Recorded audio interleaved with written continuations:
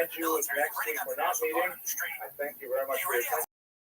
I hope to see you in 2 weeks when we return to talk about the Now they just get to decide what is and isn't over the line. That should scare everybody. You're fucking nuts. Hello, everyone. If this doesn't scare you, I you're really enjoyed nuts. preparing the research. All these things that Al Jones, you know, and I got out.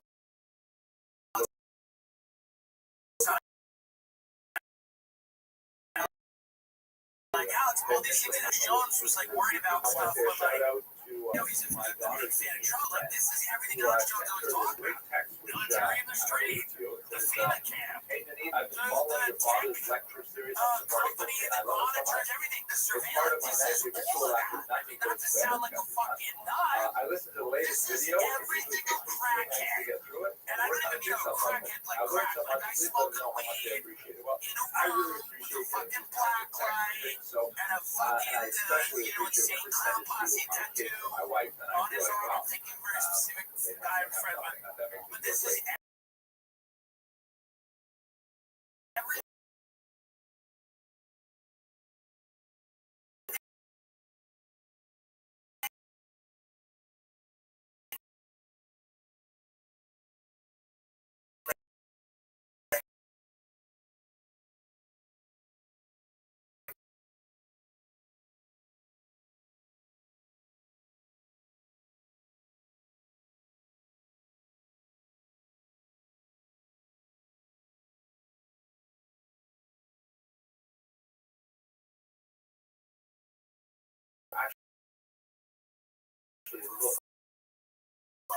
Poetry and fucking thoughts, man. Maybe other people will also appreciate it. And this is literally holiday. a wet dream Don't of forget every From him, you can access personalized prescription treatment options for erectile dysfunction like heart especially sex on RX. this auspicious Plus, evening. I climate wasn't control sure if I'd have 3 or 4 prescribed people offers at a access large to treatment options, this is, of ranging from course, prestige, internet viewing on it. generics. Tonight is Sino-Judaic This isn't one Friendship Day. size fits all that forgets you in the way you run your health Yeah, goals. But first, Sino, like Chinese, real right? medical This providers joke can comes usually to what us you need in the from results. Mr. Chaim Singer of Get simple Passaic, online New access to Jersey, personalized affordable who care says for it's an ED. ultimate dad joke. His father, Dr. Carl Singer, often tells this joke. So here's how the joke goes. That's hims.com. Free online. Visit There's this hims.com/company company that they're and they're having difficulty to take the job. And so they're waiting for there's a the doorbell rings and they open the door and in walks a large boxer, a dog, large dog. And they look at the dog and the dog looks at them and they don't know what to say. So the dog he lifts up his paw and he puts his hand on the desk. And they look at the desk and right there is the job ad. And they say to the dog, "Are you here to apply for a job?" And the dog barks once. And they don't know what to do, so they say, "Well, and they start talking to each other, what about equal opportunity, affirmative action, what do we do? A dog applies for the job." So they say to the dog, "Well, this job has very high requirements. You have to have quite a bit of skills. For example, you have to know how to take dictation." The dog immediately pulls a pair of reading glasses and a pen, and he's got his pad ready to go. And they say, requires extensive computer skills. You have to be able to type 70 words a minute. Jumps up to the terminal, bangs out 1,000 words in just a couple of minutes. Amazing. And they say, "Well, this job requires that the successful candidate be bilingual." The dog says, "Meow." That's the dad joke, right? Yeah, thank you. I thought so too. Once again, Dr. Carl Singer from Passaic, New Jersey. No, that's his dad's joke. Anyway, so tonight's topic is actually quite fascinating. I really had a tremendous all until really about a week ago, and it's a little bit outside my area of expertise, more about literature and poetry and so on, but I found it just absolutely fascinating. I hope that you'll enjoy it as well. So today we're going to talk, however, about a woman who is strong historian. I came across her because I'm scrolling through some of the websites on the history of Jewish women, and there are all these undiscovered characters who really get very little treatment in the historical literature. Her name is Kasmuna, and we only have 2.5 poems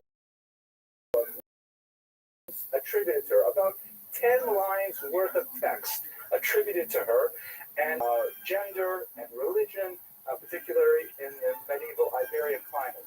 So let's have a look at her life and try to understand what we can tease out of the tiny amounts of information we have about the nature of Jewish life in the Middle Ages, especially as it applies to women.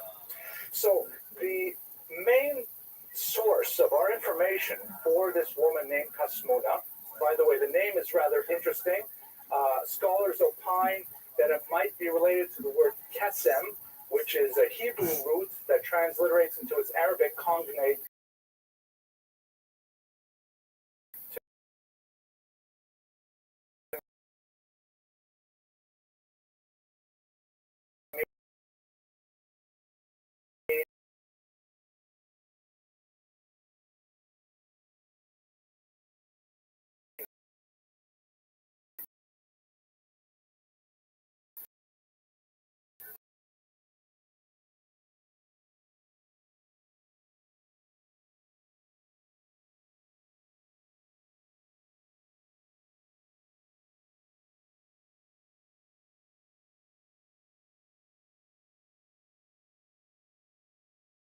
I happen to say that the reason I was spelled with a CH is because I said, oh my gosh, it is not a guttural.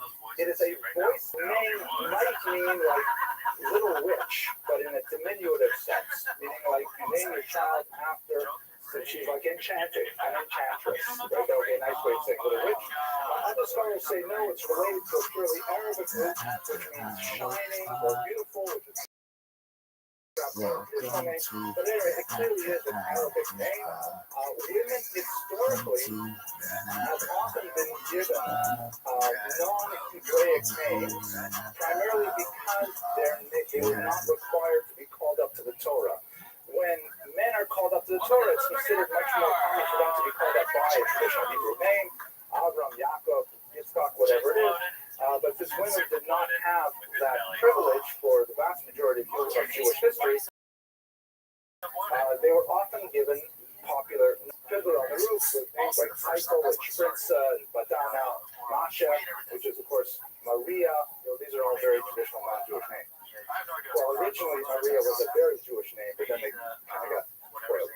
Okay, anyways, the story goes that the source that we have for Kasmuna and her life is from a early 16th century Arabic Muslim dictionary of female poets. So this Muslim writer collected the poetry written by women over several centuries, and he has an entry on this woman named Kasmuna al-Yahuda. I thought for sure there could be whatever's living in your stomach. Yeah, and remember, Brendan got me a freaking breakfast taco, which I think that's probably the first time he's got me food. Other than when we go to restaurants and stuff, but that was surprising too. I should have been the curse being lifted. Yeah, that's hilarious. They're like in a competition for shit right now. Yeah. Brian's gonna come with something. Like, I gotta know the gun. I think I need the gun. I would love that type of competition. And Brendan's like, oh, I brought you this cooker. And Brian comes he's like, I bought you. What's better than a hooker? Yeah.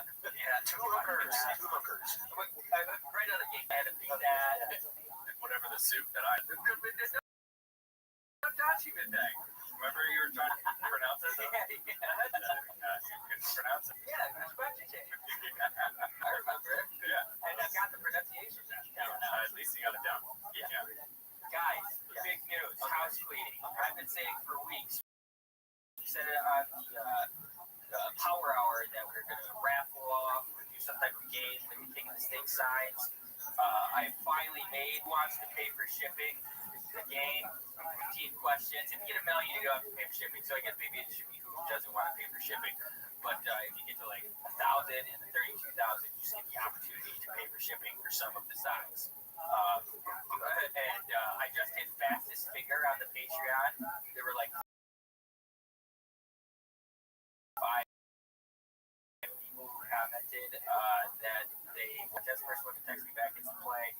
Danny C got back. So Danny C will be joining us for the Patreon, zooming in and asking him who wants to be a millionaire, ask questions to win the King and Steak sandwich.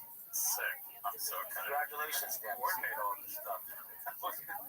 I don't do anything until 5 minutes before the show, and then I'm frantic and I don't like what you're talking about. You've seen it? But it all comes together. No, it does. I work under pressure. This 5 minutes going. Literally, me like asking him a question and just not getting an answer.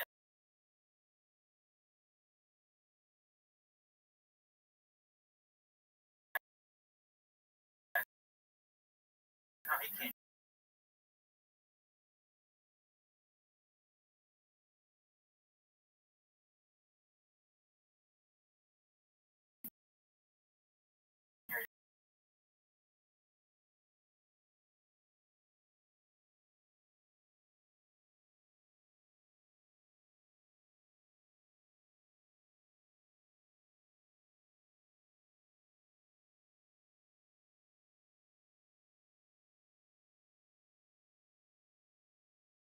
You brought up long legs. That reminds me of Guy? Yeah.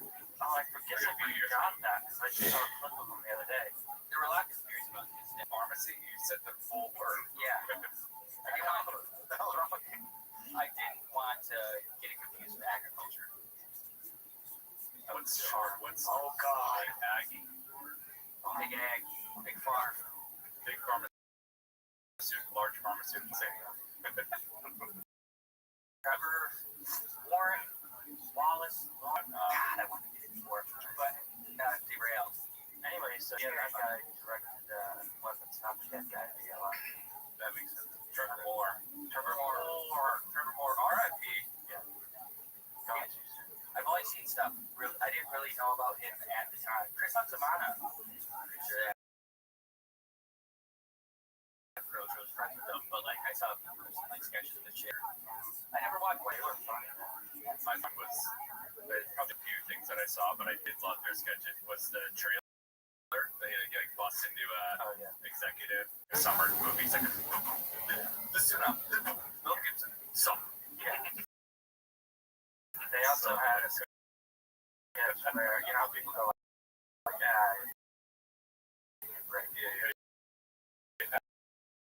one guy would do that to completion. You can't. Keeps going. I don't know this whitest kid. I've never heard. If you know, please don't destroy it.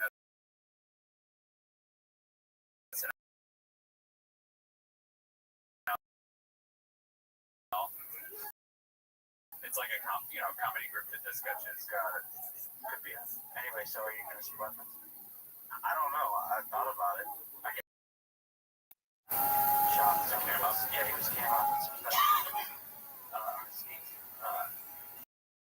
Yeah, he was like in the convenience store or some shit like that. Yeah, he just posted. Hold on. See if I can find it. You said on his skate? Yeah. Yeah, the guy did the basketball stuff or different brands? That's so funny. Bro, you guys are so Hollywood. I love it. That's awesome. Wait, but that's a common thing in Hollywood is to be on your skates while you're. I wouldn't say it's common. I think it's one of a specialty skill. But I can see it for shots. Yeah. Sure. There it is, right now. I'll try to get the sound. Nice.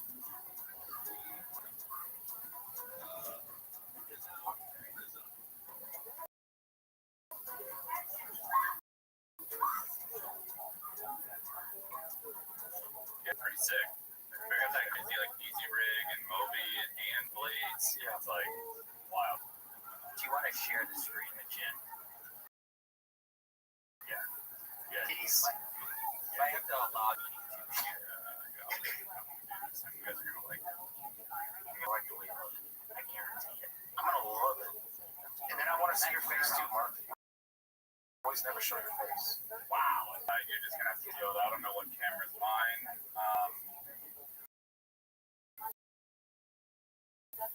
Shit, that's fine. I'll just imagine. I don't want to live switch. I'll just use my imagination. Outing. What?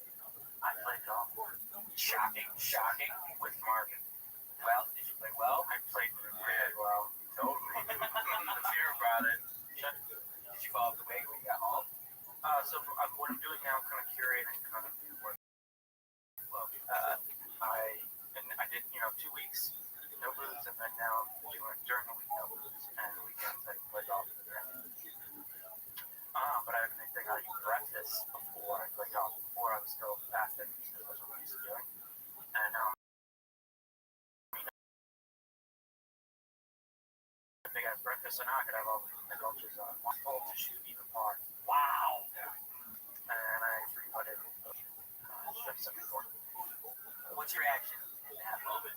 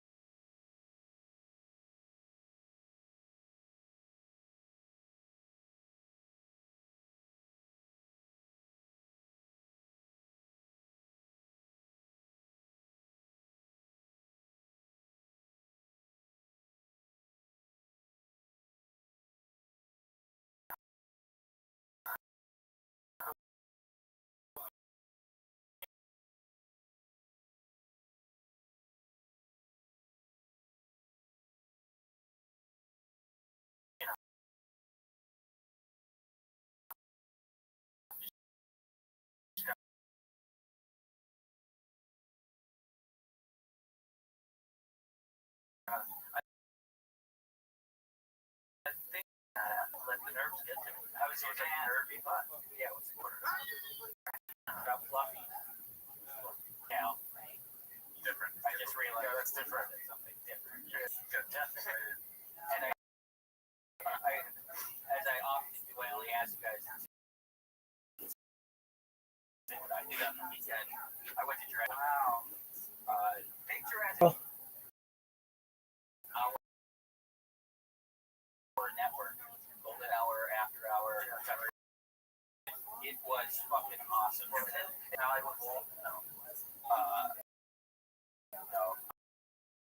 I went to a similar thing. I thought it was the same thing that you did because you saw compilation of the different movies Jurassic Park.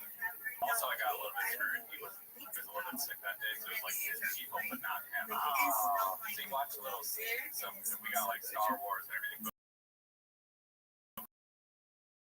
but Jurassic Park, which kind of sucks. They didn't. Yeah, that's one of the best. Thank you, Mark, for fixing.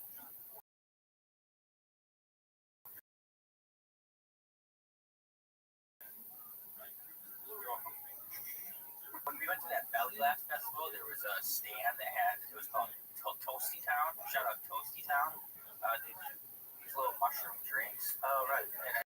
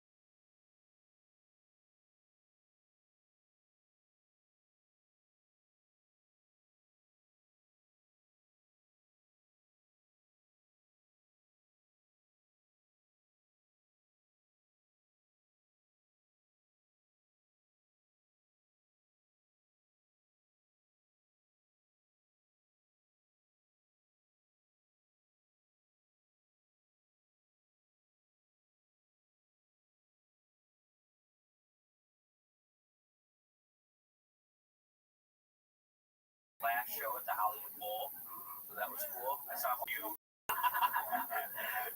Yeah, it was my thought. But we've never been to beers together. What? I know. It just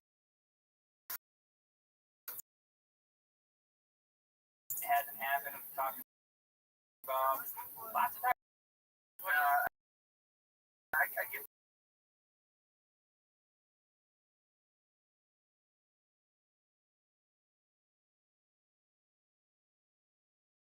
We're like, okay, this is not a good movie theater. But I have seen her at the Hollywood Bowl for Line Day.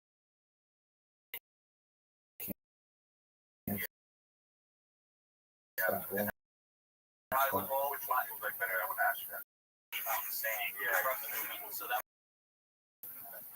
was really dope. But I think that scene, Dinosaur in Jurassic Park, is the best scene in like cinema history. The first time they see the dinosaur. Yeah. And it drops. And she's like, yeah.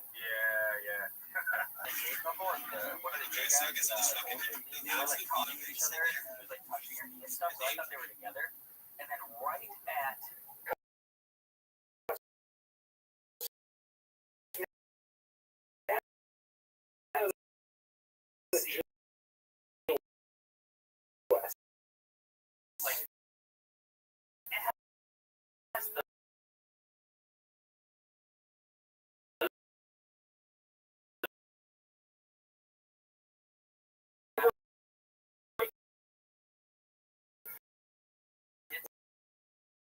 we get her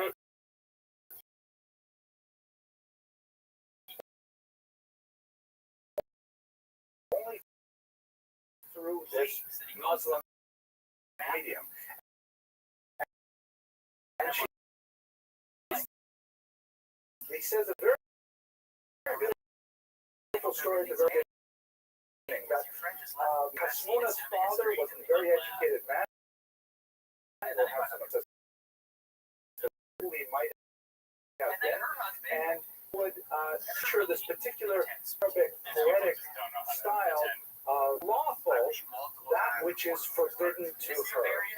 It's kind of a complicated sentence. He says to this young daughter, I have a friend whose woman has repaid good with evil. Astronomical metaphor fits with the first idea of the poem, and as author of the collection of poems writes, her father embraced her and said, my daughter, by the Ten Commandments, your poet of a relationship with her father, literary relationship, and one in which she demonstrates wit and sensitivity, and to a certain degree asserts her kind of unique femininity in an unusual way, which we will explore in the course of this lecture. So that's our first introduction to Hasmuna. Any questions so far? Okay, so since we are 11 minutes, I actually had a different talking dog joke to start, and I would like to tell that joke because it was in my brain when I started. So if you don't mind, Joseph, you're still awake, right? Tell you the joke. So the joke goes like this, and the synagogue is full of Jews, and they're all thinking about atonement in the year to come, and they're waiting and waiting for the Chazan to show up, the cantor to show up. And he's not coming. Finally, someone burst in. The Chazan, he took another job.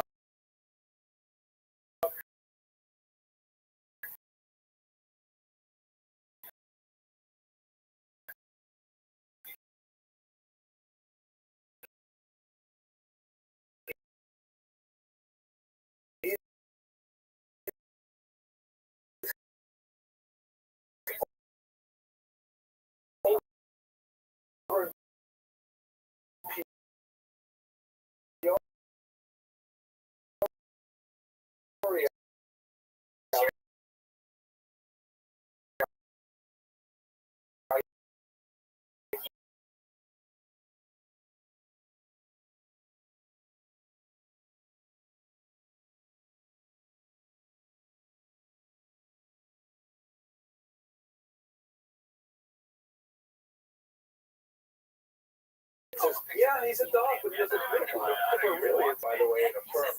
They put a talus on him, and he purses his lips, and then he begins, oh, and the room is silent. Everyone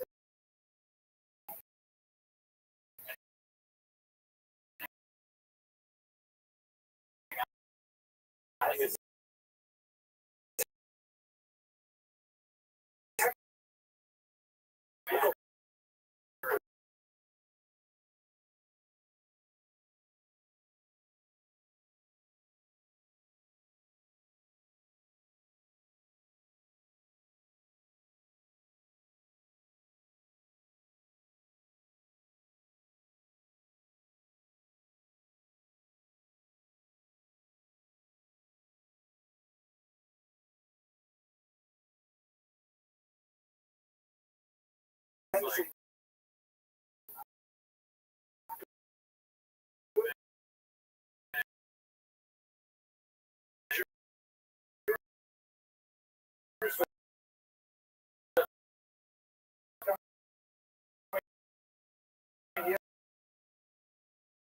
and the committee of the board members come up with a full-time political school.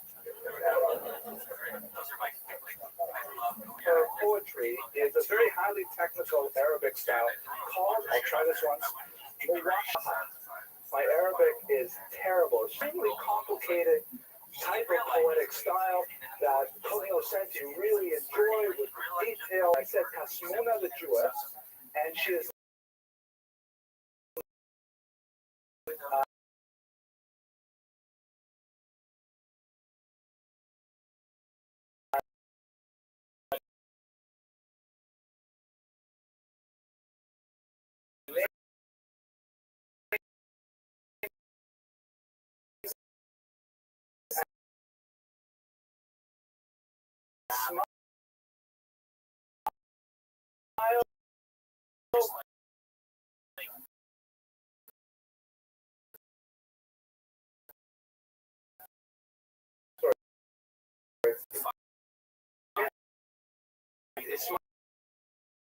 even Magdala, I have a typo on this here. The daughter of Ismail Baghdad.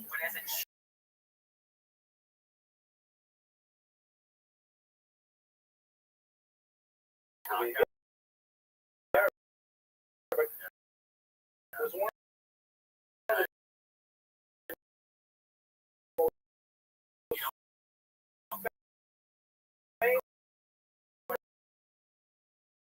Jews.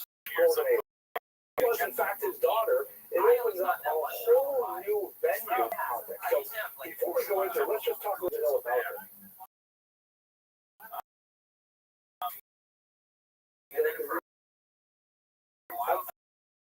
Unfortunate reality is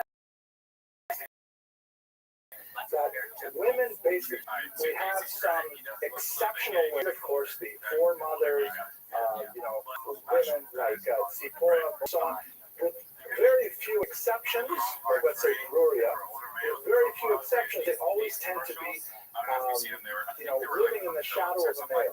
Either their husbands, their fathers, sometimes their sons, that they rarely stand out on their own. And the historiography, the literature that we have, basically ignores women's history. And there are a lot of reasons for this. It's hard to believe that Jewish women were not so exceptional, since we know how exceptional they are today.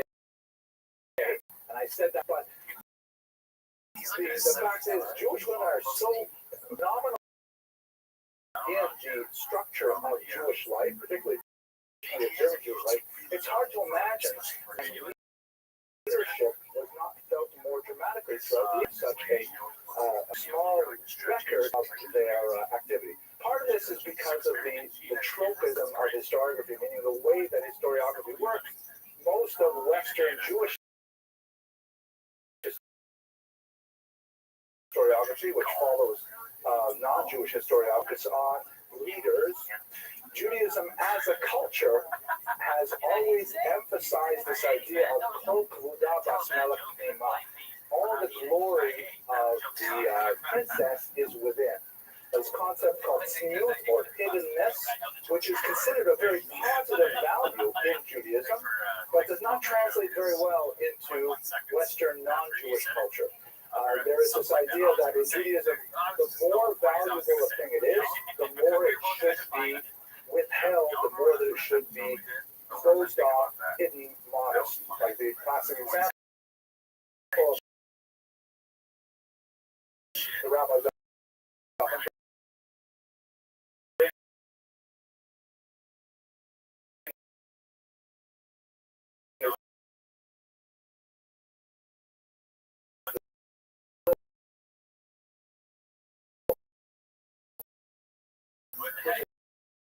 is not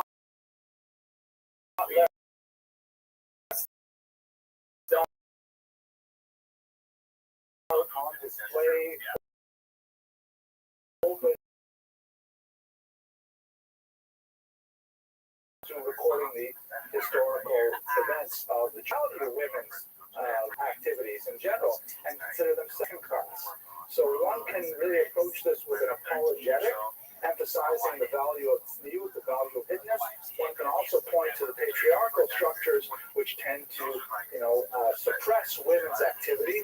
But the bottom line is, at the end of the day, we have very few women who have the kind of historical problem in their life. Looking specifically at Iberia, the Iberian Peninsula at this period, women do figure in poetry. We'll look at a few female poets, but looking at women in poetry, they tend to occupy certain very classical roles or tropes, if you will. There's the trope of the coquette, the woman who is a tease, the woman who is leading men on, the bigness and so on. Then there is the trope of the shrew wife, the nagging wife, those kinds of things. And so you see those very common, the body of Arabic literature that appears from the Spanish Middle Ages. And as we shall see, actually, Kasmuda's poems, even though we only have 2.5, they really do stand out as quite different. So part of the reason for this as well, according to Goitan, who's one of the greatest scholars of this period, is that we're largely excluded from the discourse, not only because of cultural norms, but because of linguistic norms. Judaism as a culture basically Hebrew, with exceptions, considering perhaps Maimonides writing in Judeo-Arabic, or Samson Raphael Hirsch writing in German in the 19th century, in non-Jewish languages, non-Hebrew, tends to disappear. The Talmud, maybe another very big exception to that rule, that's been basically in Aramaic. But if you don't write in Hebrew, you're not writing in the lingua franca of the Jewish people. And you may find that Judeo-Persian or Yiddish or Ladino is really popular with a large population at a given point in time, but after a couple of hundred years, and thinking about the long arc of Jewish history, it will disappear unless it gets into a Hebrew translation, which is exact. For example, nobody studies Maimonides in the original Judeo-Arabic nowadays. Only really from formal education in Hebrew. Particularly the Siddur, for example, maybe Chumash. After that, they weren't given advanced rabbinic training. And so, therefore, their fluency in Hebrew was statistically quite a... They didn't leave behind that kind of record, and they disappeared. But luckily, we have women like Carol Shapiro, who you may remember her from the lecture on Babaka. I was truly kind of preparing for this lecture. I was kind of rushed. I was in New York a little while ago, and next week, I know a little bit about this person, but I really don't know much. I just wrote down the word kasmuna on a piece of paper, a little flip paper. I said, could you please get me some information? And she sent me 20 articles. Amazing. So we have women like Ms. Shapiro, who is really helping us out today. Okay. And what's so special about Spanish Jewry? There is this golden age of Spanish Jewry. which scholars differ about the exact chronological parameters, but let's say basically from the 9th century to the 13th century, we got this tremendous effervescence and explosion, really, of Jewish culture in Spain. This is what creates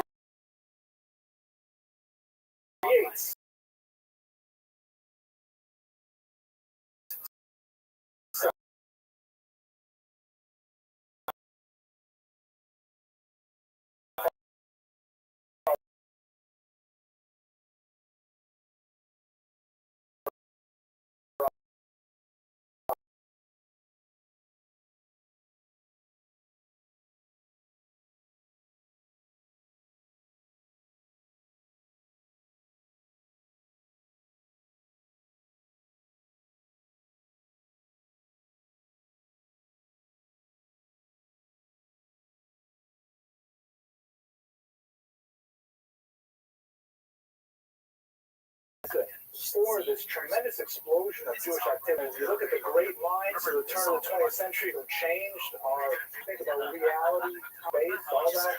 Karl Marx changed when we think about politics, distribution of wealth, and then you have, of course, Charles Darwin, who changed the way we think about the very origin of our human species. And as the joke goes, 3 of them were Jewish and 1 of them was wrong. Can't get away with these things. I have 10 years, so I can say things like that. Okay, so what was special about Spanish Jewry? It was, first and foremost, a triangular culture, which is something that Jews did not experience for the vast majority of history. What do I mean by that? With the exception of the period when the Jews lived in their land, in the biblical period, Jews are always a minority in every other land. Binary relationship, meaning there's a population of, let's say, Christians, and then there's a Jewish minority. Tiny little minority of, like, maybe non-sectarian Christians like that, but basically it's one big population. Or in Muslim lands, one big population of Muslims and the Jews. The Jews constitute a single minority, and they don't have the plurality of the population to be able to assert themselves effectively in that environment. The Jews were always negotiating with a state power that's far larger than they are. And so Jewish culture, for most of these centuries we're talking about, tended to develop in an insular fashion, inward look, developing mystical and internal ideas and so on. Spain, however, was quite different because Spain is a 3-way split of 3 distinct populations: the Muslims, the Christians, and the Jews. And of course, for much of the really about 600 years of history, they were contesting with each other for control of the peninsula. And as a result, because the Jews were not the only minority, and they could play themselves culturally and politically and even militarily against 2 other populations, they found they had a unique power base from which endeavors of human activity. And this is why in Spain, you have tremendous Jewish statesmen. You have Jews who are leading armies. That hardly happens anywhere. The only place where you can see things like that is, let's say, in communist Russia with Leon Trotsky, and he's not exactly an observant Jew who ends up leading an army. But here you have traditionalist Jews very much alone in the Jewish community and also taking massive leadership positions in the culture as a whole. You have Jews who are very, very comfortable in the outside culture and in Hebrew culture simultaneously. You might think perhaps in America where there's something like that here. It's very different because we have, but we also have this largely a Christian country. We have very large minorities of non-Christians and of multiple types of Christians as well. So Jews have a unique amount of power in this country as well. But I'm going to go past that. You have the real Joseph model of leadership in Spain, just as we have in biblical Egypt, where the Jews can come in, and because of the conflict between Muslims and Christians, they can occupy a role that allows them to exercise leadership, typically in a viceroy contemporary fashion that is unprecedented for most of Jewish history. So that's really when you have this flowering of Jewish culture. The most important of all is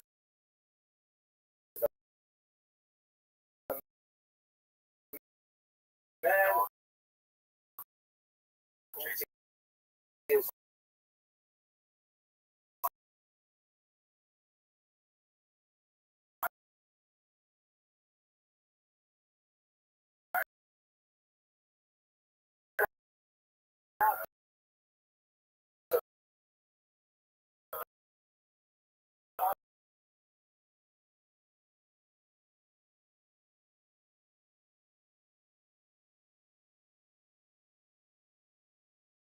had tremendous literary prowess by a serving girl for the king, and he was eventually promoted to become not impossible that the daughter was Casmona.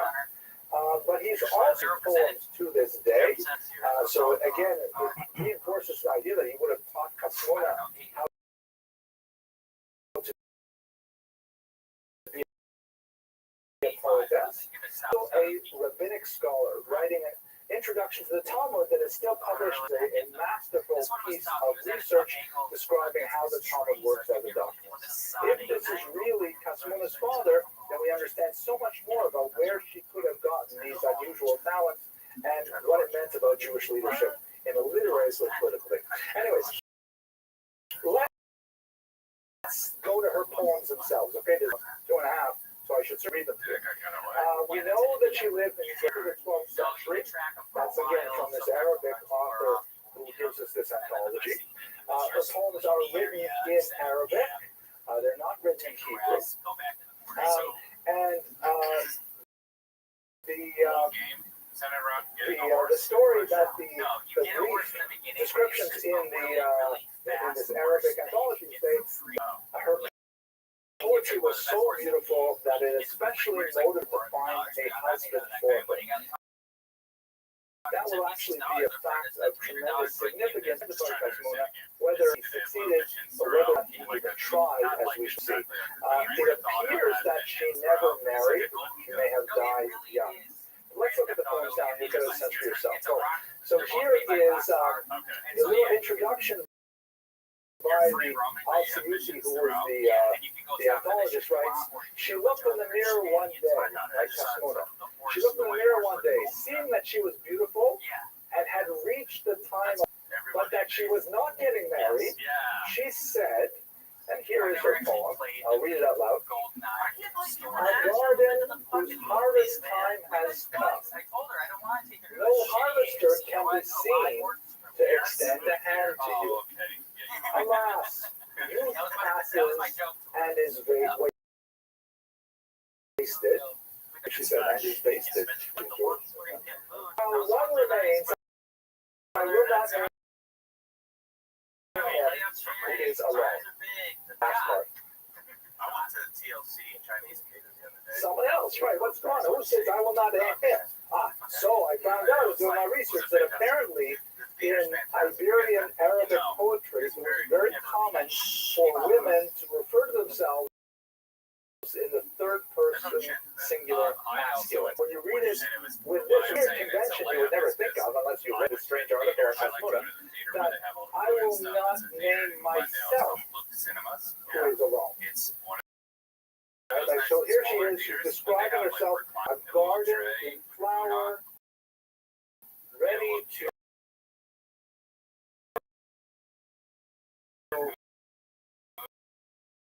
be harvested, ready to like. He's not he a melancholy there, a very beautiful kind of metaphor of the garden that's waiting for the gardener, so to speak. And it's a very pretty poem. I'll show you another translation. This is a translation by a scholar named Nichols. Here's a translation by a woman named Gallego. Actually, I like this one better. I see a garden with ripe fruit, yet the gardener, it seems, will not stretch out his hands to it. How pitiful! Youth fleets by and is lost, and something I will not name remains lonely. So Gallego managed to kind of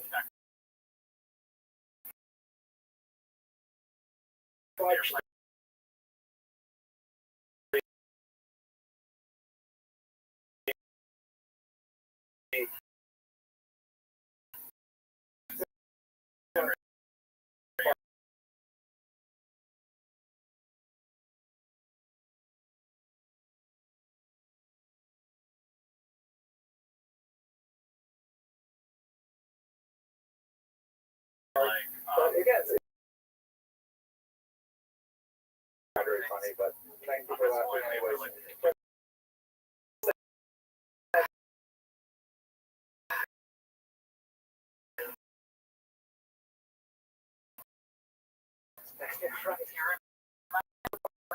I resemble you in wildness and so alone without a friend. Always on a decree of fate. Provoking poem. Obviously, the deer who's out in the meadows. She says that she resembles the deer both in wildness, like being untamed, undomesticated, not being attached to a mate, and in blackness of the eye. What could that blackness of the eye possibly mean? Well, I just, that's pretty. I'm sorry? The surroundings? Interesting. I don't know, I just don't know. This is surprising. This is something that's so cool. Oh, Raphael, go ahead. The names are so close. That's what I mean. Saying that Leslie Nielsen. Oh, that's pretty good. Quite right. It's so crazy. Yes, absolutely. This is something. This is why for all of you watching on the internet, this is why you really have to learn foreign languages. Because when in English we have certain words to say things that don't exist in other languages, but there are concepts that we don't even know exist because we have not found a word for them. So I had to figure this out. There's this word in Arabic called hawa. Hawa is considered very beautiful, touristic. It refers to the contrast between the dark iris and the white of the eye. Like when we only say in English, oh, she has beautiful eyes. But we can't say much more than that. But they have a unique word, hawa. And again, you think about Spanish Jewish women with dark eyes, presumably. The contrast between the dark iris and the white, the clear white eye, the outside of it, that's considered very beautiful. So she used the word hawa here to say, like the deer, which has a very black iris and a white eye. So I like you in this beautiful way. I found this fascinating. This is worth the whole lecture for me. Everybody can go home. The second part here, this is the English translation, the other scholar. O gazelle, which always grazes in a garden, I am operable to you in loneliness, despair. We are both alone, without companion. But let us wait patiently for the decision mighty providence. So all of a sudden, this translation you can see is quite different. First of all, she skips over that whole hawa thing, which I think is so beautiful. I would keep that, but I'm not a translator. And look at the ending here. Let us wait patiently for the decision of Almighty Providence. Compare that to the other translation. Blame always in the decree of fate.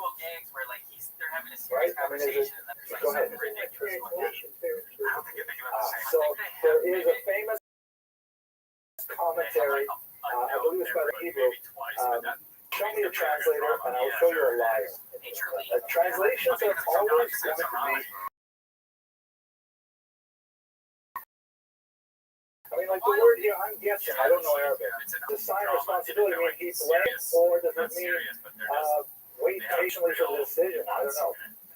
Still, because unfortunately I don't know Arabic, I'm relying on the scholarly translations that exist. These are two that I found. We nevertheless get a couple of things that are called. First of all, she has some belief in either Almighty Providence or in fate. Right? Like it's something that happens in the stars or with a gem, something like that. And we also see that kind of melancholy sadness coming through as well. She's waiting, no, where's my Bashir? And there's my Bashir with a question on the back.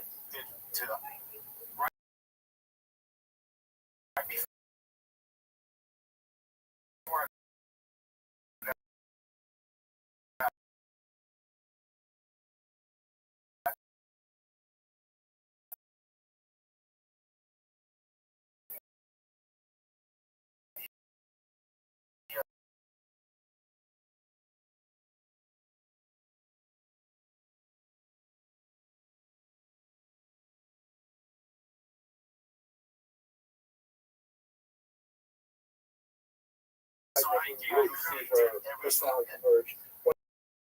Compare her to typical poetry of Arabic women of the period.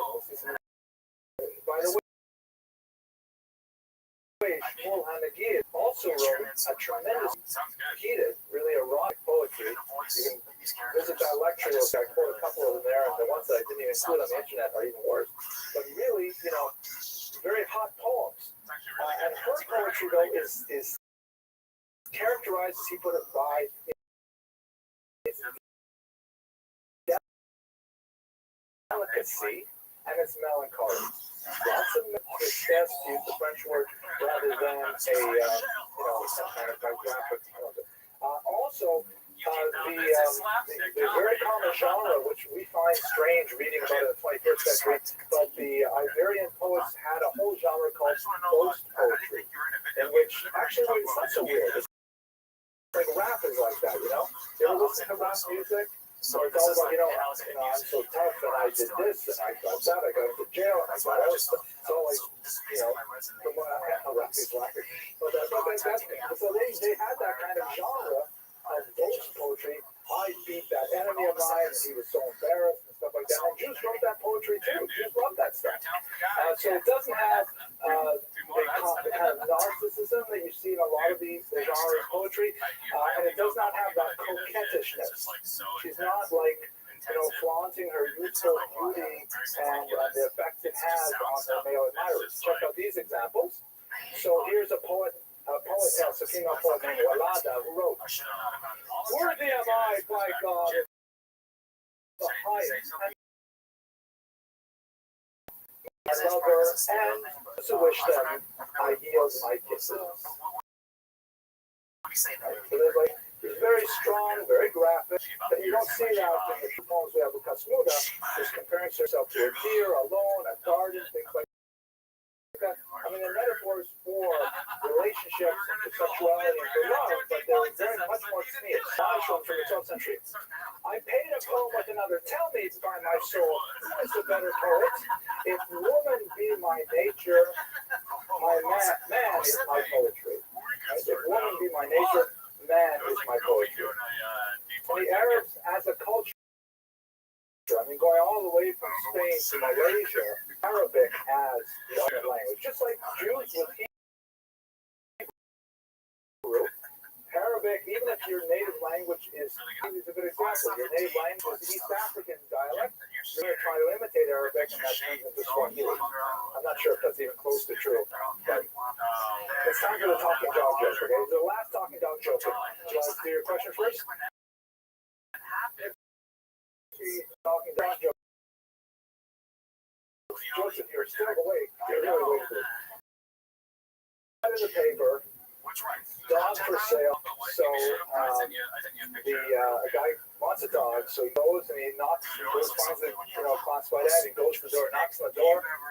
Dog answers the door. Boxer with a white patch on his eye. Dog says, "Can I help you?" Hear about the ad, the talking dog?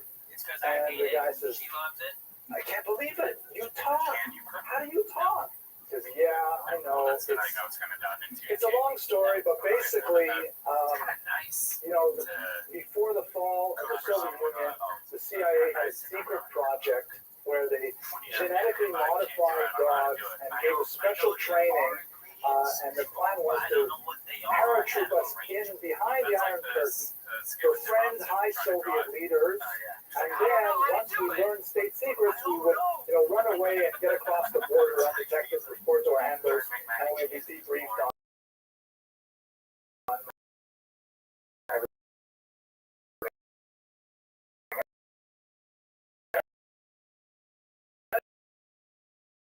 what happened. And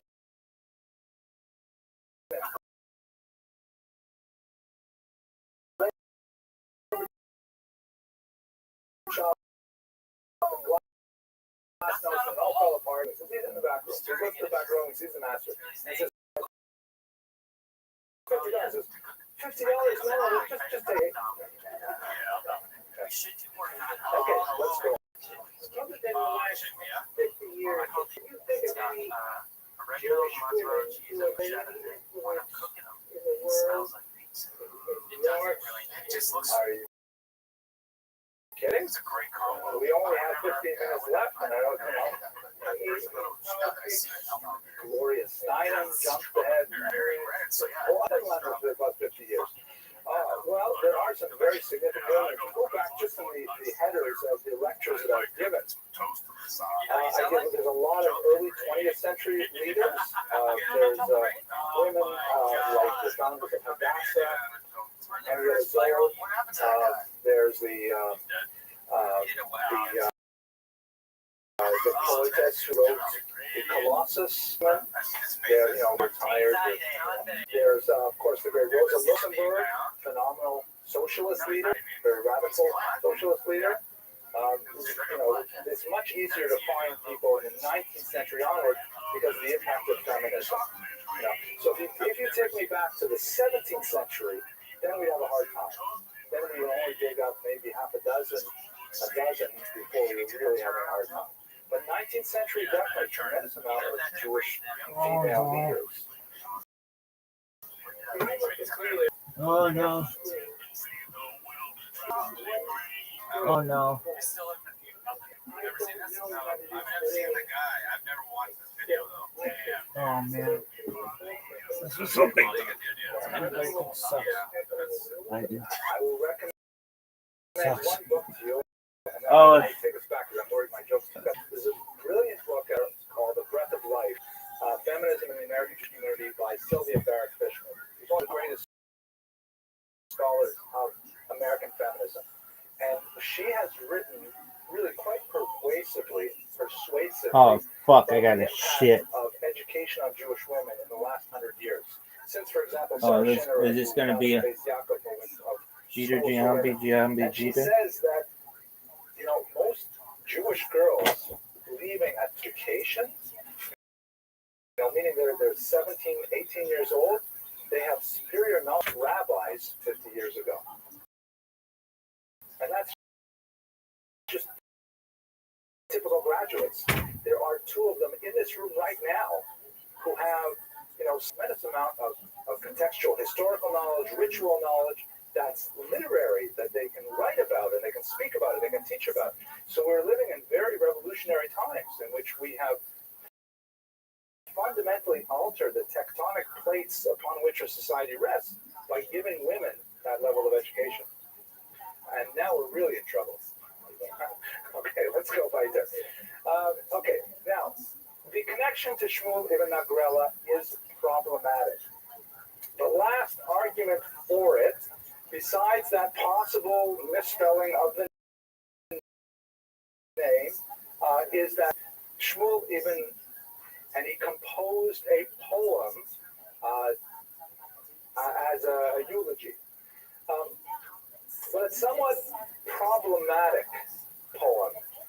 According to what we know about his life, because he was, again, a very famous Jew of the period, his daughter died during a smallpox epidemic in 1044. And Shmuel Hanagid wrote a poem to his favorite son, Yehoseph, to whom he dedicated, maybe 500 of his poems or 300 of his poems, consoling him, his eldest son, on the death of his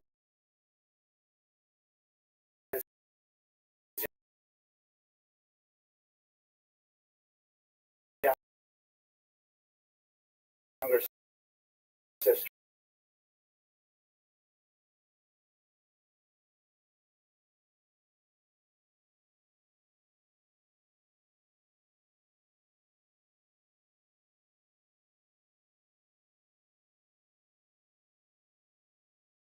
On his poetic record, was not expect to give his daughter an advanced education with 20th century feminist ideology.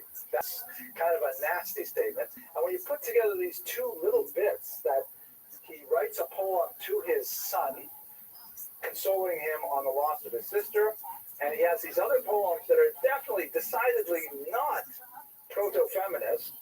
It doesn't exactly fit the mold that we saw at the beginning of the father who was, playfully teaching his daughter how to write poetry. It was kind of like he's almost ignoring her.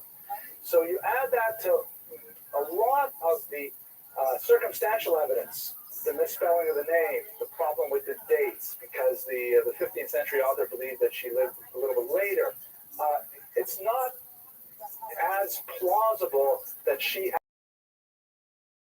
actually was Ibagrella's daughter. We also have a problem over what he got her a call. That was, the primary concern of her poems. The daughter of Shmuel Hanagid died apparently too young to marry, whereas the Kasmuna described in the Arabic anthology got a husband because she was such a great poetess. So to try and connect these two together, say, here's a moderately famous Jewish poet, and here's a famous Jewish political leader, they must be related. It's a bit of a historical stretch, and although it's appealing, it may not be possible to make that. So when we look at the legacy of this woman, and again, we spent the last 50 minutes really talking about 12 lines of poetry. That's all we know about her, and kind of little tidbits that were written 500 years after she died may not at all be true. It's not possible to say without doubt that she was the daughter of Shmuel Hanagid. Bellamy wrote an article saying, yes, she was. Gallego, we've seen her translation, say absolutely no. Another scholar, Garula, says maybe a descendant, because perhaps, the wealth and the power of that family might have carried on. But ultimately, if we can abandon that whole discussion, my question is, does it really matter? Here we have a tremendous literary treasure, a moment of the expression of a Jewish woman living sometime in the 11th century. She tells us, shows us how her approach to life is distinctive from other Arabic poets of the period. And all these things together just give us a tiny glimpse into the reality of life for women in the Iberian Peninsula in the Golden Age. So with that, I'm going to conclude. I want to thank you all for your endurance and your attention, and I look forward to seeing you next week when we talk about the Rashba. Now, thunderous applause, please, so that I don't have to add it to the track. Thank you very much. Okay.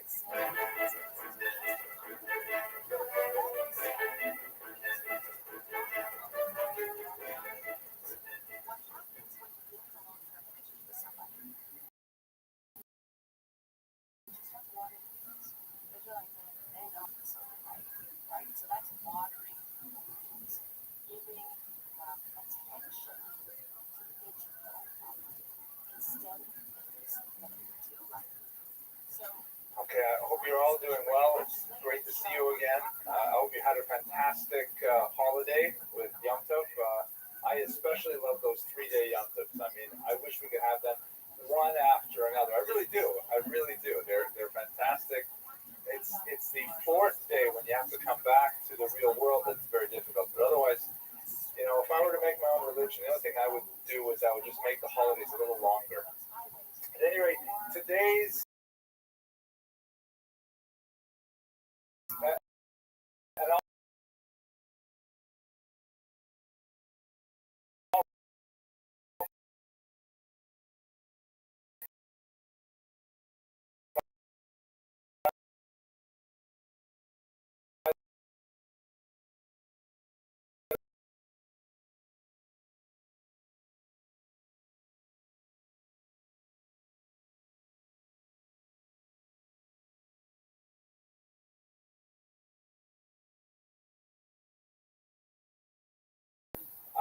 and regale you with a lot of these, perhaps of a verse in Hebrew. We certainly have this famous poem. It's only Ashalem Nadarai Vesarai B'Chodon Vani B'Kevav Harav Yakel Be'enai Azov Kotov Sfarad Mo Yaker Be'enai Ra'ot Afrot Bir Necharav. And now here's the English translation. My heart is in the east and I in the uttermost west. How can I find savor in food? How shall it be sweet to me? How shall I render my vows and my bonds while yet Zion lieth beneath the fetter of Edom, and I in Arab chains? A light thing would seem to me to leave all the good things of Spain, seeing how precious in mine eyes it is to behold the dust of the desolate sanctuary. But what he is expressing here, of course, is a famous lament, and he lived this in his own life. He's a person of tremendous fame, success in Spain, which was like the Brooklyn of the medieval world. I mean, it was like the center of the Jewish world, where all literature and all sophistication came there. Baghdad was already a distant dream, and now Spain was, Cordoba and Granada were places of great culture, and yet he longed for the backward, desolate sanctuary, the desert areas, the arid spaces of Jerusalem. And of course, as an older individual, he gave it all up, and he made his way to Jerusalem, where, according to new research that has come out of the Geniza Library, we know that he did actually make it to Eretz Israel, but he died within months of his arrival there.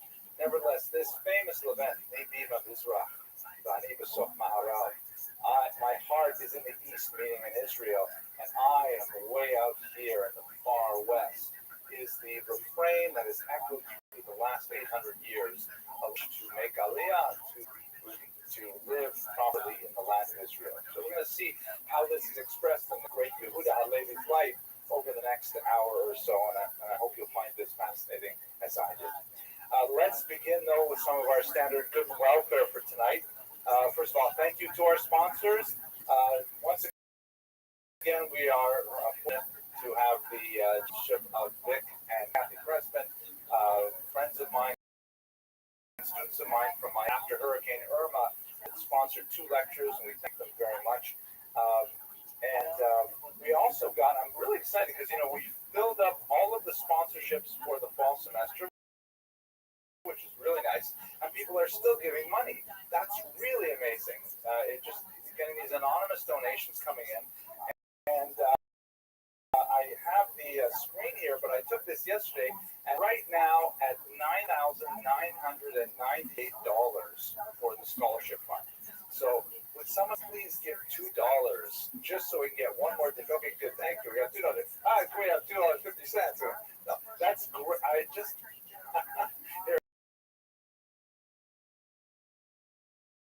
Here it comes right now. Professor Levine, thank you. We have done it. Great. Okay, thank you. I will deposit it in the scholarship account after we're done. So, and I'll send an email to Rabbi Krupka right away, the executive vice president, that we made $10,000 right here and now. But we can go further. Our goal is $100,000. We have at least a few weeks to make the other $90,000 up. Professor Levine, can I? Okay. So, anyways, that's really cool. Please do continue to give to our fund. Okay, other really cool good and welfare thing. I'm very pleased that after an inordinate amount of time doing research and writing, my new book has finally appeared. Thank you very much.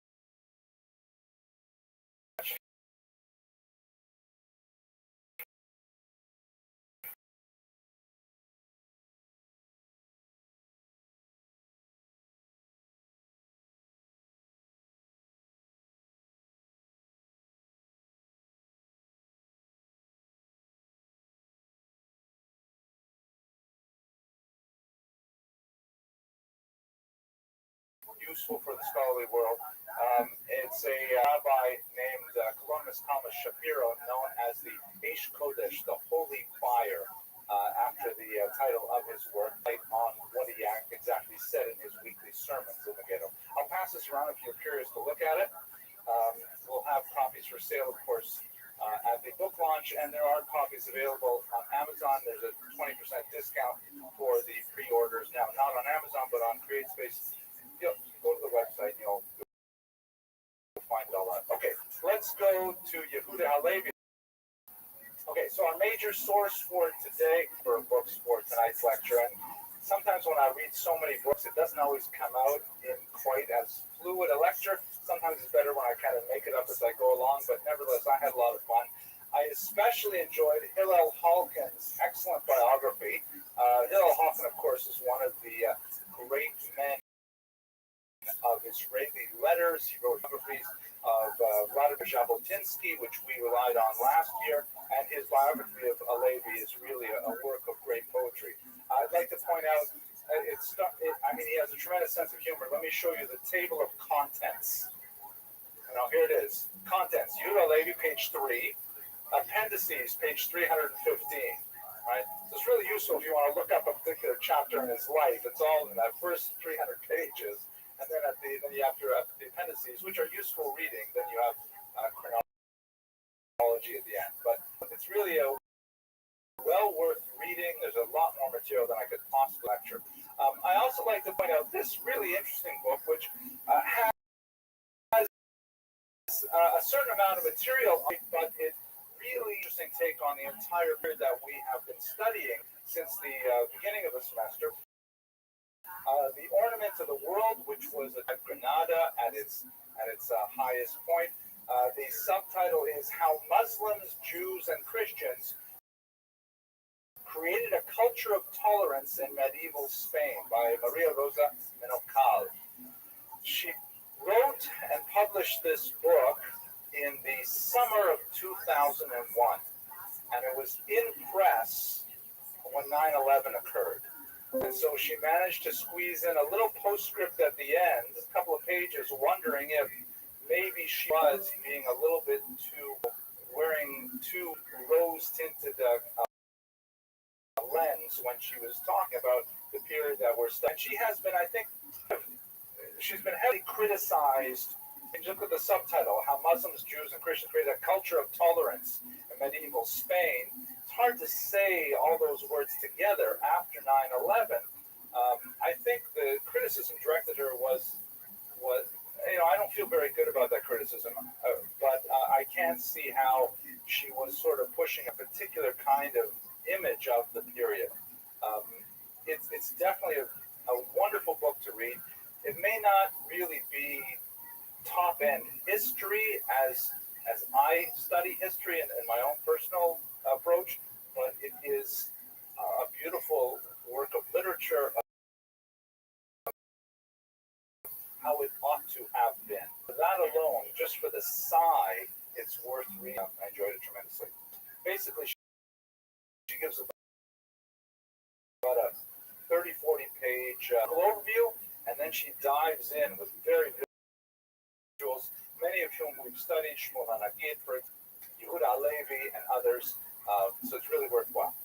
Okay, very strong, by the way, on the role of Jews and Muslims in transmitting Greek wisdom to the Christian North, which we'll discuss later. Okay, that's enough good welfare. Let's go straight to the material. One of the great dichotomies in medieval thought, as understood by most scholars of the 20th century, beginning with Rothschild at Harvard, was this concept that somehow Maimonides and Halevi were polar opposites. You could be a Maimonidean or you can be a Halevian, but you can't really be both. You have to choose one or to other. So what is the difference?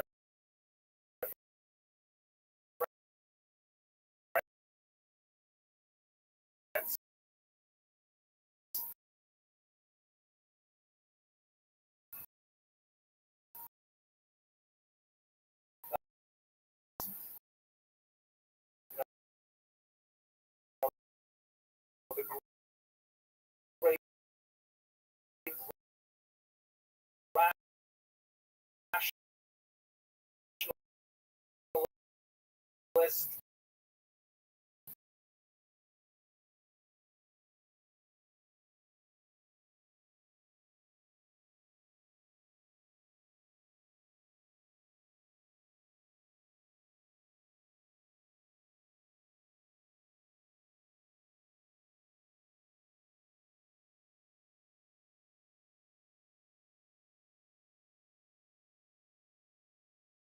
a little bit of a the other hand is the poet. Maimonides to me is perhaps innate, essential.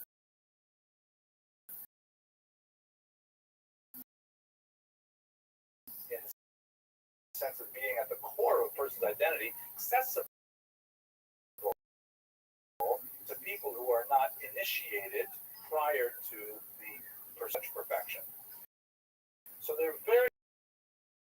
on the one who is kind of a generalist who is open to everyone. Halevi, who is like thinking about there are only certain people, Yechidei Segula, are especially well positioned to take advantage of the breadth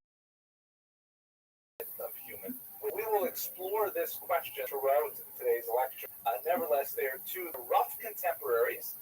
It's not at all impossible that Halevi may even have held this on his knee, because not very slightly in years, and it's not that big a community. Halevi, of course, was already at the peak, but Maimonides was from also quite a distinguished family, so it's not impure or something. He may have actually tweaked his cheek at one point, but nevertheless, they led very different lives afterwards. Okay.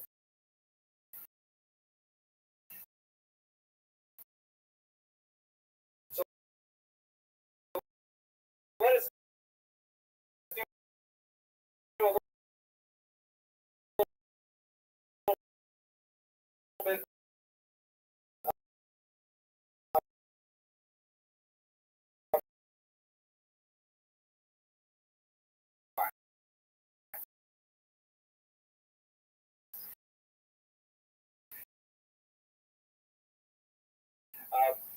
you recall that we began this in the Visigothic period, ends rather dramatically with the invasion of Spain from the Muslims in 711, and shortly thereafter, Spain is consolidated member of the Umayyads from back who was gone as Spain, and his direction really keeping Spain up to a particular level, Jews in particular.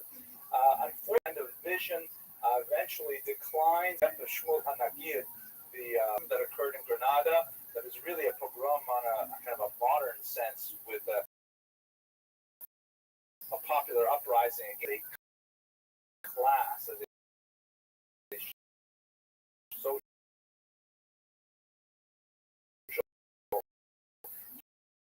caste, and we see more and more of this kind of violence, of course, would that the Jews find place, particularly in people like you. This is known as the Taifa period, when it was evidenced by Abd al-Rahman, falls apart, and there are many little kind of city-states, Granada, Cordovas, and others, and so on, and they are competing with each other. This is unfortunately by the darkest period, the invasion of the Berbers, and they come in two flavors. I'm not exactly sure about the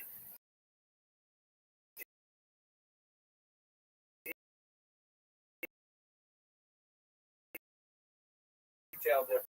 Almovarids and the Almohads, but are not Arabs. These are Africans who had converted to Islam, and they did not come with a kind of cultural sophistication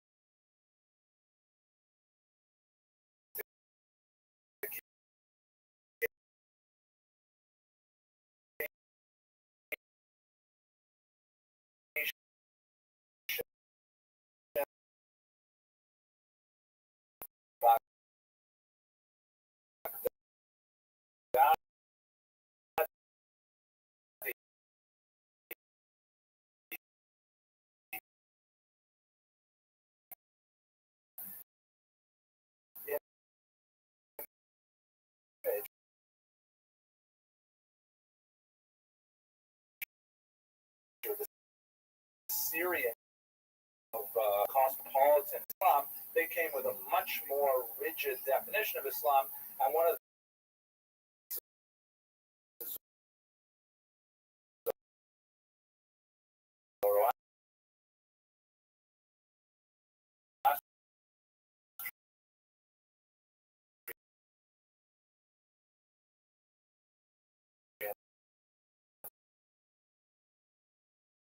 as organizing even together. Alcohol, of course, being forbidden to Muslims, and nevertheless, drinking parties was perfectly accepted sort of cultural activity. That was in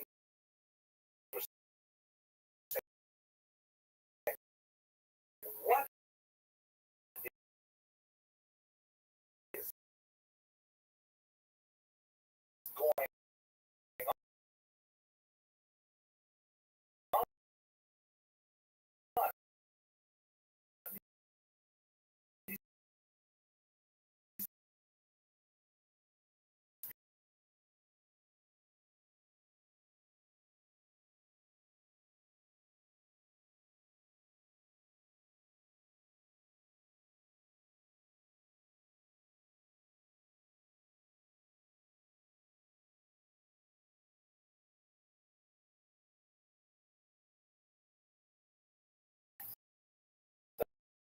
That eventually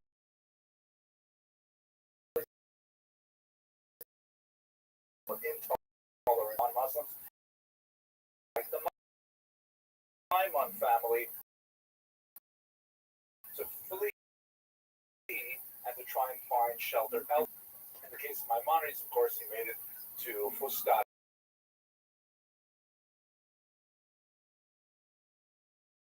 Any map quite significantly, but in general, you have a Christian north and a Muslim south, and there's a lot of shifting boundaries in between.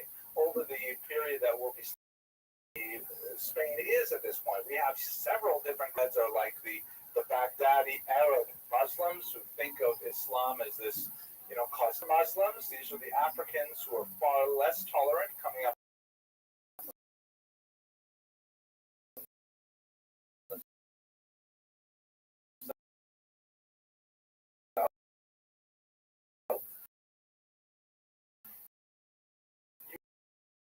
You have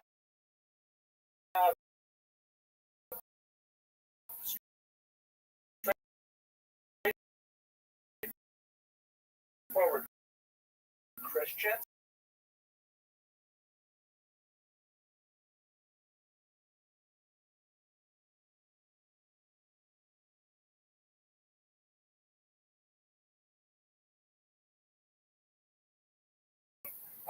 Christian values.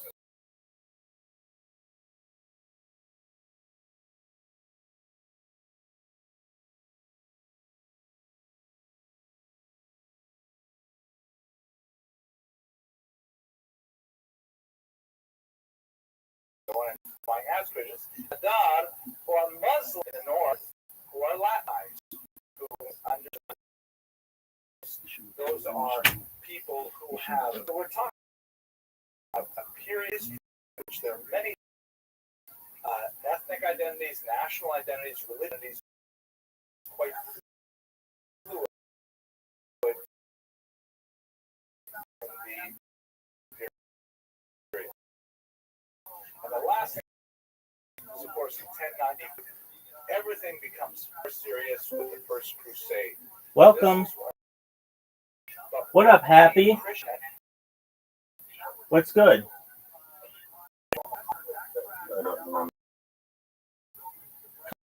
Like, who gave you the link?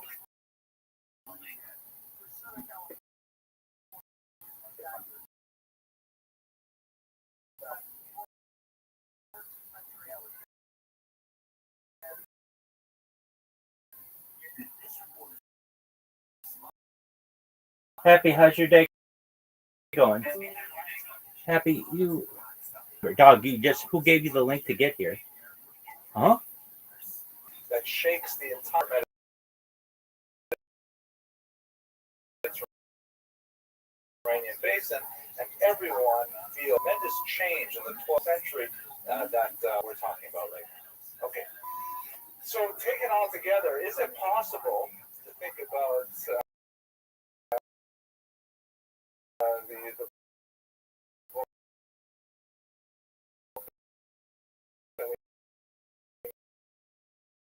mentioned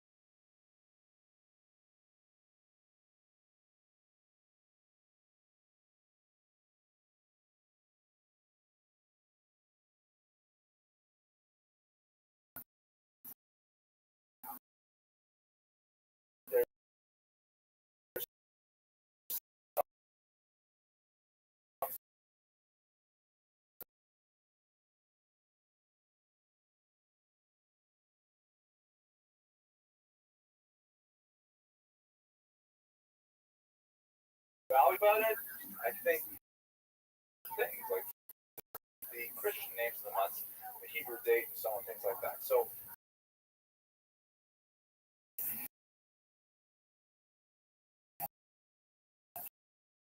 he came from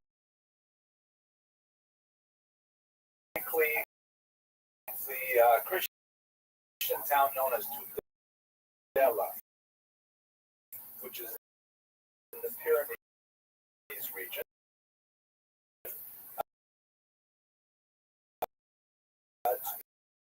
Tudela is perhaps most famous for another medieval individual named Yamin,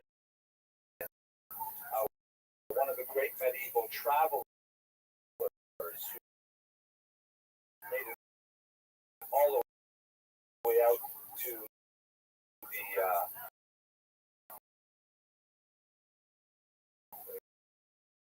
what would be today Russia. You wrote about it quite a bit. So we have the travels of Benjamin of Tudela, not too much far away from here. And then, but he was a literate individual, well-educated in Jewish subjects as well as secular plays and numerical plays on how young he was and how he was seeking to find the patronage and charm the elder scholar, and was invited to his home. And in fact, I just had so many poems to choose from, but I thought I was not going to read this one, and now I decided I really should because it was so much fun. Let's see if I can find it right now. Maybe I will not make it. I will just. I have to be better prepared for these lectures. Okay, here it is. Yeah, there it is. Here's after this back and forth between Yehuda Levi and the senior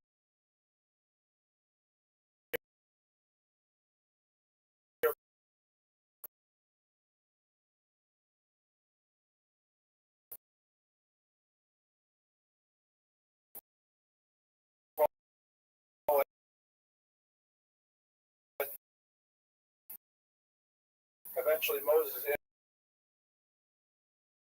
until satiate and live within my spacious inn, no matter who else shuts the gate. Beautiful. Well, yeah, Moses Ibn Ezra was a very significant poet, and Hillel Halkin is a translator of some skill as well. So he ended up, making his way into the center of literary society in Spain, in Jewish Spain, and he became a poet for hire, also for the art of it. You see, he's written a significant amount of what are called tributes. Like, for example, here's written on a tombstone. Possibly he didn't even know for whom it was written, but he was hired to write this. And this is a society that loves poetry, a society that values poetry, not like our society. This is where it's like, if you can imagine, calling out Brad Pitt, say, okay, I need something for the bar mitzvah. So could you please make a movie for me? We'll show it at the bar mitzvah. The closest possible thing. That is crazy. Okay, here's the epitaph on a tombstone. Does the tear know whose cheek it runs down, or the heart by whom it is turned? It turns to its life that is now in the ground, and the ground knows not who has returned. Returned is a grandee of our town, who feared God and was right and learned. And of course, it's beautifully in the Hebrew. Here's another one. This is a wedding poem, right? If someone's making a big chaskai, please recite them, and we'll give you how many thousands of dollars. Leave what. And this this is at a wedding, okay? Leave what was and what will be. Stick to what you plainly see. Every lad must hunt his lion, and each lass should keep her eye on. One look can nag him, and a single word may snag him. Yet when to a gem engaged is, God joins them in a rock of ages, whose bright rays light up the dark, and of this waste they feed and cut. By two such souls we now stand blessed, as though by Levite and by priest. Oh, beautiful. I mean, if you're not in love at that point, it's all over now. I'm sorry? It's for a chasana, for the actual wedding. You could say it at a fort too. It would cost a little less, I think. But that's the idea. He's also, that stuff is all really cool and we enjoy it. But what he's really known for, besides the devotional poems which we'll go to, is the influence of this amazing work by a Muslim known as Ibn Hazm, who is a philosopher who wrote a lot of books on a lot of really cool subjects, but is the neck ring of the dove. It's translated in different titles, but it makes me sometimes that a little neck ring, like it does a different color around the neck. And these are poems of love. Very moving, powerful poems of love. And even Hazm's work is seen very strongly in Yehuda that I especially like. It's short, and I want to analyze it a little bit more with you. It's called Oprah.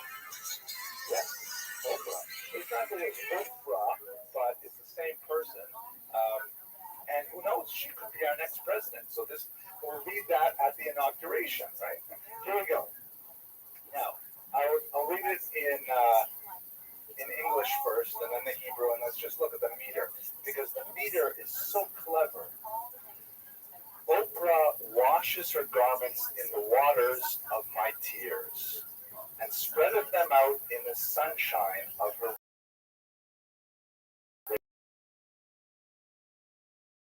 radiance.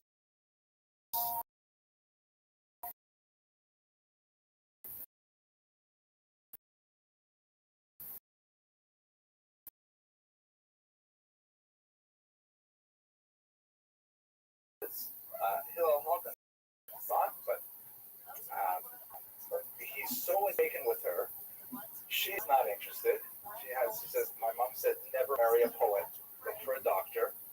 He became a doctor later, of course. But he says that she doesn't have to wash her clothes because I cry over her so much that she can just use my tears and drying her clothes. Beautiful metaphor. Now listen to the meters. What's really beautiful about it in the first word of the following stanza. So you feel when you read it like you're just falling off and then caught, and then falling off and then caught. Listen to this. Ofra techapes et begadeha b'mei dim'i. V'tishchatet l'shemesh zahara lo sha'ala me'ayanot im shtei einai. V'lo shemesh yofi sa'ara. I wish I could express this better. The end of the line is b'mei, in the waters, and then the next line begins dim'i, of my tears. And the following line, it ends in imshtei with two, and the next line, the fourth line begins einai, with my eyes. So the rhyme is in the first word rather than in the last word, and it makes you feel like when you're in love and like you can't quite control what's happening to you, and you're like everything seems like you're being carried along by forces greater than you can control, and you're just falling off into the arms of it, so to speak. This is a really knowledge. We're going to be careful about such things. Okay, but this is the feeling of Ibn Hazm translated into the Hebrew idiom, the kind of work that he is doing. And ultimately, he ends up going into medicine like any good Jewish boy. Poetry, okay, he gets a lot fame from it, but I mean, he's always schlepping from one simcha to another. What kind of a life is this? Medicine, you will recall at this point, is not a very advanced science. Basically, just being literate is halfway there. This is doctors are generally not performing surgeries. They're more being kind of like lifestyle coaches, where they look at people's diet, they look at people's activities, and they prescribe medicines, ground up herbs, things like that. And so much of it is basically knowing their body and knowing, what kind of impact on diet and things like that. So it's not the same kind of field that it would be later in the modern period, but nevertheless, that's what he ends up doing. So he ultimately makes more of a living as a doctor. He is an uninspired doctor. He feels badly about being involved in the profession. He feels like he's just kind of slid into it because, what else is illiterate? But he's not inspired by it. He's inspired by his poetry. He's inspired by ideas. He's inspired by the land of Israel. Those are the things that motivate him. Okay. We know a little bit about his family life. We don't know his wife's name. And in fact, if you look very carefully at the schedule of lectures, one massive omission, and that is that we're not about a single female character. I searched in vain to find any woman of significant stature that we could speak about her for any amount of time. There is one woman that I've spoken about in the past, a poet who is reputed to be the daughter of Shmuel HaNagid, named Kasmuna. And I did not want to reprise that particular lecture because we only have about 8 lines of poetry that are attributed to her. So it's a really hard lecture.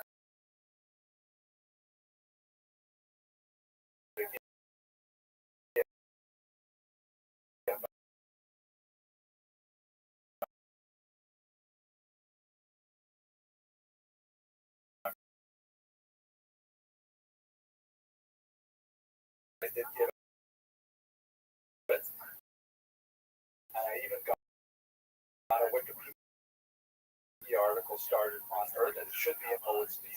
Married, it figured with some prominence in his later aliyah to adulthood and was married, but we know about her primarily through his son-in-law. We know that he had a son-in-law who married his daughter, but we don't know very much about her at all. We also know that she was a mother. Again, we know about that because we know about her son, Yehuda, who was the grandson of Yehuda Levi. By the way, the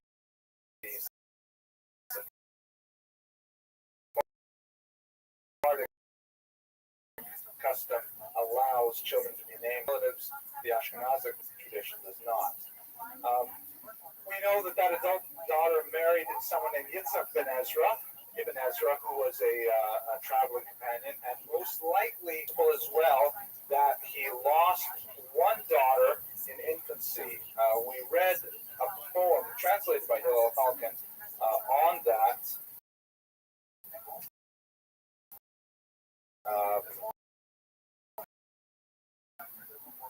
We read a different translation because Yehuda Levi funereal poem dedicated to a small female child, and it's written pathos, but it's hard to imagine it's not written about his own child.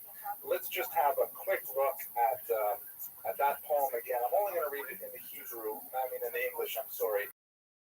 We did last time when we looked at this in the context of an earlier lecture, we looked at the meter, but let's just hear the word he's speaking about what appears to be his infant daughter who died at a young age. My child, had you forgotten your own home, that your pallbearers strayed to the underworld's gloom, not here to ask how you are, a grave's clods to kiss and your memory. Ah, death has spanned me. O daughter torn from her mother's rooms, what life have I left when, shaped from my soul, she makes my tears flow like a spring from split stone? How can she be so changed? once white as the moon, and she now wears the earth as her bridal gown. It saw the sweets of a wedding feast. Bitter is my own misery, for death has come between you and me. Plucked like a flower before her time, she always will be before my eyes like a friend at thy filling.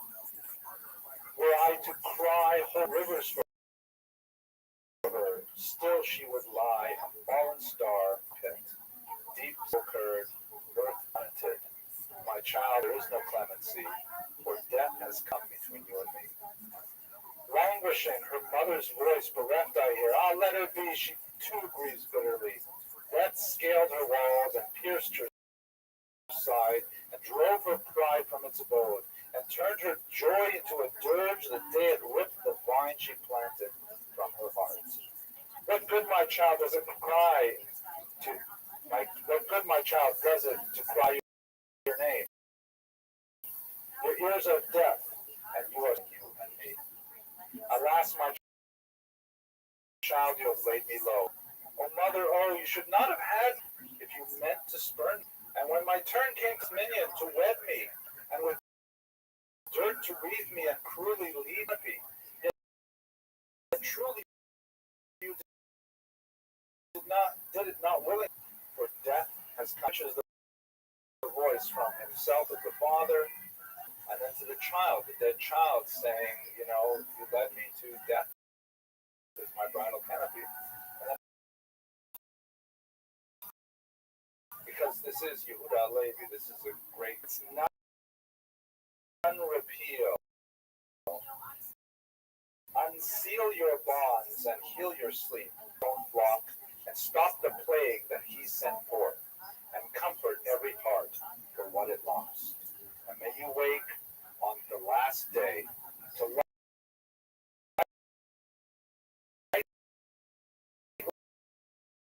like dew, and rise in the arms of the emotive poem, and you can feel the depth of his own sadness at the loss of this child. Okay. So,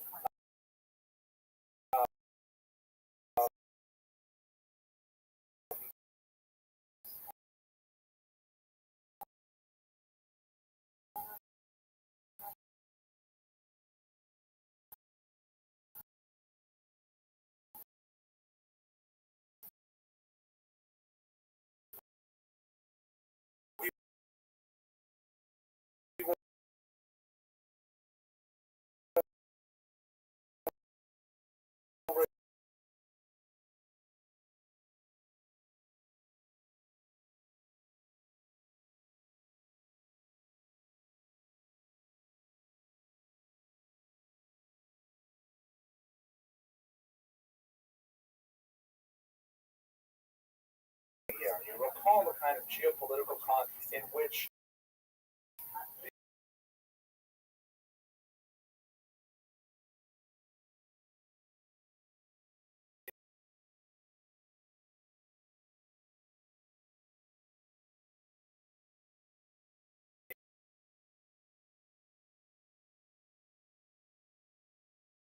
the Umayyad vision of in Yehuda Levi's thought as well. We see that most clearly as a very quick reminder. The Khazars were a well-known historical people who 100 years.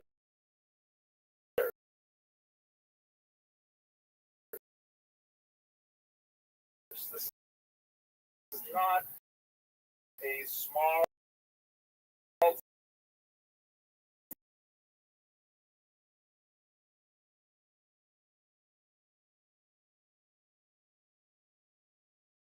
gate, which is in the direction of Khazar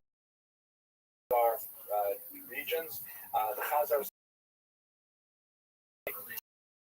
sometime in the 13th century. The most likely assimilated into the large 100 years. We don't know enough about how Jewish they were. We don't know if it was like a widespread, if was only the top level society. There are some major salts. So we've been talking about it so long. We believe it because we've been talking about it for so long. So we're not going to solve any of those problems today. If you are curious, I do have a couple of lectures on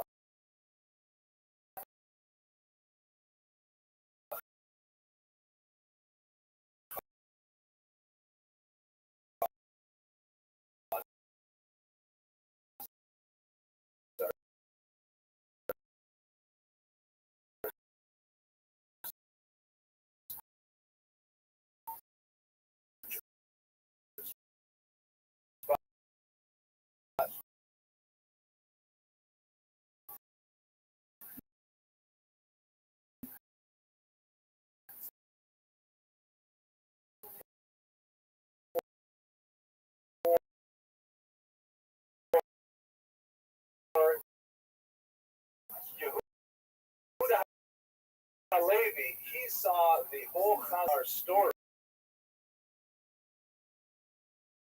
described their conversion to Judaism as a result of those from various we decided to become Jewish. So Halevi took that starting point and I believe the word is bezuya, the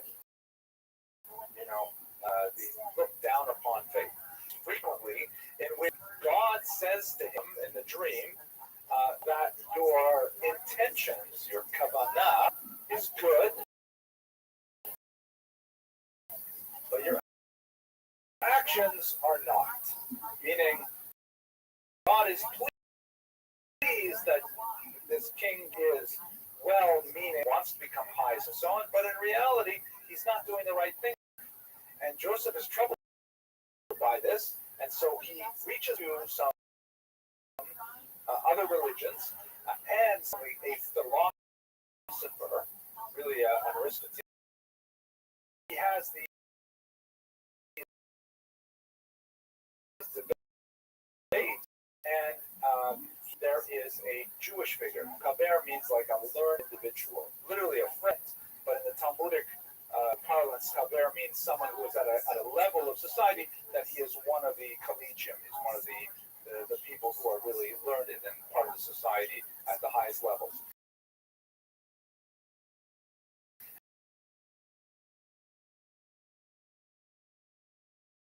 And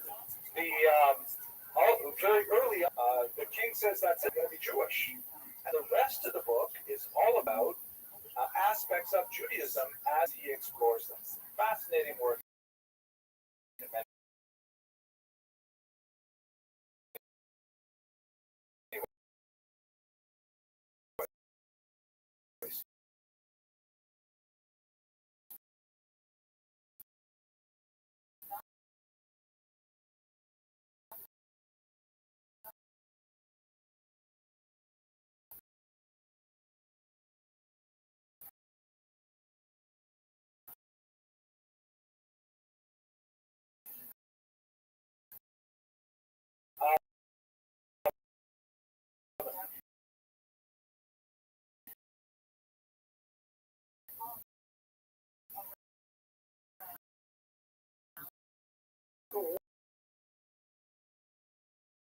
What?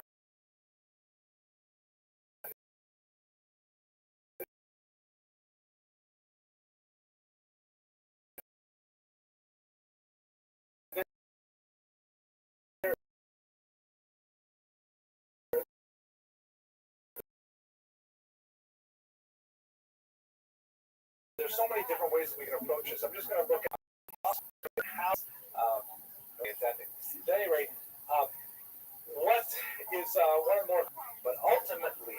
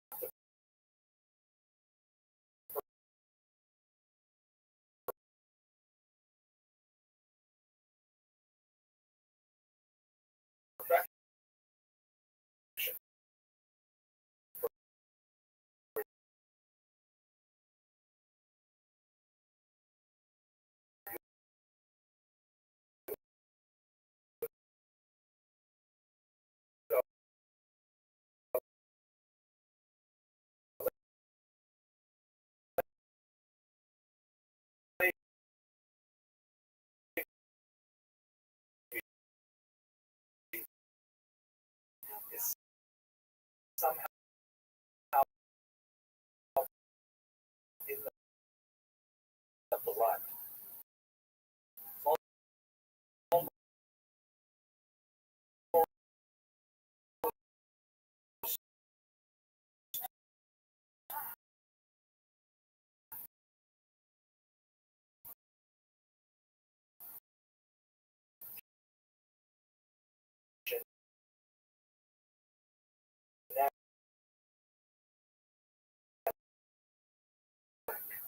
And many have this. He's like, you would do great to convert to Judaism.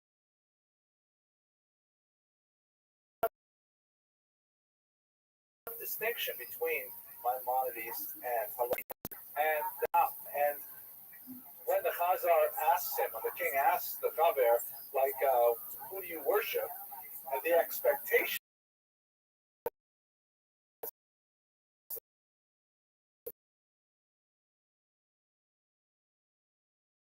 for all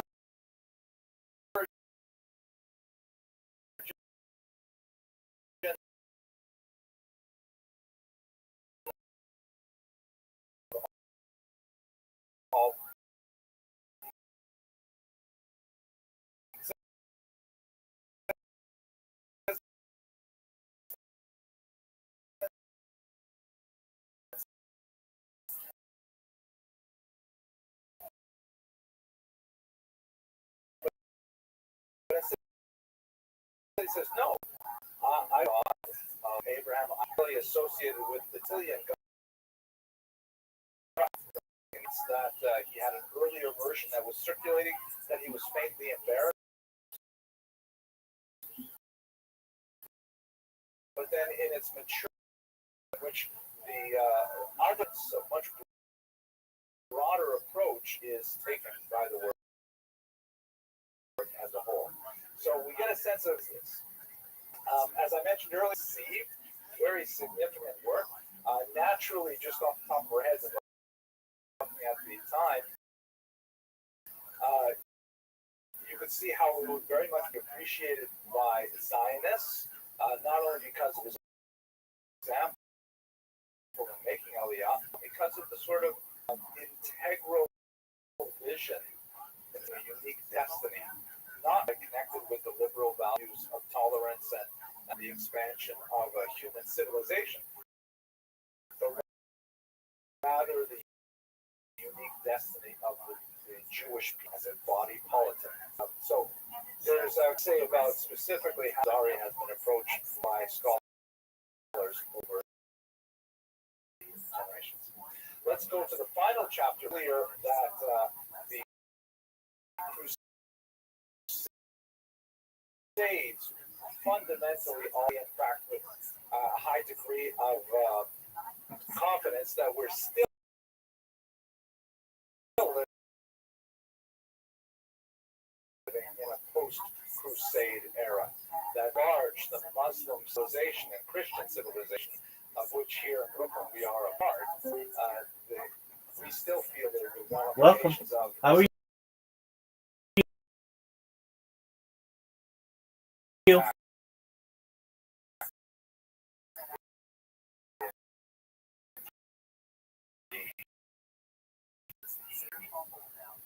Yo, Jasso.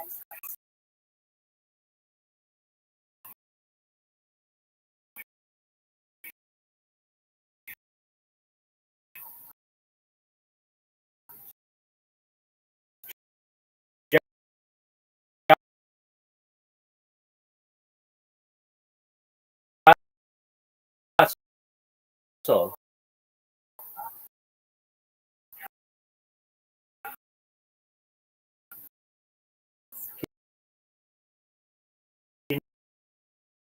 Me.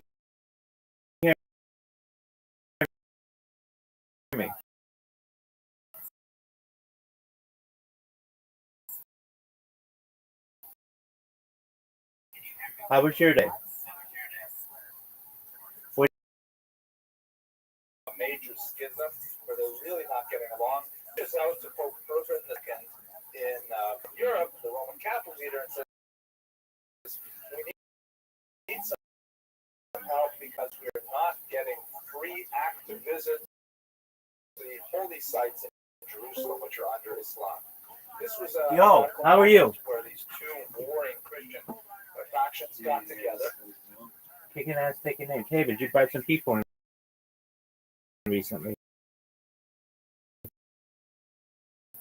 How you living, pimp? I'm alright. Are you? He's asking about documentary recommendations. We're calling him. What's good in your neck of the woods, son?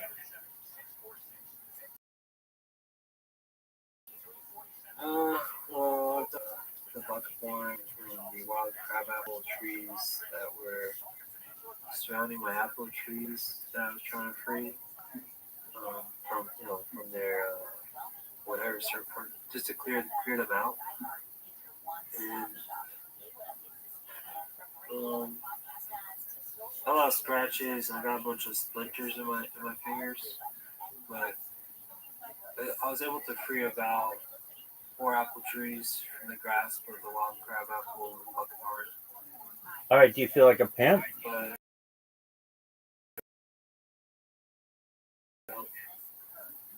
yeah, I want to ask you. I forgot what it was. Gee, oh, I was gonna ask. Wait, hold on.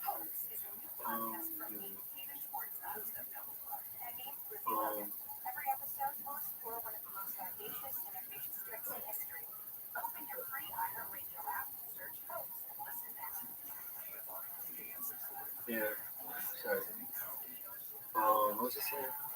Oh, I was gonna ask, is one of your motivations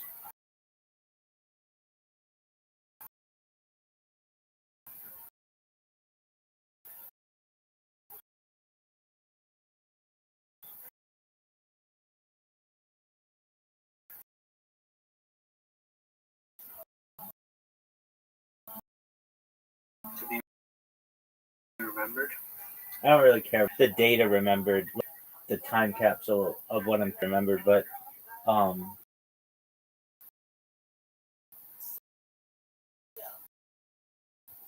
that's a great question. People who watch it, whether they actually will remember me. For my future family, I want them to remember me. But or at least, how would I even put it? It's like before I even meet them, it's like a gift to them. So it's like more for people of the future who I've never met. Does that make sense?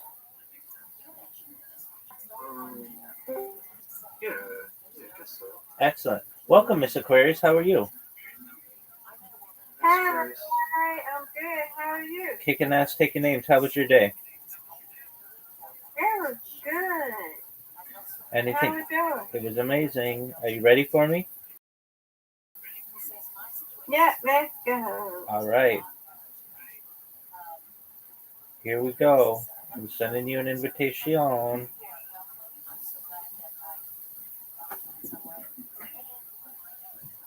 I like to stream because, like,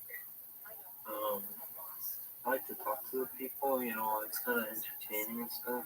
And it's like, I don't know. Nice spare. I just like it. On what? Thank you. On what? Hi, Fabian. Hello. You're good. On what platforms do you stream? Just Twitch. But I'm thinking about trying Kick. But I was thinking, like, I don't know, because you have so many accounts. You don't want to talk to your chat?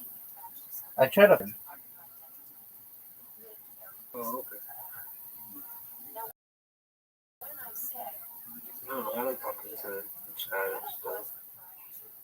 I mean, I do get people who talk to me in chat, but normally I can't see them because I have things on the screen. So I just say, come in my Discord to talk with me, and they do. If they really want to talk to me, they figure it out. It says it in the title of the stream where they can contact me. So I think that should be clear to them.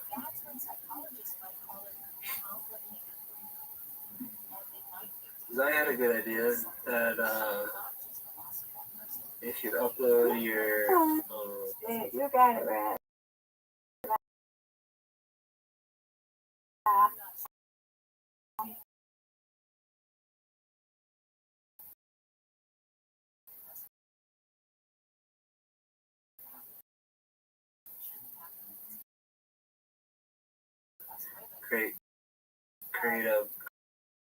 create an AI off of a GPT or something else.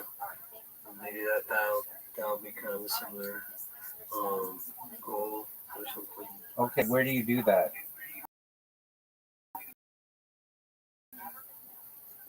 I haven't researched it, but yeah, I think like Ding Dang told me that he's gonna make an AI. And that So people do that, especially with Rock. It works really well. I'm not really sure, but Yay! That's what I'm talking about, Miss Good Aquarius. job. That's what I'm talking about, Miss Aquarius. Yay! well, Gator thinks maybe you may not be Yay! We won. Yes, ma'am. I won, you won. You win, I win. Yeah. Yeah. All right, Mr. Aquarius. Round 2. Reload. Saturday. you stream Mr. Crabs. No. I stream on another app called Meet Me, but I don't stream like on Twitch because I'm not the game.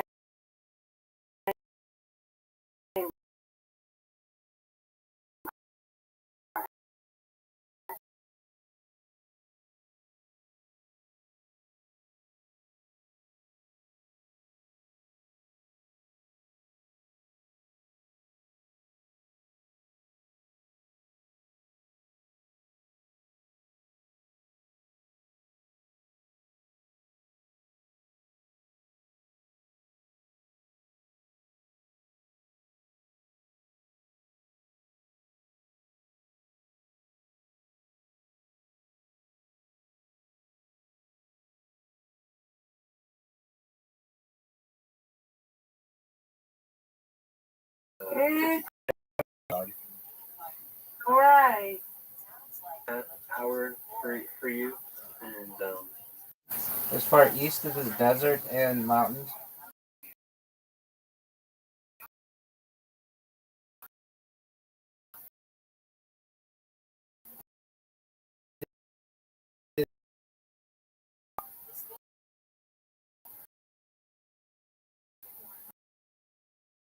Mm-hmm.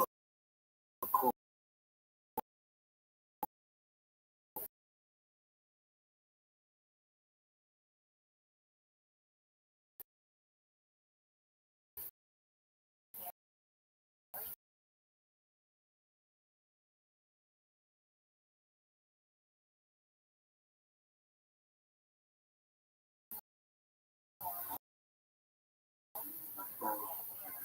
IRL streams. Cool. Nice job. Thank you.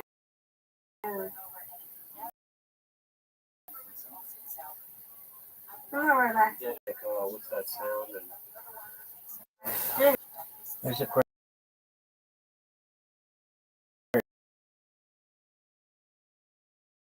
She had a huge score. It's okay. I win, you win. That's right. we go. Nice job, Miss Aquarius. You win, I win.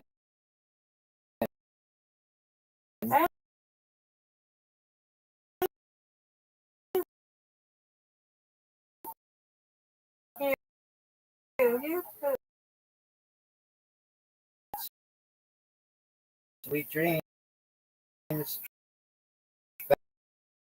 Best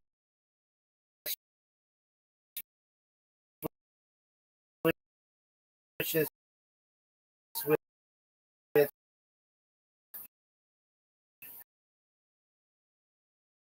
physical therapy tomorrow. Yeah. Yeah. I know. This moment was a week. There you go. Okay, I'll see you later. Take care. Nah, Good night, Evan. Rabbi, how long did you study to be a rabbi? For 4 years, stream on like your camping stream. Did you have issues with like connectivity thing? Well, I brought my big camping battery up there. I plugged my computer, my Starlink into it, so I was using Starlink. So yeah, I don't think I had too many issues, but I think sometimes when it's cloudy, Starlink doesn't work as well. So it's gonna be cloudy when most if I have issues. Do you have Starlink? Yeah, I got the Starlink Mini. I got the I'm gonna be camping a lot this month, I think. So I got the unlimited plan for every day. It's been pretty good as long as it's not cloudy and as long as it's in an open area. If you have trees too close to the Starlink, then Inside? field or whatever. Does it work inside? No, it doesn't. It has to have no obstructions to the sky. Okay.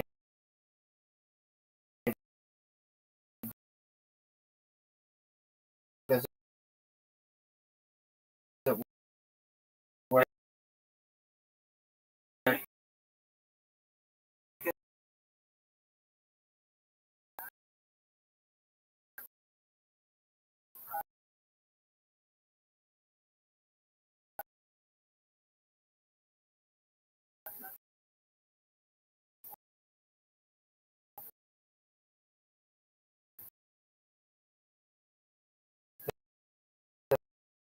Does it work?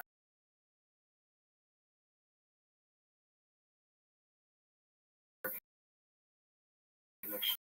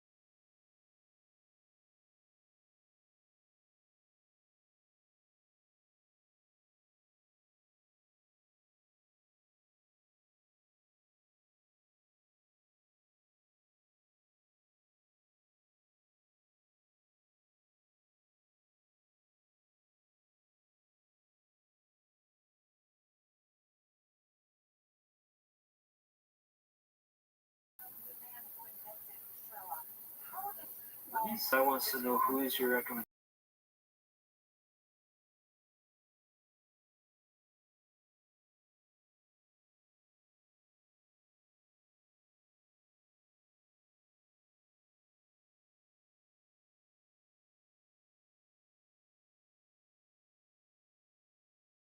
So that's mathematics. Um, I'm a major Rishonim rabbis of like 500 years ago or so. I would say that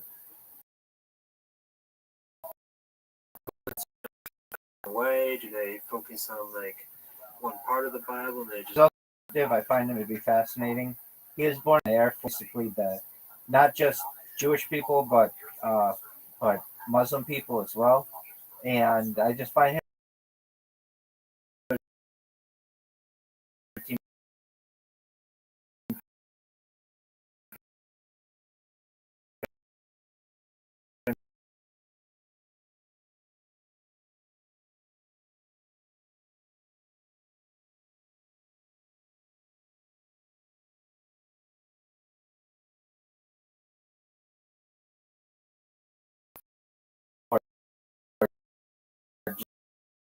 just really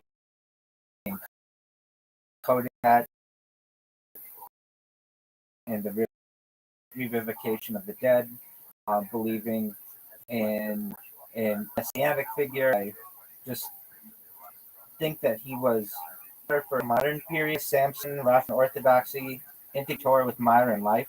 So basically, like Torah enlightenment, what we call in Judaism, that arose where we needed basically a modernization of it, and so he helped to do that and helped to. I would say that some of the other more modern rabbis who I respect, Rabbi Abraham Isaac Cook. He was the first rabbi of essentially Judea and a philosopher of religious Zionism. Rabbi Joseph Soloveitchik, who's a key leader in modern Orthodoxy. And then moving into the modern age, there's Rabbi Menachem Mendel Schneerson, who was the Lubavitcher Rebbe, who died in 1994. So it's much more modern. But essentially, what these people would do is each in their generation be able to develop Judaism for the people of their time. So Rabbi Menachem Mendel Schneerson set up a system where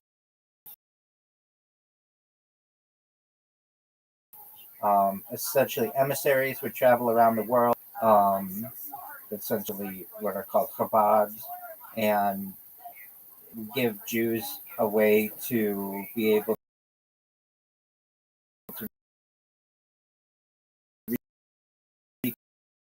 reconnect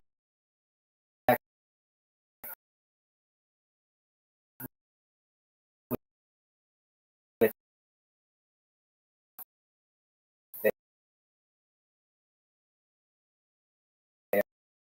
their religion.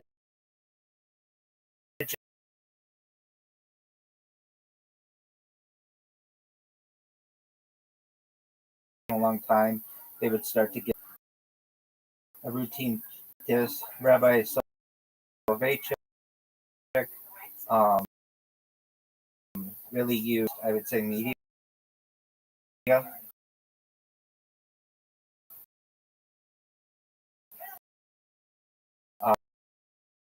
well and modern interpretations of how we are to be Jew.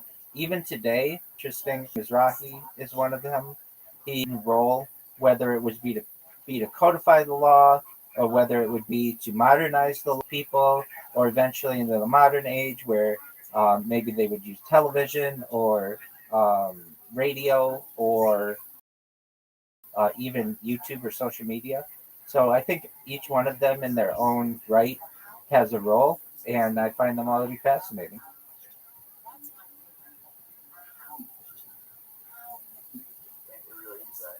100%. How are you?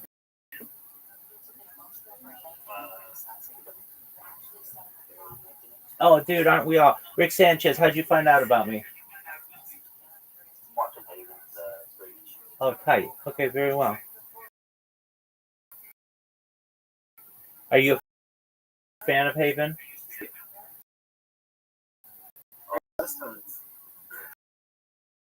In here, I not kind of remember that. Okay, very well. How long have you been? Yeah. How long have you been watching Haven, Rick Sanchez? No, I've been watching it for a couple months. Yeah. Tight. Very cool. So you've been a fan for a couple months. These are ones that know. Is it true that what did it say that Rabbi Finkelstein admitted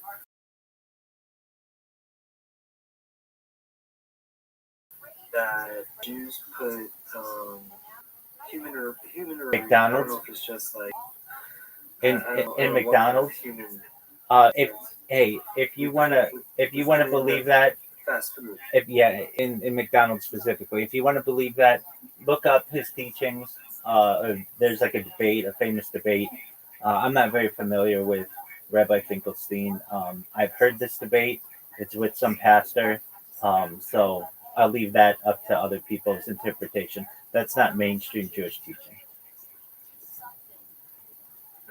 Yeah, I thought he was just kidding. I didn't even know it was a real thing. Well, I'm not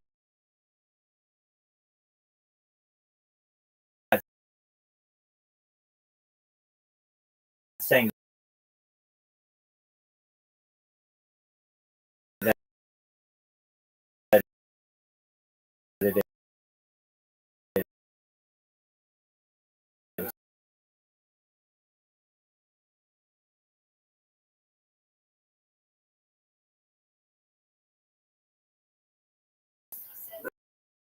No Jew owns a fast food place, was it?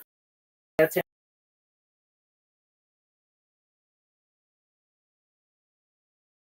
incorrect. I've known some Jews to own fast food franchises, mixing of milk and that's a prohibition within Jewish law.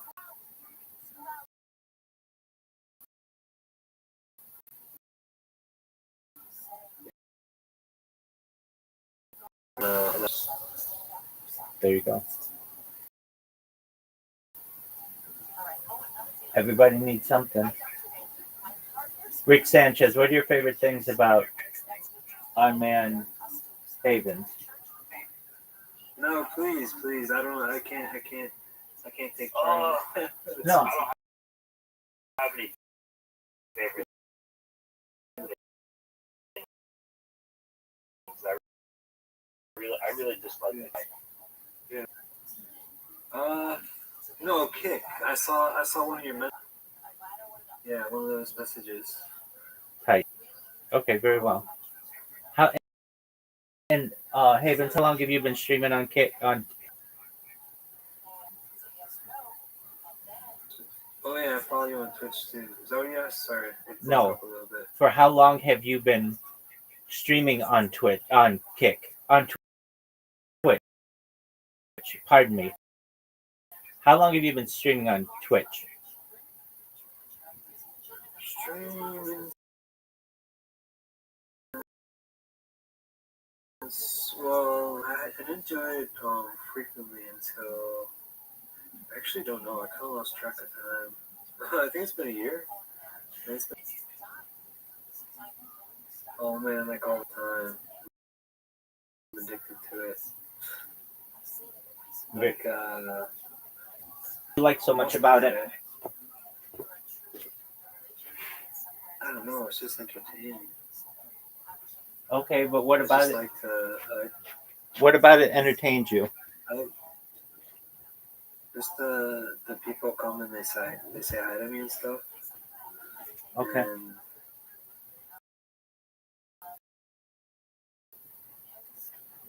I just like it. Are you interested in in.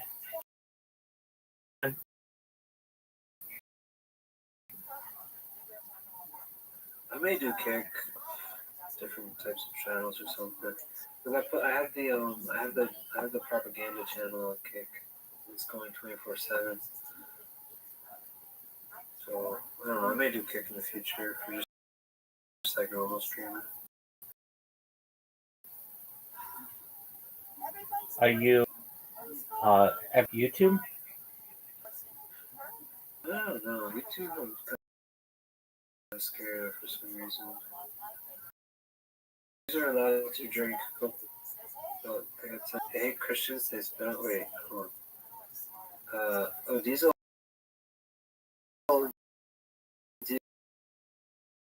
says Jews hate Christians. They don't know. That does happen. They gotta tell you to do it. I think he meant they gotta tell you that. I think he was talking about the people in fast food because he said they gotta tell you before they do it. But I don't think he meant the spitting. I think he meant the people in the food. Jews are allowed to drink Coca-Cola that has the yellow cap. Yeah, so Have that's you heard that one? yeah, no, that's common. So that's really around Pesach. So between essentially Purim, which is an early spring holiday, and Pesach,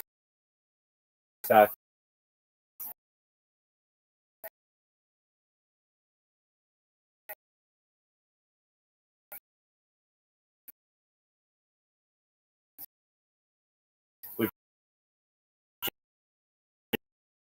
is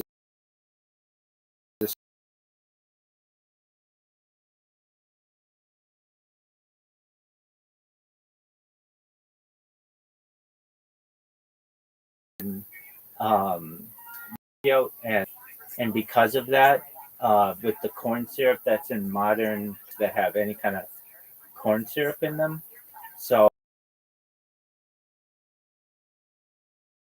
around the spring, basically, Coca-Cola company produces a type of Coca-Cola that you can find this that has a yellow top, and so that's the kind of Coca-Cola that we'll have at Passover. But for the remainder of the year, Yeah. I said to people, what's the big deal about kosher Coca-Cola? I don't understand. These will think that kosher Coca-Cola is what gives Jews their superpowers or something. okay, I mean you can buy. I mean generally it's all Coca-Cola is considered kosher. It's just a question of kosher for Pesach. You can buy it yourself though. You don't have to be Jewish to buy the yellow cap Coca-Cola that's kosher for Pesach. So just any time between basically March and April, go to the store and go buy yellow Coca-Cola, and you'll be able to have the same kind of Coca-Cola that any Orthodox Jew would enjoy. Jesus said this is of great significance. I don't get it. What's going on with this Coca-Cola stuff? Anyway, he also said, what's with Christian? Well, it's something that's done. It's really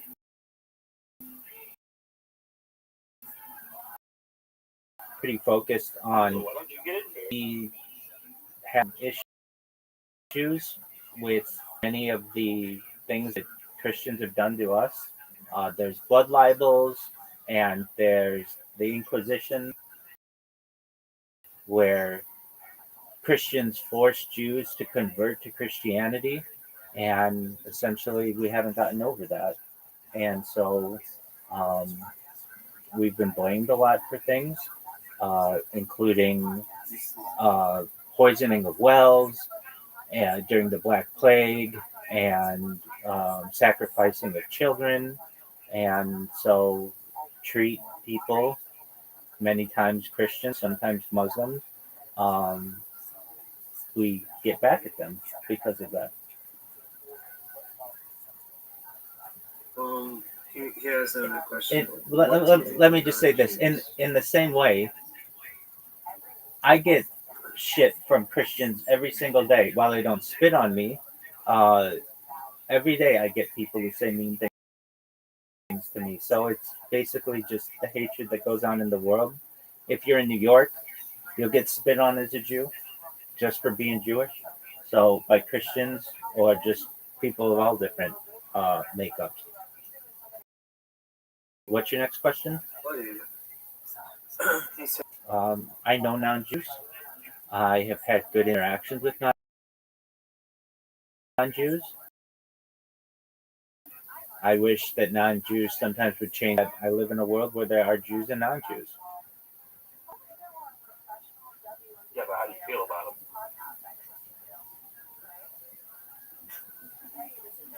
I feel that they should change their ways.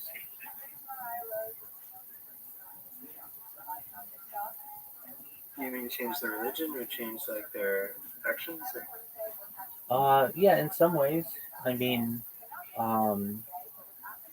let's just take Christianity for instance. Like in my opinion, it doesn't make sense that they. It depends on your sect of Christianity, but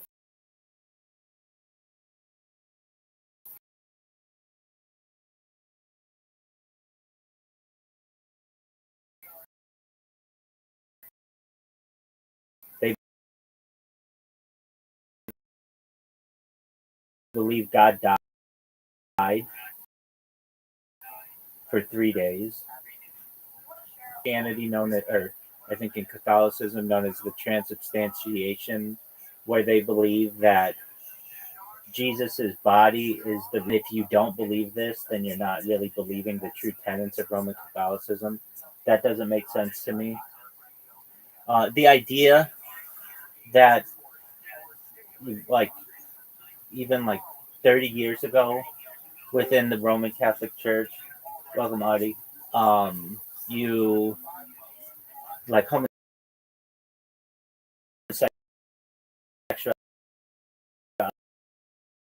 was like they changed. They're just like it's like not the same religion. It just keeps changing. And one of the things that I like about most aspects of Judaism is we do our best to maintain traditions and stay consistent. And what else don't I like? I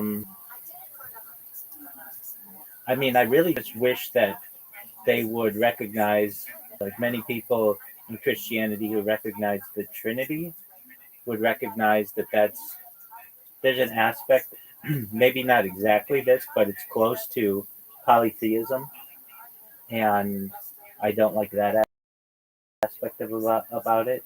I believe in one God. I don't even know what that is, but at least I'm fairly certain that it's not someone who died 2,000 years ago. Because if you can kill God, then is he really God? Then it's deicide. Yeah, we share commonly that we that at least maybe like 50 years ago, having large families to some extent was important. Like loving your neighbor were important, or treating others the way that you want to be treated. Those are all Jewish interpretations that have been either shared or borrowed by Christianity. So there are some things that I like, other aspects that I don't. And so I wish that they would, like many Christians, would come back to their roots. If you really study Christianity from 2,000 years ago, it's just a break off of Judaism. And so ideally, I would like, if I had the opportunity to be able to speak with Christians in mass, that they en mass, not in a mass, but like EN space MASE. I would want to recognize that many of the statues that they create could be interpreted as idol worship. Some issues with this with saints can be interpreted as, in general, they would say they would recognize that a lot of these aspects are perhaps um, moving away from what is a common or a core tenet of monotheism.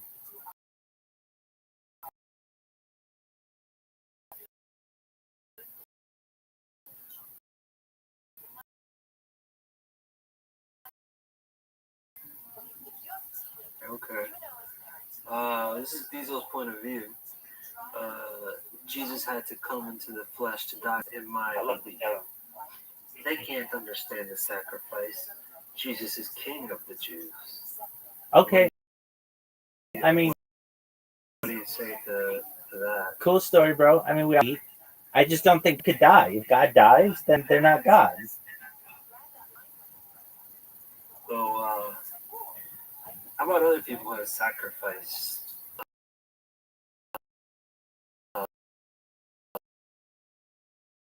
A lot of people, you know, they die.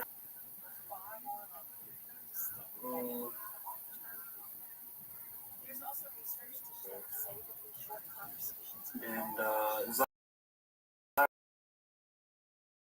I wants to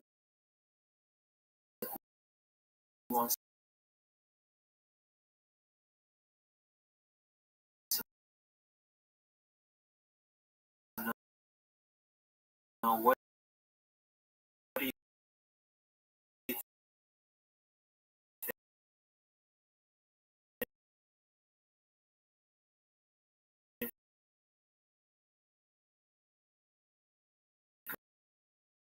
about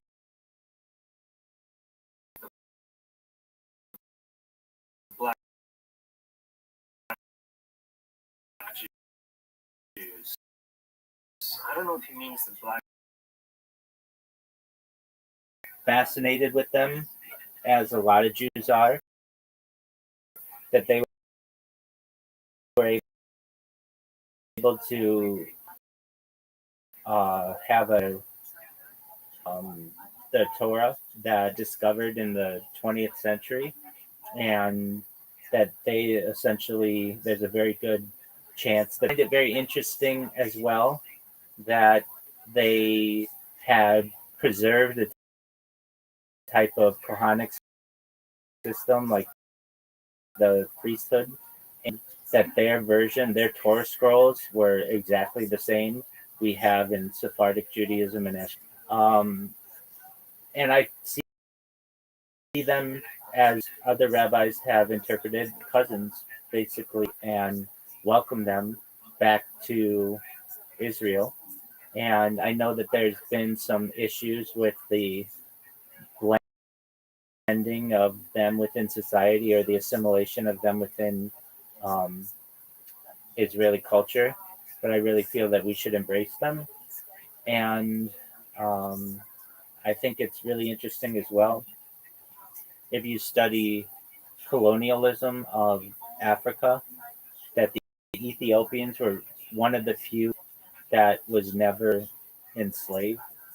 And so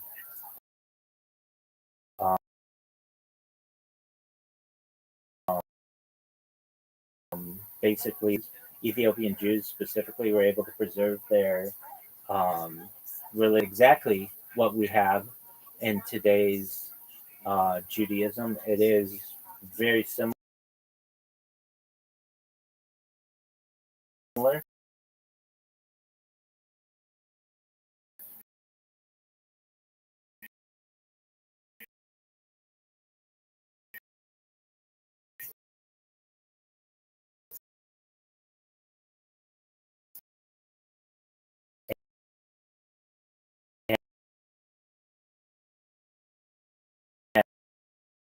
And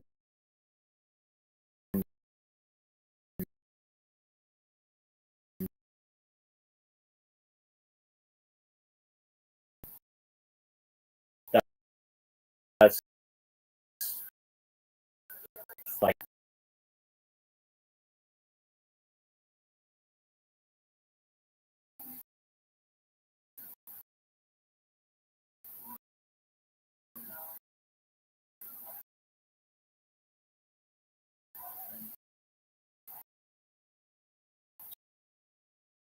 Sorry, man. That's me. I'm No, gonna ask Diesel, what other kind of stuff does he know? I recommend, I mentioned him previously. Shit, shut your bitch ass up. Hey yo, why you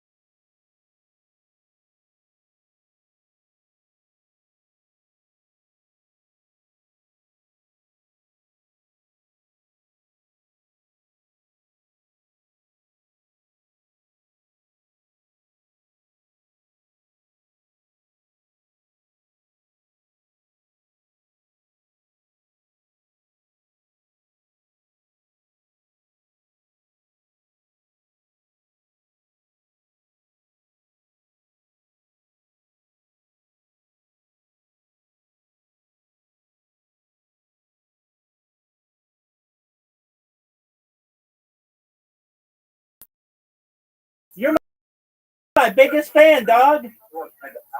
You love me.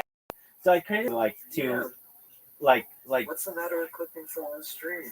Like, well, I mean, I don't. Is it the same thing as YouTube? Something? Yeah, I put in the title to follow me on YouTube and to join my Discord. They're fascinating. Watching Professor Abramson's stream, so you can find this.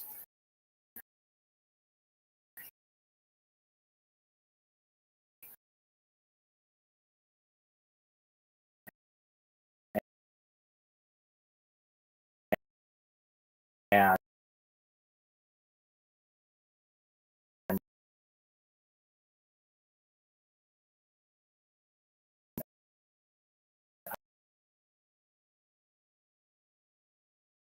I made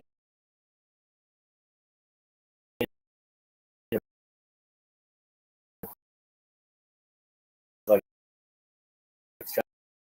700 of his YouTube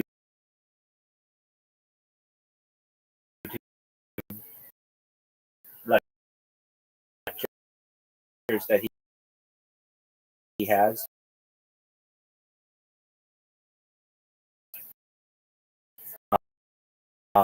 His name is Professor Henry Abramson. He is now Turo Unit to the history of Jews and so now you can actually see it. That's what plays whenever anybody's watching.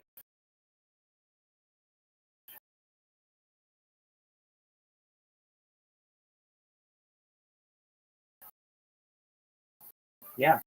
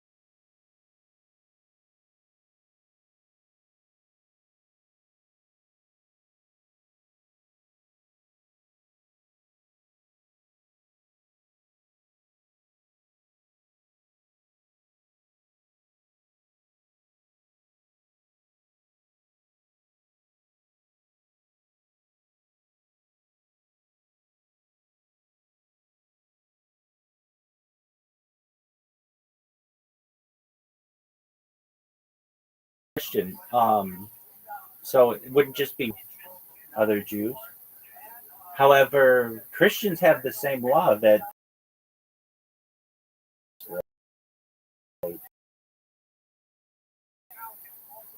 So how do we get around that? We do pay interest to bodies that are not Jewish owned, but if it is Jews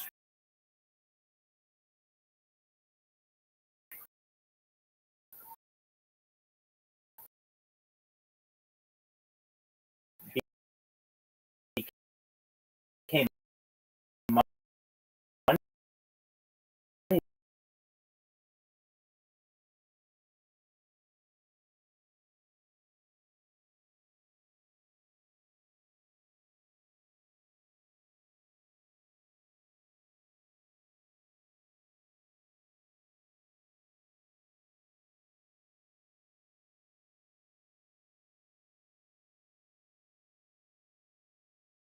could charge interest. All Jews.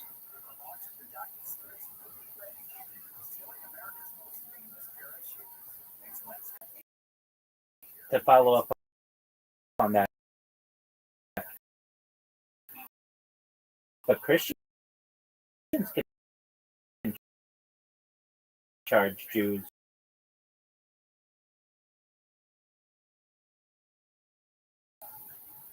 Is there anything, or the love of money is the root of all evil, or something like that? Or is there anything about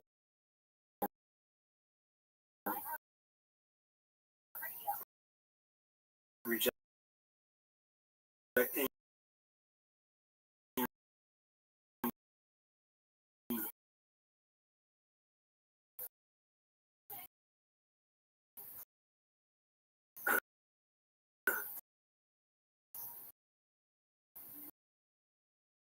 the pursuit of? There certainly is. We see money as a way to accept as people. Personally, one is coming from a good family. Two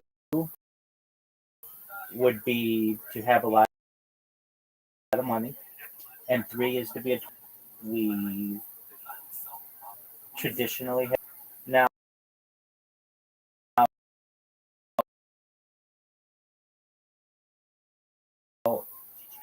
We see wealth as a blessing for some.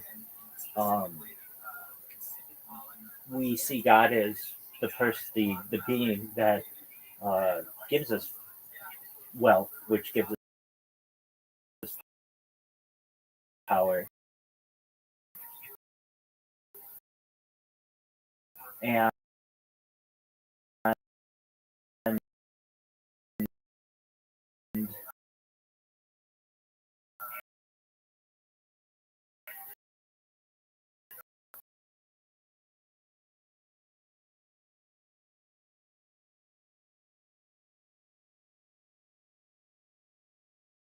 stories of our dangers of making money as the ultimate worry you have. The idea, I think, in hip hop, more money, more problems. It's kind of the same idea. And too much focus on possessions can consume a person. Um, and then we talk about like who's rich. In at the culmination of your life, it's not how much money you necessarily have. It's who is happy with what they have, and so those are aspects of wealth that um, we tend to have, or beliefs on aspects of wealth. Um, when it comes to business dealings, it's really important that we're honest in business, particularly with our neighbors. So, one of the things that we want to make sure that we do is conduct ourselves, especially in our business affairs, faithfully.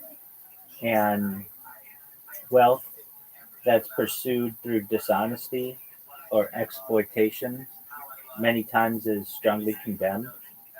Um, it's really a balance, I would say, and at least in the teachings that I've had, um, someone who earns a livelihood, it's it's considered a commandment or a mitzvah because that allows a person to support their family.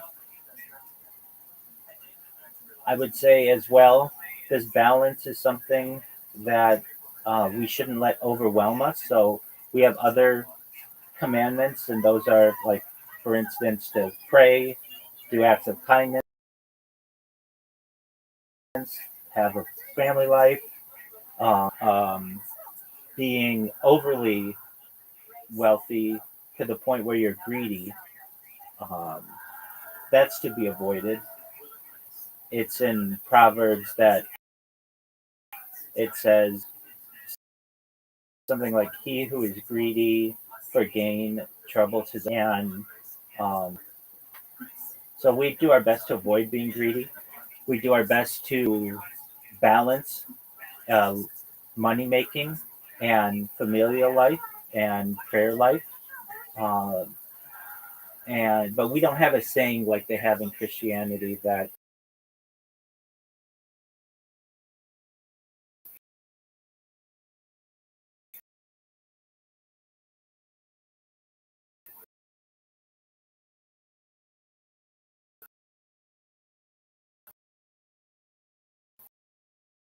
it's some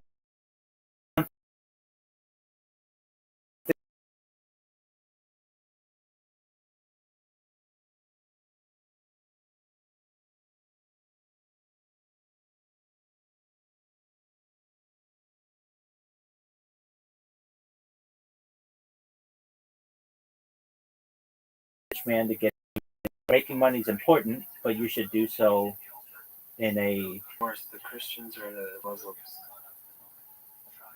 I don't know if it's He's about. Muslim, so that's the. Yeah, I don't know if it's about worse.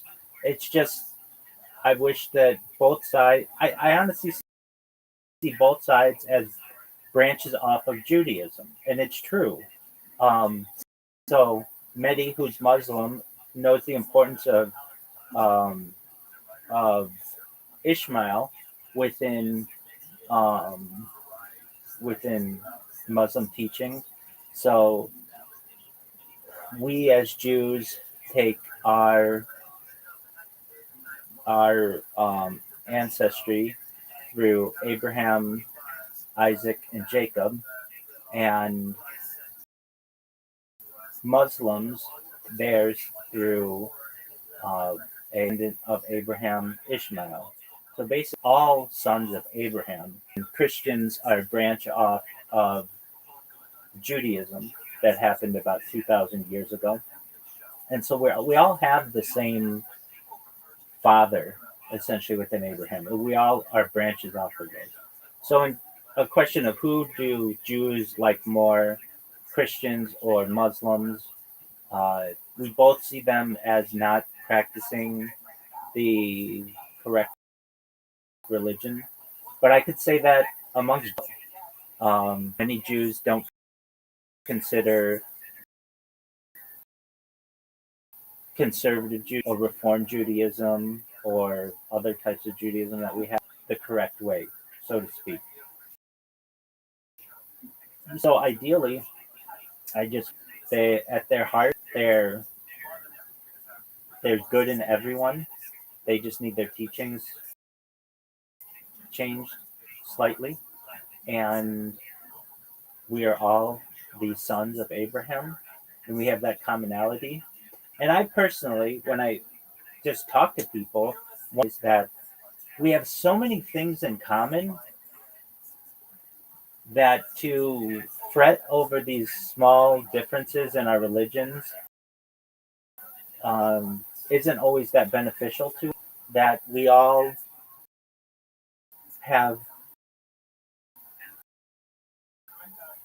the same types of generally raise good families and have good meals, and we all like to at least give some kind of thanks to whatever which we believe, and it doesn't have to be Hashem. It doesn't have to be Allah. That doesn't have to be God. It can be whatever you want it to be. Even secular people have appreciation many times for the animals that gave their life. Are uh, specifically like a carnivore, but even people who are vegetarian or vegan have appreciation for the people who made the meals and being with people they love. Those are all commonalities that we have in as humans. Group is better than the other. Really, I see Christians and Muslims as our brothers religiously that may have strayed, and I'd like to see them come back to the mother religion. Whether they want to do that or not, that's up to them.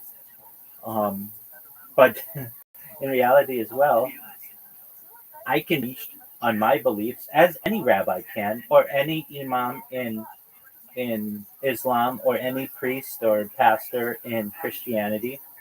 When we're asked, well, how do you know that you're better than everybody else, or what you believe is right? There's some humility that must have. Nobody really knows. Nobody really knows anything. So at the end of the day, while I consider myself a monotheist and an Orthodox Jew,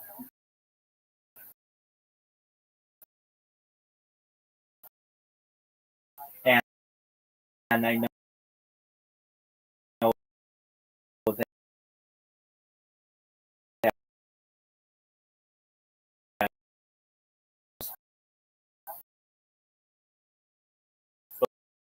believe that they're monotheists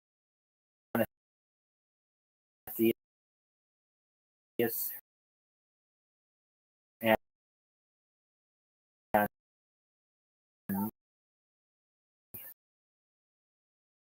Muslims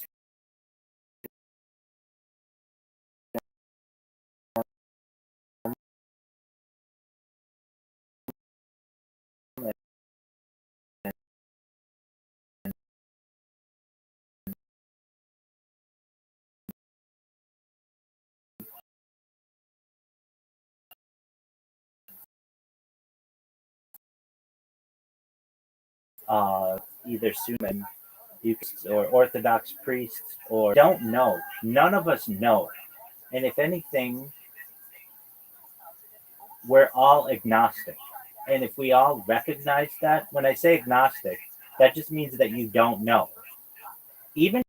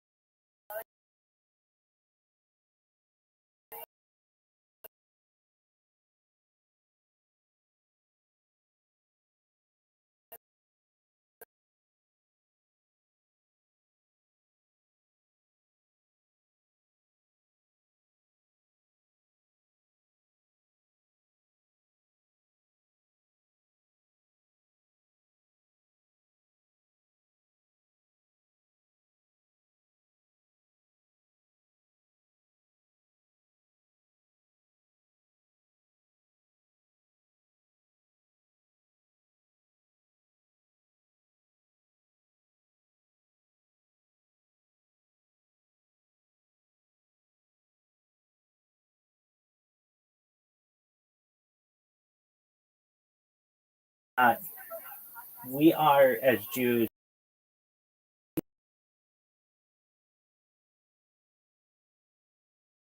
in a mosque, but we are not in a church. So, if anything, I would say images of God, they don't have images, certainly of Muhammad. So, traditionally, as Jews, if we were, let's say, or even enter a church, so um, if anything, I think we would side more with Islam than we would Christianity. Winter, how you living, Pam? Winter, did you like the clip that I made of you? You want me to give you a chance to talk? Here we go, Winter. I'm going to give you a chance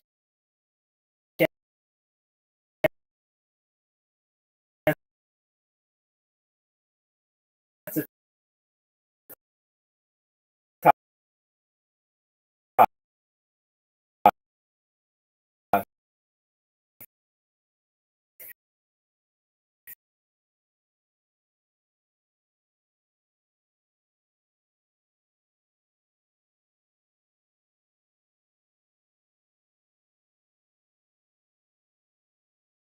Allow me gain up all those it me taking slowly.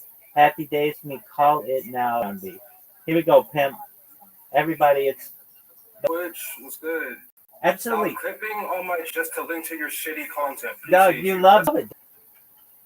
Excellent, excellent person there. I hope he becomes one of the biggest streamers of all time.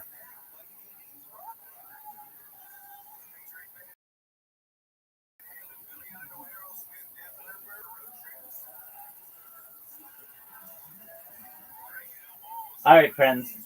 Those are really great questions. I'm going to continue watching Jewish history lectures. Havens, I hope you have a wonderful stream. If you guys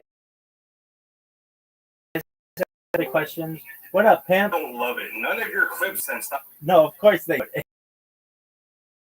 It's a bot that literally just clips. You think I'm watching your shit? Fuck no. It's on Judaism.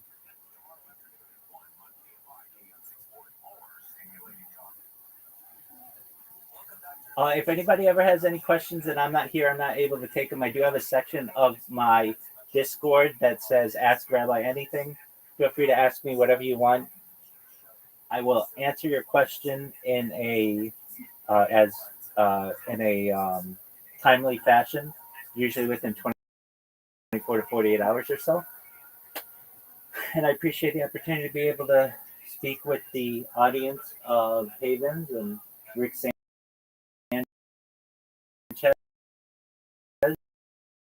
Shout out to Rick Sanchez for being a pimp, being here earlier, and thank you for the opportunity. And again, if you ever want to watch Jewish history lectures, I highly recommend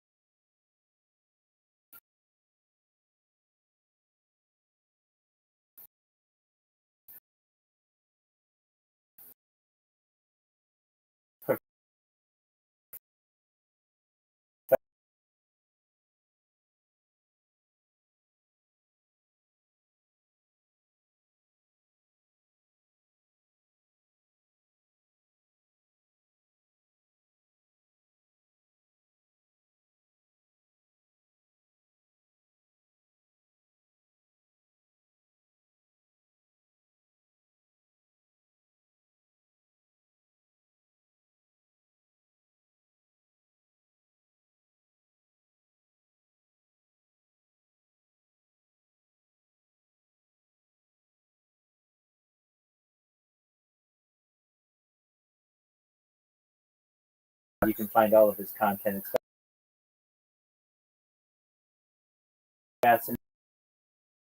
fascinating.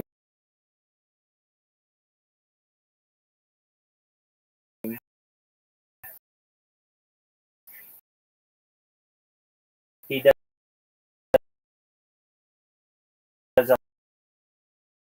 a lot of many of these locations, so and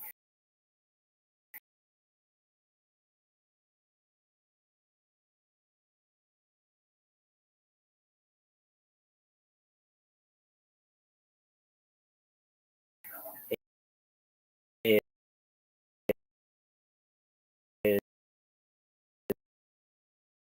is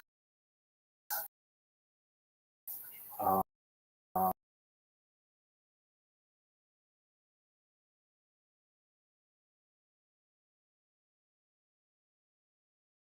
and how they all found out about me, perhaps through those clips. You, man, that's really it's amazing. You want to talk again? The bot from my channel. Yo, pimp, what up, pimp? What's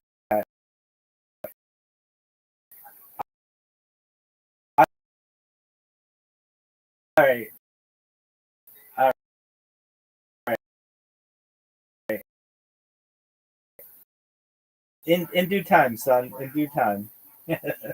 Just enjoy. All right, friends. Here we go. Infidel. It was like it had a tremendously sticky to use the kind of they make their way bloody, horrible massacres of Muslims in Israel and in Jerusalem, in particular, that were felt throughout the Muslim world. Where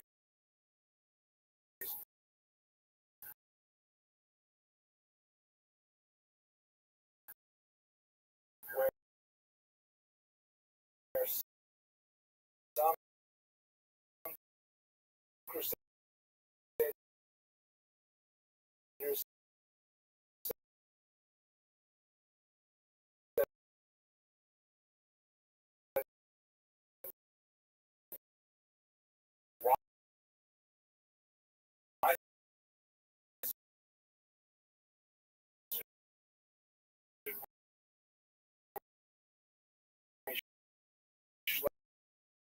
all the way to Jerusalem, when we have infidels living here in our backyard, so the period of tremendous violence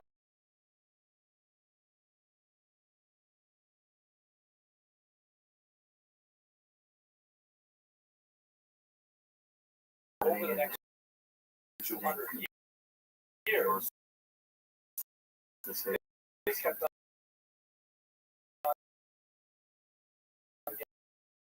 getting. Well, I know they do. Israel, this is no place for me. I have to go to Israel. Favorite people. Result I love is winter. thinking. I mean, Everybody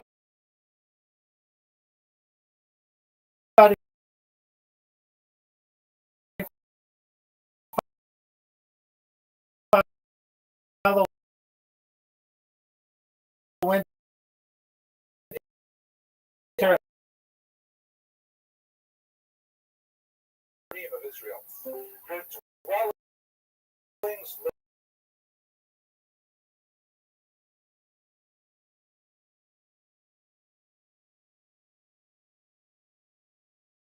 Lord are places of love. Your nearness is clear as things seen, not guessed of. Dream took me to your temple's mount to sing.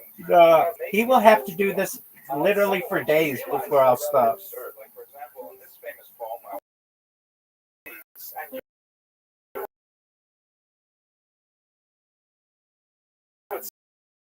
still be young. Soon your life will. I'm gonna check out his stuff on Twitch. Everybody check out Oh Winterberry on Setting out on your way, and for a mess of pottage, sell your immortal part.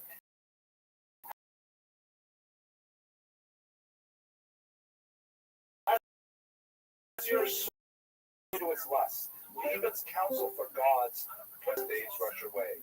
Don't pretend you have to seek to know His will, or wait for auguries. Will, but to do it. Be bold as a panther, swift as a deer.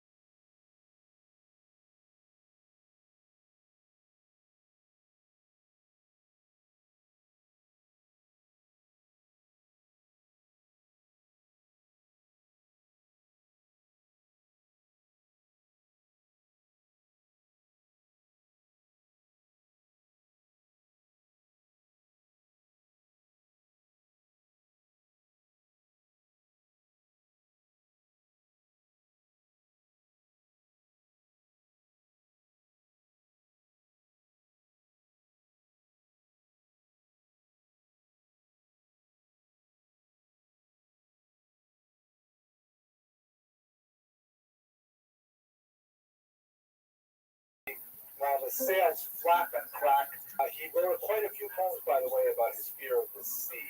any And his grandson Yehuda, And he makes his way across the Mediterranean basin where he lands in Alexandria in the month of May.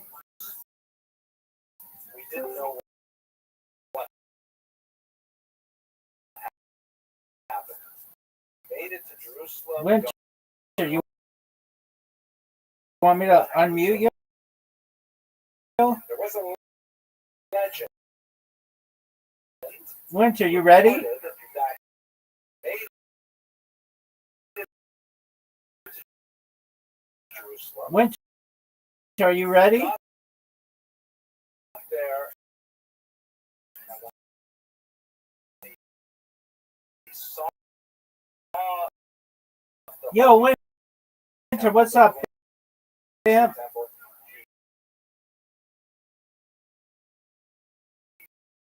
I don't love you. The feeling is not in you.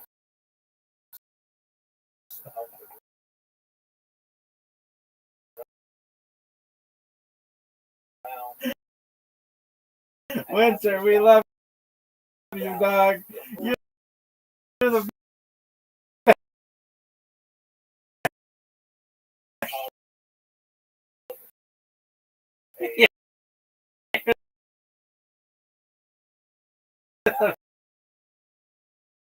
man.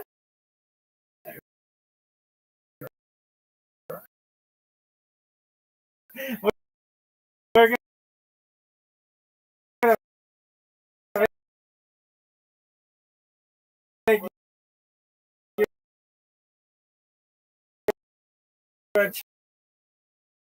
Australia there, dog.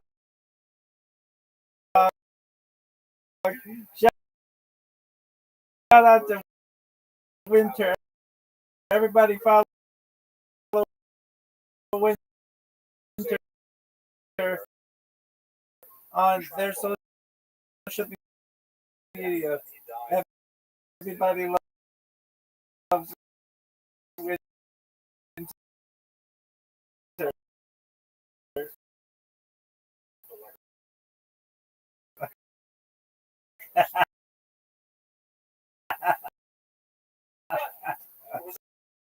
The legend.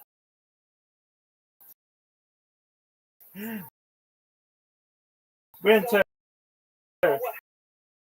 you're the man. Everybody loves you. You're amazing.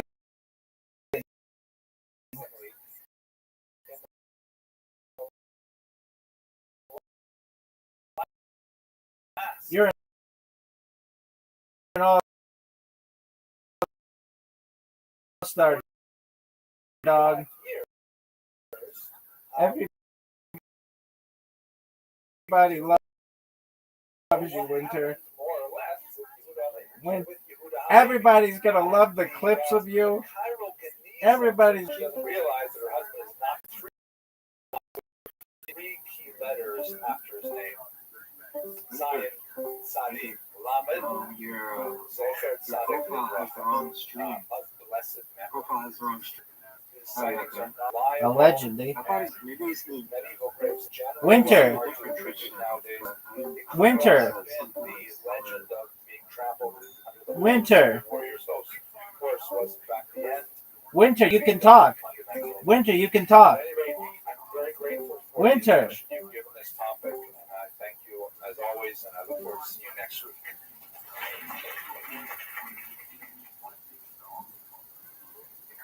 Hello, everyone. Thank you very much for watching this lecture. I hope you enjoyed it.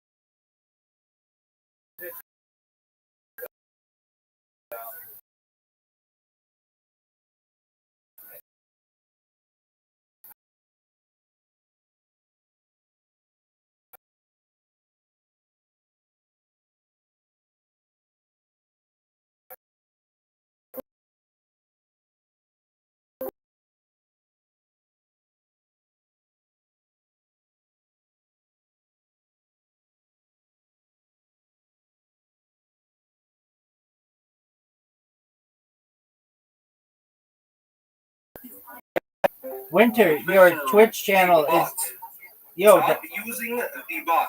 You subhuman piece of fucking garbage. Snow Bros. Oh, Snow Bros.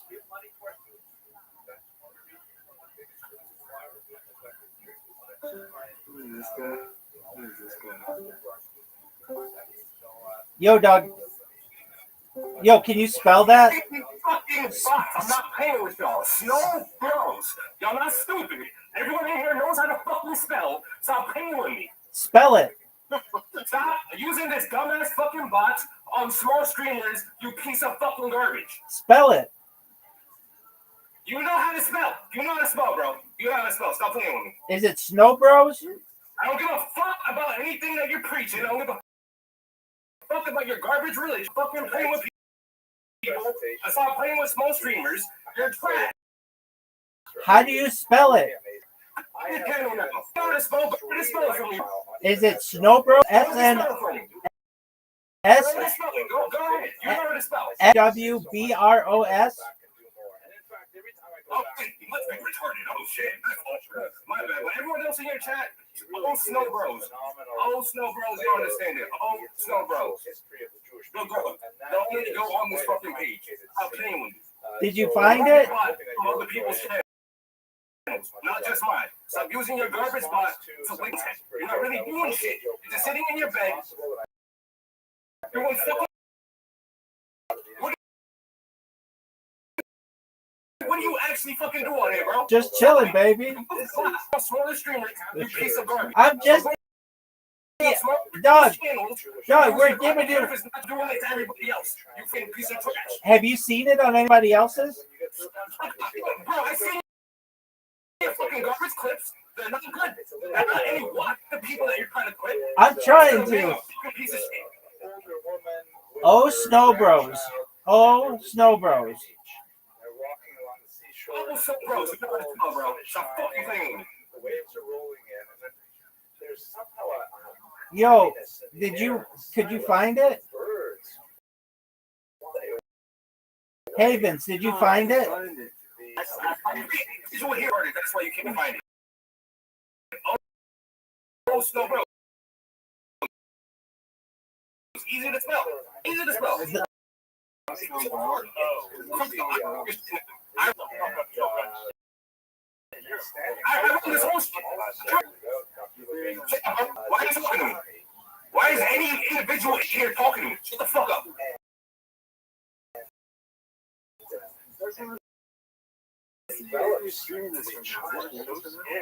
YouTube too. Also, bro.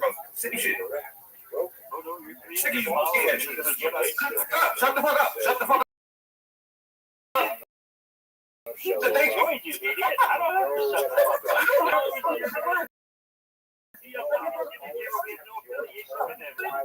Oh, now this sweep away my grandchild into the ocean. No, it cannot be.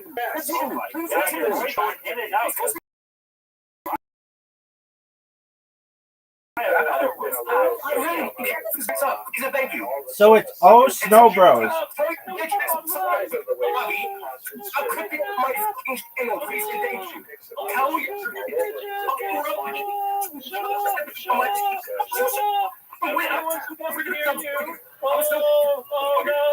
waiting for you to stop. I'm still waiting for you to stop. I'm still waiting for you to stop. Is it? Yo, Winter, calm down. Winter, calm down. Is it O, and then the letter S and OWBROS? Is no. No one can find your channel. We're trying to find it. We're trying to find it, son. We're trying to find it.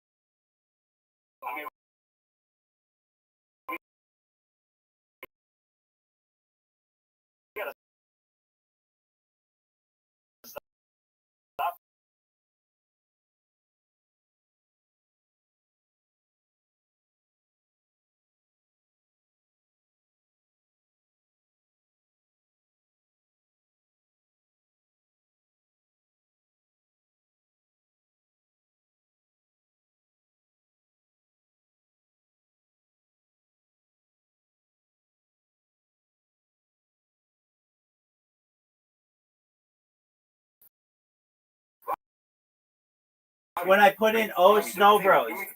Look at what happens. Is it "Oh Snow Bros"? Dog. I'm so annoyed. Snow Bros. Oh Snow Bros. You're a fucking idiot. Oh. Bro. Okay. Okay. I found it now.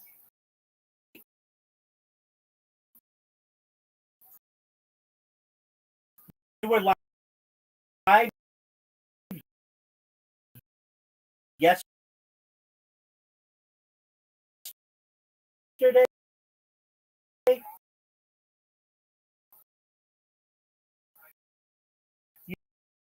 You have 18.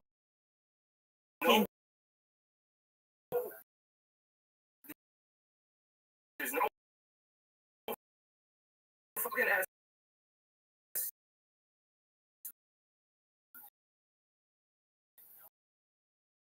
Oh, no, bro.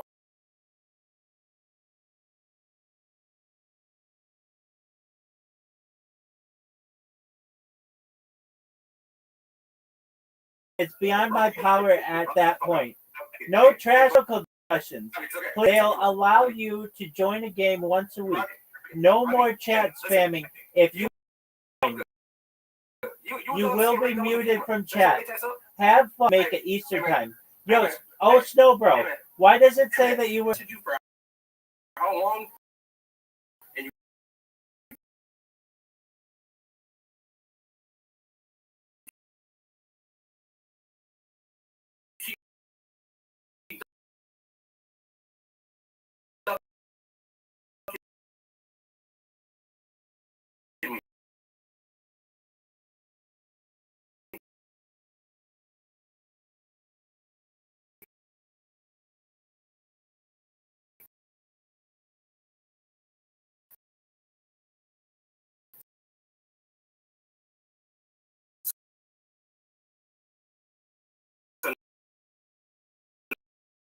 now I'm here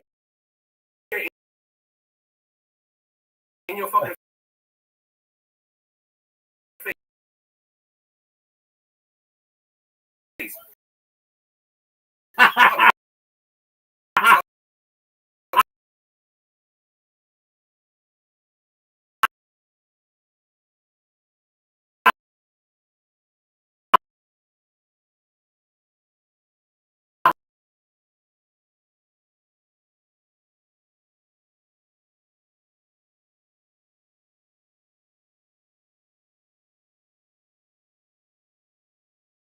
No, you're a fucking piece of shit, is what you are. Winter, we like. He wore 4 numbers. What were the 4 numbers, Mike? I like Michael Jordan, and I'm teaching you something about your. Shut your bitch ass up. Hey, I'm teaching you about Michael Jordan. Okay, he wore. I don't give a fuck about Michael Jordan.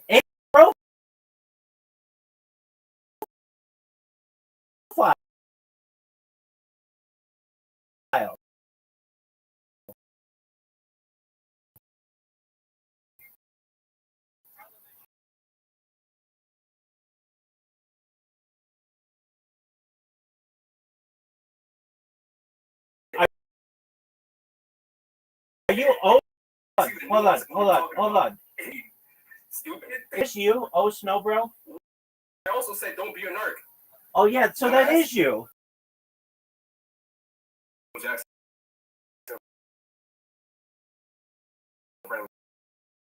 Is this nigga retarded? It says Michael Jordan friendly. Oh damn. Oh damn.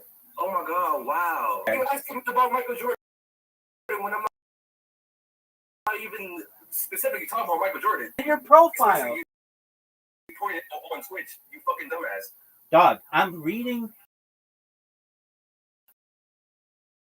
You want me to read it again? Here we go. Rules. No drama. Do not be trolls and no toxicity. If you know what I mean. Michael Jordan friendly. What would I possibly be fucking talking about, retard?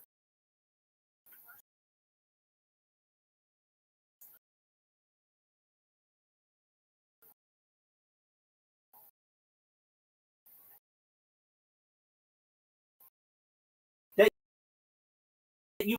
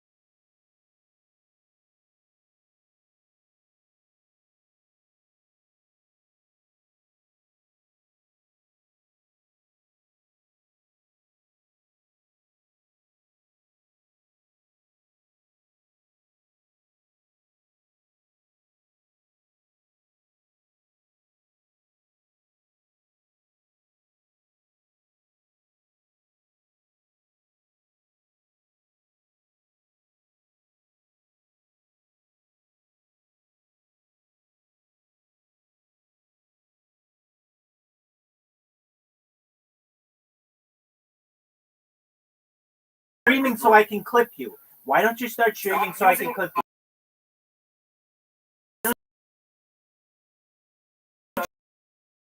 Why don't you start streaming so I can clip you? Why don't you start streaming so I can clip you? Why don't you start streaming so I can clip you? It says that you stream every, and you didn't stream today. It says last live yesterday.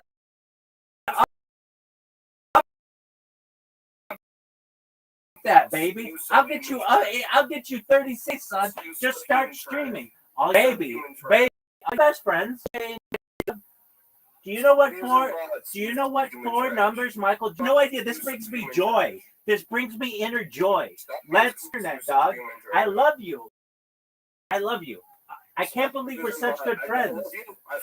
Dog, I can't. Winter, are we best friends? Winter, are we best friends? Are we best friends?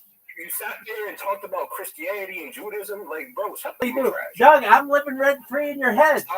Winter, I'm living rent free in your head, baby. Winter, Winter, rent free, baby. Rent free. Big dog, big dog, big dog. Rent free, baby. Rent free. Rent free. Winter, Winter, are we best friends? Winter. Winter, we best friends? Winter, are we best friends? Winter, I can't believe how much you love me. Winter,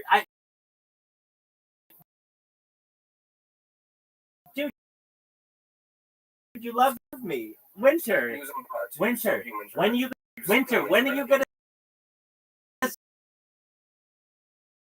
start streaming?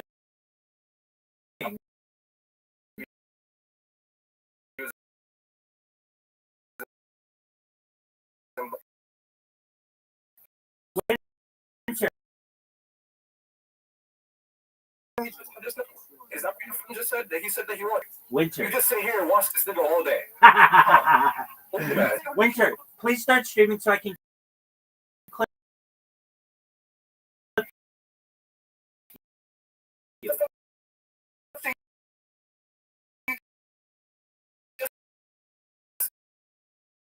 Winter, please start streaming. Yeah, I said.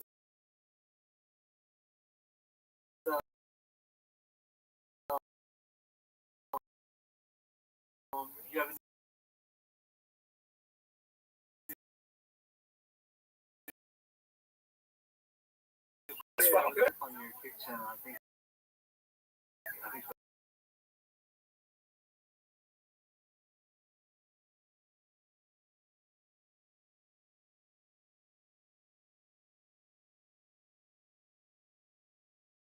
Oh. What's your fucking influence, dog? I can get it myself. I don't need help from you or any other bitch ass nigga in here. Do you like Michael Jordan?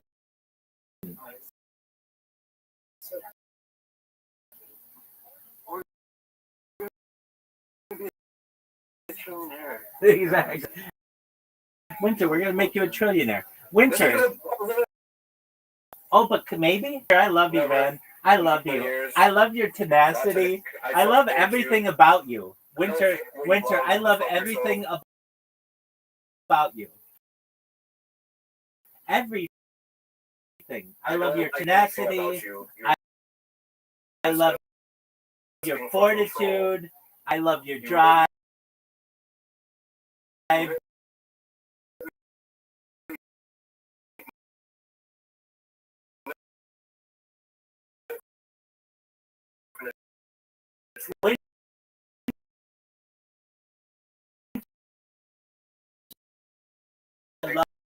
love it, dog. You're I don't know what the fuck. Amazing.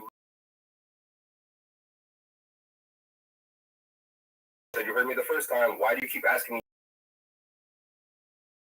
dumb questions? Do you want to know what four numbers Michael Jordan wore during his career? No, the fuck I don't. Why do you say you like Michael Jordan and you're about? Weed, I do drugs. That's tight. That's the only thing I'm talking about. Okay. Shut the fuck up about Michael Jordan. It's in your profile.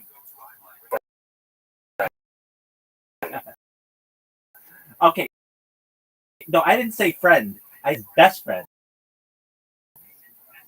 I am not your best. Why not? I'm like, oh, this is gonna go curse. He actually cursed. There. Why are we best friends? Shut the fuck up. I am not your best friend. No, I did not like the. And now you're sitting here trying to troll him to piss me off even further, and it's not really working. I can just remove the clip. It's so easy. When? I can also report you in this shit. It's so easy. Okay, do it. You don't think I Continue it. dozens of a day? Winter, thank you so much for being such good friends. Fuck up. I don't care. Thank you so much for being such a good friend. Winter, thank you so much for being such a good friend. You're we're best friends. We're not best friends. We're the bestest of friends, dog. It's like I'm Michael Jackson and you are like Michael Jordan. Weird. We are just. They don't ever. Robbie, do you Fucking know fat. that, Get treadmill before you.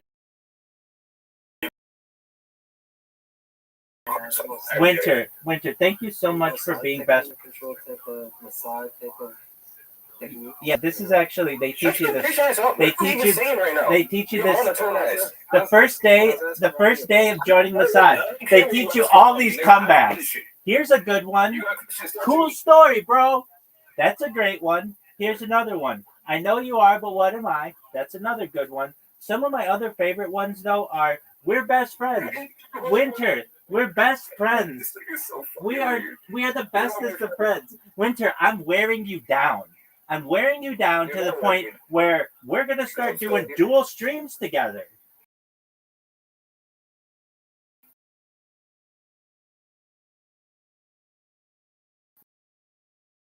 We're best friends, man.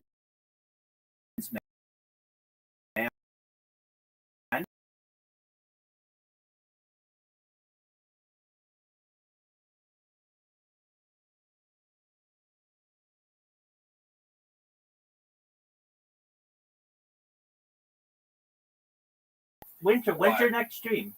Rabbi's gonna win. There's no way You're not. I've been doing it. Got your mouth game. Winter, when did we become best friends? Like, at what moment did you know we were best friends? I'll wait. Never. No, Doc, we're best friends. We're not just Never. friends. We're best friends. What do you like about Michael Jackson? What do you like about Michael Jackson? I don't like the way he's coming out your fucking mouth, dog, bro. Stop what I actually genuinely care about. And I wasn't even talking about that. I was just specifically talking about weed. You're actually an idiot. I'm going to read your about to everybody once again. It says rules. No drama.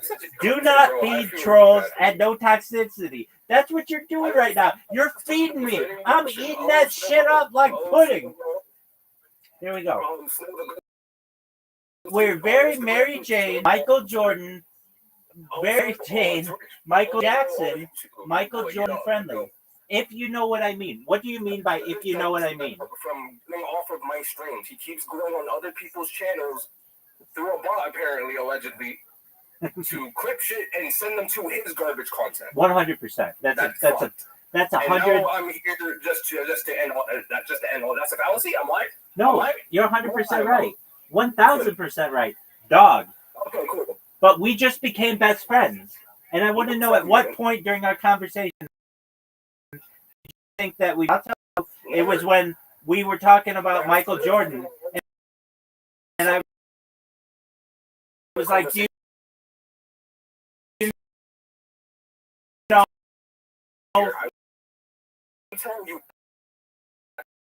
know the 4 numbers that Michael Jordan wore? Dog. Are we best friends? Are we friends?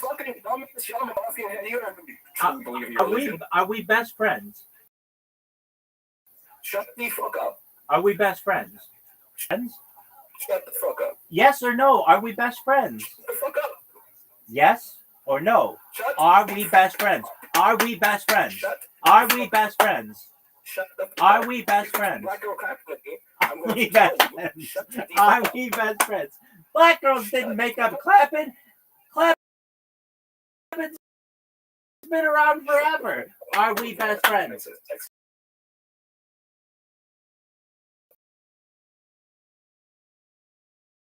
Are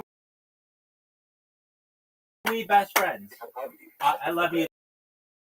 I love you, Winter. Winter. Winter. Mod me? Can you mod me?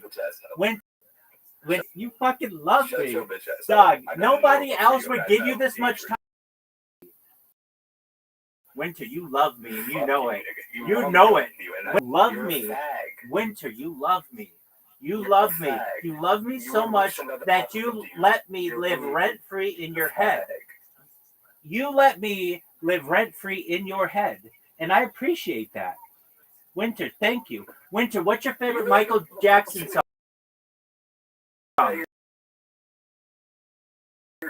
Winter, what's your favorite Michael Jackson song? Your favorite Michael Jackson song? When this video comes out, I'm not linking your channel, but I will definitely be showing your ugly face. That's cool, dog. I want everybody out there to know that I'm amazing. You can follow me on YouTube and on Discord and everywhere else. Dog. And also, Winter and I are best friends. I want everybody to know that Winter and I are best friends. No. Winter, at what point... Stop saying that in my chat now. I will throw up. Will you at least send me the... Winter, will you at least send me the video that you're going to post?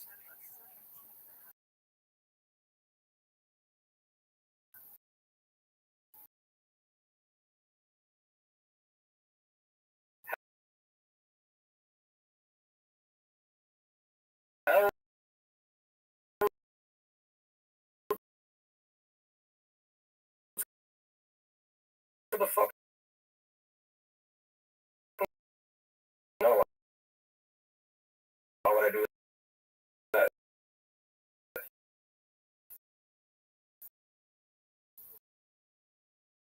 Because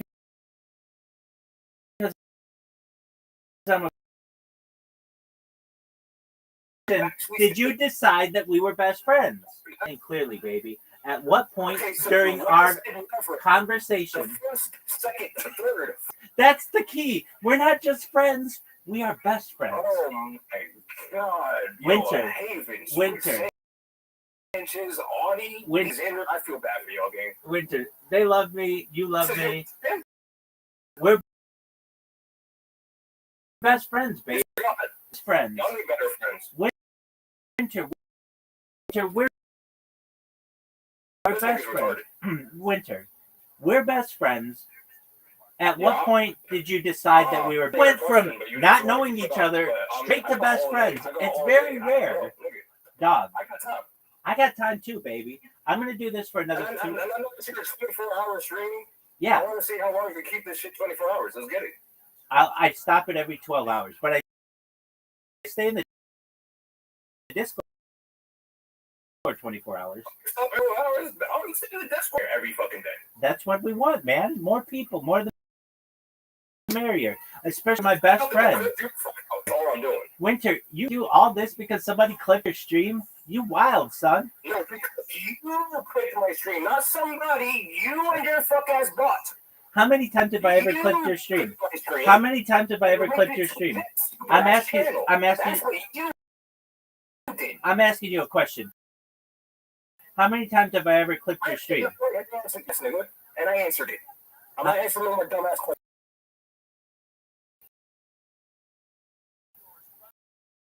Are we best friends?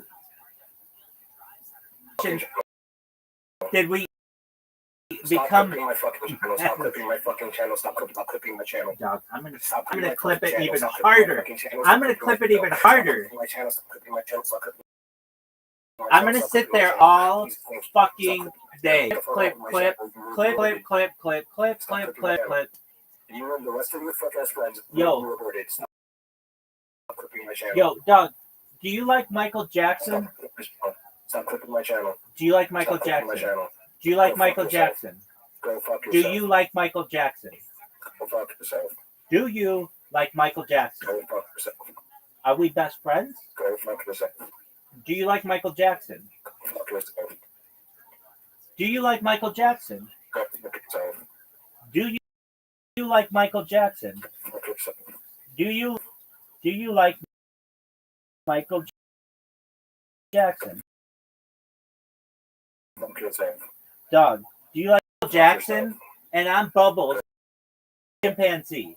Do you know who Bubbles the chimpanzee? Bubbles the chimpanzee is? Go fuck yourself. Do you know who Bubbles the Go fuck chimpanzee is? yourself.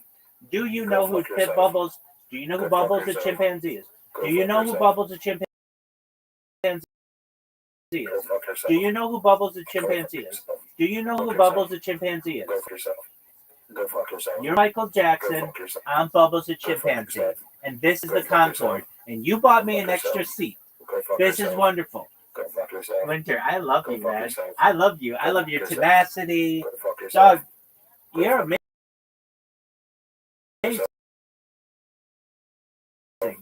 You're amazing. You're amazing. You love me. You just said I love you. These words just came out of your mouth. I love you. You just said I love you. I just heard 3 words come out of your mouth. I love you. I love you. Dog, this is the best content I've ever had. This is fire content, dog. Winter, do you know what 4 numbers Michael Jordan wore over the course of his career? Dog, do you know what numbers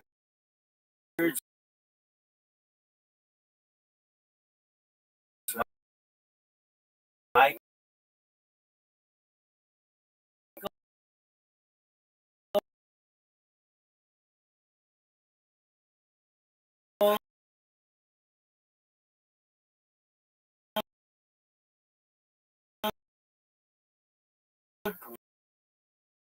Jordan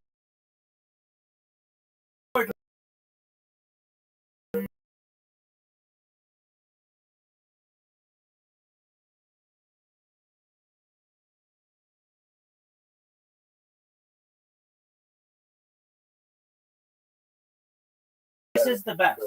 This is the best. We're best friends. Winter, Rabbi. We are best fucking friends, dog. Best friends. Best friends. Dog. Do you love me? Do you love me? Do you love me? Winter, do you love me? Do you love me? Winter, this is the best. I've never had a better time with anyone in my entire life. This is the best. This is the best. I love this. This is the best, most fire content anyone's ever had in mankind. This is wonderful. I love it. You love it. Everybody loves it. I can't believe we're best friends. We are best friends. Dog. Thank you so much for being one of my best friends. Thanks, dog. Thanks. Thanks, baby. Thanks. I like it. This is the remix of Go Fuck Yourself. This is the remix. There you go. I like remix more, but that's cool, dog. That's cool. Winter, are we best friends?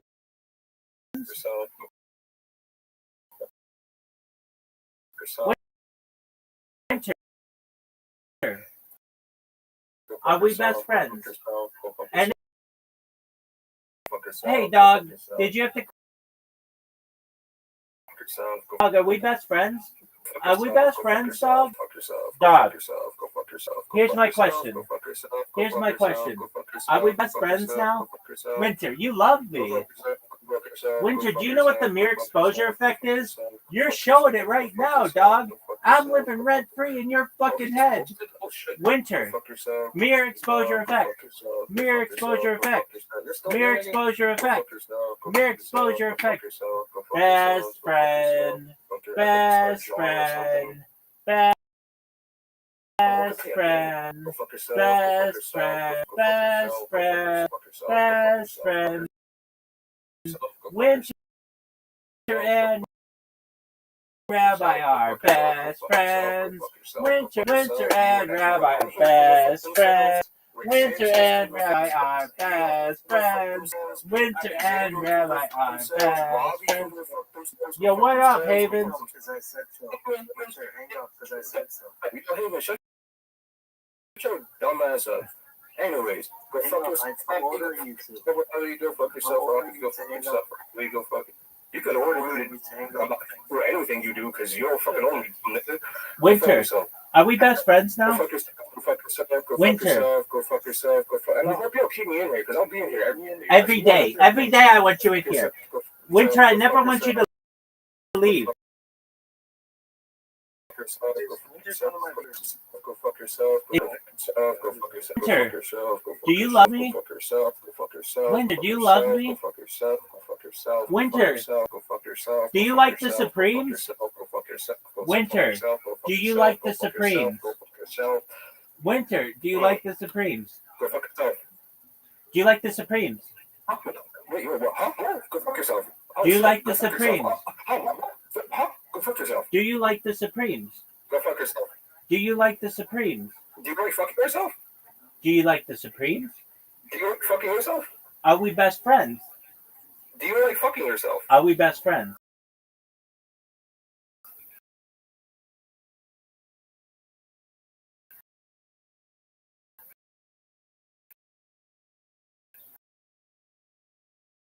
Do you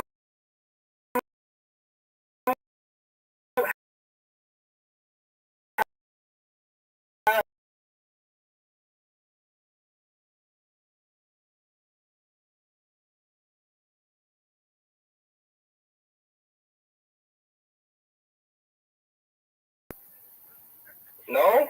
Oh, so you can't. I got the links right here. Okay. Are we best friends? Are we best friends? It's 24 hours straight. Are we best friends? Minors, Are we best friends? Are we best friends? kids, bro. Dog, I don't let people say that I do that because I don't do that. It was all cool until you want to bring up untrue things, and that's not cool. So keep talking all you want. We're gonna watch Professor So good though. Henry Abramson. Oh, it was good. It was very good. I love it. I love it. Yeah, I orgasm play. We joined the same way he did by finding a clip, and he's like, "You guys are assholes and idiots because you joined the same way I did." Right. Exactly. All right. So we're gonna let him do that until he wears himself out. To get to the material. So we covered Ibn Ezra, one of the most famous of the Andalusian poets, and a great commentary on the Bible, and also a phenomenal scientist, as we shall see. Tonight, the new stuff that I haven't done in previous classes is going to be primarily on his astrology. See, Rabbi, he was scared. He was really scared. spellbound by it. You know? Let's just do a little bit more of the delay stuff, the good and welfare that we have to explain. Can't stop, won't Thank stop. you to our sponsor. This is Hale Boded, Arkansas. You'll recall he sponsored classes in the past. He's actually below you. I believe he's a major in the U.S. Army, and he refers Bring him more influence and thinking of. Nobody's gonna clip his stream if it weren't for. And he wishes us the best. So shout out to Rob for more online programs. Also, important good welfare. Next week in this room we have the 100%. my new book, which I'm really very proud of. It is of the Holocaust writings of Rabbbi Columbus Kalman Shapiro, the That's Eighth true. Kodesh, also known as the Piaseczna Rebbe.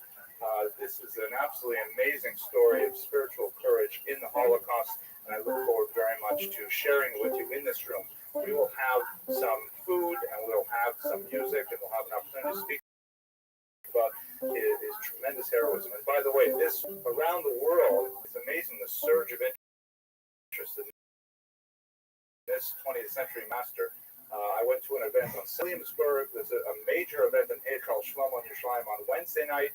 And of course, our event here next Monday night. These are all surrounding the Yortzeit, or the death anniversary of the Rebbe, which, based on records of the massacres in the camp known as Travnik, he killed. He was either killed on tomorrow or tonight, really, in Dalet Heshvan or Hey Heshvan. But we don't know for absolutely sure which day he was killed. But it was at this time. It's the 74th year since his murder, and it's a great honor to be able to speak about him Monday night. It's kind of cool. We won't talk about it too much tonight. Few people do. But the Sephardic, and I've been asked to lead a tour to Spain and Portugal this summer. So we're going to go. So here's my name. I put a big arrow with the word "yay" over here. It's on the Douro River. We're going to sail from Lisbon into mainland Spain, and take a lot of stops along the way. And it's going to be a really fantastic deluxe trip. I certainly, I'll send you more stuff on the internet about what it is, but I think it'll be a really amazing opportunity to learn about this history in situ, as opposed to here.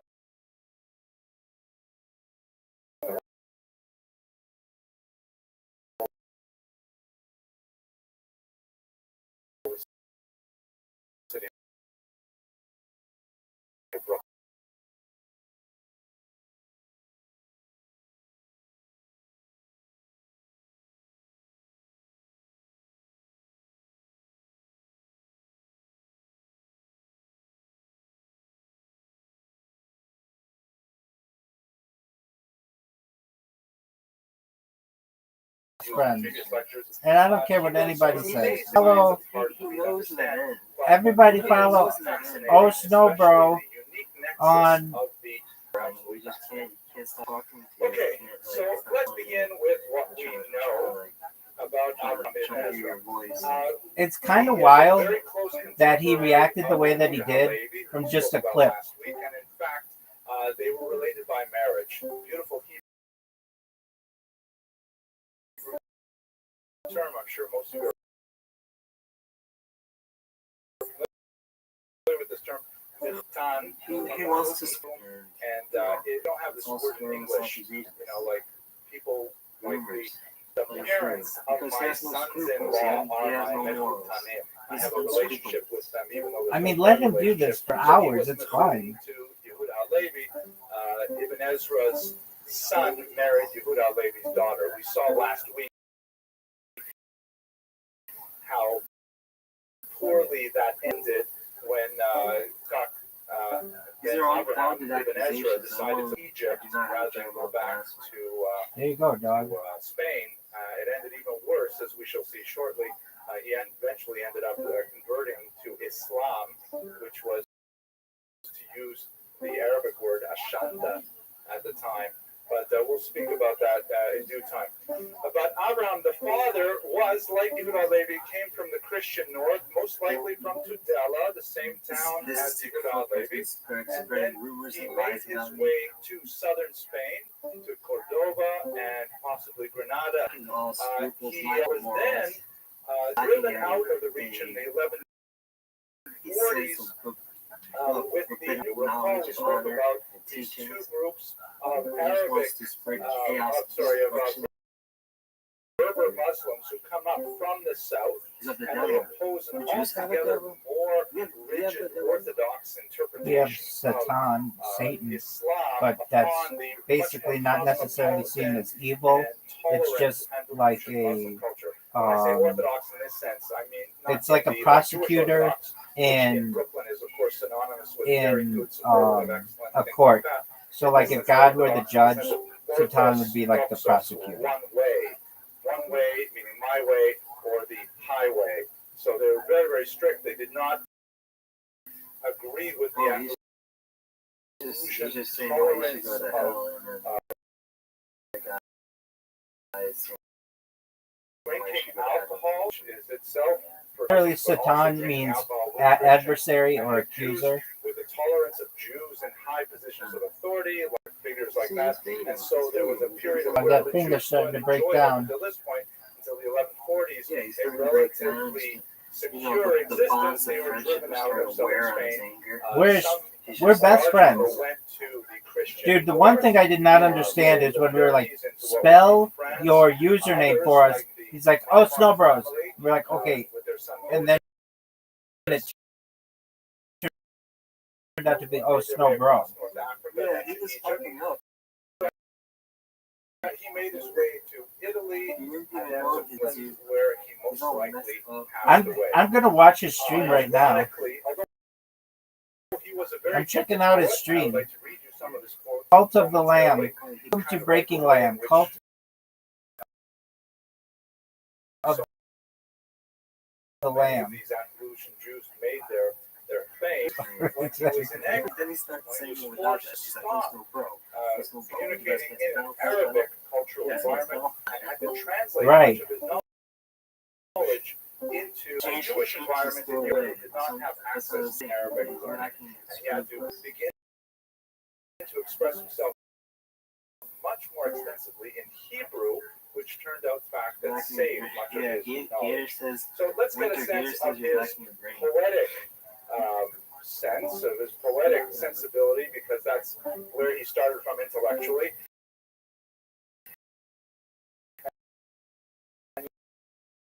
You also get a feel for his unique personality. Is going at Order him to go. Yes, Ezra S.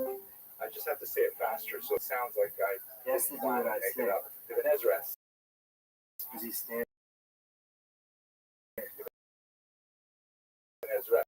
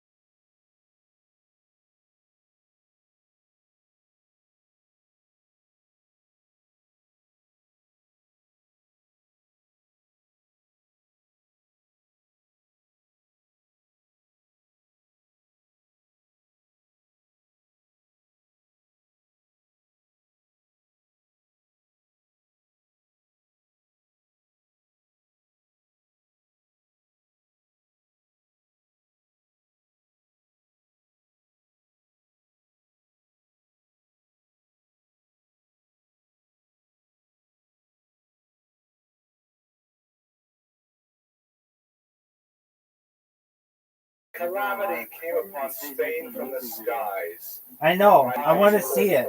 The town of Lucena sounds well, toothless and strong, for 1,070 years unchanged. Unchanged, because He's making a Andalusian YouTube Jews video of your believed that complete they had foundation. Watching your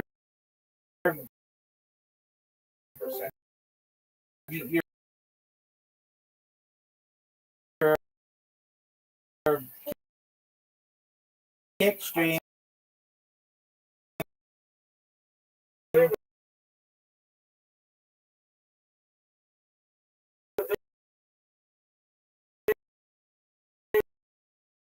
that she was You're playing Marvel Rivals.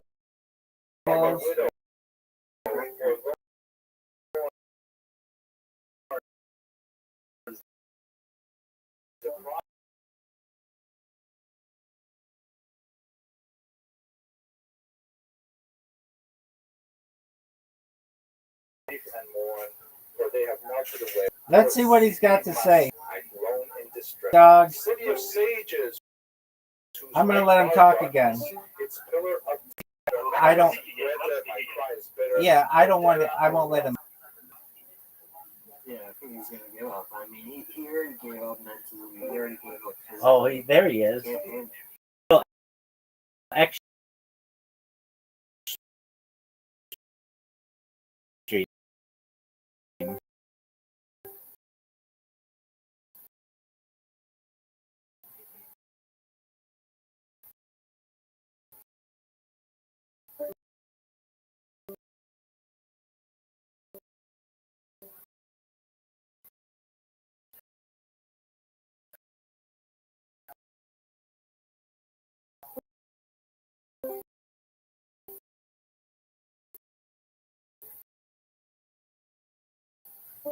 I didn't even do it, dog. It was a bot.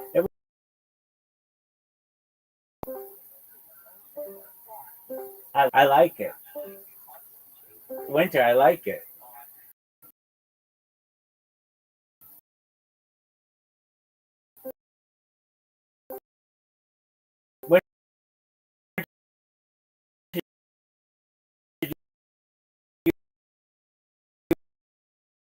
Winter, and I'll let you talk. What up, pimp? You can talk. When are you gonna stream?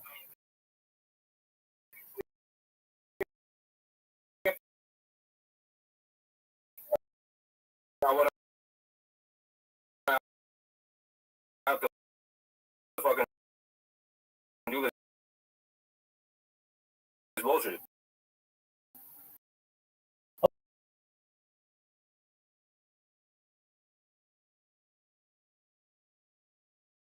Give me pop. You fucking shit, you base. You child molester. You child molester. I'm seeing all types. Calm down. Say that this is the worst from God. This calamity has come upon me, and now we're Milk. long for lands. And That's my jam. refuge beneath his wing's shadow. Whenever she thinks of his name,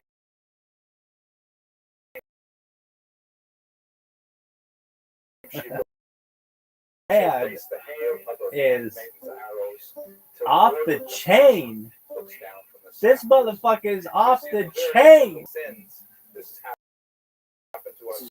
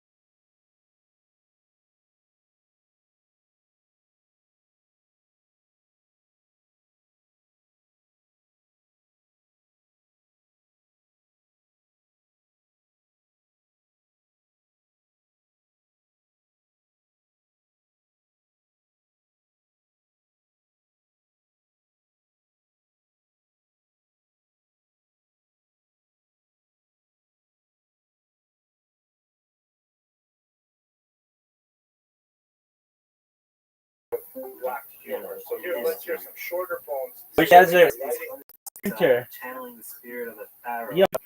When are you gonna stream? This was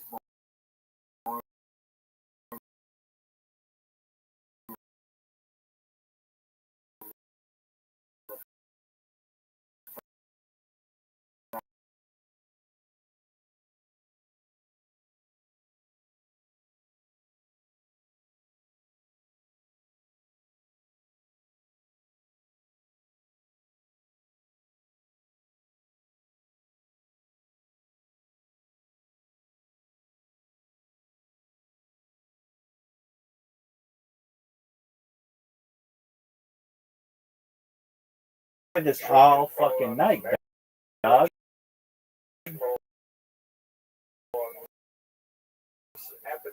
I thought we were starting to bond there. We were definitely becoming best friends. The sun would never go down. I love everything about you. Winter, I love everything about you. I think you're generous. I think you're an absolute everything that you do. Thank you for being so kind. Winter, do you want to talk? Like,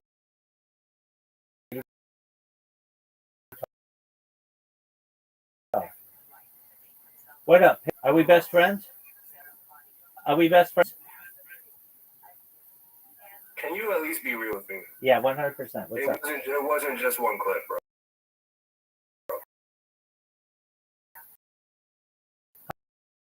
How many clips?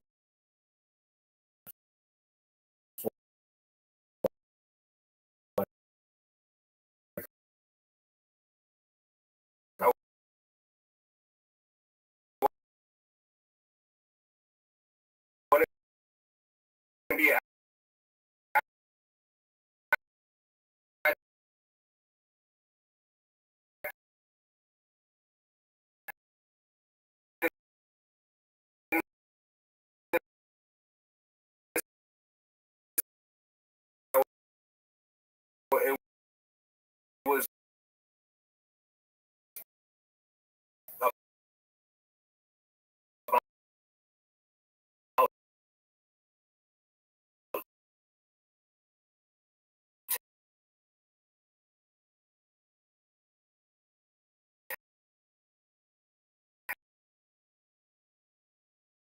and channels and you. Let me show it to you. Just But do you think that's okay? yeah, it's free promotion. That's not okay, brother. And you're actually a piece of shit. You love me. I see why you fuck it. We're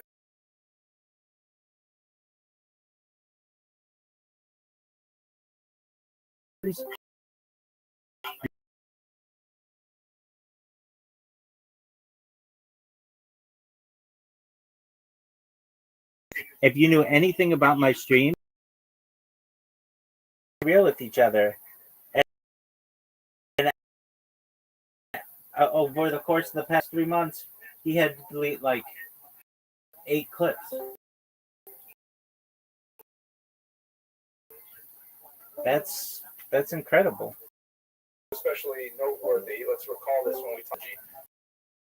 So much of this has to do the Best friends. of course, things Best friends. Here's another one that describes his experience trying to put together. We're best friends. A few rubles from his poetry. I get up and head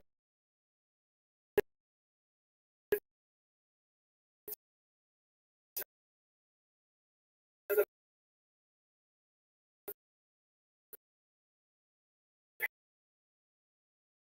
Best friends.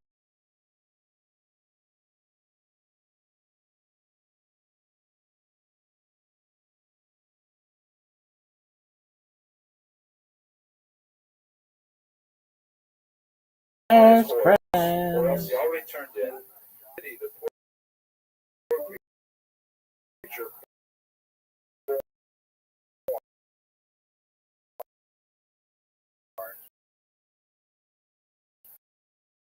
under the sign. He said he respects the grind. Thanks, baby. You're amazing. On their own. It seems they're only seeking their share when I offer them lamb and wine, but that it turns out isn't enough. They also covet what's mine. If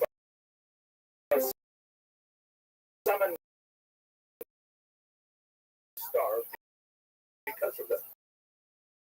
It's cold and rain will wipe them out. Thank God who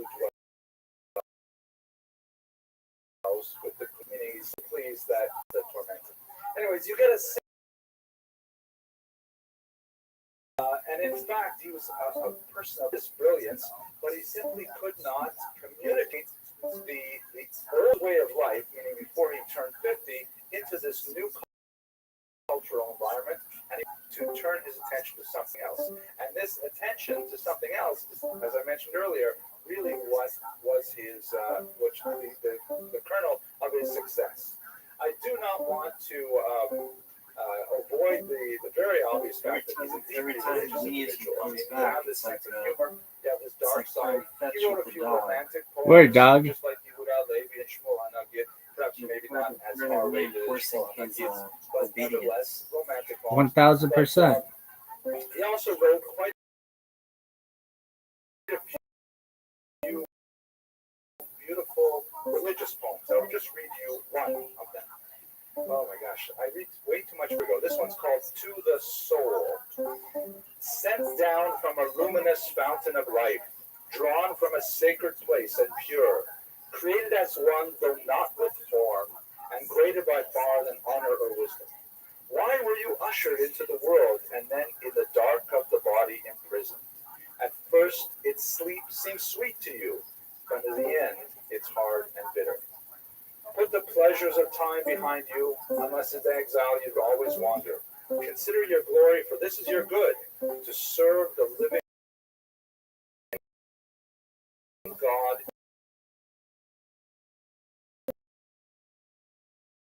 In all.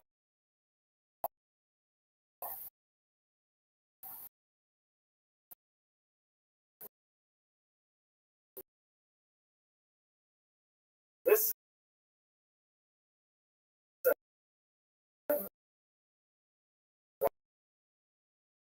living in this world and be bound to the one to come with the Lord. Very deep philosophy.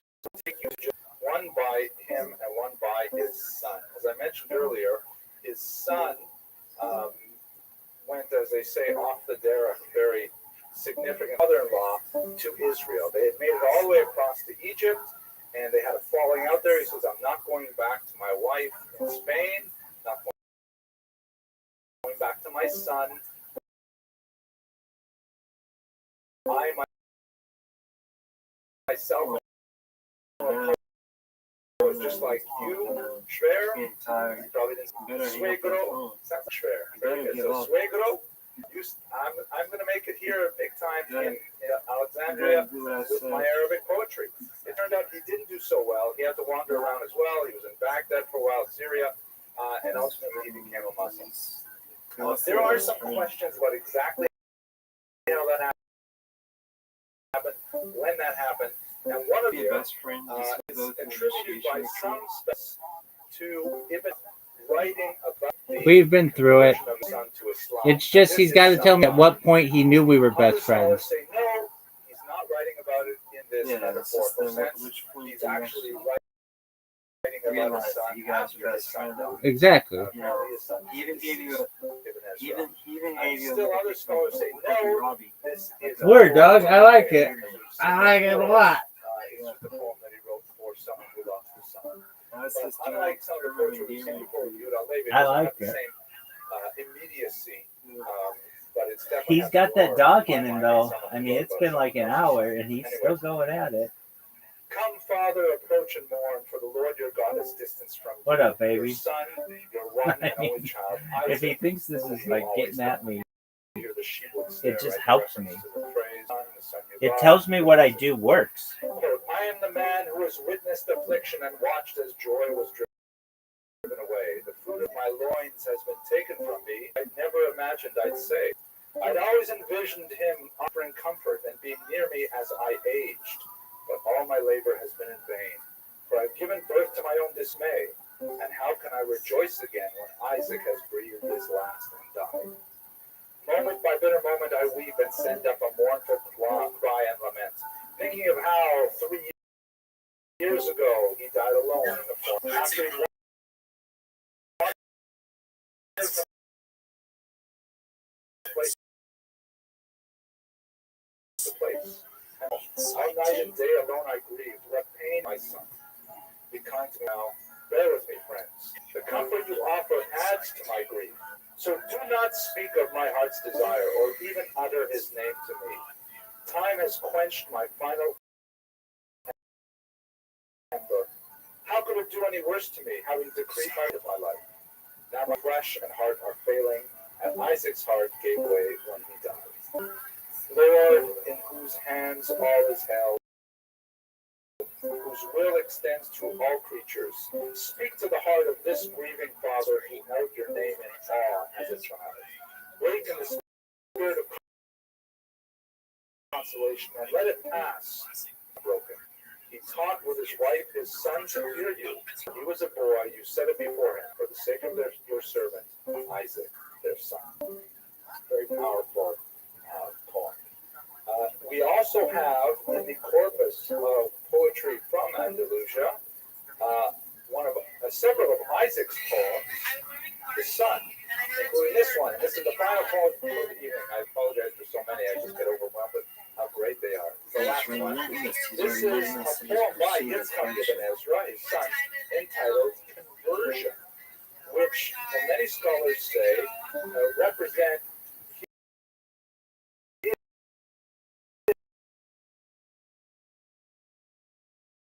his late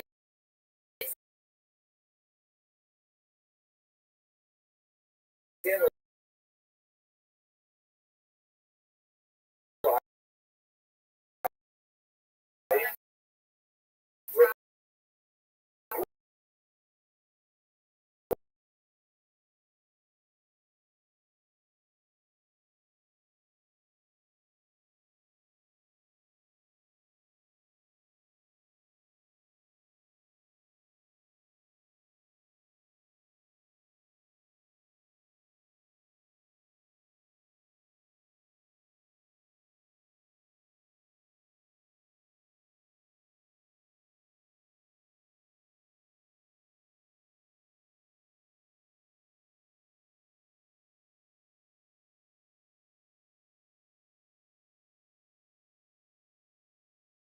but my heart replies, you're lying again and bearing false witness. I've sought the shadow of the presence's wing and ask of you now, my Lord, forgiveness. Okay.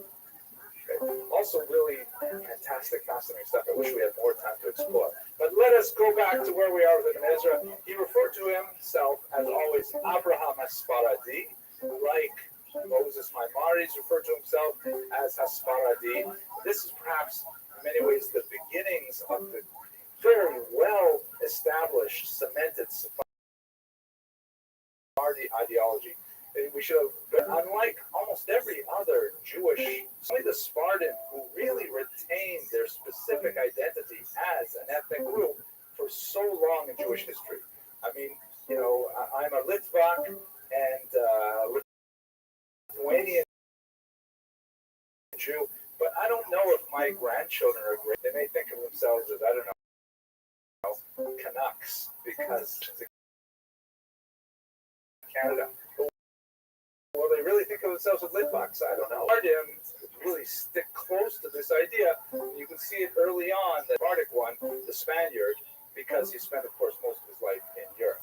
Okay, let's look at his biblical commentary, which is absolutely astounding and completely surprising. As you shall see, he is one of the most important of the classical, a copy or a page from a book called the Mikraot Gedolot, the Great Scriptures, which is kind of like the standard, traditional, I won't say exactly critical edition, but the primary reference edition of the Bible that you'll find in scholarly Jewish homes. And there's a number of commentators that are always represented in Mikraot Gedolot, regardless of it. You will always have Rashi there. You'll always have Ramban, Nachmanides. There are a few that will definitely be there. And then depending on the printing, you may have a few others that are included or not included. Ibn Ezra is is one of the commentaries that is always included. You can see here is Ibn Ezra is central to the traditional interpretation of the greats in terms of their commentaries. This is surprising in many ways because he differs so dramatically with his peers. Sometimes with tremendous disrespect, apparently, referring to his contemporaries as fools, as blockheads, as ignoramuses, speaking of them in very contemptuous terms, and dismissing their arguments in a manner that really wouldn't be tolerated in the yeshivas today, in my humble opinion. And moreover, more significantly, he says a lot of really controversial things. So much so that in many yeshivas, even though he has pride of place in Mikra Gedolah, the systematic study of Ibn Ezra is discouraged. Because when you study Ibn Ezra, you will come up against some very difficult hashams. Nevertheless, because of those philosophical problems, he actually inspired more than 36 super commentaries. Meaning, he's writing a commentary on the Bible, and more than 36 other rabbis have written commentaries on his commentary, trying to parse out why did he say this, and how do we solve this problem that he brought up, and so on. Very, very, including Ramban. Ibn Ezra is the one that inspired the most super commentary activity. That's just indicative of his provocative nature. Here is perhaps of the most challenging figures. He was a Jew who advanced a series of theological notions. He's who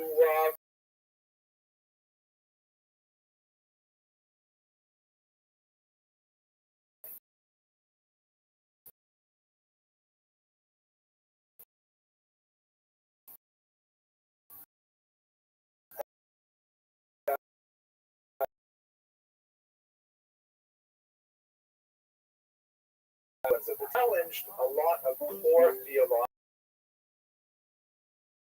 Ibn Ezra is essentially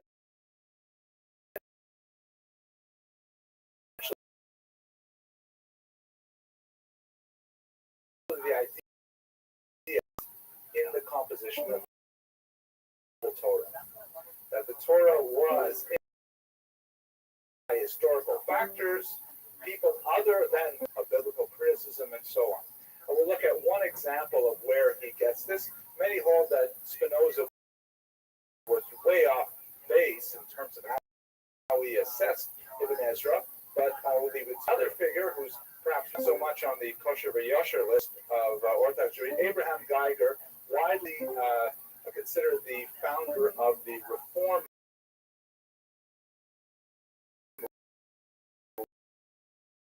movement. This is the beginning of the 19th century. It was more of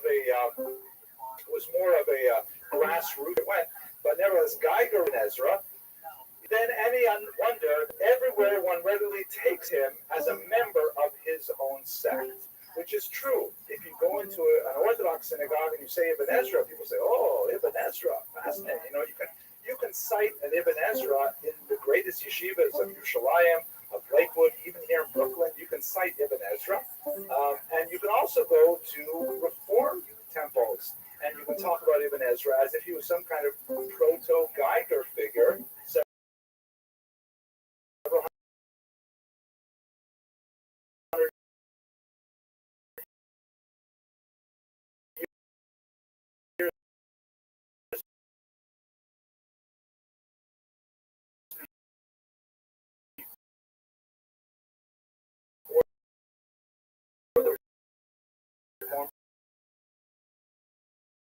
How is it possible that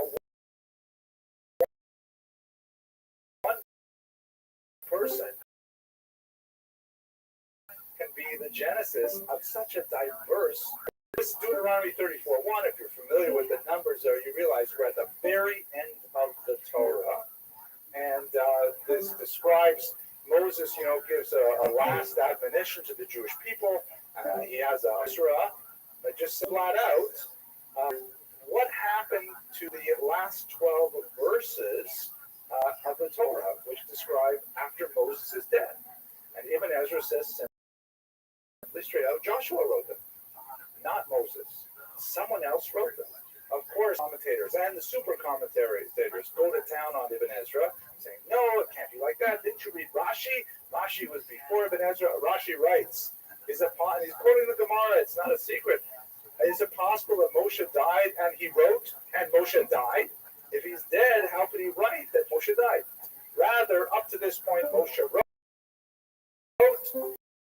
and afterward Joshua wrote. Meir said another opinion, this is essentially Ibn Ezra's opinion. Meir is a Talmudic rabbi. Is it possible that the Torah should be missing anything? Meaning we call it Torah's Moshe, right? The Torah of Moshe, and we believe that it is whole and complete and authoritative. So really what it means is, under Meir, rather the Blessed One spoke, telling Moshe what to write down, and Moshe wrote with tears. Meaning Moshe did in fact, he did write what was dictated to him, and Moses died there and was buried and so on. No one knows where his grave is and so on. So look at his passage on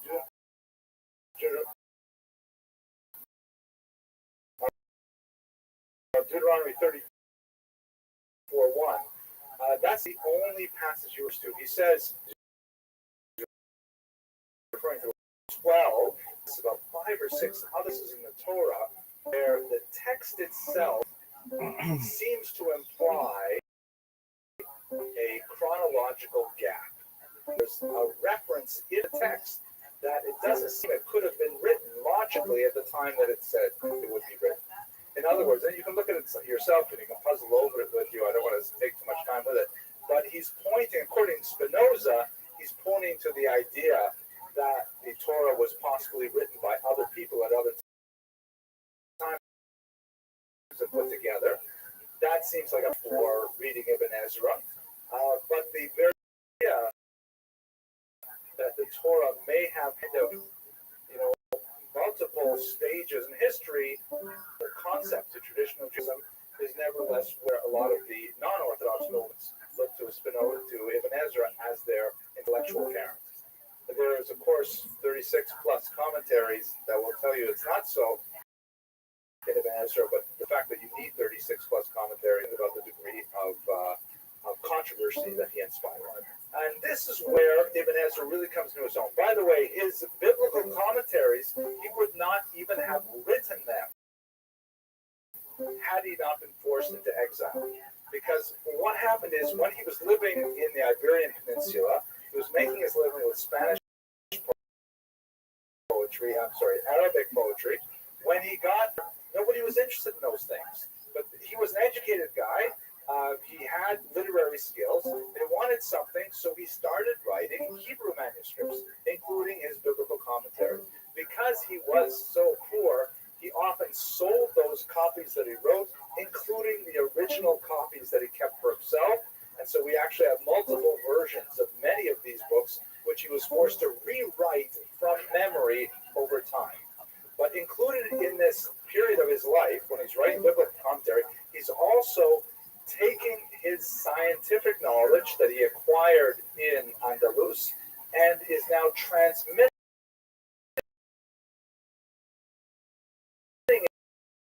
it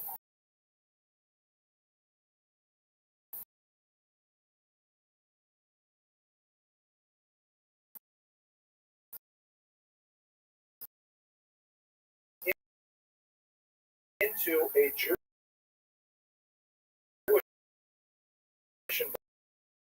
environment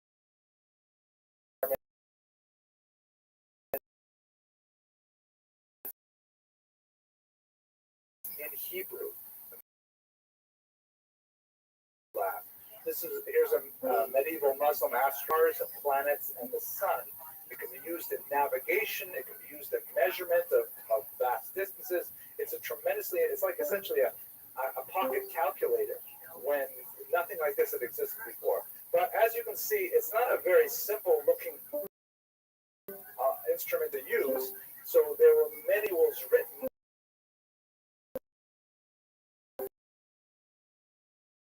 on how to use astrolabe, customized for particular areas. If you had an astrolabe that was made for Baghdad, it would not be very useful in London because all of the various celestial positions changed when you moved that far west or east in latitude. So these manuals for astrolabes were written in many languages at the time.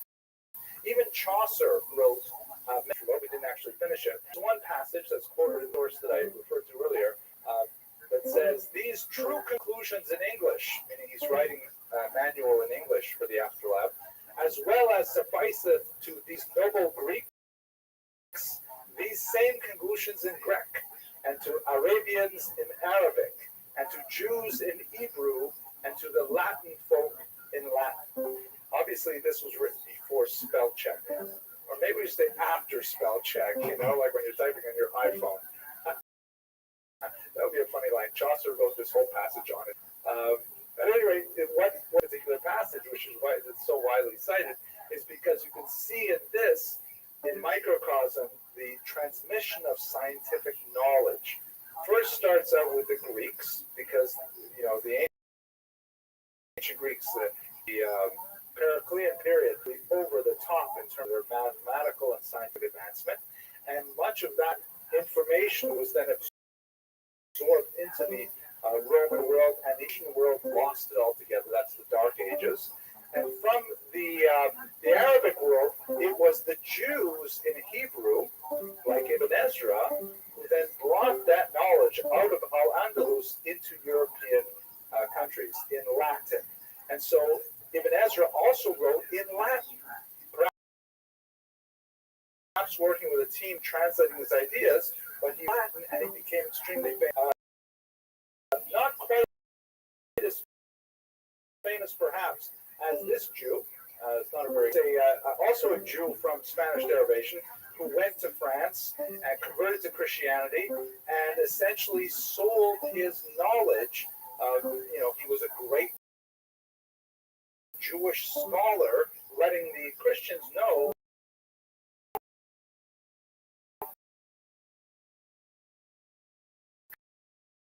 kind of scientific advances they had. Petrus Alphonsus complete ignoramus and had basically a high school education, whereas Ibn Ezra was a tenured professor. And so Petrus Alphonsus was kind of making things up as he went along, lots of errors, very superficial and so on. But because the Arabic science was so advanced, he was the principal conduit. Ibn Ezra's wisdom was far more sophisticated, far more accurate, and so his scholarship really prevailed over people like Petrus Alphonsus. It is interesting, however, that the trope of the Jew who abandons Judaism in order to become an agent of cultural change or cultural transmission in a foreign culture is one that goes way back to the ancient period and continues even to the present day. If you go to local bookstores, and by the way, for those of you who were born after 1990, a bookstore is kind of like a store where you can actually walk in and buy a paper book.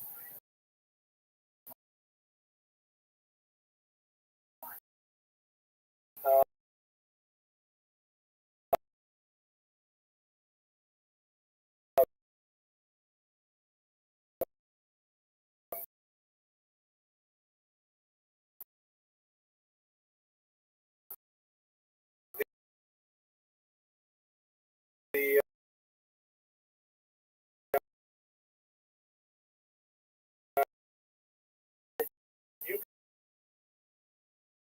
can find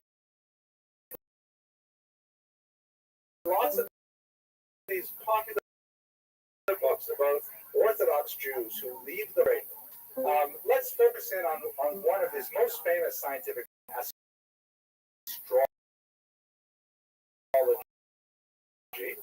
the power of the taught in his Andalusian period, in many of his poems, talking about how the stars determined his fate, one after another, and he made a huge amount of money with them. He actually sold them several times over, principally Olago, which literally means the book of things that will be born, or nativities. And because the astrolabe can be used with astronomical tables to determine things that will happen in the future, we have here the genesis of a calculation. What could happen to a life, and in fact the entire world, over a period of time? Because you can figure out, well, Venus will be in this place, and the moon will be over here, and you'll predict an eclipse and all kinds of things. So he wrote a book on how to figure out what is going to happen in the future astronomically, and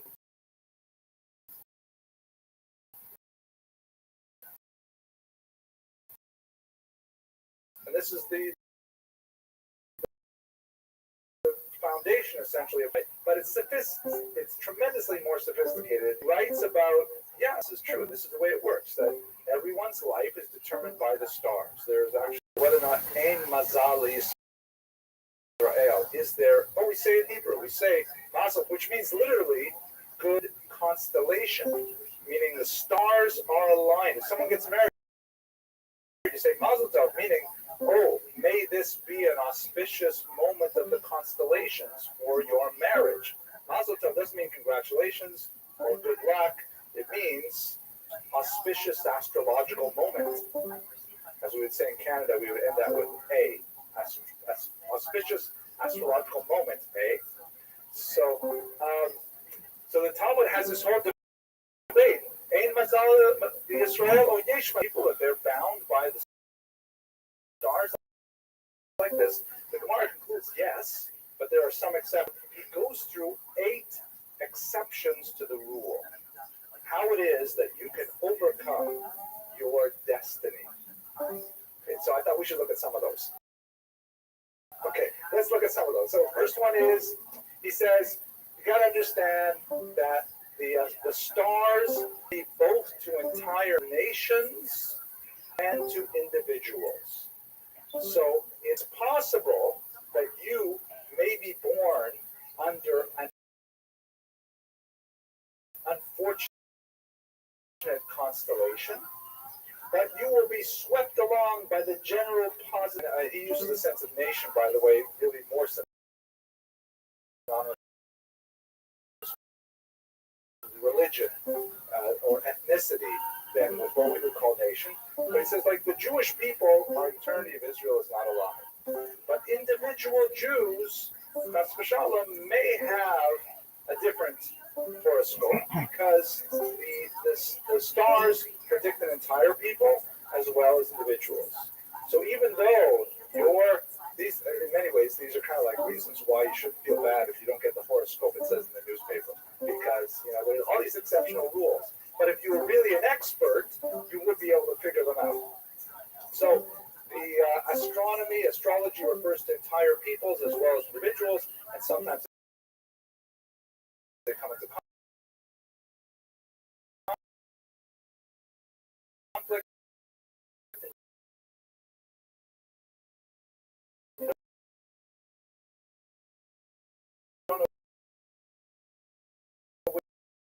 Which one is going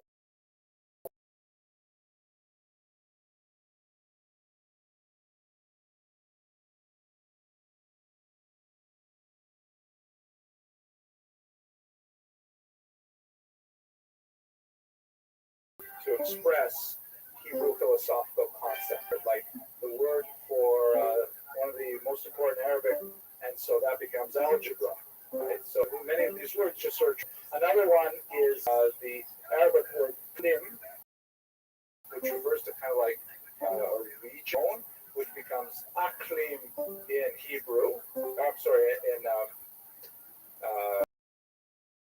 I think klim was, I forget whether it was Hindu, it was aklim in Arabic, and then used to use that term. He used the term "gvul," boundary in Hebrew, and so he was really quite what's the right word for it?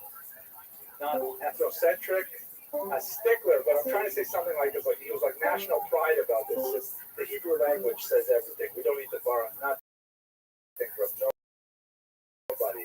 We take only Hebrew words. Like the famous word in Hebrew, you know what they carve in Hebrew? It's real axle. Right?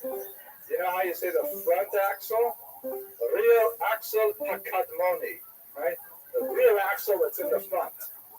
So, yeah, the French are like that. They have an academy where they're very particular. They don't accept words into French. They try not to borrow words from other languages, and they invent their own that are French origin. And in Hebrew too, especially in the 1950s, they had an institute that tried to keep Hebrew pure. Instead of using a word like economia, right, economy, they use words like kala, which is totally different. How is affected? Well, associated with particular areas. So if you're in one area and the stars are aligned for your horoscope in that particular area, what happens if you move to a significantly new place? Well, the stars are aligned differently. And in fact, anyone get the reference to this week's parsha? I think you did, right?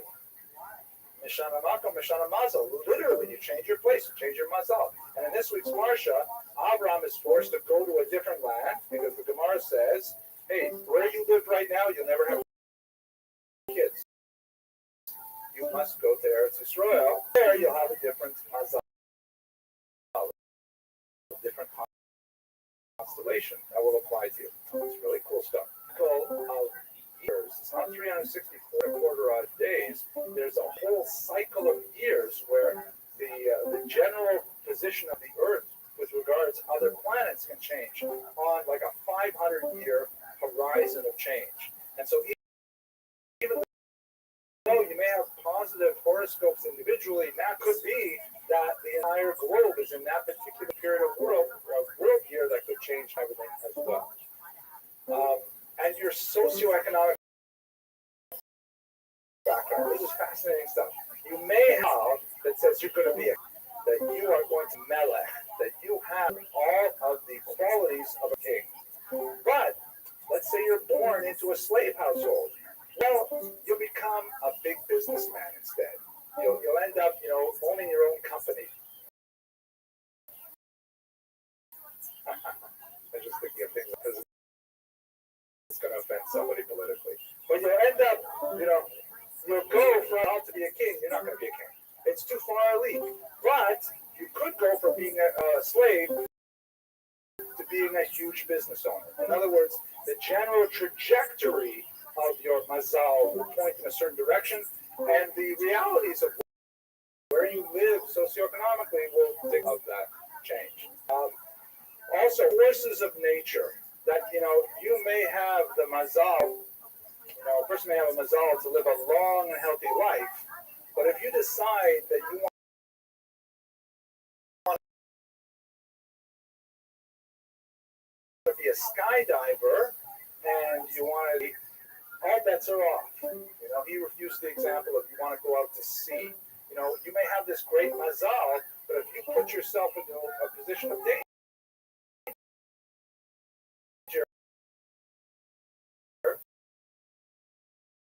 it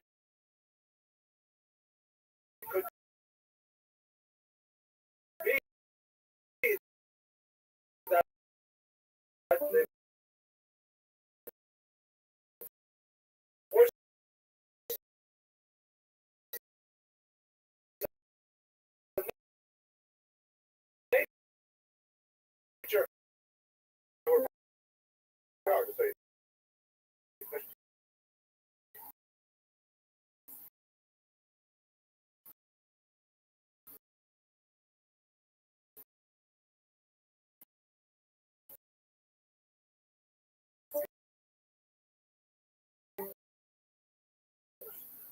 don't push your life. Right, exactly. Which is a translation of Ein mashgichim al hanim. We don't wait for miracles, which is a beautiful thing. In Muncie, New York, I lived there many and streets. And it's a good thing the Hasidim there, they dress in very high soul for the Jewish people, meaning the Mazalot, the stars do not have power over the Jewish people. It says when a Jew is from the gravitational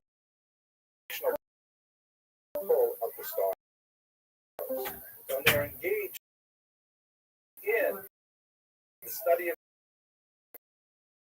Torah, that's affect them, which gives rise to a concept that we have from the Talmud of mitzvot and nizakin, right? The person who's involved in doing a mitzvah is not harmed at that time, nor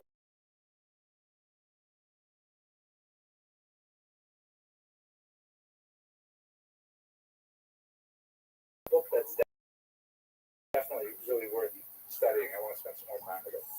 Let us go now to his legacy. And one of the more amazing things about Ibn Ezra is that after whom a crater on the moon is named.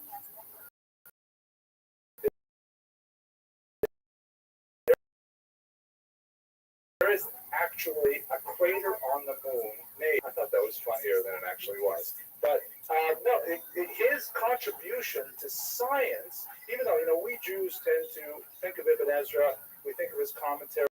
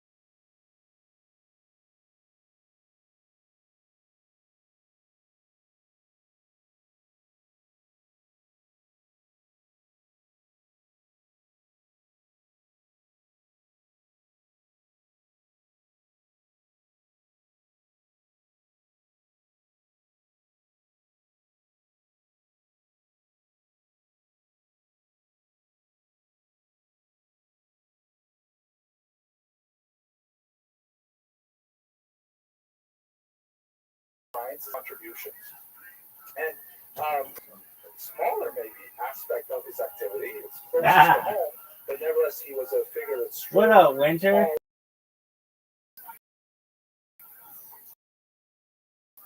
Winter, you want to talk?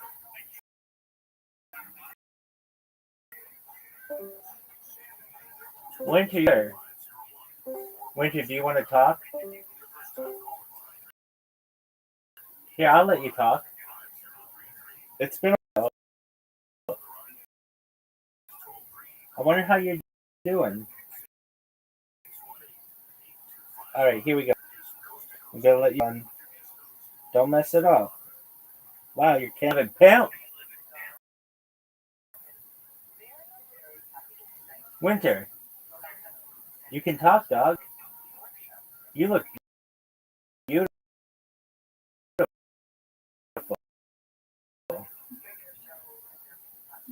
Hi. Are we best friends again?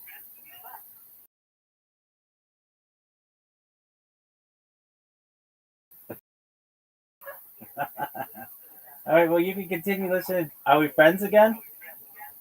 We were never friends. Doug, I watched some of your stream. It was pretty good. So, I don't care. you like playing Marvel Rivals?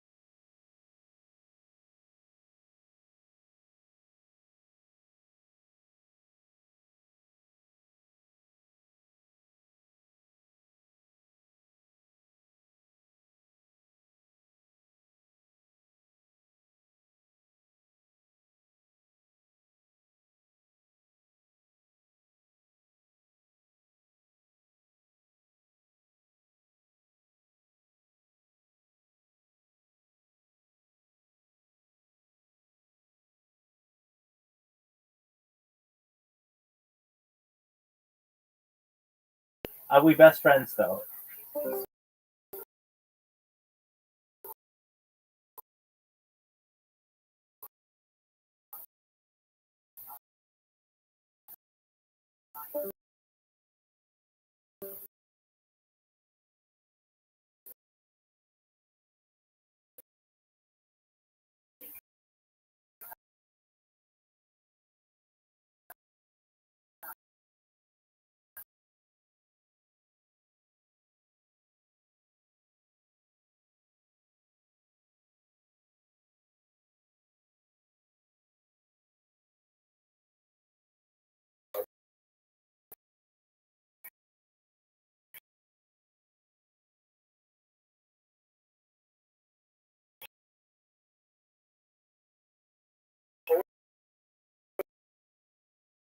Of his work, he influenced Strangey Lex. Olive kick.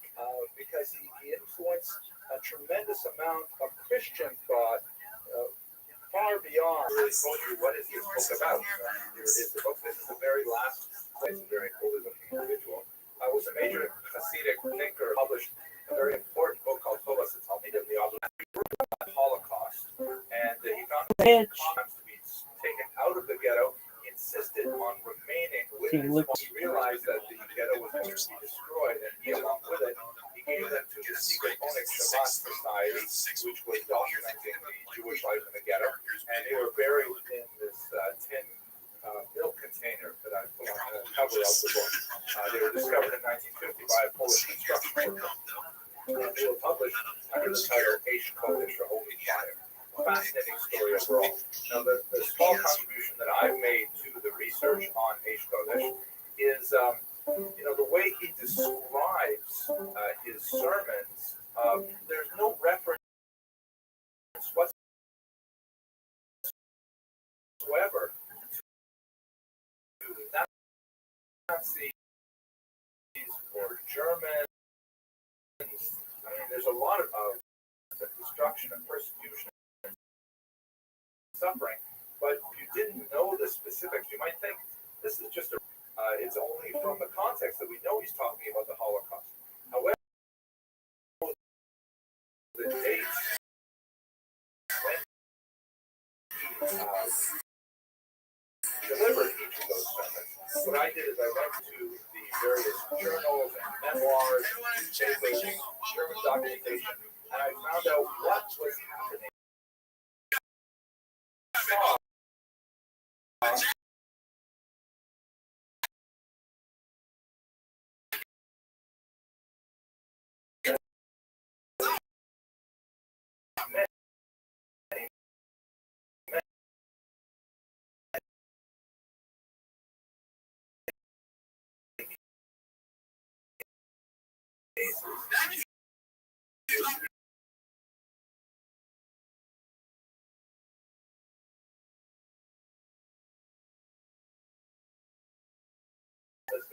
Of the horrible events of the past.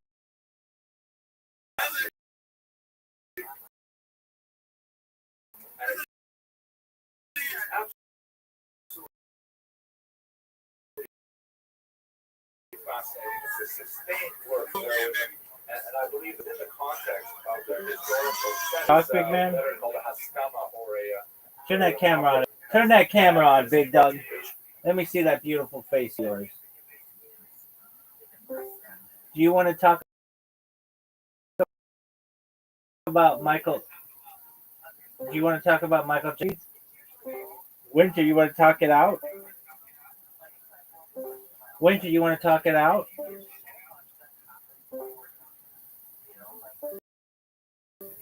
Winter, you want to talk it out, Big Dog? Winter, you want to talk it out? Winter, you want to talk it out? Winter, you want to talk it out? Winter, bitch? Winter, do you want to hug it out, bitch? Winter, you want to hug it out, bitch? Winter, you want to hug it out, bitch? Winter, you want to hug it out, bitch?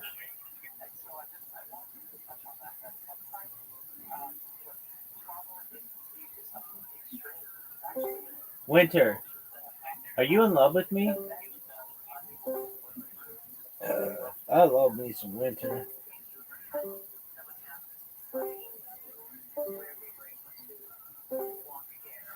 Winter, did I call you winter because you cold as ice, motherfucker?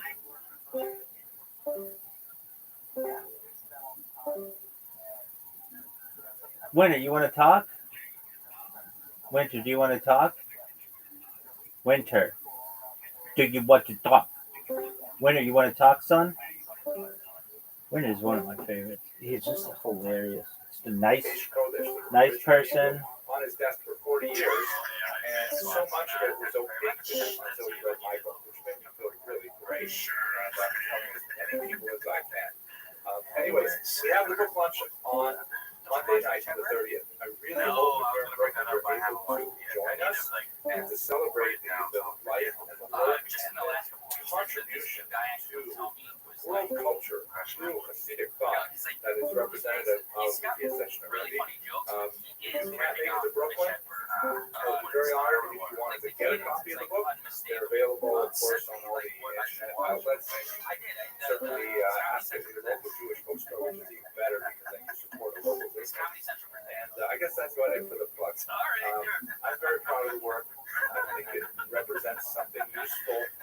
Spazzy. And I hope you like it too. Remember I was like off last week? Yeah, you're like, you're off. Yeah, I'm always off. No, you're on today. Just, you know.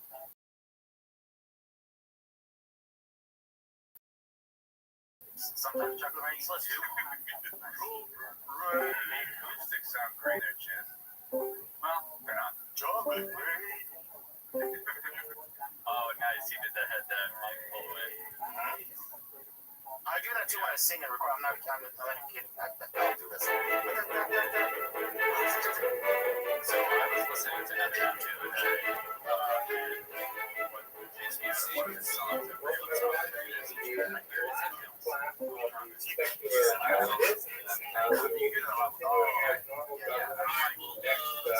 just go ahead and jump down. We'll take one day off.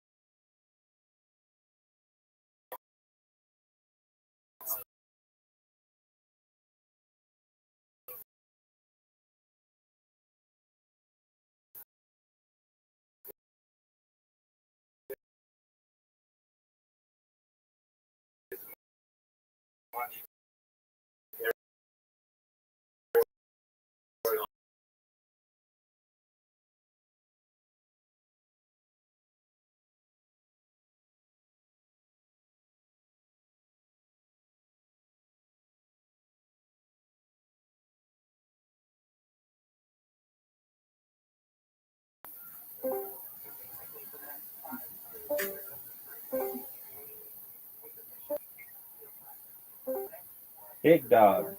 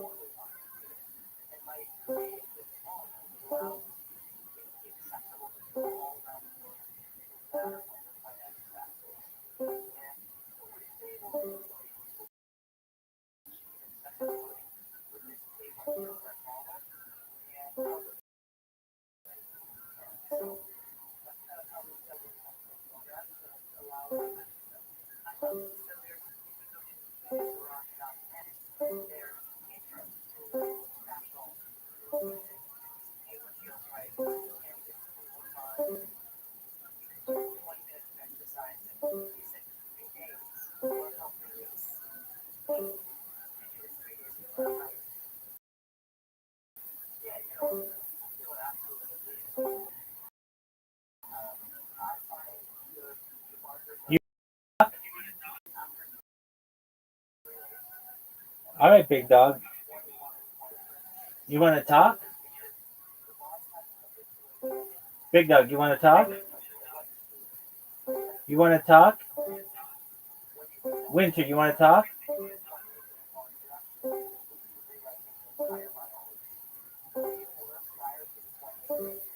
Now me gain up all those glory. The world is mine. The whole IT me taken slowly. Happy days we call it now. Me Bond said story. Anyway, me the Emma in the world. Me don't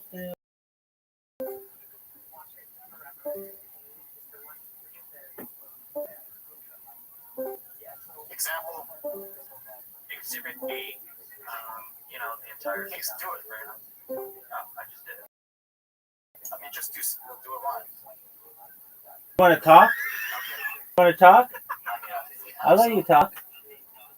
What's up, baby? You want to talk? Big dog, you want to talk?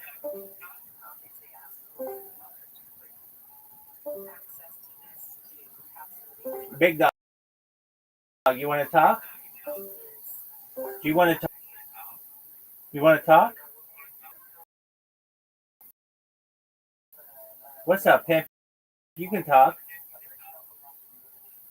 You got that dog in you, son. I love it. Yo, dog, you want to talk?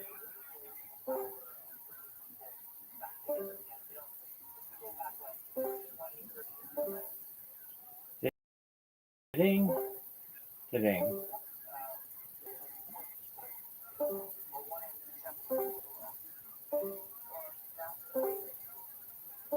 He's got that dog in him.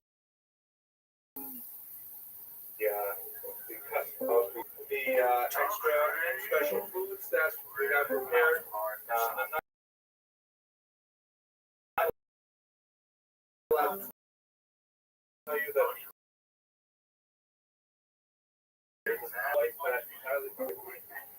But obviously, in honor of the auspicious occasion of this eve of the fast of the 10th of David, we had to have a special meal with champagne and things like that. So, but it's also, life is tough. My father turning first, but I always say, whenever we have a chance to get together and wish each other any happy occasion, we definitely stop around and wish each other a happy new year. Just like their calendar.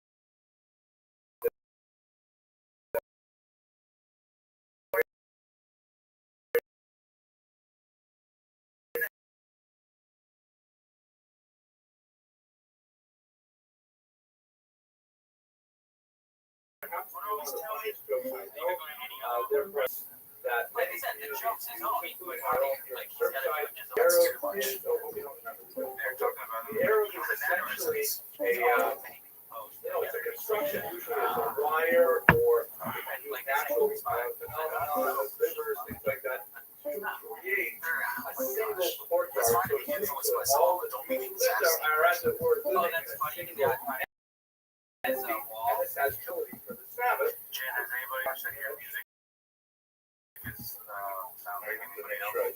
It's utility for the Sabbath because the Sabbath was otherwise prohibited from carrying on the Sabbath, speaking their pockets, things like that, or strollers, things like that. So it's often filled with controversy. Quite often people, because these are difficult things to construct, people cannot rely on them, especially people who have a very high level of piety. They say, you know what, I'm not going to rely on here. Also, a lot of controversy because quite often Orthodox Jews, and if you don't happen to like Orthodox Jews, what they do for the property value, then you may oppose the Arab, as happens quite often here in the United States. So the joke goes like this: there's two couples, two study partners, they're sitting in yeshiva learning together, and they're learning and studying the Talmud back and forth. And one day, Ruvain says to his friend Shimon, I have to confess something. You know, we've been learning together for many years, and we've grown so much in our appreciation of God and so on. And I can tell you I've learned something from you. It's kind of actually best stuff.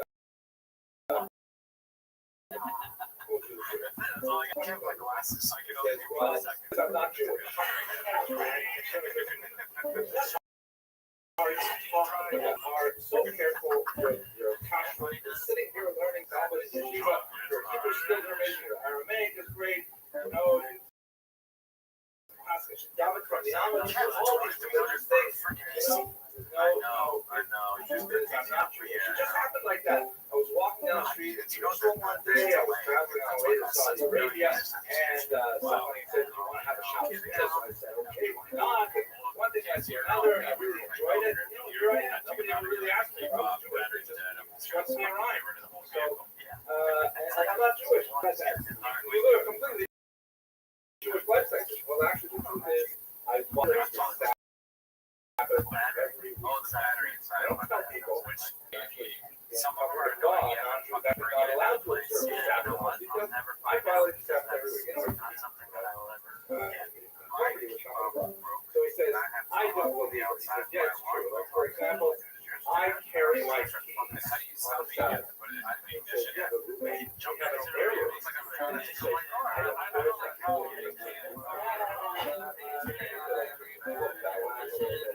Okay, here we are. Let's go to the zero. Let's see you came for not for the jokes, but I did get an email from oh, I forgot where it was from saying more jokes. So. Okay, so can I stop it? Because he as a thinker really had a big influence on my own communication. Overwhelmingly important figure in the yeshivas. I may not have heard of him. I meant to ask Nick Malcolm, my daughter, who is now doing the film, Mr. Rodriguez, is going on to take graduate courses on Wednesday night. So my daughter, Nick Malcolm, is in your extensive education, have you ever heard of the Rothschild? How about Raphael? You're exactly. Have you heard of the Rothschild? Okay, so my daughter's not going to be exceptionally well educated. But I think outside of yeshiva, chances are you never hear the name Rothschild because he's so.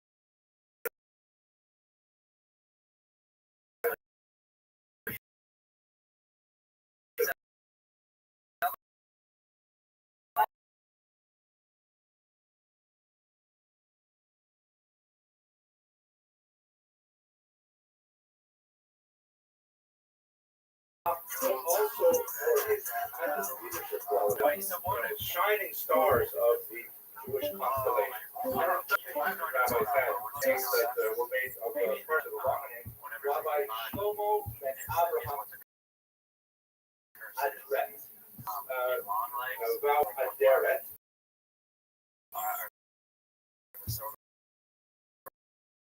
He's known as the Rabbi 1235 to 1310. He's associated with Barcelona in particular. That's where his life was most active. So let's place him in the context of Jewish history. He is one of the most famous of the generation known as the Rishonim. So according to Jewish philosophy of time, there are sort of large chunks of generations that can be grouped together, primarily how Jews work on what they call. And the concept behind grouping the generations is the notion that the closer that Jews were to the revelation at Sinai, the greater the level of spiritual sensitivity, the greater the level of openness to Torah, divine information, and so on. Not necessarily greater intelligence, not necessarily greater sophistication. Those things actually come later because you have the ability to access much more information in the generation. But the idea is that they were on a higher plane than later generations. And the Jewish philosophy of time outlined in here. The period that we're especially looking at right now is the Rishonim or the first one, because there were periods before the Rishonim. So the Geonim, the Amoraim, the Nine, so on. But the Rishonim is really the first generation after the Talmud. There were certain tractates of Talmud production. The Rishonim is the first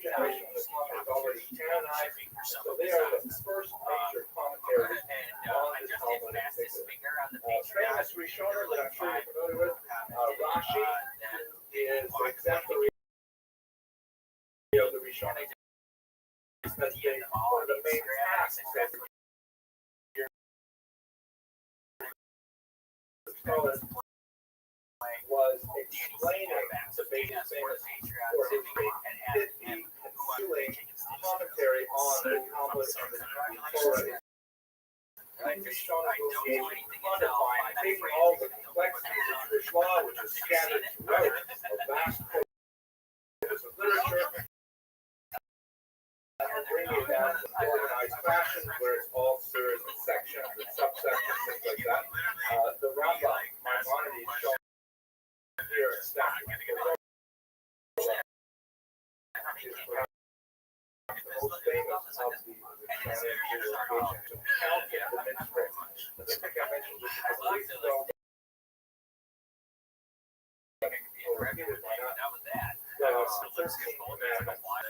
It's almost there's that list of them. So by the time you show them around the turn of the 10th century, several rabbis say, well, okay, let's put these down on paper. What are the things? Of course, then they have a opinion which ones should be in, which ones should not be in, customary or rabbinic and so on. But that's something that we shouldn't do if they try to analyze and synthesize so that we have the Torah presented in a very different format than the earlier. So these are the kinds of things that the Rishonim engaged in very heavily, and the Rabbbi firmly in that tradition. The most significant area of his work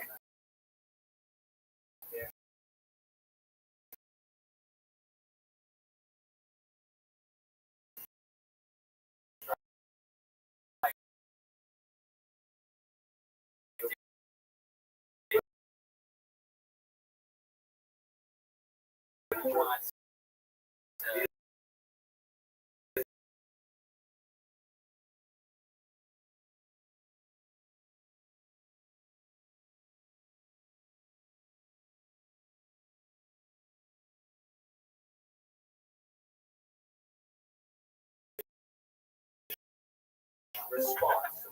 Basically, it would go like this. By the way, this is the way it goes even in the 21st century.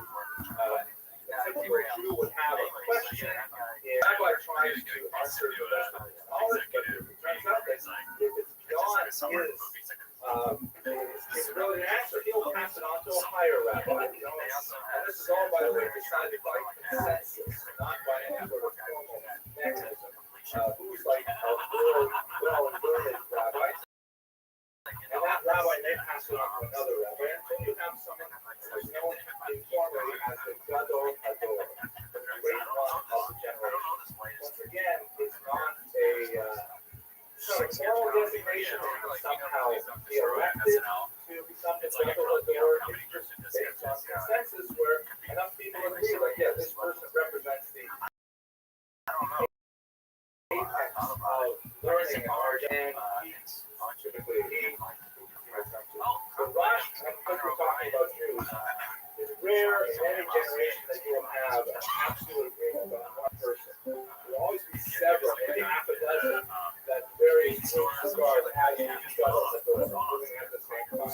We did have a generation like that about 40 years ago. There was widespread consensus that Rabbi Moshe Feinstein was considered the Gadol Hador across all movements, but that's very rare and only episodic. It was the case in the era of the Rashba. He was clearly the Gadol Hador.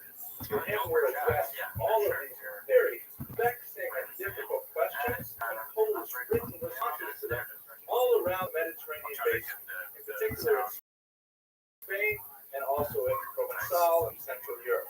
And communities would cherish these letters from the Rashba, and they would become copied over and over again into them, recirculated and so on. And later on, it may have taken several hundred years, they were eventually published. Over 3,500 of these letters, these responses to Jewish law, have been preserved and been published and continue to be studied to this day. It's extremely active. Maybe to put it in kind of a way, it's sort of like a Rabbbi, you know the name of the column? Rabbbi? Dear Rabbi, except for Jewish laws.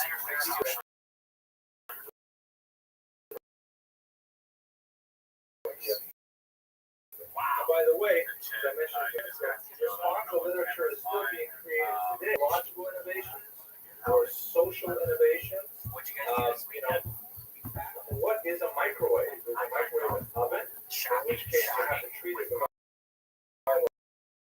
laws that pertain to an oven. So if you cook it, you have to pressure it. How do you pressure it inside of a microwave oven? The way I did it on Passover, putting a cup of water in there for an hour, thinking that was the right way to do it. In fact, I actually broke the glass plate and metal buckled on the inside. It was history.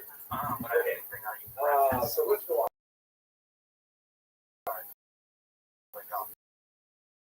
His background. He came from a very weeks ago in the lecture of Lincoln, talking about the institutional money lending as a practice. And he was actually quite gifted in his business acumen. Already at a very early age, he achieved tremendous success building on his family's wealth. And among the people who owed him money were in fact the king of Aragon. He was a young man who was already parlaying his wealth into tremendous resort. But he ended up leaving his wealth to become a communal rabbi. He retired by the age of 40. He took the position of rabbi of Barcelona, which was one of the most important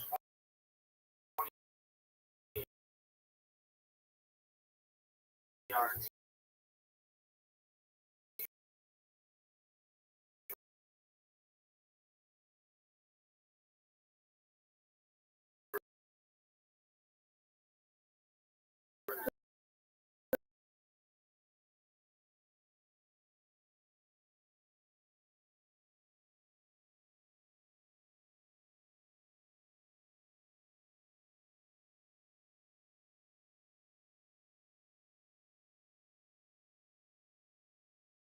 Absolutely unswavering dedication to the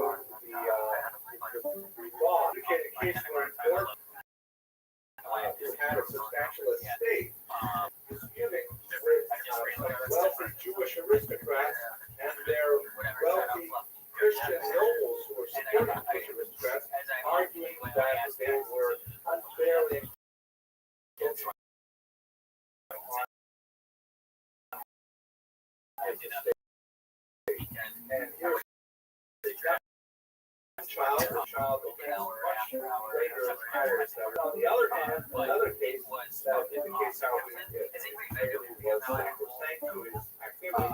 There was a case brought against the Jew who was accused of informing against the state. And the Rothschild did not want to hear the case. It is the secular state, Aragon.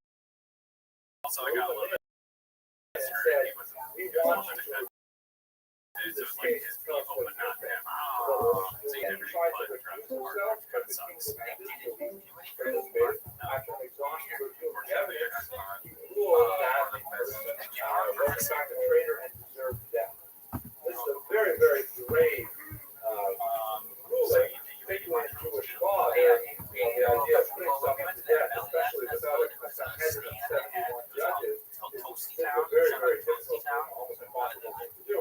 But there are some rare exceptions where it would be permitted if it presents, for example, as a threat to the community as a whole. The time bomb, for example. So he ruled against the Jew in this case, the family appealed, and the king agreed to forward the Rothschild decision to Rothschild. Very important figure we spoke about a few years ago. And the Maharaj upheld the ruling of the Rothschild and slapped the Jews to death. So we see on the one hand, here he is defending the innocent working against tremendous money, wealth arrayed against him, and at the same time we see him standing up for the rights of the state.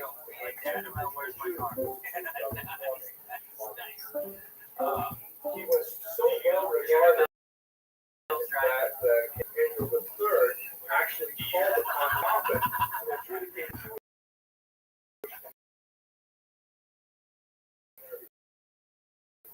a state in regard to him. That is penetrating Jewish boundaries. And well,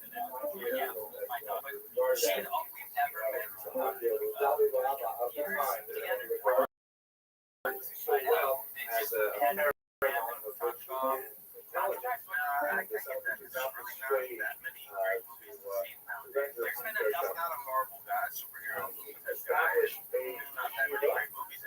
a brilliant mind. I should mention, by the way, his background was education. Was educated at the feet of two of the greatest scholars. One was Lion King was probably a little more because they had like the costumes and stuff on stage and live performances like Jeremy Irons, Star, Timo, Sam, so that was really dope. I think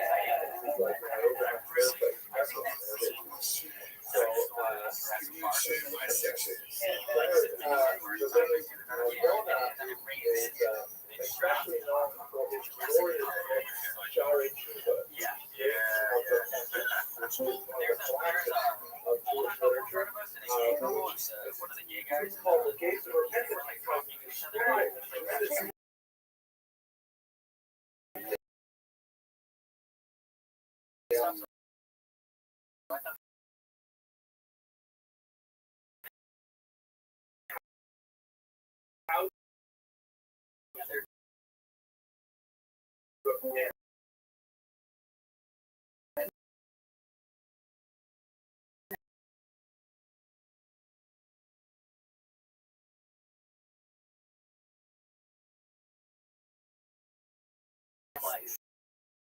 Different, like,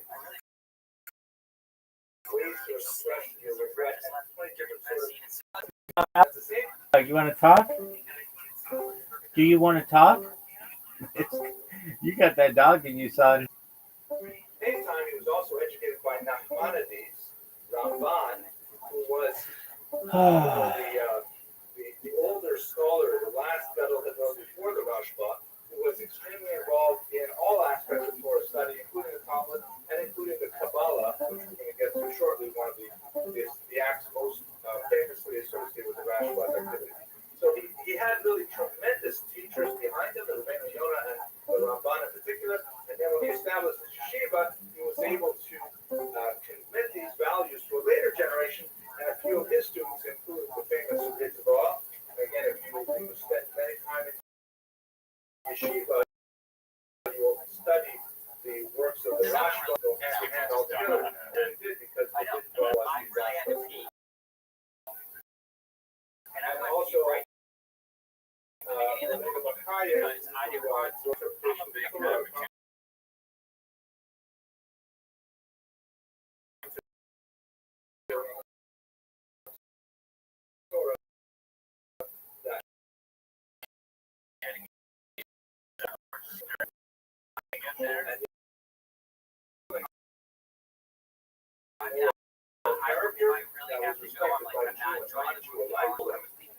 issues that spread throughout the Jewish world. And 3,500 I think it's a different situation. correspondence. You can work that out. His career lasted about 4 years. So let's see, how many is that? 3,500. 80 or 9 letters a year. Oh, that one. I don't like the guy. These are very various letters. Now, of course, since we are talking about the subjects, I'd like to concentrate on 3 main areas in which the Rashba was involved in very which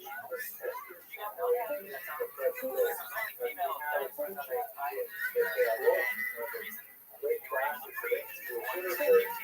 any controversies or that is for the sake of heaven, the controversy will not go with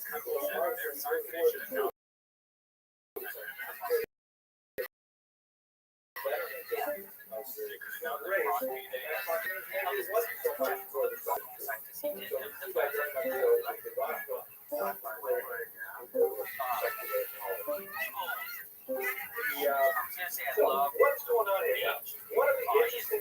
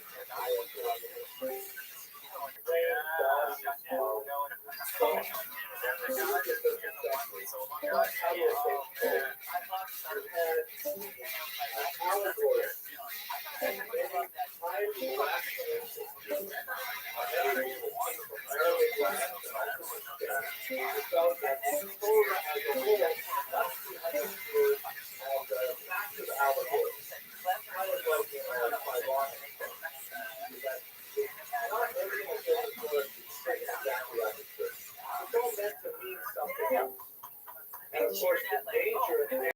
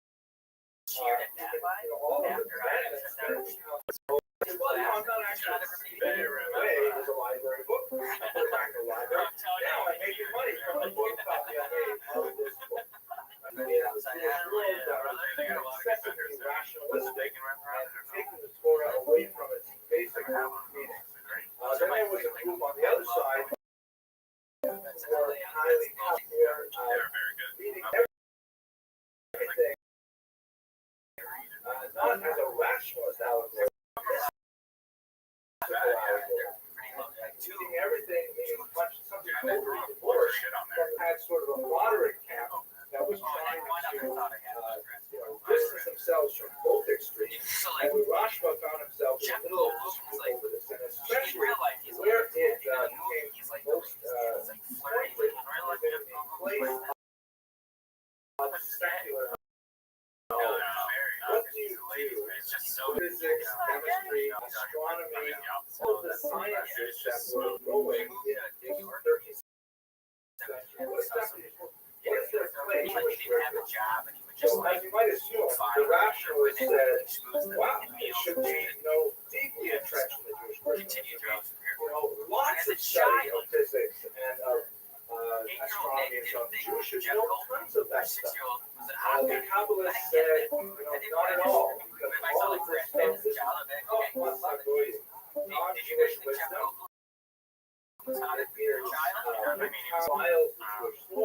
Jews should just stick to 4 cubits of the Talmud alone and not study any of this technology.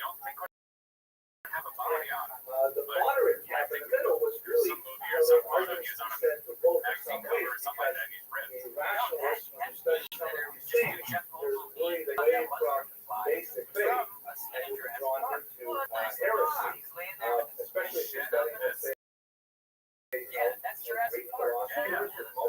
So they were concerned, how are they going to negotiate the terms of system? Now, jump ahead to the 21st century, the debate rages in Jewish schools today how much Torah belongs to the Jewish system. You have Torah, for example, only taught in the morning when the kids are a little fresh, and that way they go to Torah, and the students second subject matter teachers, or you say, no, we'll take some Torah here and second studies there, and you might end up coming to school and do math for say in the morning, and then when the teacher is free at the end of the day, then you learn a little bit more. Do you say that the balance should be different?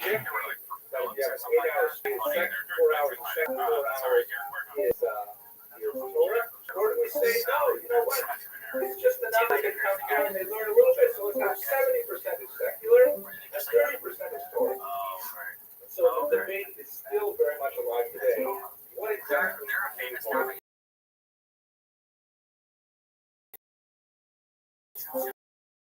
What ended up happening is the Rothschild was the so-called How you living, girl? What up?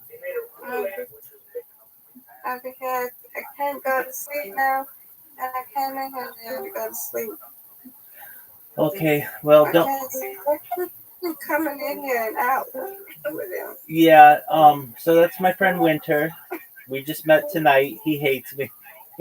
I made a clip of him on Kick, and now he's determined to annoy the shit out of me, and that's cool because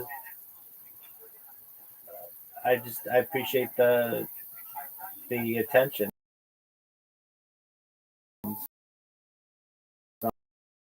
So,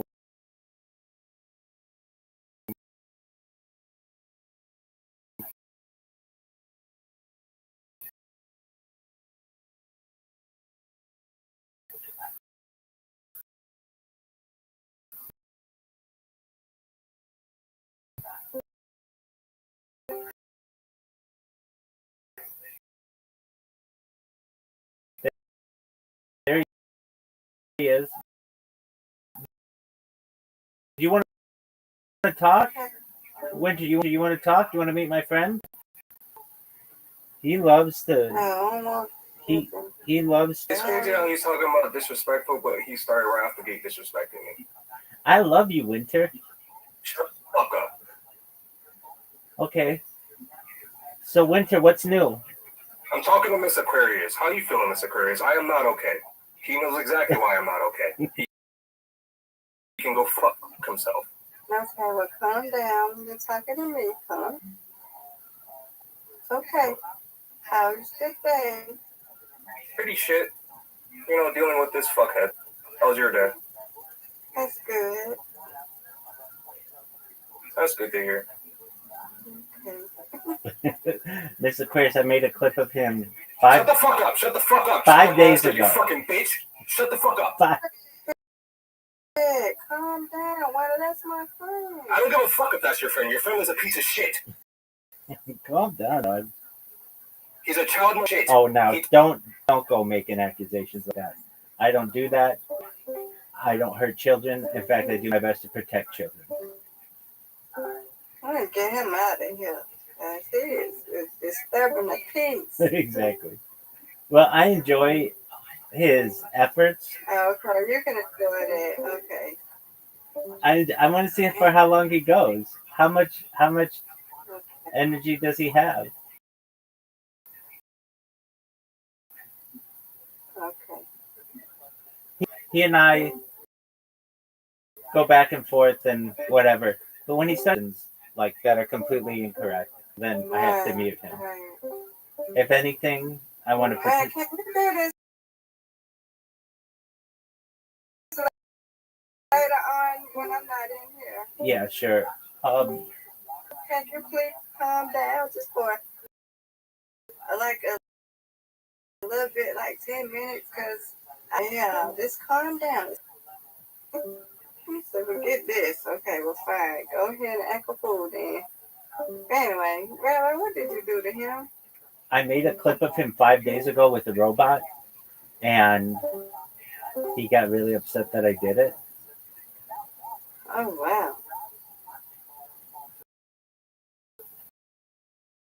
Technically, I guess I made 3 months, but I didn't know I did it. And Oh.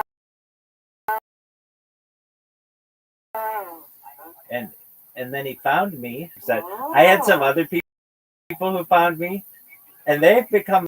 But and I think Winter and I will become friends. It's just a matter of time. I like talking with him. It's just when he makes accusations like that, I can't have him talk. Okay. But they wouldn't let you sleep and socialize. I couldn't sleep out together. You want to play a game? I could sleep down sometimes. Oh, God. I'm going to go back to socialize so this man can do what he do, because he going to be annoying and I'm going to socialize. I'll time him out. No, you okay? You all right, Rabbi? No. I like it. It's okay. That bothering me. I'm going to sleep. He'll be all right. It's okay. I'll stay. It's Just okay. let him do it. It's okay. I timed him out. No, you want to do it. I'm not trying to start nothing. I know you're I not. was talking about a social house. It ain't got nothing to do with me. Okay, maybe I'll untime him then. Break it back. I'll bring him back. Yeah, time him out. Yeah, bring him back. He all right? Let him do his thing. There he is. There he is. I brought him back.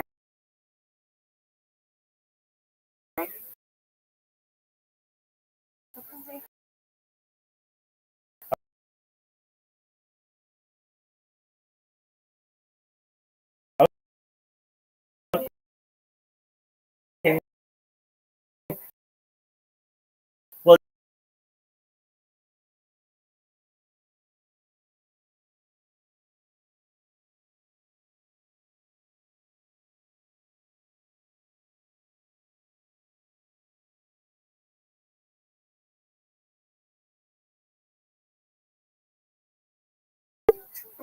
Good night. Day in many communities.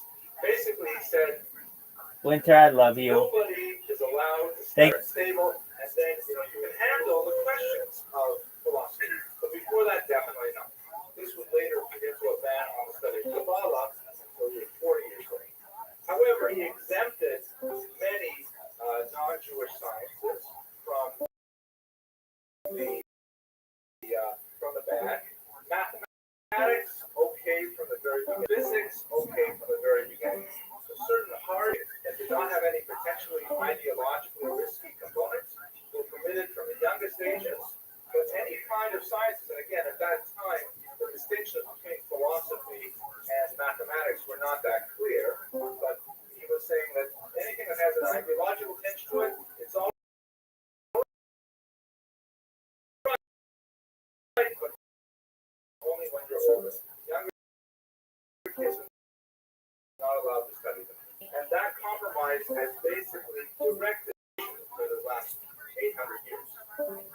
Astronomy is fascinating because it involves a lot of the hard sciences of mathematics and things like that, but it also, slides over into astrology and the zodiac and all kinds of like that. So, astronomy was one of those sciences that he banned until 25. Very important statement, and it essentially set to rest all of the disputes because it was a ban that was clear, was easy to follow, it was not too strict that people couldn't abide by it. So there's also an interesting sort of political dimension to this as well, because at this time, France in particular was beginning to centralize its government.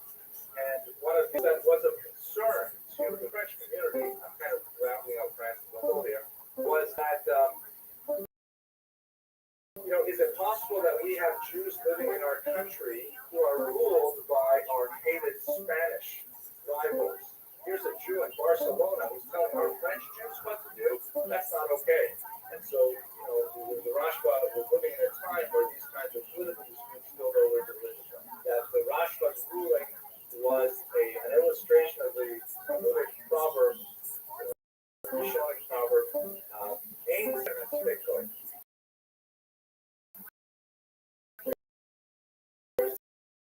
No happiness, like the resolution of doubt. So the Rashba resolved the doubt, and he had the kind of shoulders that could say, this is what we're going to do, and everyone agrees to it. Okay, so he also was very involved in defending Judaism, particularly from attacks from without, when it was very popular to host so-called disputations, in which the church, usually with state support, would arrange for these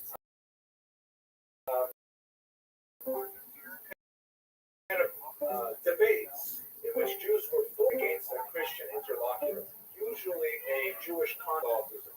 Perhaps the most famous of the dispute of 1263, in which Maimonides, the Rashba teacher, faced off against Pablo the Christiani, a Christianity. And nowadays we have both the Latin account of they won. What we know is that the judges, who were all the Christian judges, ruled in favor of the Christian. Rabbi, I'm going that way. The other brand didn't send that way. Okay, go for it. very strong performance that you showed. I know with that. Go for it. And the Rashba was very active in participating in Oh, the okay, so whenever he was called to, in particular in writing, he wrote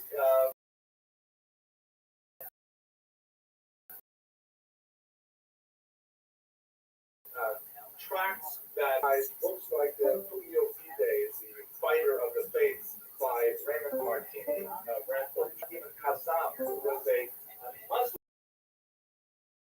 thinker.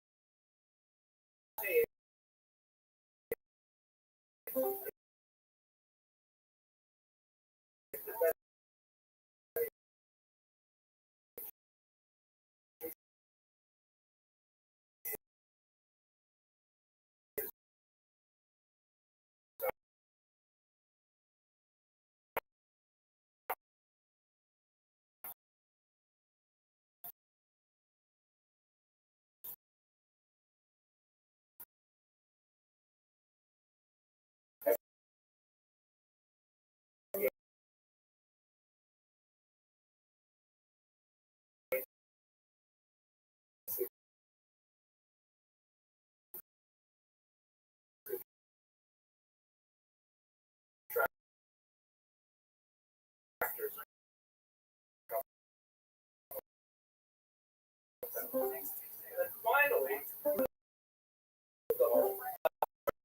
within the realm of appropriate debate, actually, the first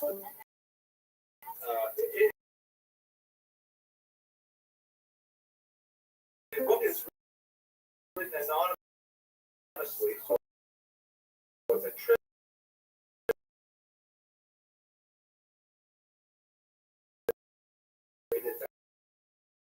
Hour on a bus. And basically, what he does is he looks for his son on the occasion of his bar mitzvah. It's organized according to the sections of the Torah. The 613th mitzvah in mitzvah is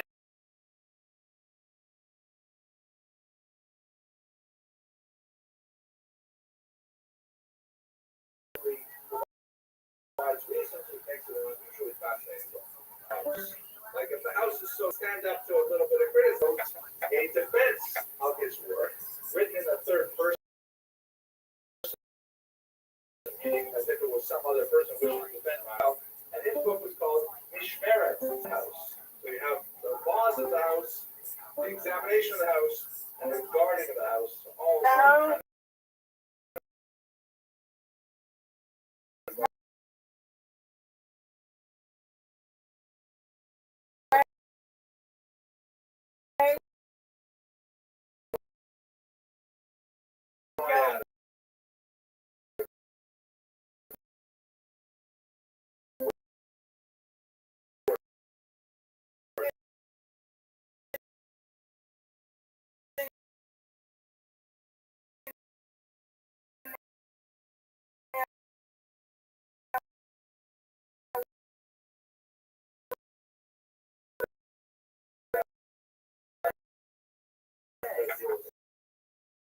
Come in there one more time. I'm going to tell Brad about the time your day. And out. You hear me? All around. Intellectually and many ways on a leadership level and wisdom into the Jewish educational curriculum. So with that, I want to thank you very much for your attention and your endurance. There he is. Just one moment, I gotta go.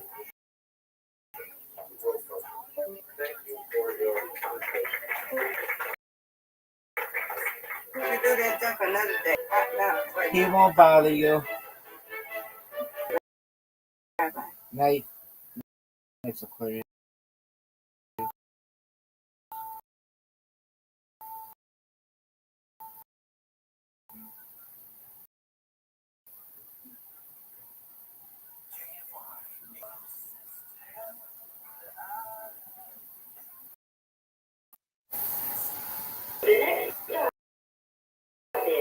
Avenue J.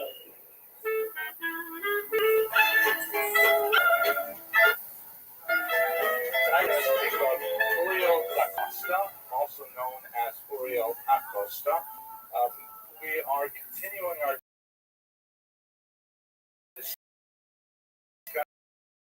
discussion of the Spanish Inquisition, 100 years or so.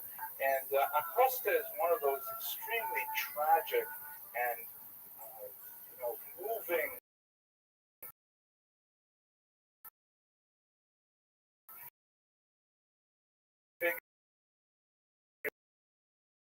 figures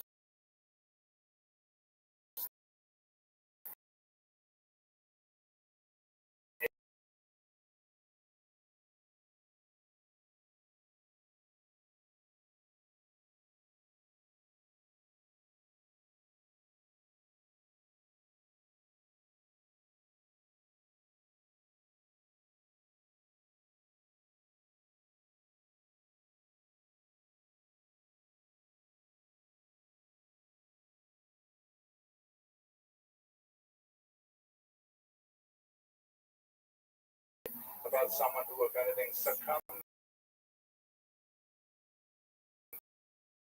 to persecution.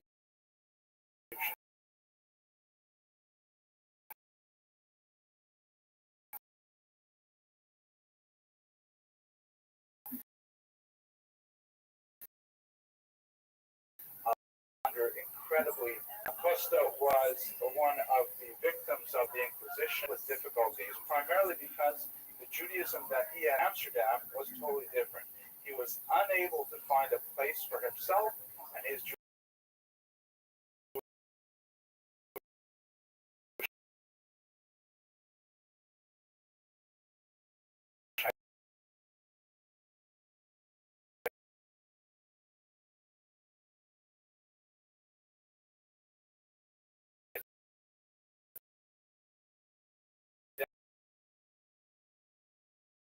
identity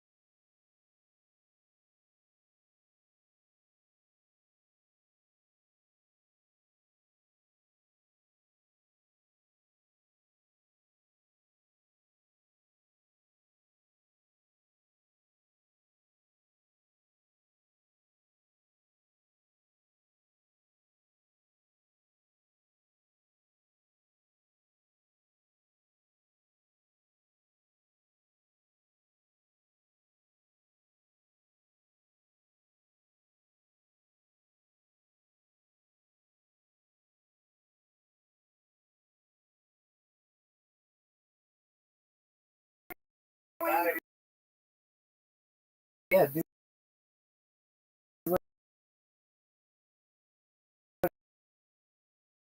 whatever you need to do. heralds. Cut the volume down, or do I take my? Humble opinion, perhaps the reason why I'm so fascinated with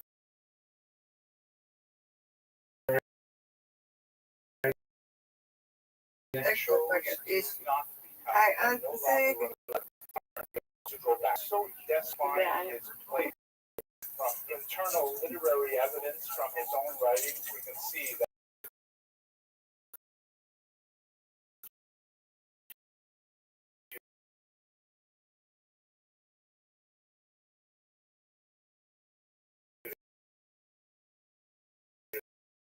by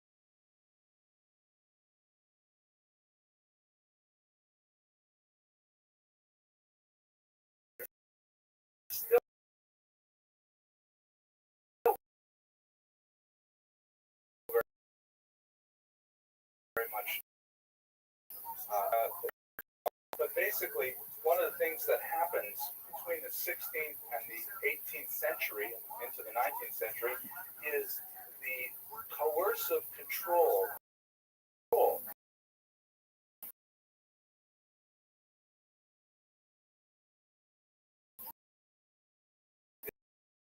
They don't have the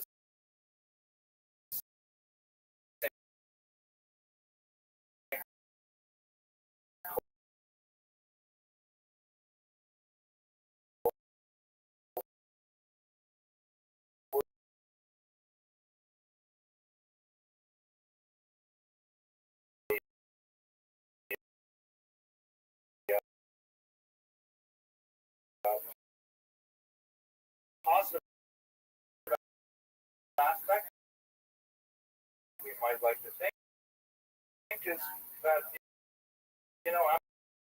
after all, Jews have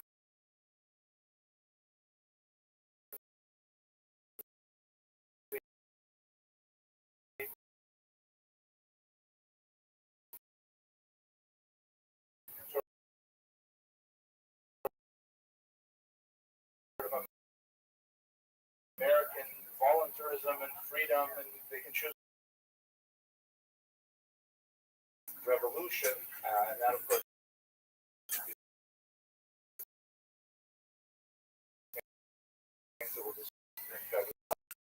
the artwork that I'll show you here is ironically emerging Jews. We're not here to.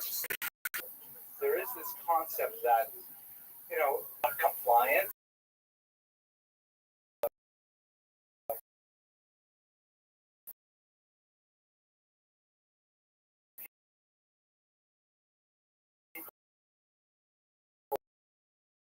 Who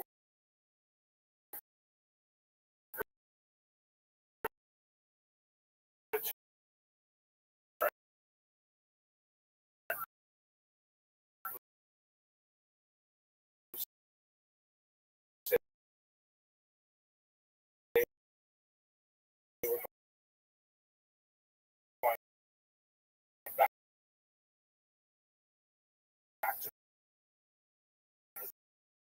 their. Now, what about people who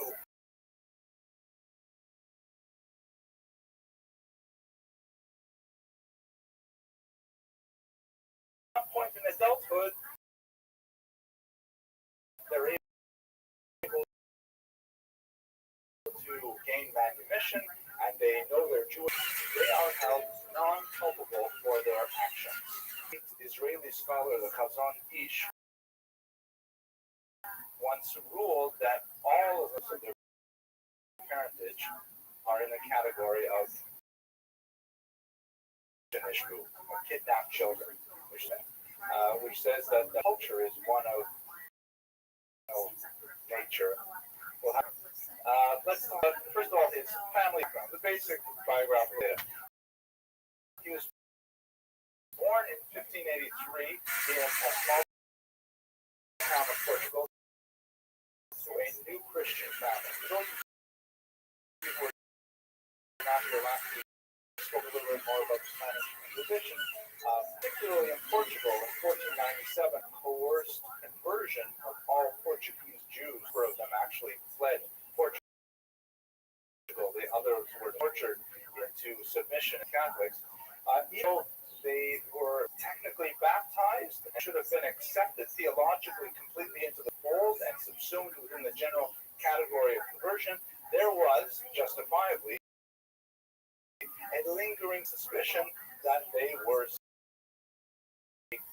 yearning to return to their Jewish roots, and only had succumbed to the pressures to convert policies of King Manuel I.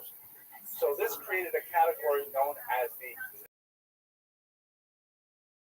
new Christian, as opposed to the old Christians converted to Catholicism. These were Jews who had become Christians, and therefore they were kind of like a second class new Christian, And this designation of new Christian could persist for centuries, generation after generation, of people who were new Christians.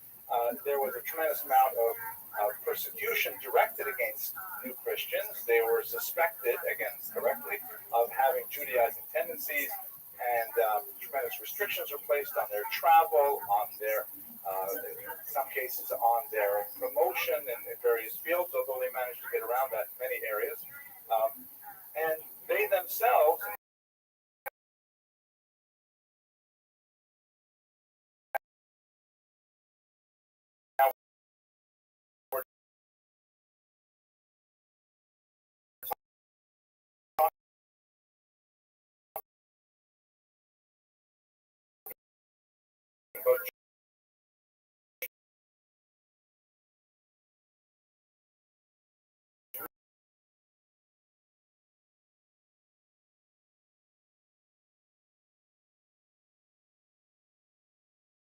nature.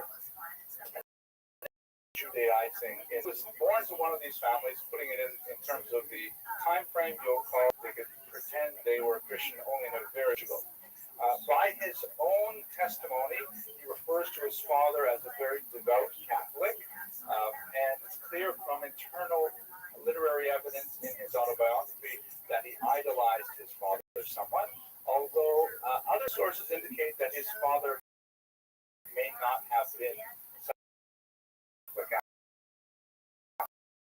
after all, he may have been just as much a crypto Jew as his mother did not know much about this, but other evidence suggests that perhaps he was just keeping his own Jewish nature a secret from his son. One of the very common things in the so-called Marrano religion, I use that term with some difficulty because it is a term of opprobrium. It means pigs, although it is the most Christians or these conversos or crypto Jews.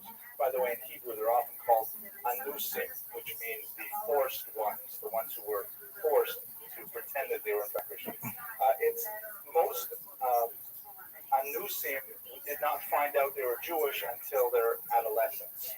When they're too young, parents were afraid that child could banter in the playground would reveal their Jewish identity, and so therefore they led their children to believe that they were in fact just as Catholic as the next door neighbor. And then when they became adolescents, they let them in on the secret that in fact they were Jewish. And adolescence is a tough enough time as it is.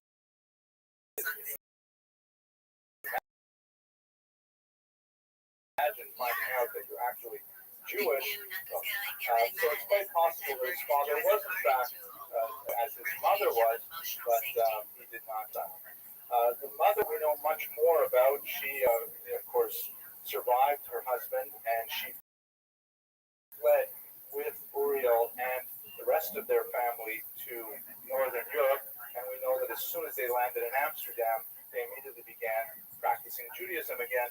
He circumcised himself and his brothers, and were quite well. We also know that the Inquisition was remarkably detailed in its record keeping. We actually know generations of extended family members of the Acosta family who were persecuted for Judaizers.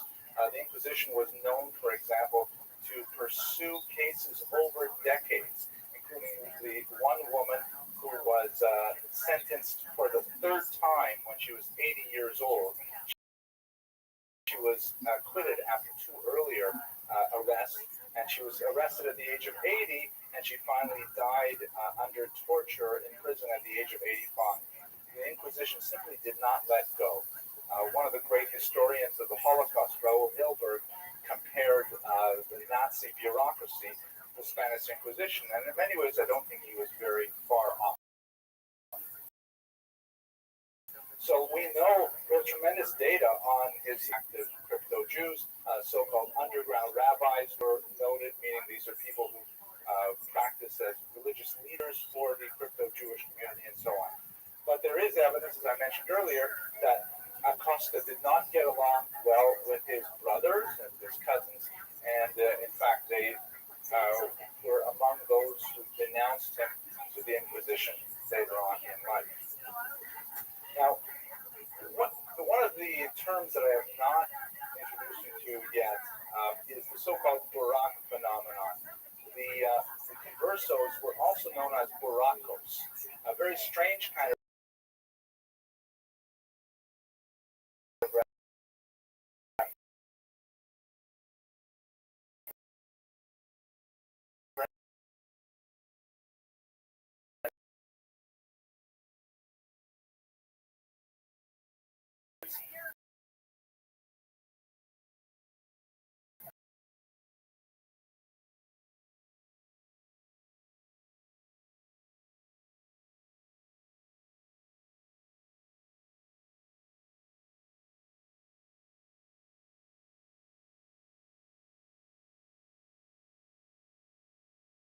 there was some kind of like miraculous animal that is often depicted as in this Persian representation here.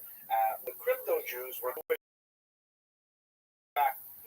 One of the phenomena that occurred in many churches is that when someone was accused of Judaizing,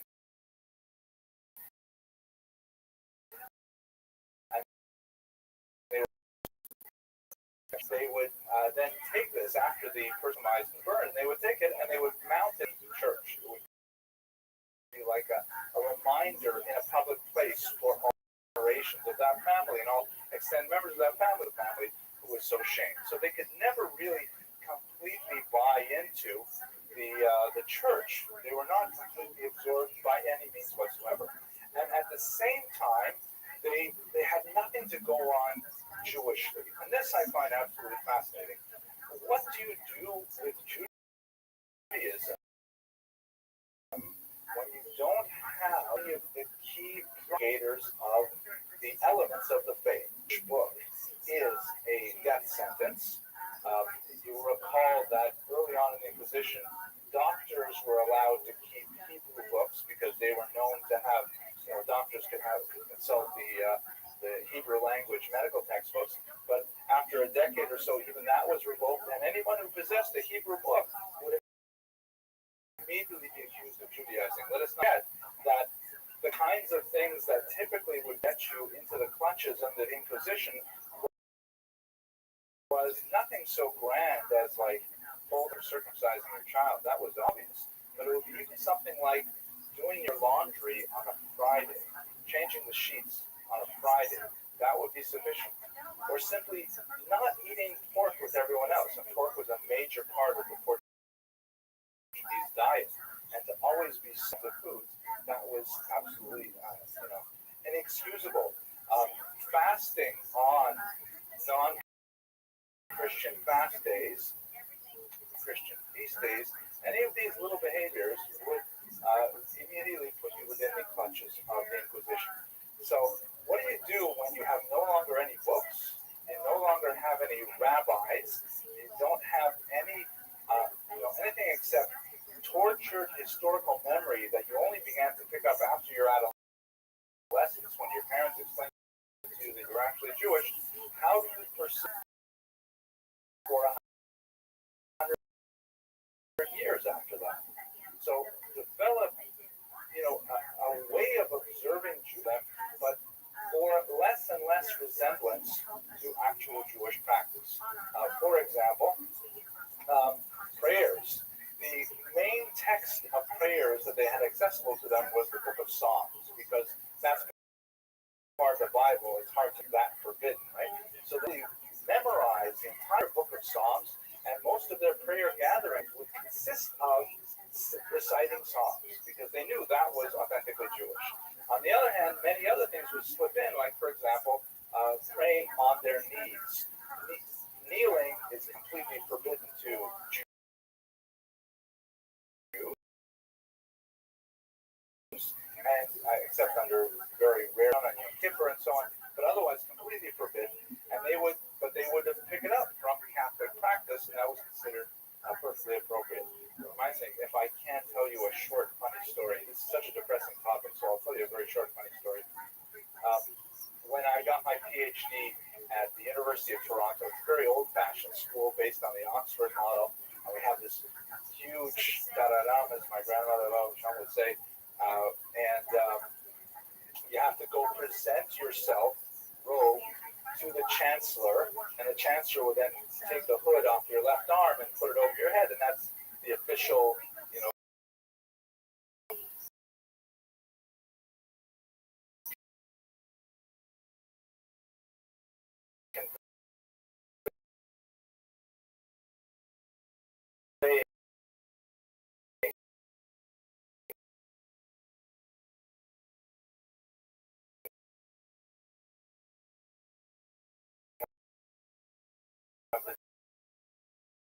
degree.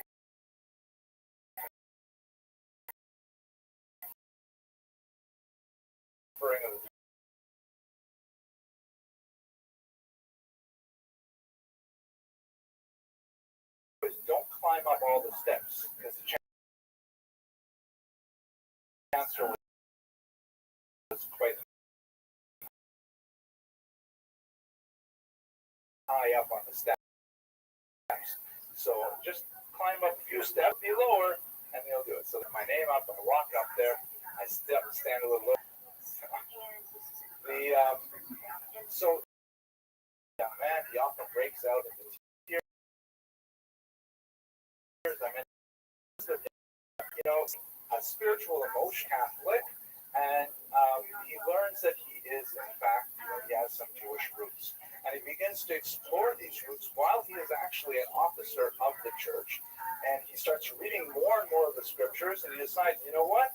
It can't be that Christianity is right. It must be that Judaism is right. He gives a few quotes in his autobiography, like both Christians and Jews agree that the Old Testament is the Word of God, but only Christians agree that the Christian New Testament is the Word of God. Therefore, it must be the Old Testament.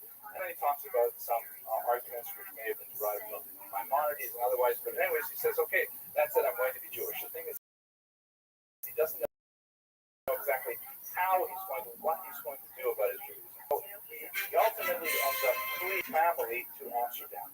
But before we do that, I just want to give you one sense of the mechanics of Inquisition, to give you a sense of the kind of threat that people lived under at that time. I'm going to read to you from the brilliant work on the history of the Marranos, first published in the 1930s. And the main thing is I have to find the actual page I was going to read it to you. Yes, here we go. I'm not going to torment you with the entire transcript. And these are examples of the incredibly twisted logic. This is from the Inquisition of Toledo in 1567, where there was a woman named Elvira del Campo. Her husband was a scribe, and the Inquisition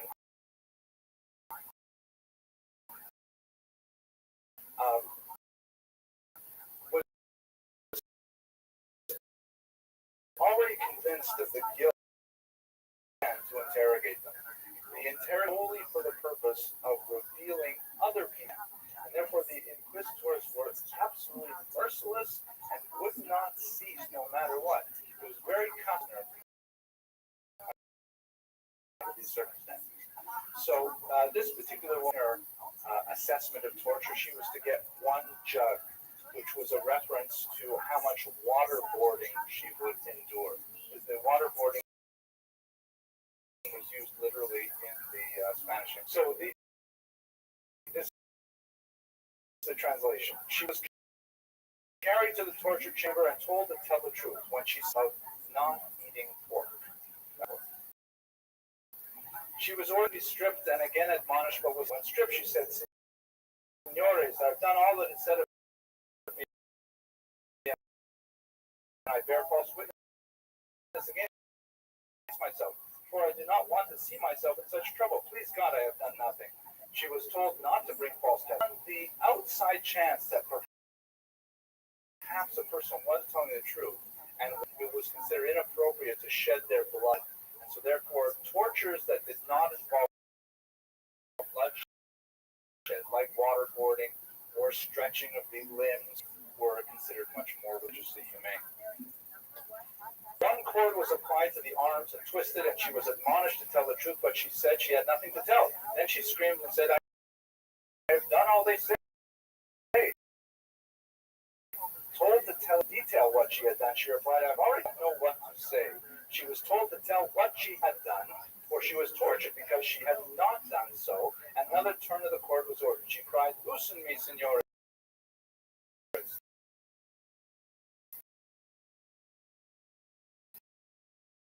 And tell me what I know, Lord, have mercy on me, a sinner.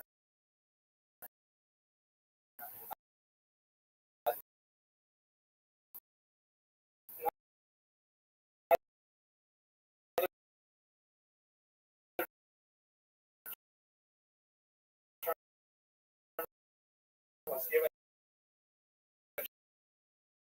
She said, "Loosen me a little that I may remember what I."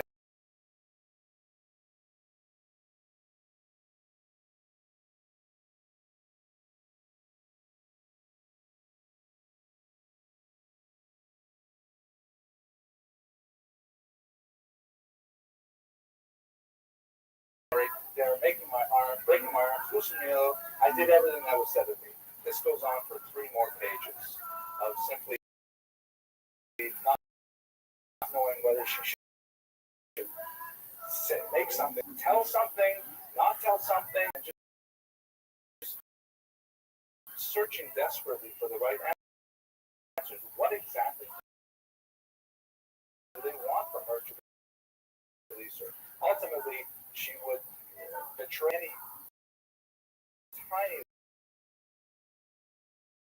little aspect of what they might have done, and the process would continue.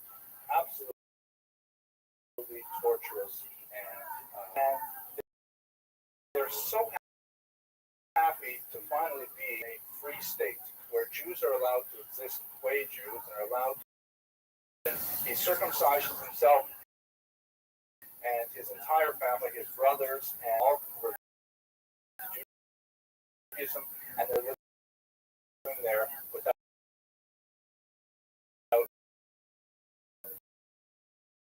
too much difficulty. They later move on to Hamburg, our population of Portuguese Jews. By the way, Portuguese Jews for most of the 17th and 18th century. And there he begins to get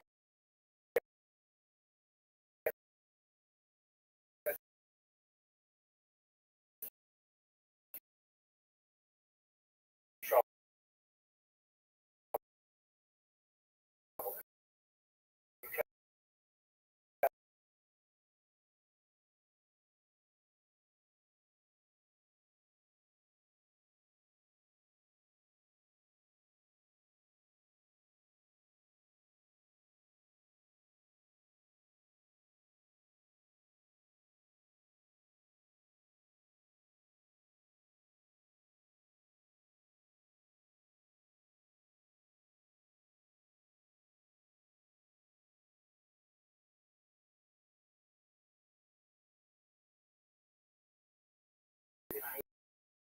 Look in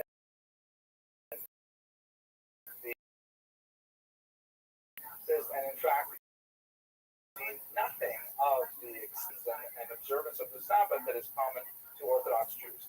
And the people who have no access to the realities of how Judaism is published a little bit, and he got himself into some trouble. The leadership of him being excommunicated 3 times lifetime.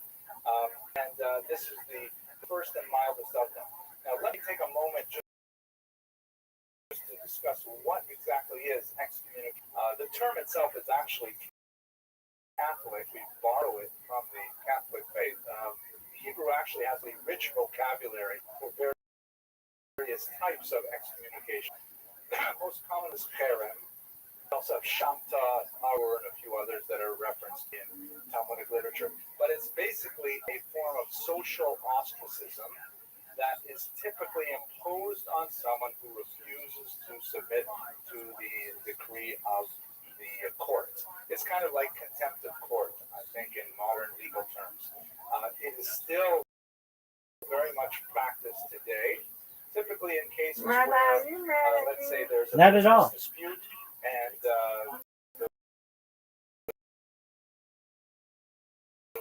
I don't want you to be mad at me. I was trying to. Miss Aquarius, I'll tell you if I'm ever mad. I don't want you to mad at me. It just don't make no sense. Stupidity. You don't need that. You better.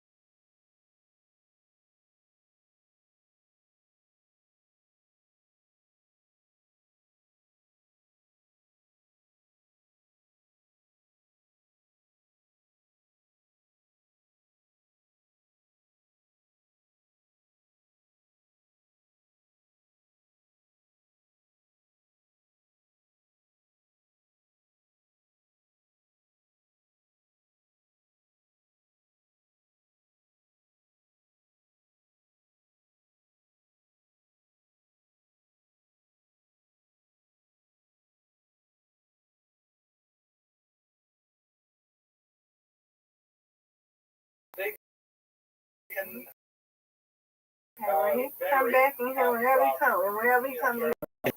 I have an appeal server. If he really wants to come, don't you worry. Having long known of the evil opinions and acts of Baruch, promises to contrary, they receive more serious information about the abominable heresies which he practiced and taught,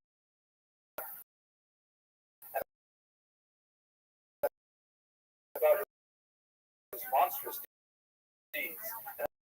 And for this numerous trustworthy witnesses who have deposed and borne witnesses to the facts in the presence of the said Ismail. All of this has been investigated to the honorable Chachamim. They have decided with their consent that the said Espinola from the people of Israel, by the which Elisha cursed the boys, and with all the curses that are when he rises up. Cursed when he goes out, and cursed be he when he comes in. The curses which are written in this book. And the Lord will blot out his name from under heaven, and the Lord will separate him to his injury from all the tribes of Israel with all the curses of the covenants, which are written in the book.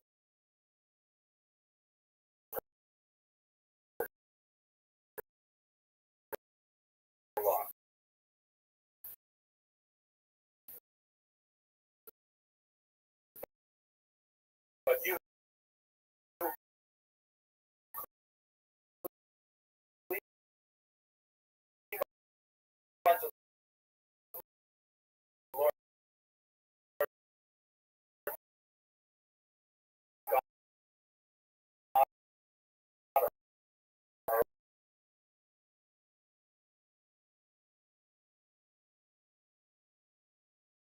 Yeah.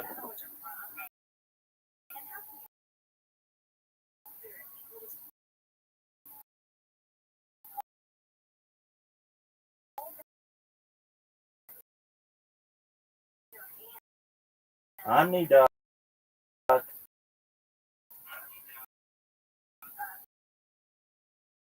How are you, Pat? Good. What's good? It doesn't drink for some reason. Spinoza would later challenge the dominant thinking of the Jewish faith. He would bring the full weight of rabbinic.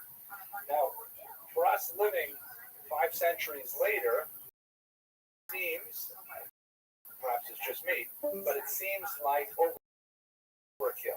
It seems like here's some possibly mentally ill who is criticizing how we observe Sabbath, and we have to try and place ourselves within this 17th century where the boundaries of religious authority are rapidly eroding under the assault of these less educated Jews coming from Portugal who are skeptical and questioning the authority of the rabbis and dominant Jewish practice.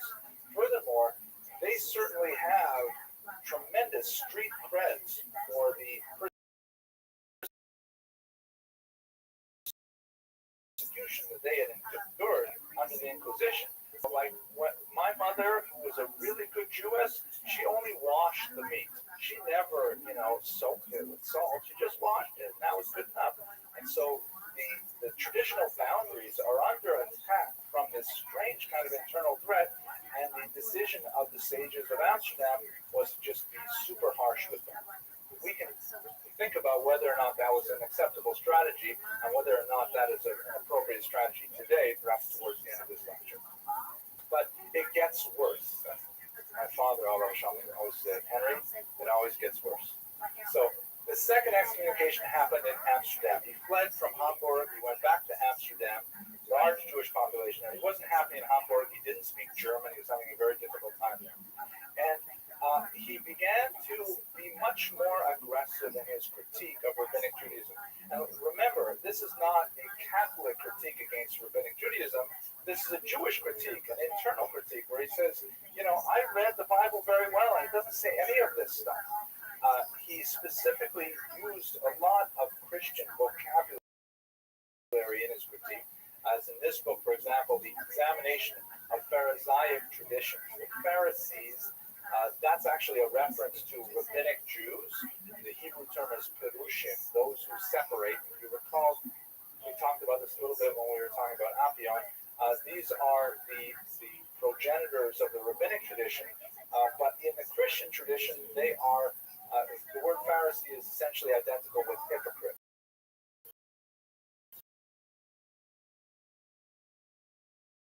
So to use Pharisee in a literary context, anyone who's familiar with Christian thought, that's considered, and he says this openly in his autobiography, they're full of lies, just like their ancestors were, very stubborn and stiff-necked. And he's saying that they're just making things up that aren't in the Bible.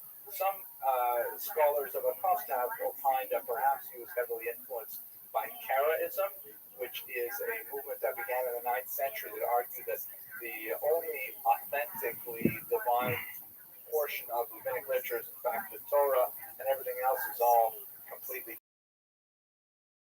fabricated.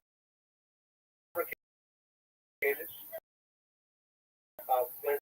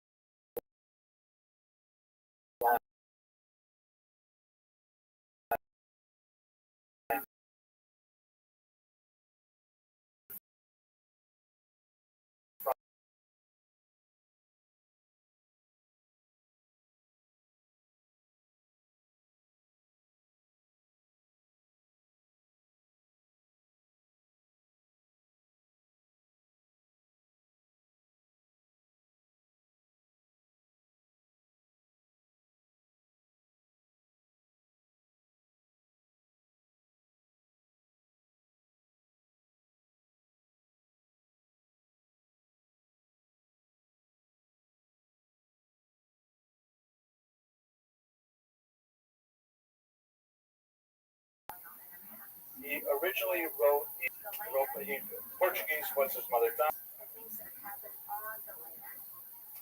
I don't think Jew. So he just about everything he written here. This is so his family lived in this excommunicated state, which is 7 years. You know, no Jew was allowed to stand within 4 cubits of him. He felt absolutely terrible. So he decides, quote unquote, that he will become an but ritual in the synagogue, which perhaps I will read to you right now. This is, he's already been excommunicated for first time excommunication. He says, so he goes back and he says, you know, okay, I want to be tshuva, I want to be reaccepted. And they agreed, but they forced him to go through this ritual. Then my sentence was read out of a little book. It declared that I must enter the synagogue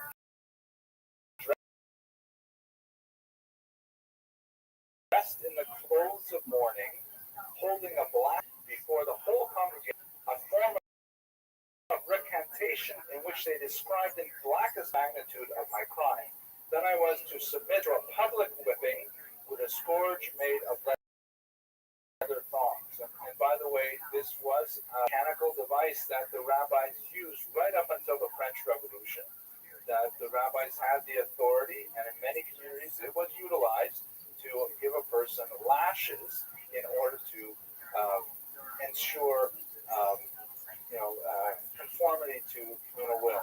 You will recall at the beginning of tonight's lecture, I told a little bit about kind of like the positives and negatives of modernity.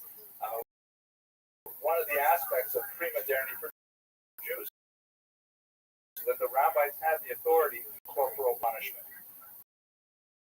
Rarely used, obviously. It was typically in things like that, but definitely utilized. Anyways, after that, I was to prostrate myself at the entrance to the synagogue that they might all pass over me. Moreover, I was to fast a certain number of days. Right? So his punishment was he had to read this public confession. He had to be whipped 39 times. And then he has to lay down at the entrance of the synagogue and everyone walks over me. He describes this with, he describes his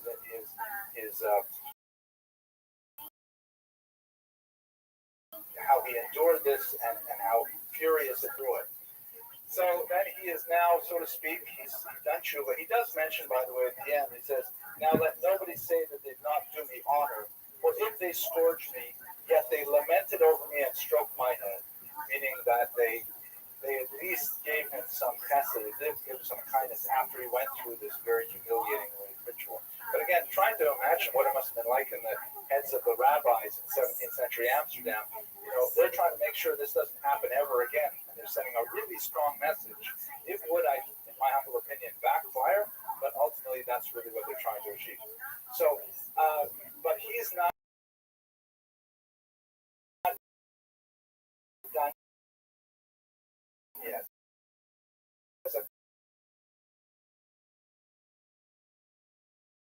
Cost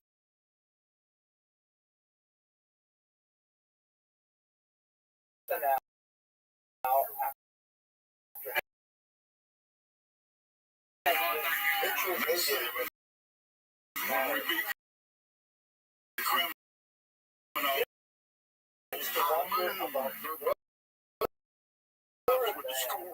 specific practices of what he calls Pharisaic Judaism.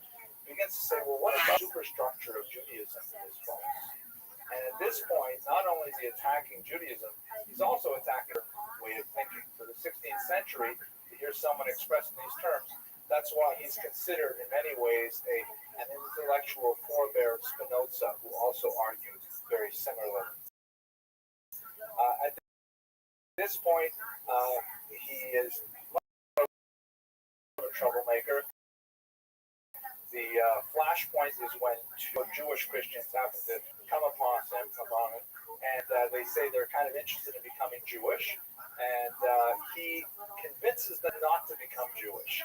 And when this gets back to the community, this again is Acosta, explaining his own behavior. Zoot, it's hard to believe it actually you happened. sandbagging son of a bitch. How you living, pimp? How have you been? I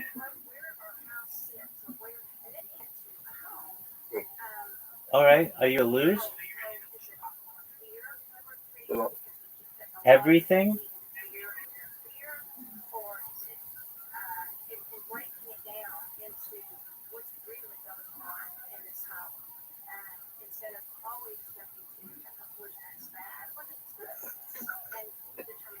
How was your day, That's Zoo? not a good way to introduce. You think that's an appropriate way to say hello to someone? You ready to lose? Well, it's the truth.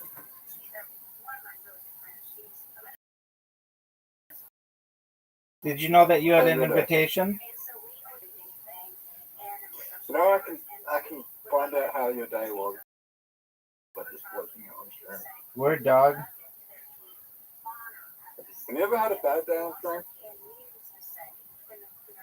I've had some better than others. I feel like every day is the same. Okay.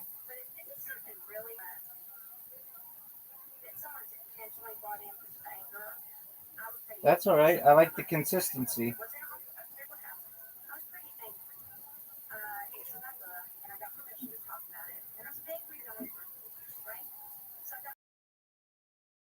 Do you want to get outside the house? Outside today.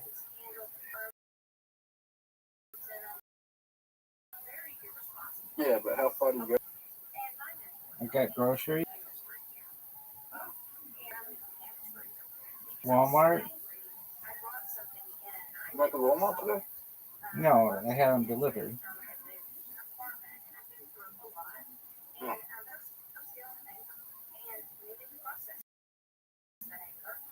Why did you go there? Free to have them delivered. I've been to Walmart on stream though. I've both driven there and I've walked there.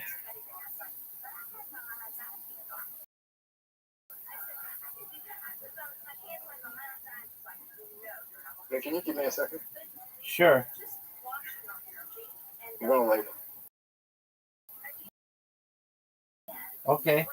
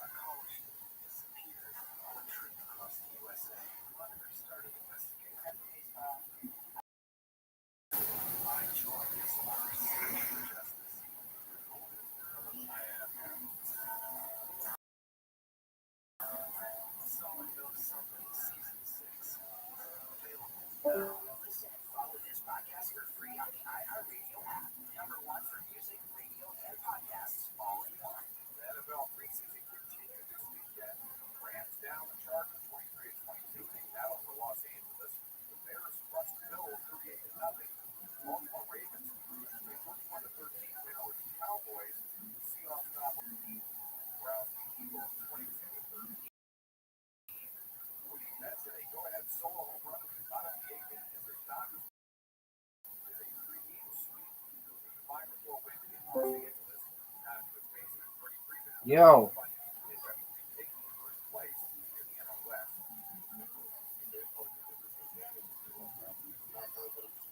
What up, pimp? Can you hear me? Yep. Are you ready to lose? Yep.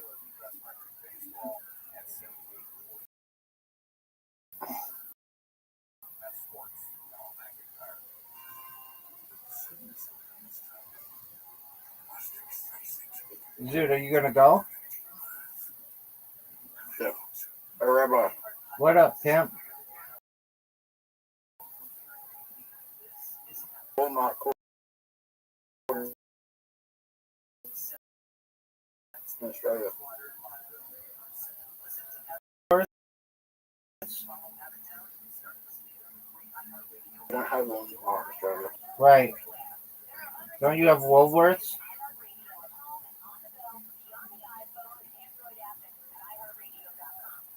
Don't you have Woolworths?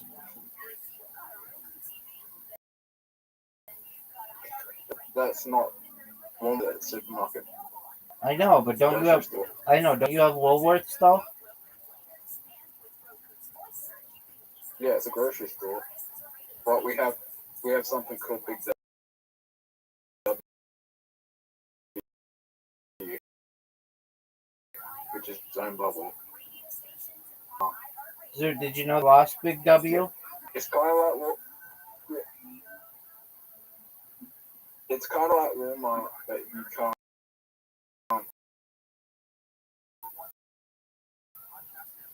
It's kind of like Walmart that you can't buy.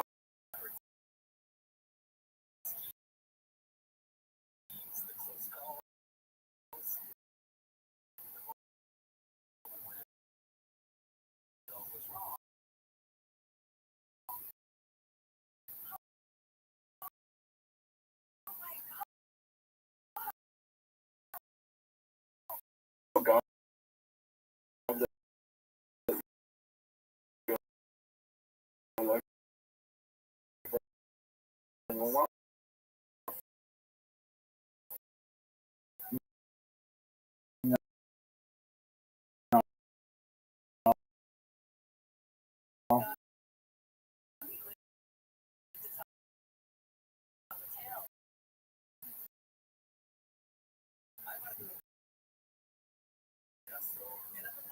Do they sell?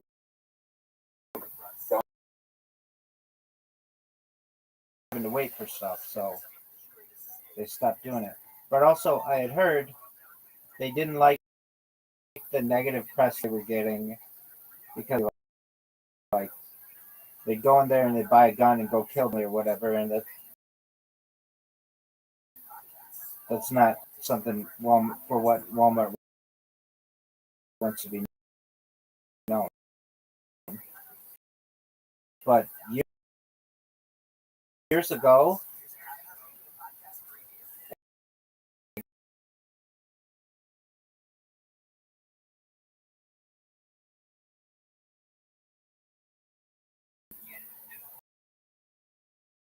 and you get it, Zoot.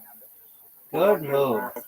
Finally, we're going to play the marathon Olympics after this. Okay.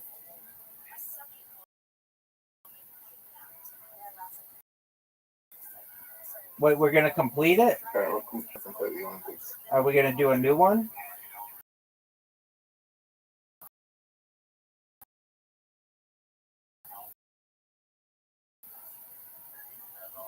Yeah. Are you not gonna be a little bitch and leave? Yeah. Okay, Zoo.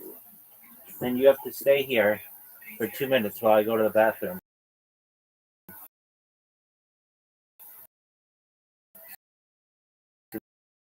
That I can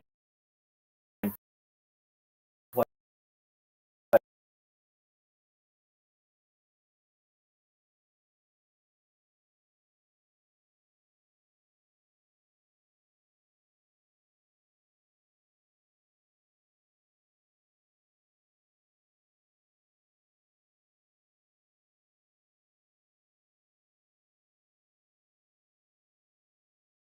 Talking about Zoot.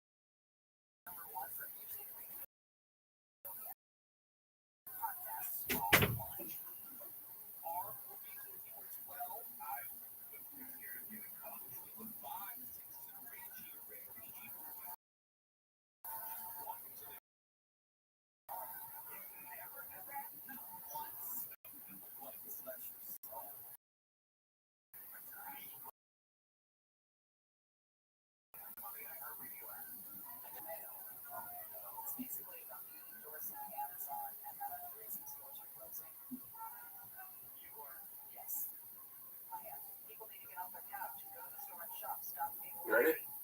Yep. You over here. Oh, you fuck me. Oh.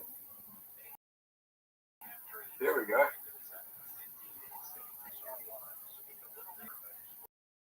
Rabbi, I'm in trouble here.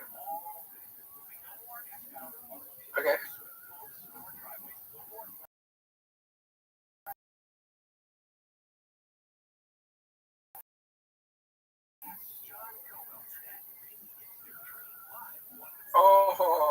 Oh, it's up to you. You know I suck at it.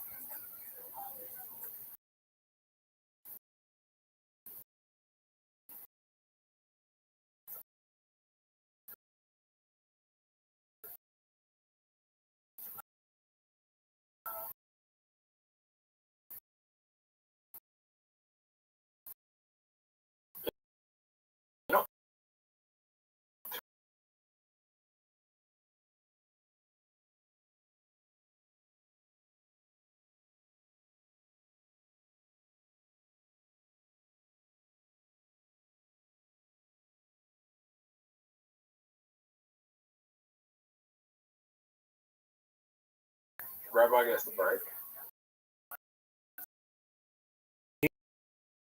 You know what?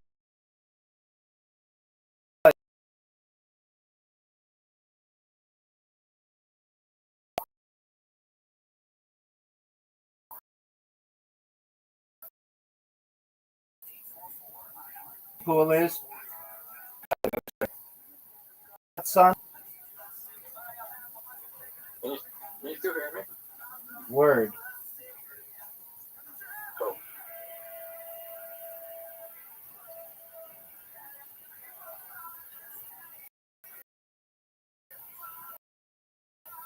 What a shot!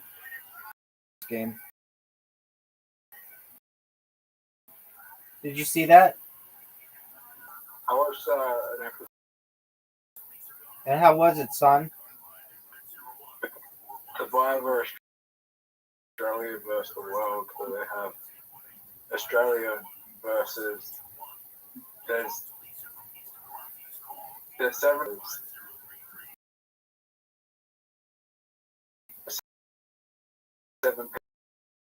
people from different countries.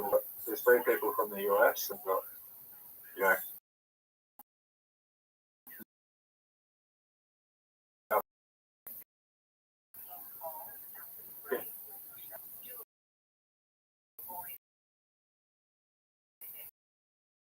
they have to speak English.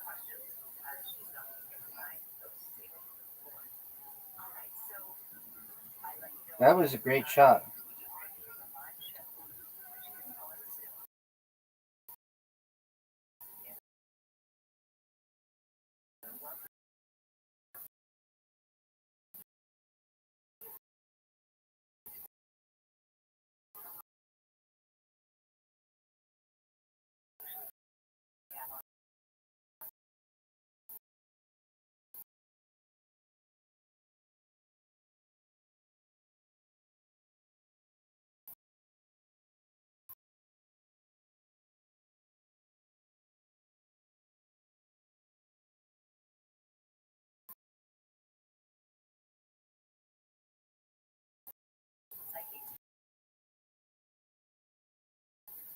David on it.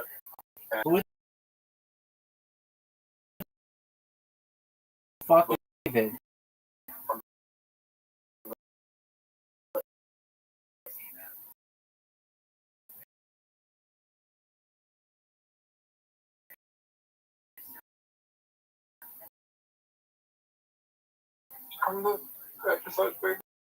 I missed the UFC. I did. Yeah, dog. Did you watch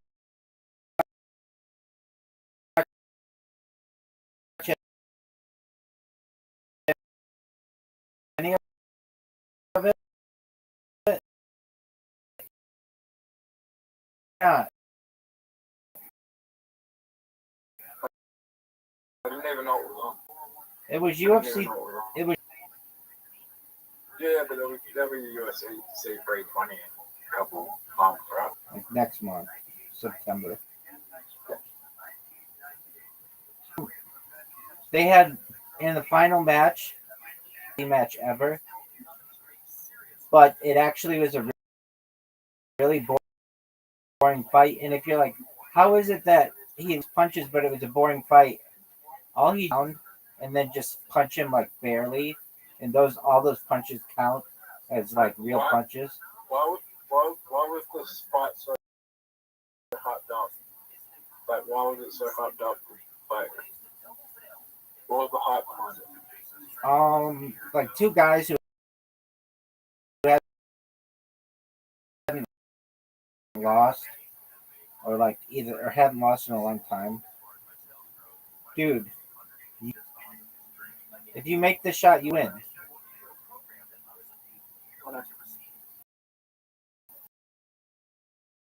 Dude, Zoo, you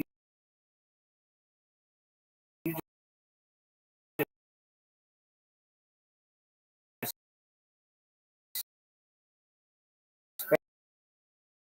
spanked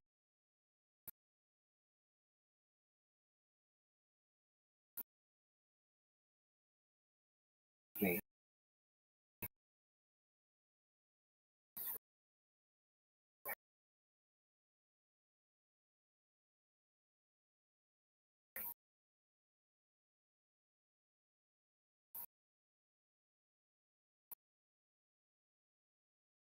I love it.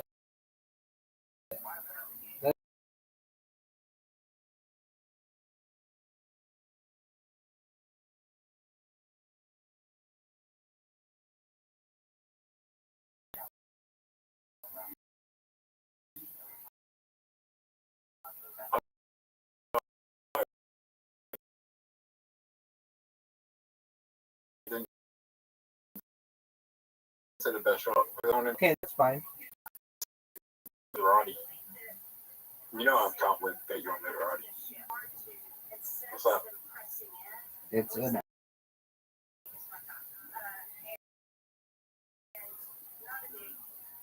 increases intelligence.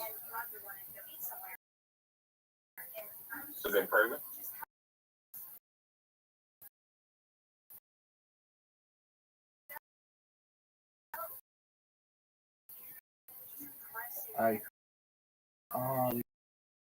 It's in food like salt, but you can like iodine supplement.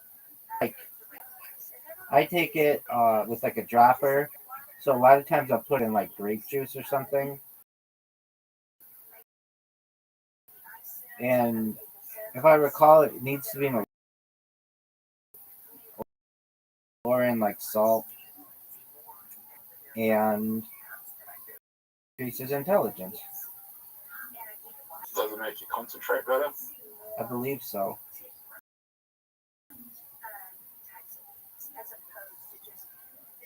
I have deficits in attention that make me appear stupider than I actually am. I think your Tourette's makes you appear stupider than you.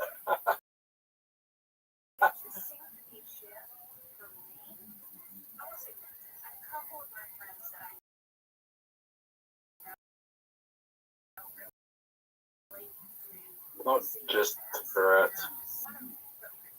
Do you have that thing on your arm?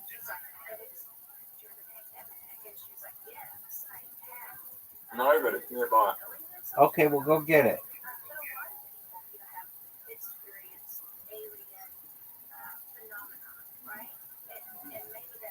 Did I tell you that I kicked in public the other day? Yeah, you told a group of people that you didn't know until you were 15 years old that you were circumcised because you'd never seen a man's penis. Well, never really.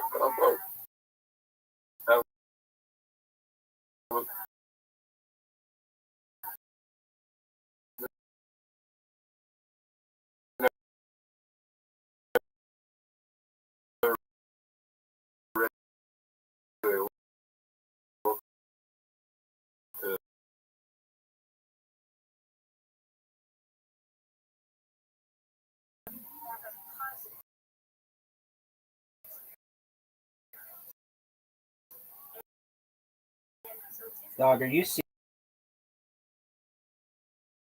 this master class?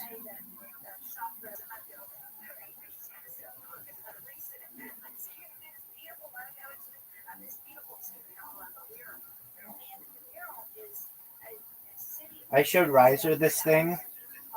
It's fucking amazing, and it's going to be a game changer for my stream. So I was watching this Joe Rogan, and I saw that there was this size of the whole show thing. Like, it gave timestamps and like a really nice summary, and it was like this website. And so all you do is go to the website, and it'll summarize any YouTube video for you. And so I put this 8-hour in there, and it summarized it so well. It talked about the Amazon rainforest and AI, and then this music concert that I did. It was like, and it was super accurate. And every single song that I sang, it had it in there, like a playlist. You think it's going to be difficult for you to get the show? Yeah.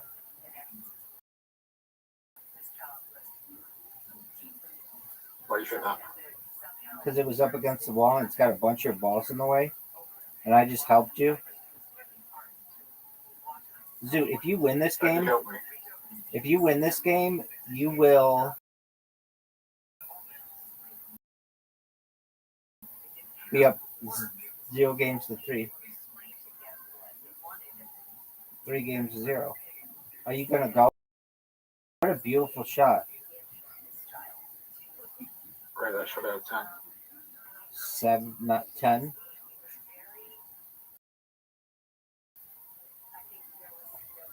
Are you ready for this, Zoot?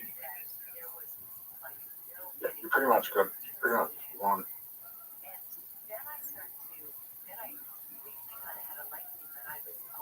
You can't. I don't think that is a hard shot.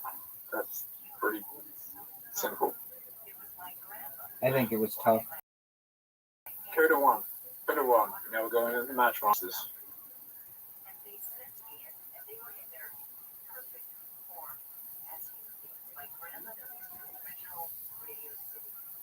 Okay.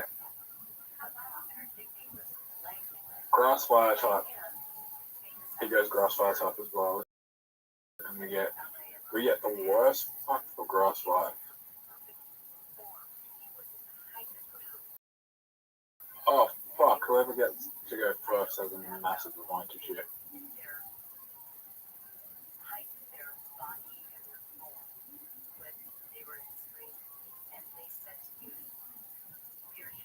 That is a very good start.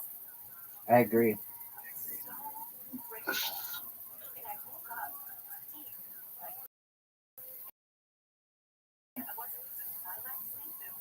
Zoot, slap yourself. Zoot, slap yourself. I just pulled my hair. Don't do that. You'll run out of hair. Just flick your hand. Fuck. That was dumb.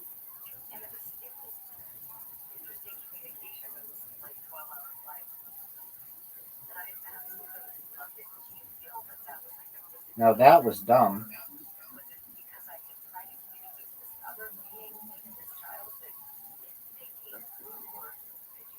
Zoot, you just made a noise. Flick yourself.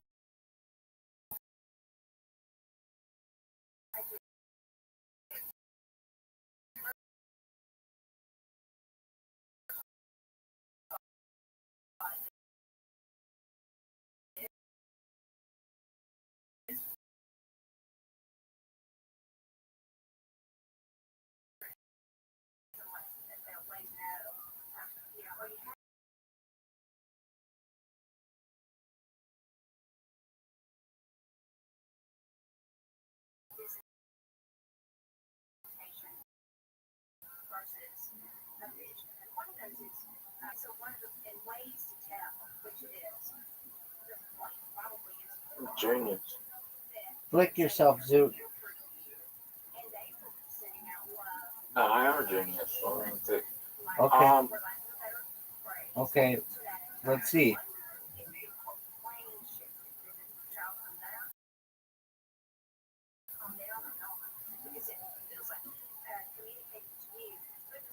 I got fucked on the fucking brain.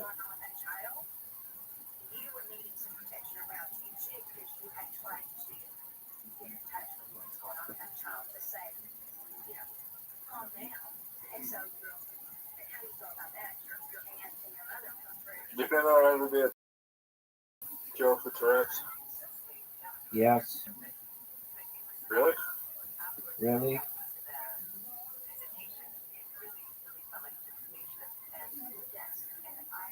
There's a woman in like Australia, like she was in high school, like when she had it like 16, 17, but it was a gal when I was in high school, and she had a very severe form of Tourette's, and she was on 60 Minutes, and she had surgery. And did it work? Yeah.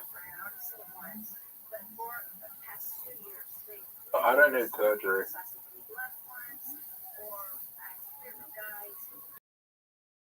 Dude, I've seen these people on TikTok.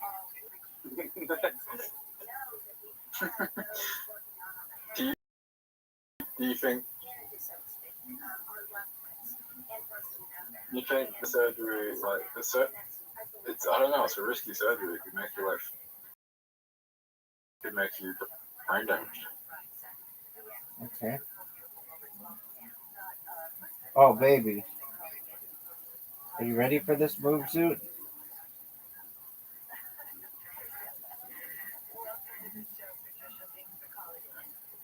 What's the severest Tourette's you've seen? This girl on TikTok, she like kept saying the F word. That would be fun. No, she says like the N word. She says all kinds of bad words. You black? No.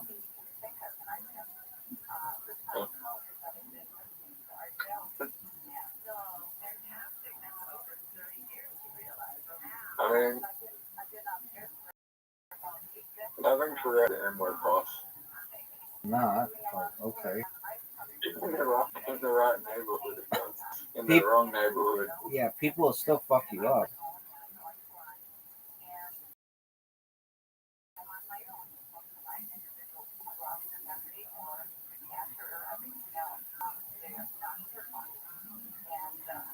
Zoot, if you beat me here, oh no, I won the last game. So it's 1-2. You could beat me here though.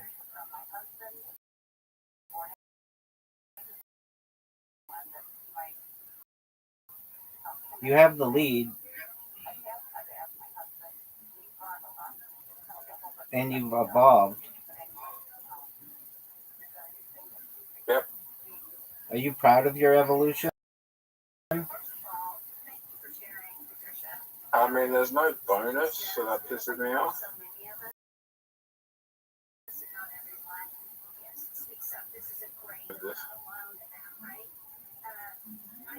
You think that was a good move? Yep. I do too.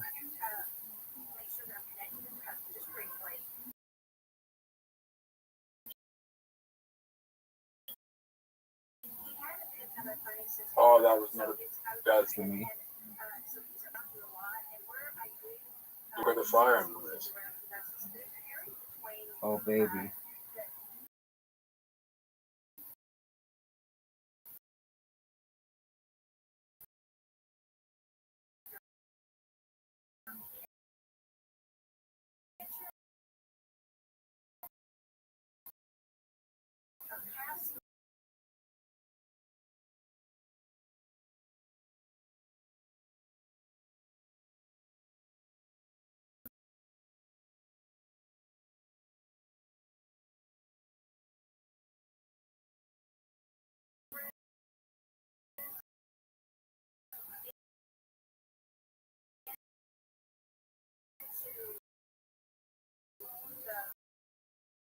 But that's good for you.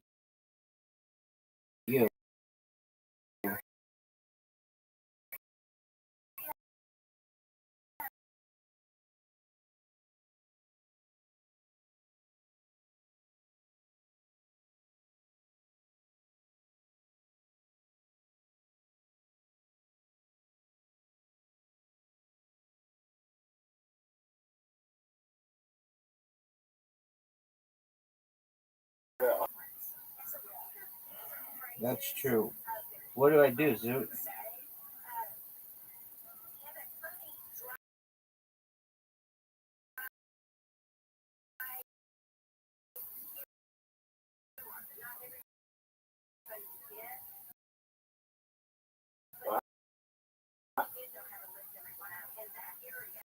I think so. You're up, pimp.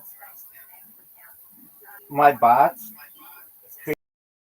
created a clip of a guy today, or actually like 5 days. But he came into my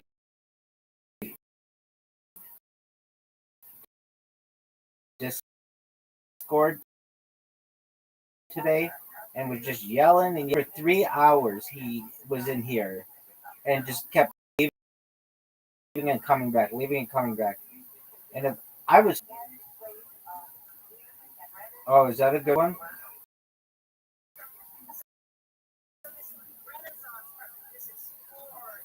No. Oh, that was a good move, Zoot. Very smart.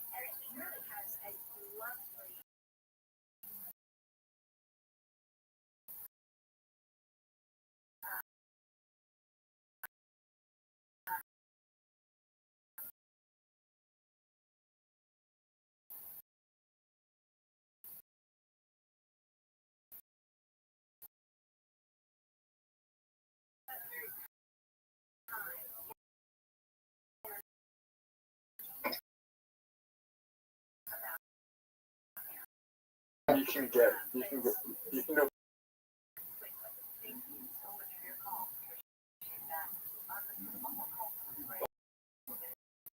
Get a whole word. The red ones do that. They take out a whole. Are you sure? It's not really going to help you that much.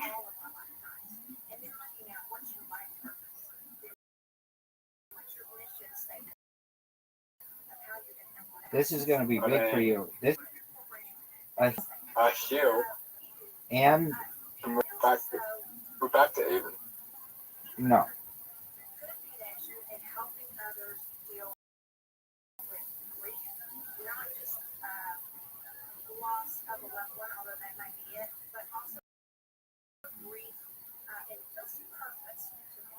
Oh, baby.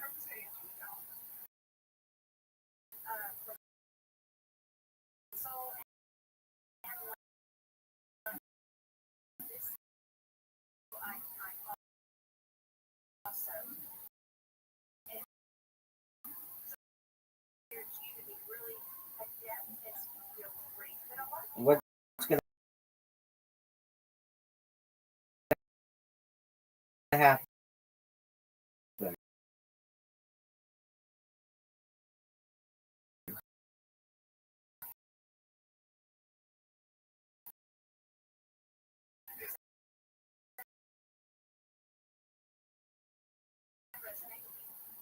It just gave me 3 out of this.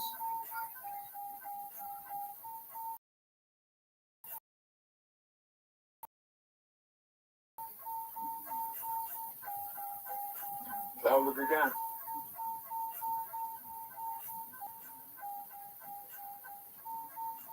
Why did you choose that one?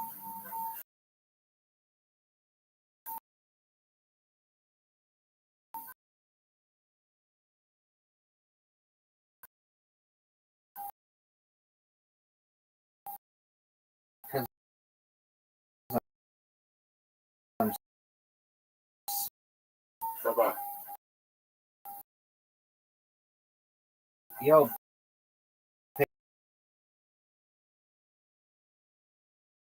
Pam,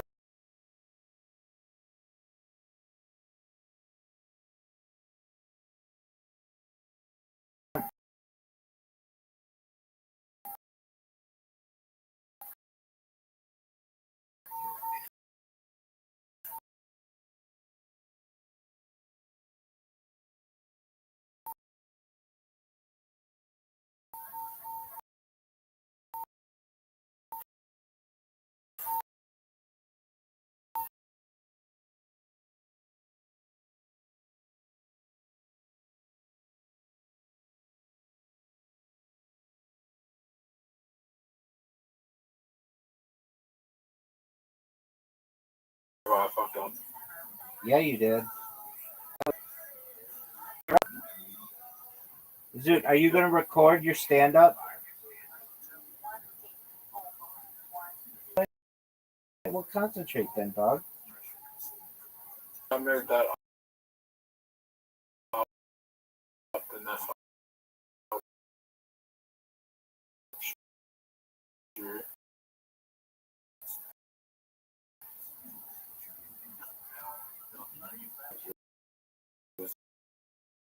Are you sure that was the move? Because then to make this move, and then I can do this move.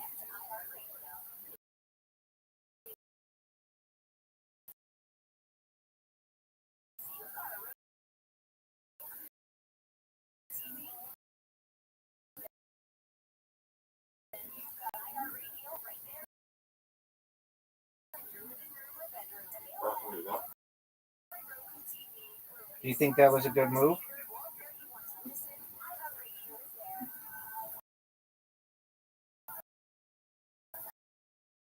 The advantage I have is I have more berries than you. He varies. You're up, Zoot.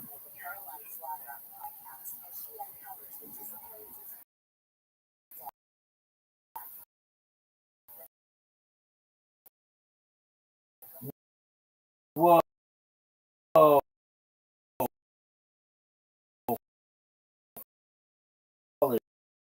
Zoot.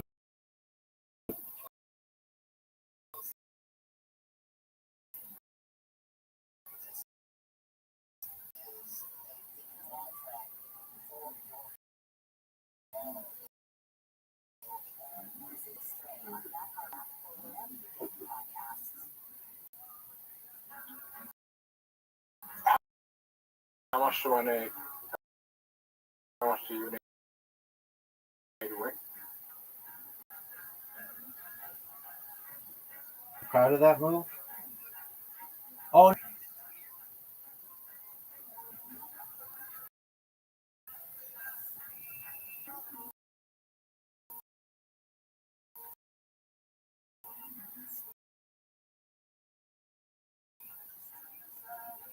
Zoo, what are you gonna do?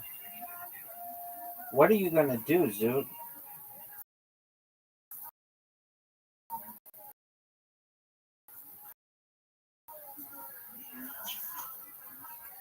No matter what I did, I was fucked.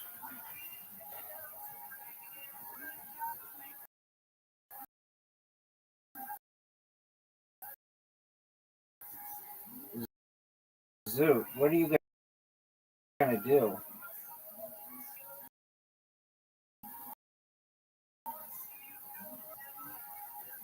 Are you proud of that move?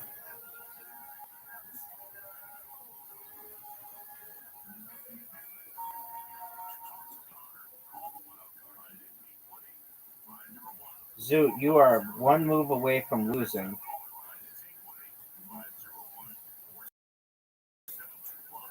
Look at those berries.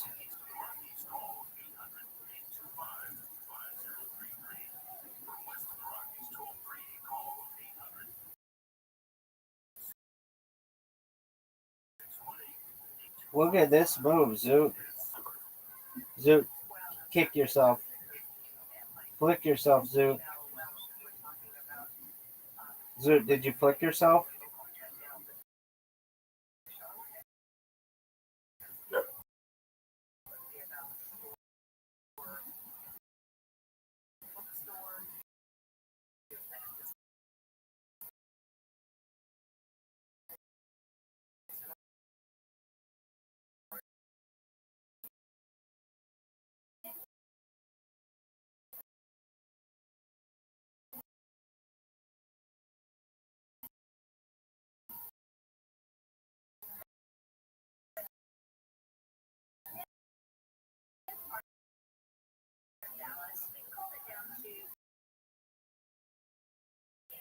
Oh no. Zoo.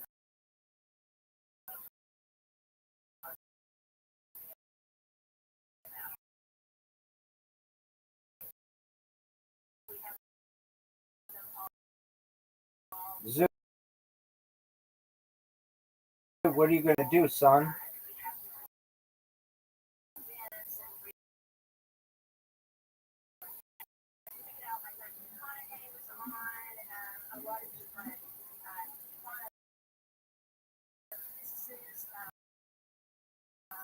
Oh, you are in trouble.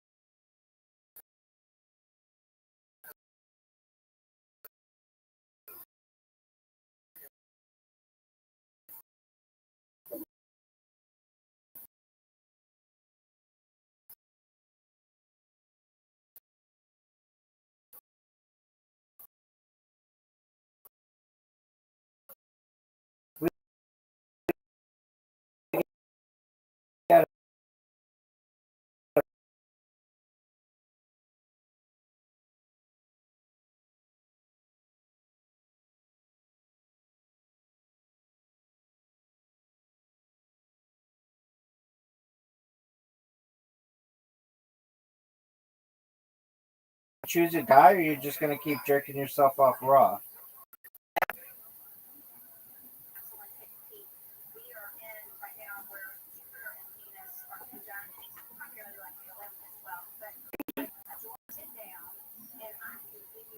What?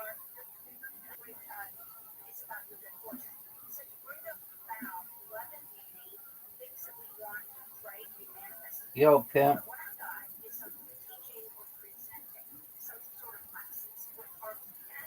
That's what I'm gonna give it to now. You're done, son.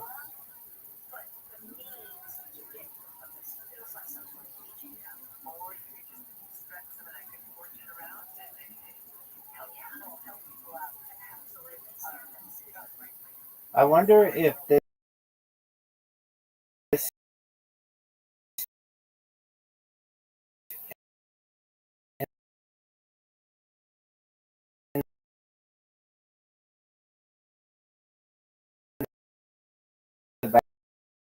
background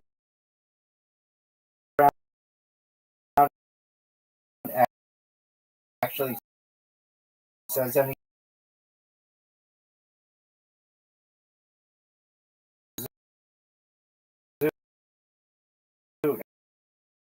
Are you gonna beat me?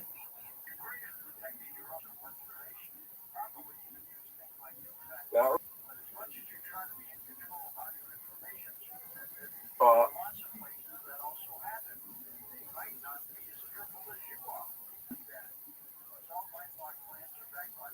Oh, you got the health?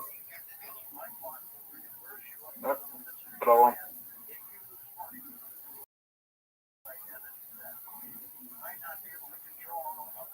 Yes, you did.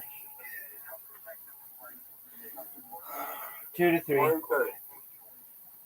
Are you proud of that? Yeah, great too. Yeah, but you know you're There taking. you go. You know that this is my game, and I'm better than everybody we've ever played at it. You know I'm better than everybody we've ever played at this game.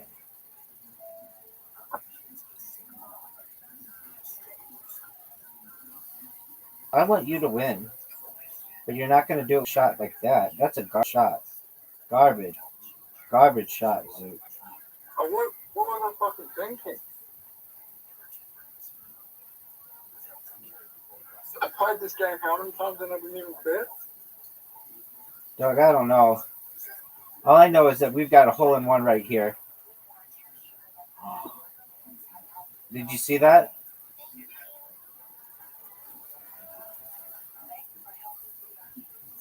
Zoot, you're done.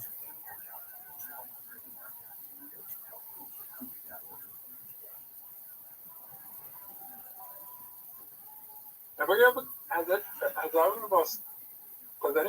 gotten a hole in one on that? No? I have. It's hard. What did you think of that shot, Zoot? Can you get a hole in one on this for the free players? Maybe. It depends where the hole is. Thank you. I have a chance to make it in the hole. Oh, dog. You need one of the best shots of your entire career here. Get it. Oh. So you're down 2 holes to none. I've got you right where I want you.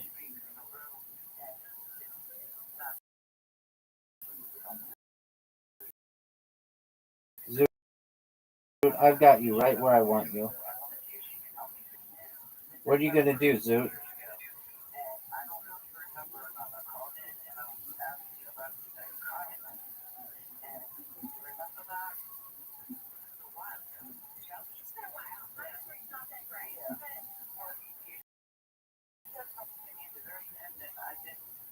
Do? Are you proud of this shot? Are you proud of this shot?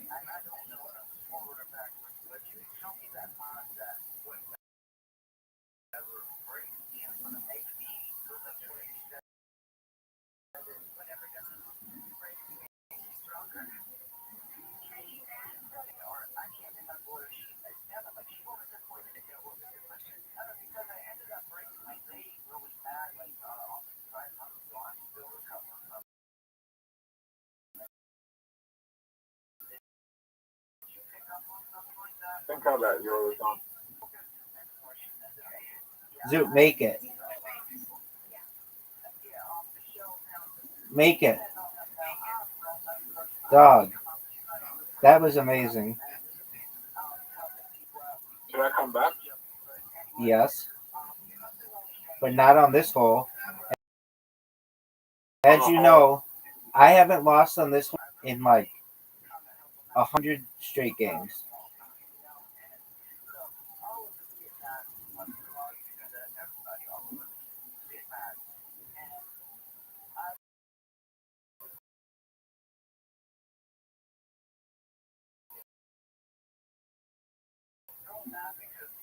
Help you. Yep.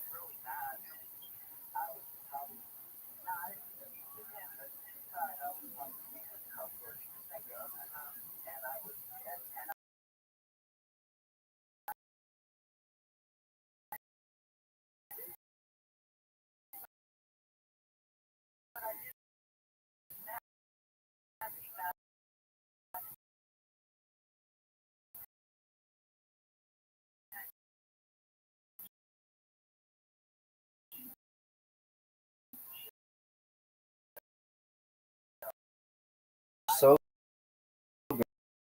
good. This hole.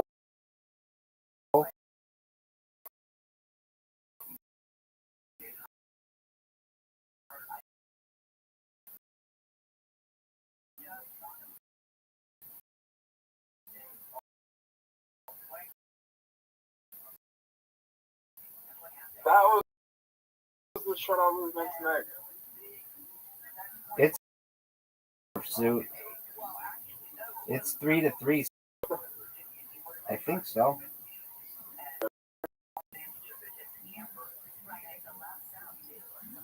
How good a shot this is.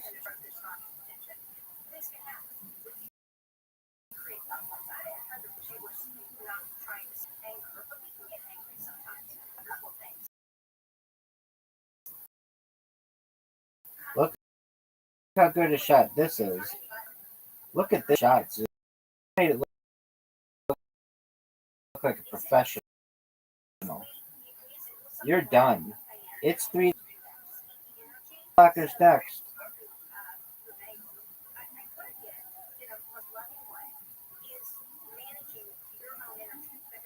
Zoot, are you ready?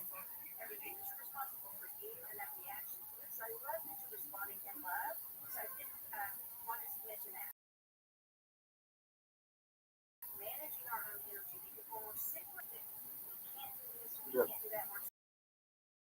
Do you know what the dragon attack is?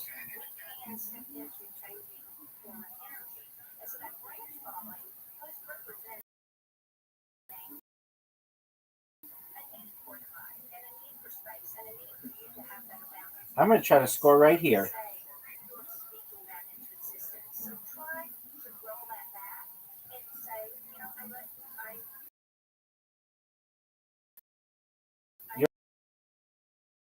You're up. Okay.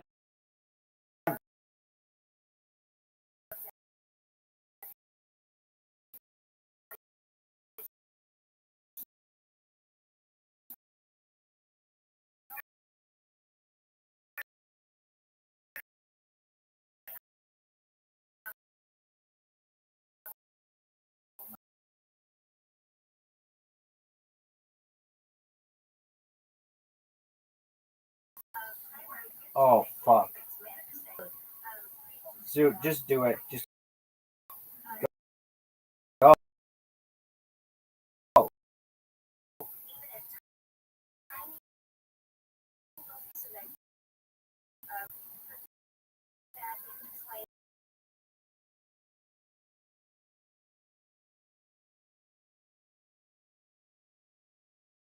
Ready for this? Look how good my defense is.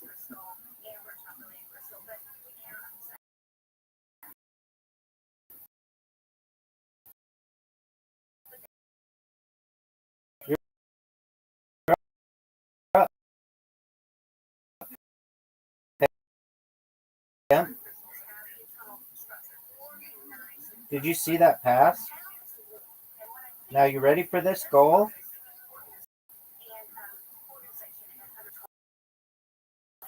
What are you gonna do?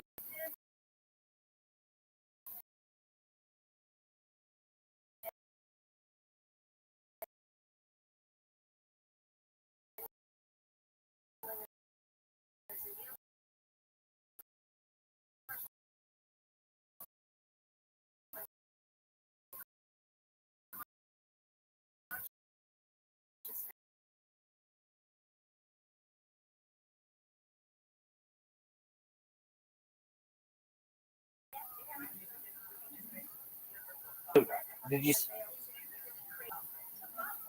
Zoot? Do you know what the dragon attack is?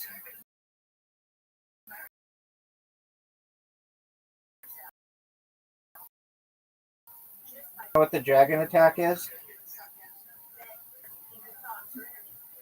You're up, pimp. Are you proud of that shot?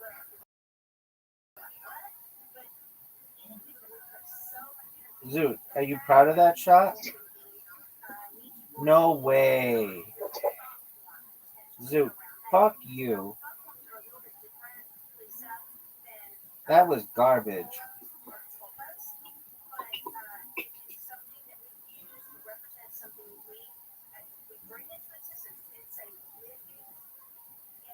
You're up, pimp.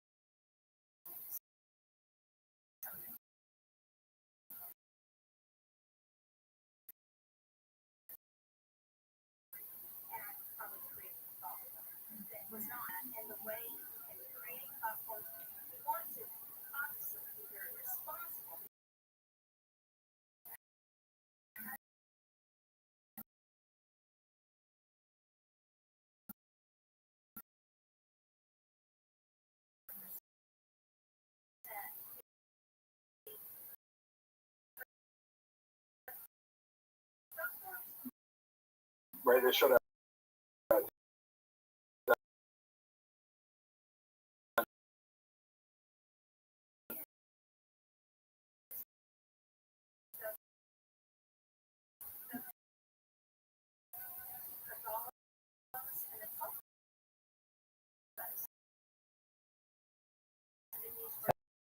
Um,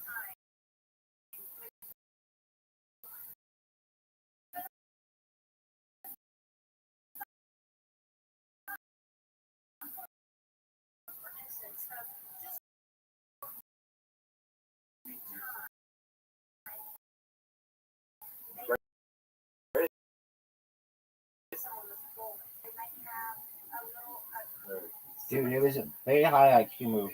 Now go. High IQ move. Right here. Zoot, that sucked. Dragon attack it, son? Yeah. That was dog shit. I've never seen a worse shot in my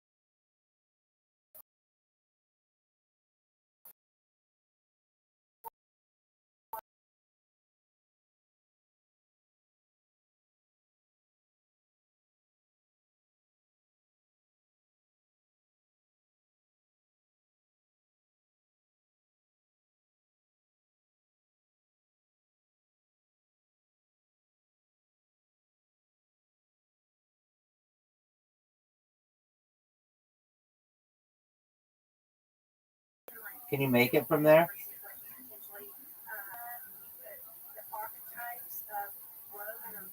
I'm gonna bounce it off of the wall, off of your guy. And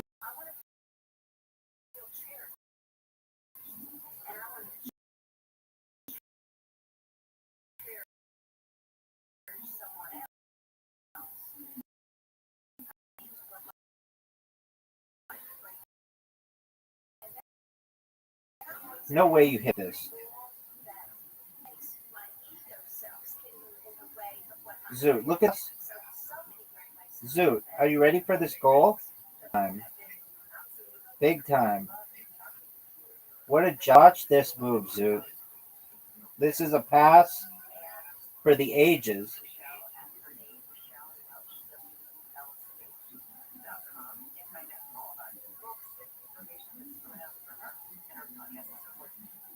Zoot, do you know what the dragon attack is?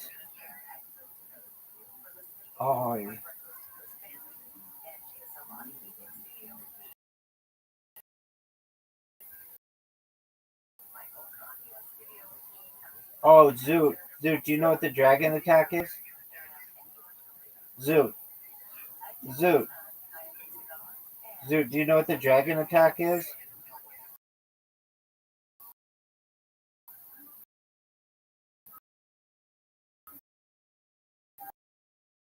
Yeah. Okay. You just got it.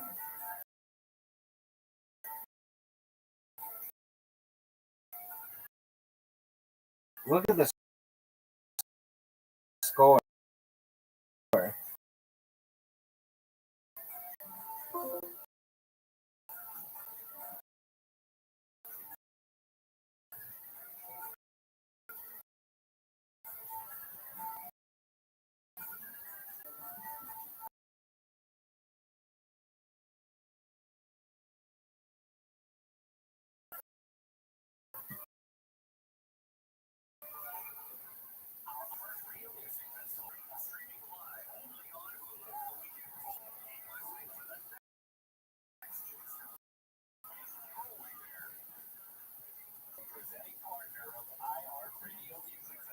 Zoot. Zoot. Zoot. Zoot. What? Oh no. No way, Zoot. Don't miss. I can't believe you missed.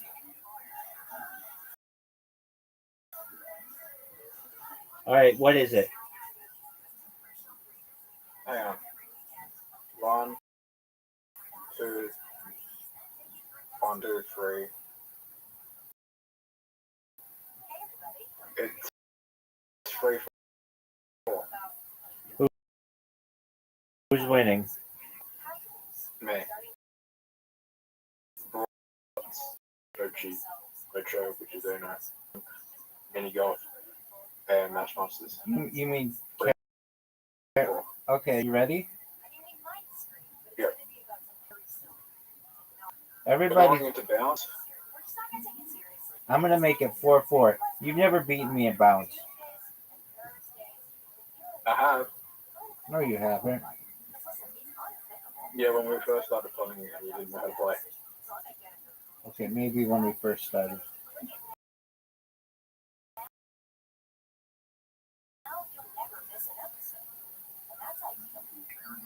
Do you see I have the lead? For now.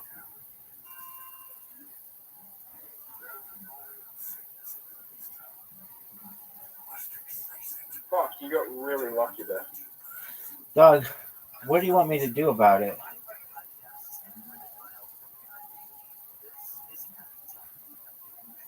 You got a lucky grape.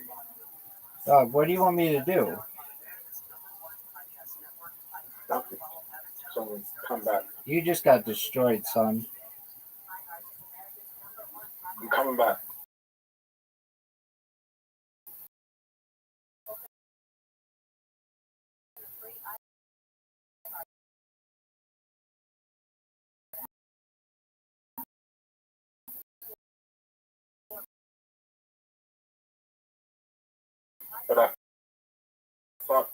It's over for you. I fucked up.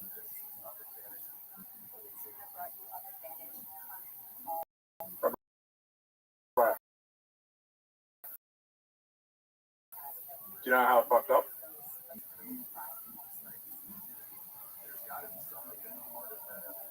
On the stuff.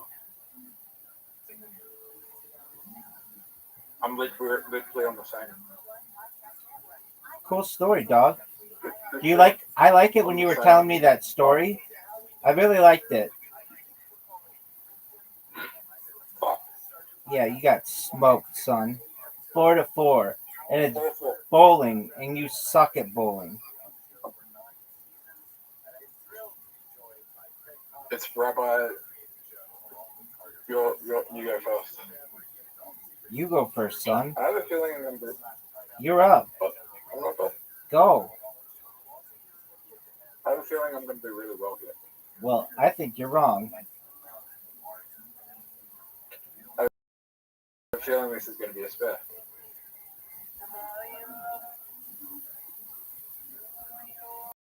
Fuck.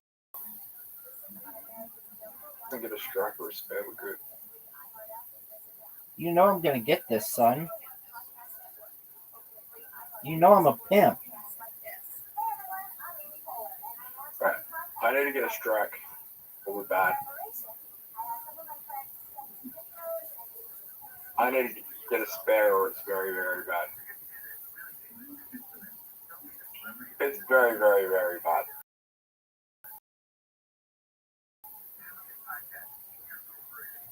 Spare, Gigi? It's complicated. Usually 10 plus part of the next frame. Whoa, I almost got it. Zoot, you're done, Does the son. spare give you as much as the strike? No. Zoot, you're done. How much does the strike give you?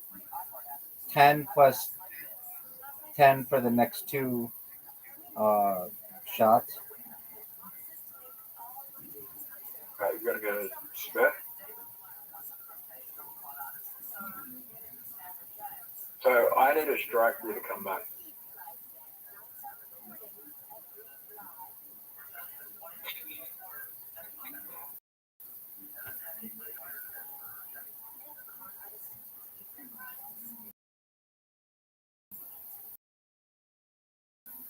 You ready? Yes, sir. And you got it. That was one of the biggest shots of your career. Too bad. Oh, Zoot. I need 3 strikes. No, you're doing really well. You get an automatic 10 points here. If I get a spare, we're in the game.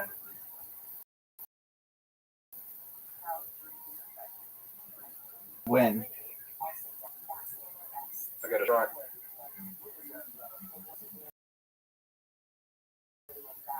You just blew a huge opportunity. You would have won.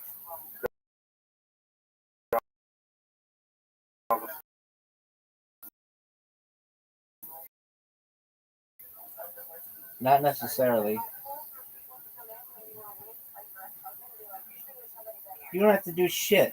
Yeah, I got take a break. How long of a break do you need?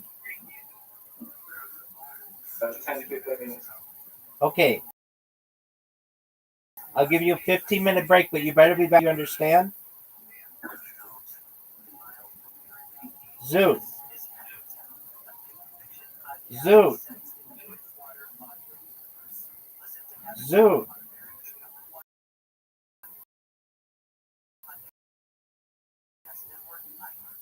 Zoot, do you hear me?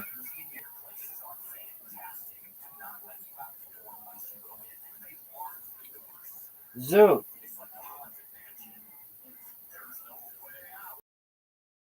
Zoot, do you hear me?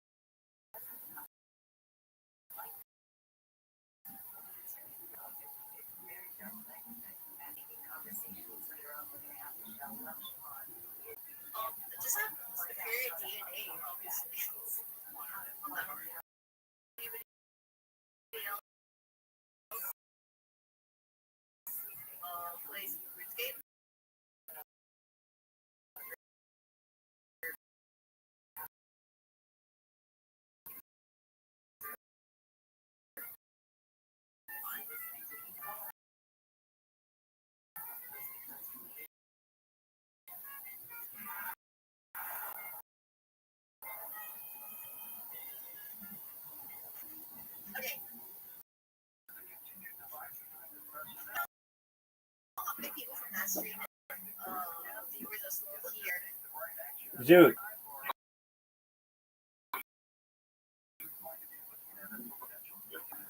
So, you need 10 minutes? no. Because I have a lot of apps open.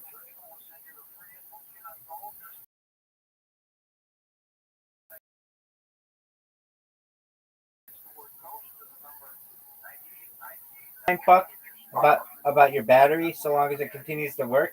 All I care about which I care is that you accept the invitation that I just sent you. Have you accepted it?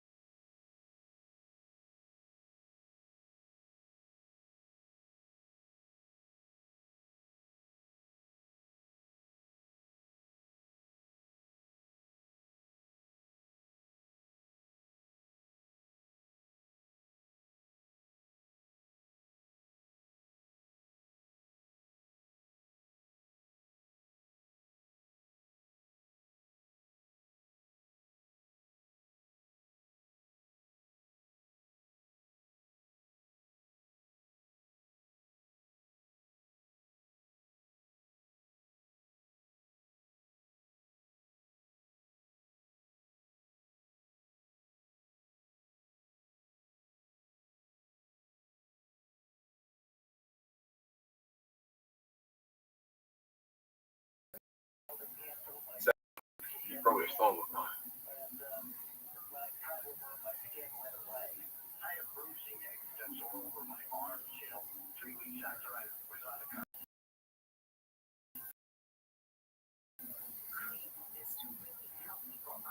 Rabbi, do you think you can win? I know I'm gonna win.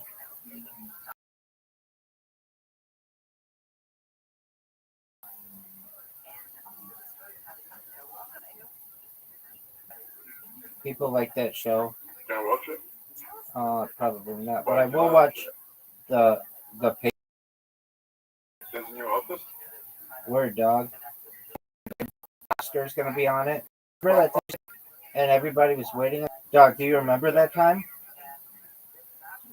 It was for a gag called Clocks that neither of us like.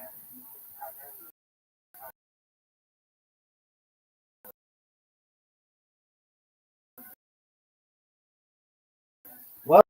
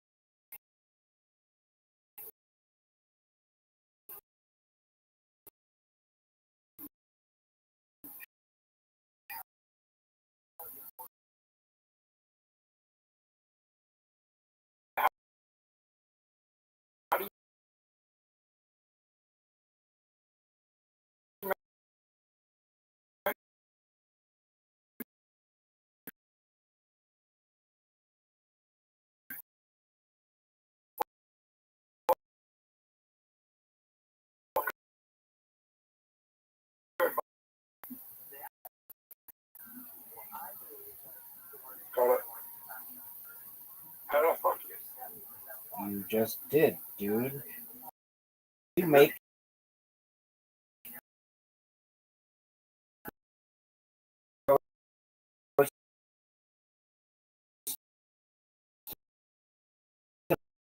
my side.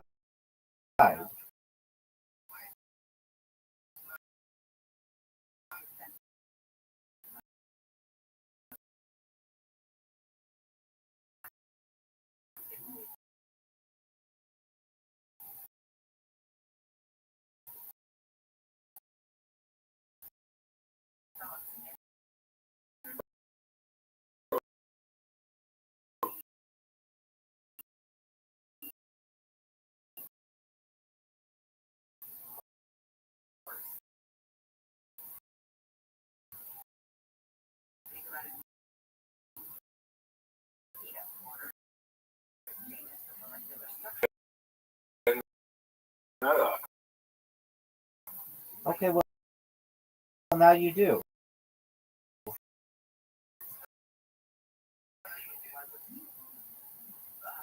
Oh, I don't know.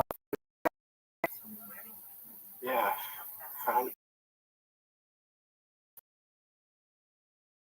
That's a lot.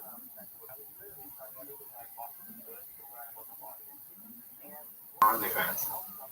Why? Um,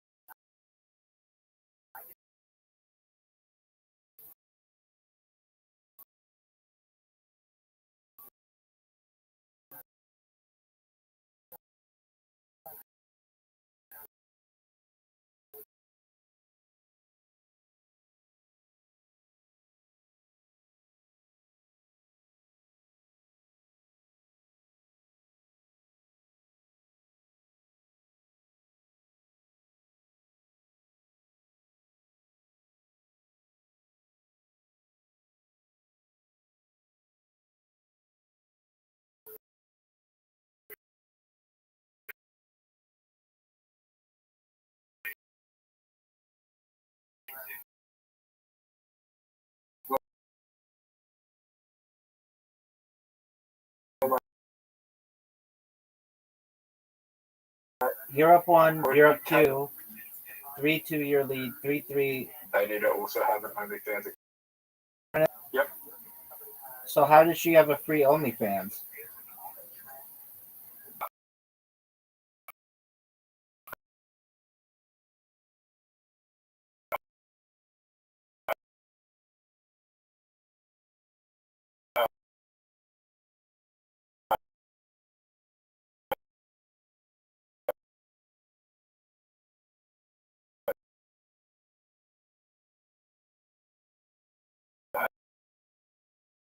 I said,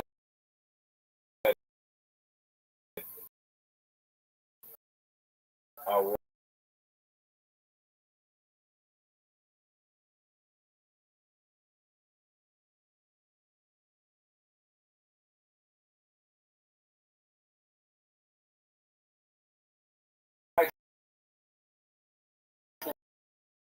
money from other avenues besides OnlyFans.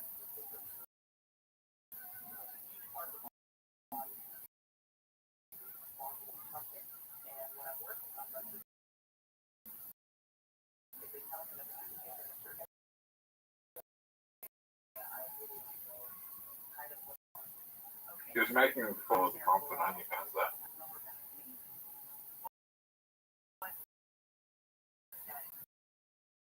Are you proud of her?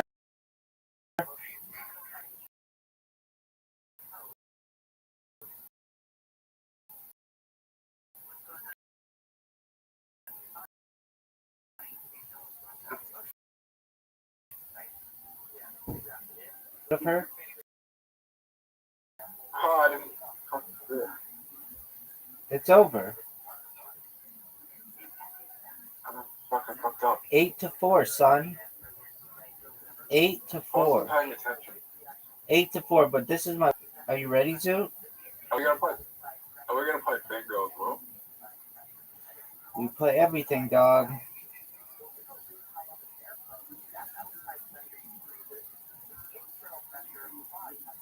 Roll a one. Roll a one.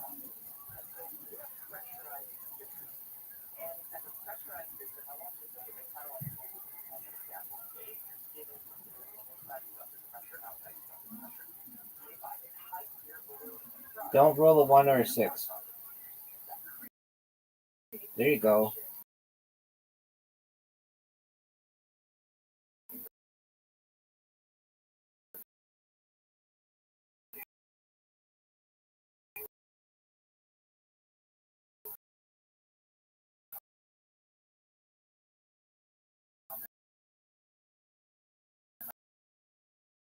There. So you know you're in trouble, right?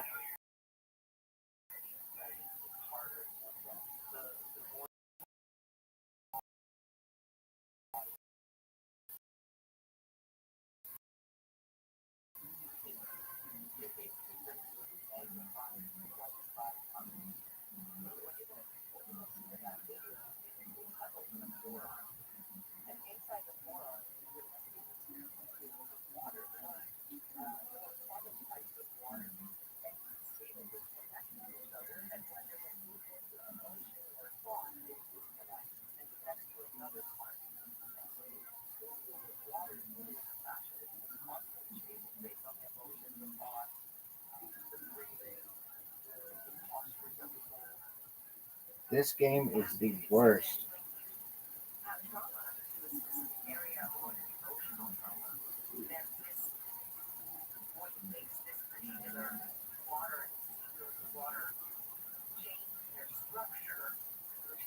You better watch out, Zoo.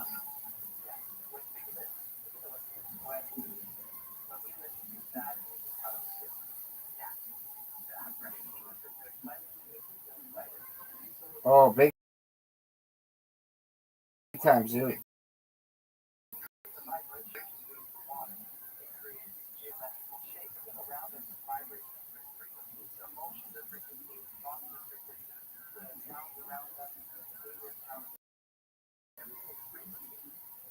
Oh, big time, Zoo.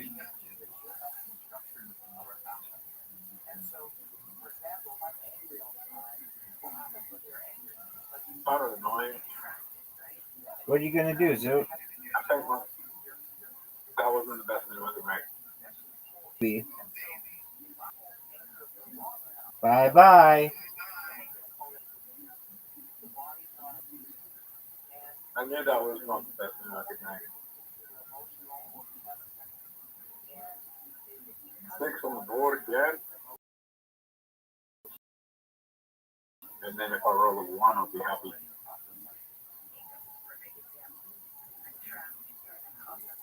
Oh, Rabbi, this is not good.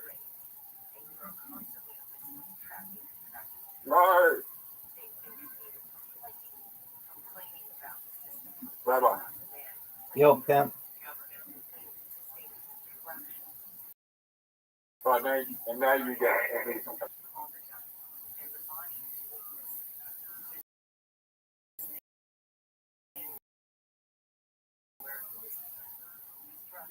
I made a mistake.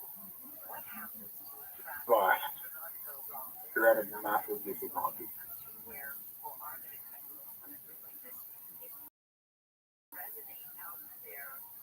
You think you're good. I'm amazing, baby.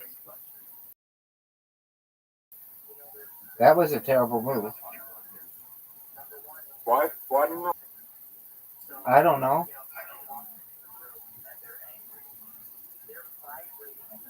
What are you gonna do, son? Oh, fuck you, dude.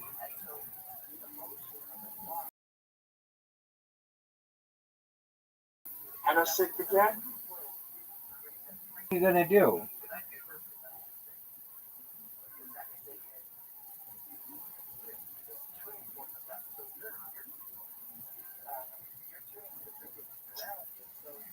Oh, No way. What are you gonna do, son? What are you gonna do, I think this son? is the best. I think the best movie to stay.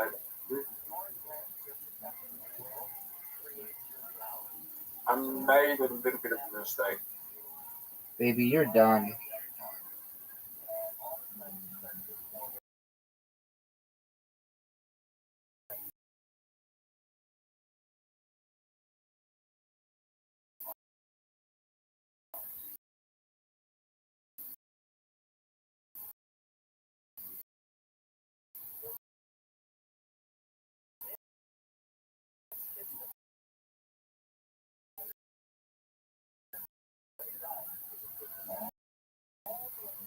Rabbi?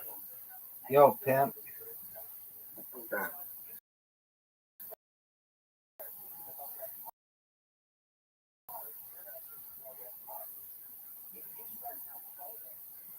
Ready? Yep.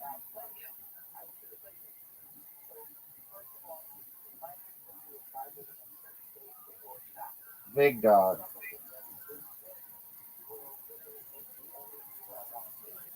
Oh, fuck.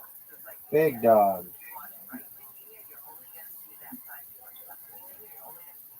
Big dog. It's over for you. Just one. 9-4, son.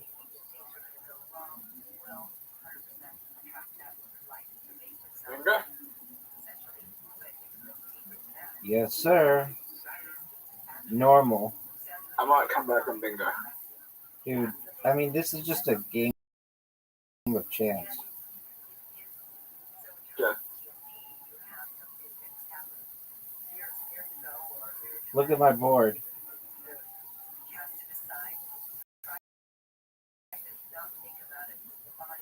Can't you see it at like the bottom? The ones that I have?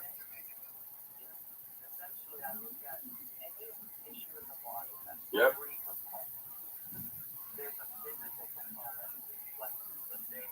I have yet to get I anything. can't see your numbers.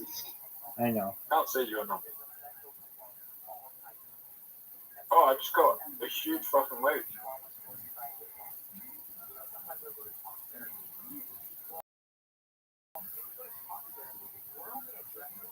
Rabbi, 070? Give me 070.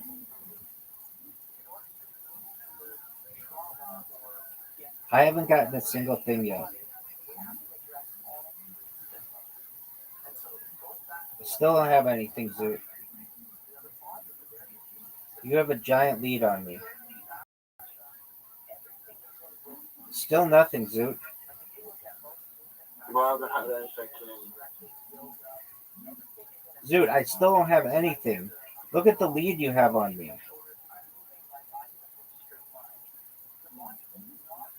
Still nothing, Zoot.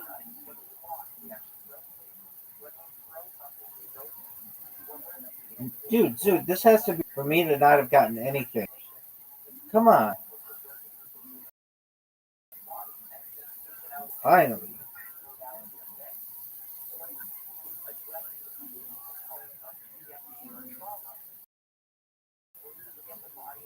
Zoot,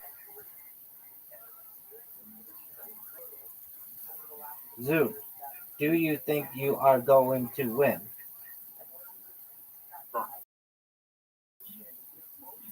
You don't think you're going to win? You have a giant lead. Son, you have a giant lead.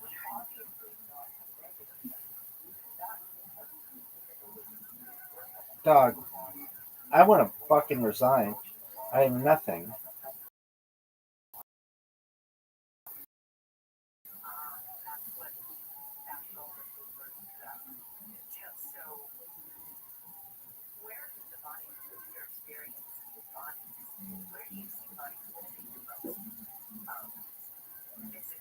Come on, Zoot. Give me something.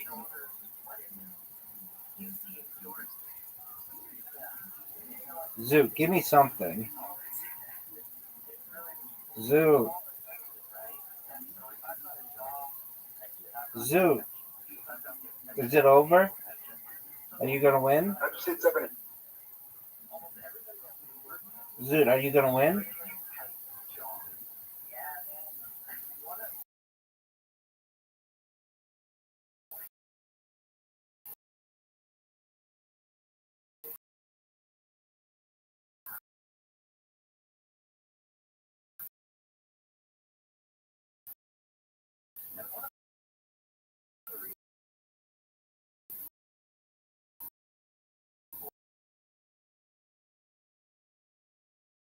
Do I have 23?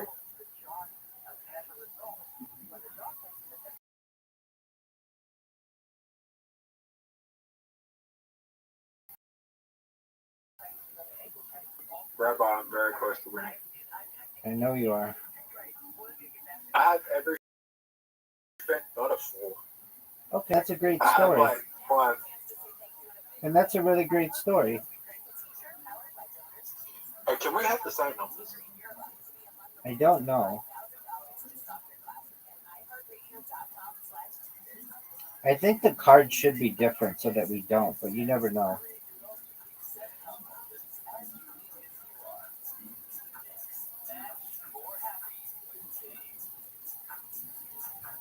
I think we can. Do you think we can? Yeah. But the cards could be different. The cards are different, but we can have the same number the same. You're gonna win? Well, I don't know, 63.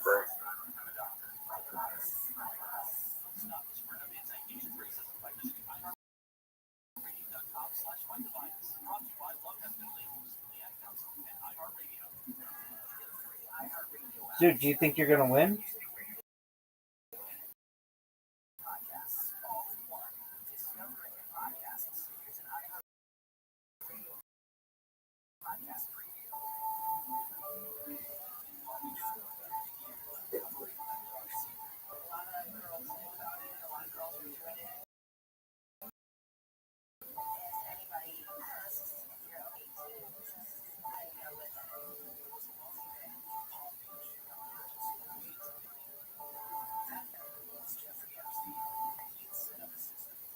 Zoot, I'm one away, baby.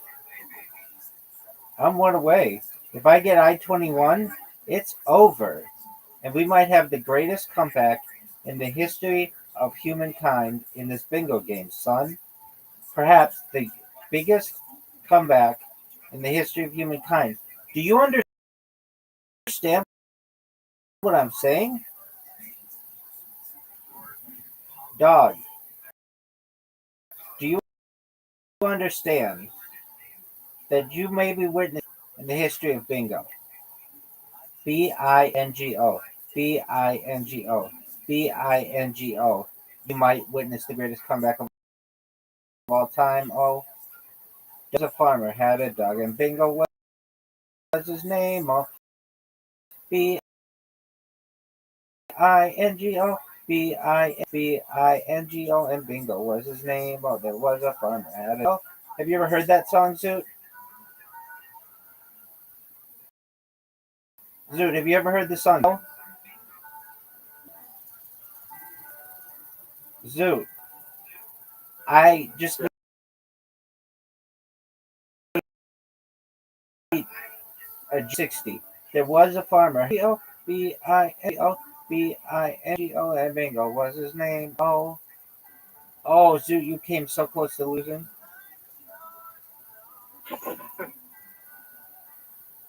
Zoot, are you gonna win? There are 20 balls left, Zoot. This game is coming closer and closer for you to lose. I'm trying to check if I have a more thing. It's over, baby. It's over. It's over, son. I 10 to think I 4. missed. Hang on, I think I missed.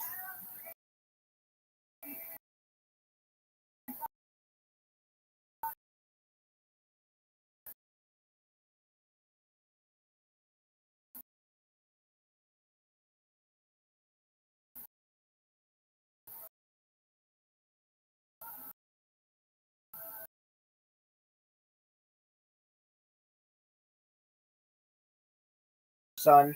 You just lost. You're up, dog.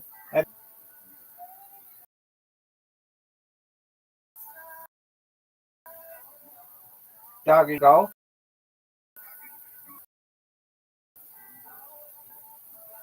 Dog, are you gonna go? Zoot, you know that you have an invitation? Zoot, are you gonna accept the invitation, or are you just gonna jerk yourself off raw?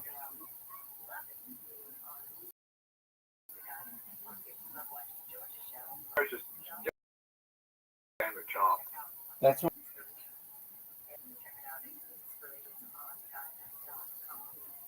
Rabbi, you know I fucked up hard, right? I mean, what do you want me to do about it, son? I mean, you just did 7 damage.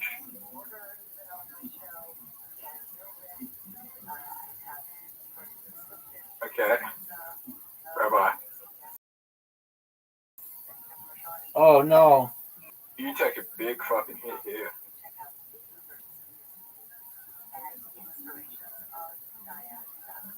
Okay. Okay. It's gonna be a big hit. Big hit here. Big hit here. I think that was a smart move, you going there. But the thing is,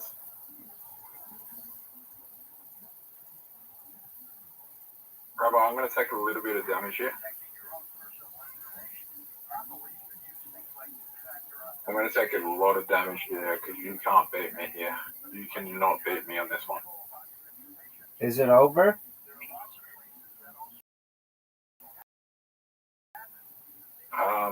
You just took a bit, but it's not over. You took a big L, but it's not over. You are in big trouble though. But you have more bonuses.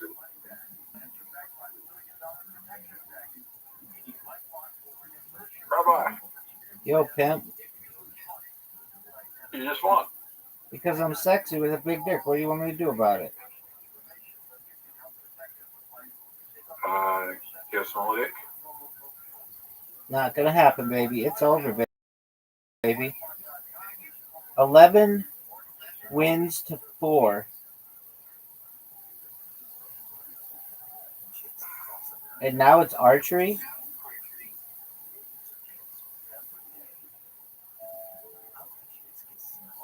We're gonna play 5 rounds to give you the greatest opportunity to win.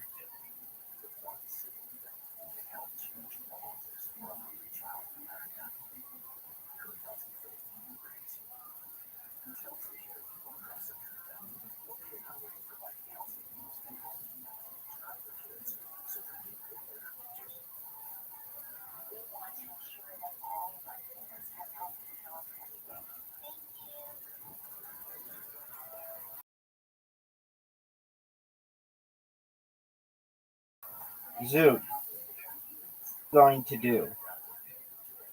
His first shot, folks, is a huge miss. Giant miss. Got a 6 on the first round. Very unimpressive, Zoot.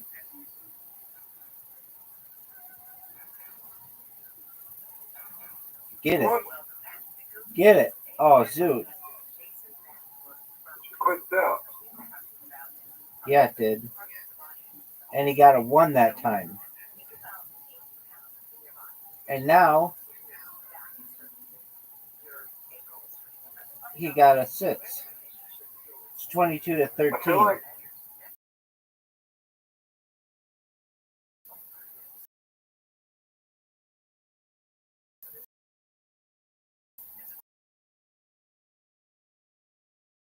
A 1 still better than a 0. But it's, the way you set up that shot. Move though.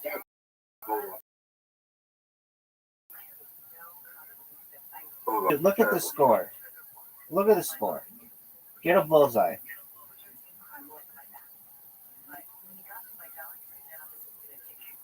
That wasn't bad. Ready? Yeah, dog. Yeah, this is the bullseye.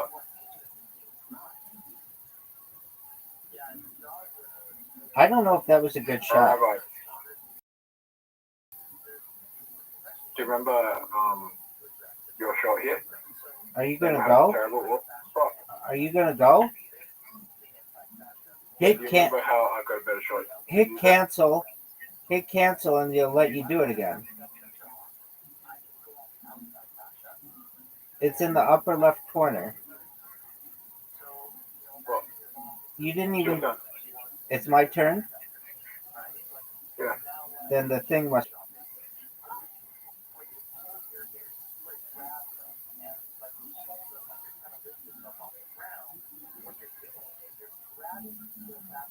Is it your turn? Word, dog.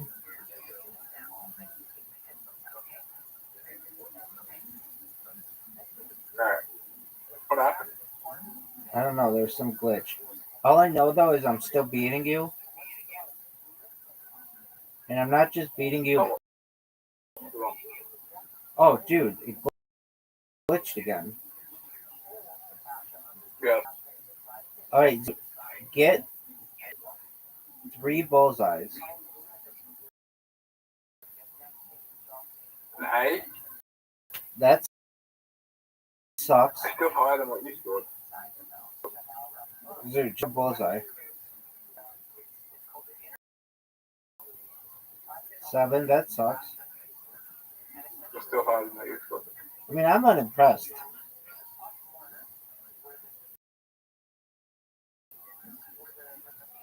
All of that was bad.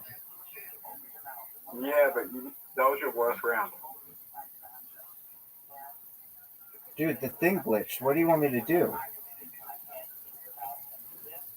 Do that.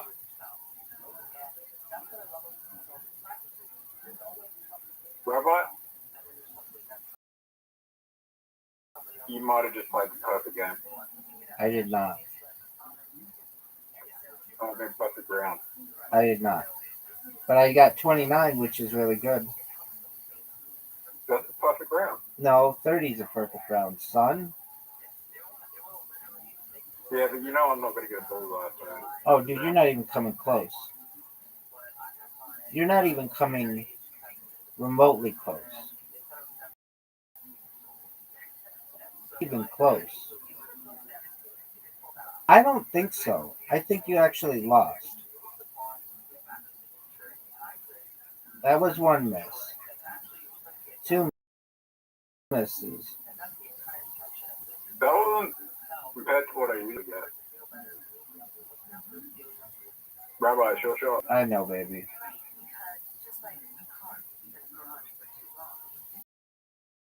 That should have been a bullseye.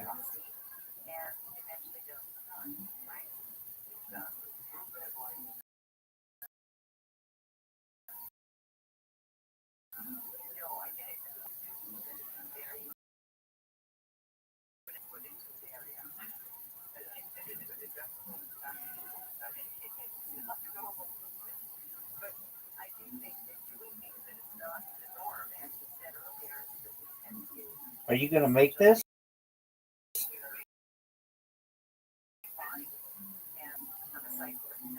If you get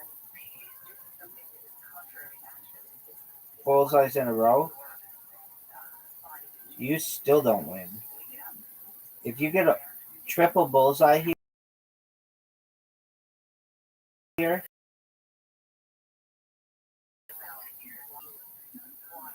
would win. Get it. Get a bull. 12-4, something like that. Hold on. You won.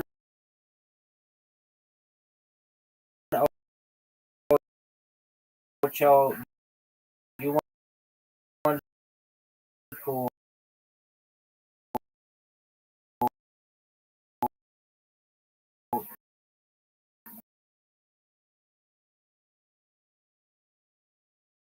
One match.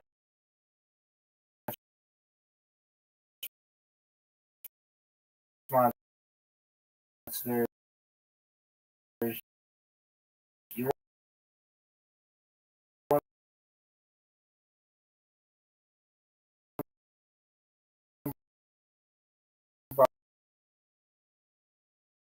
about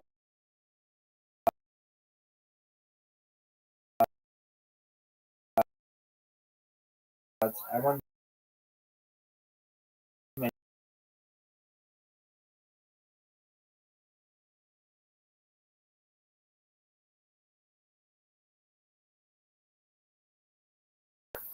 and we're gonna do it with motors, just for you. Streak. All right, we'll get it, dog. You didn't get it. You didn't get it.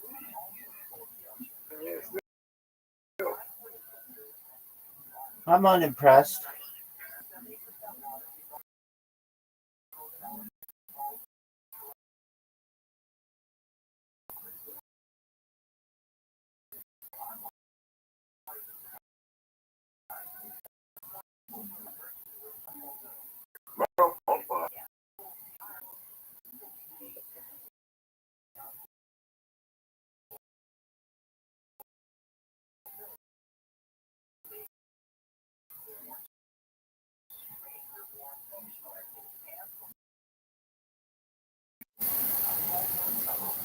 Zoot. Oh. I'm in front. Yes, you are. I'm in front, but I have a feeling that you're going to do something crazy here. Rabbi, this is bad. This is bad.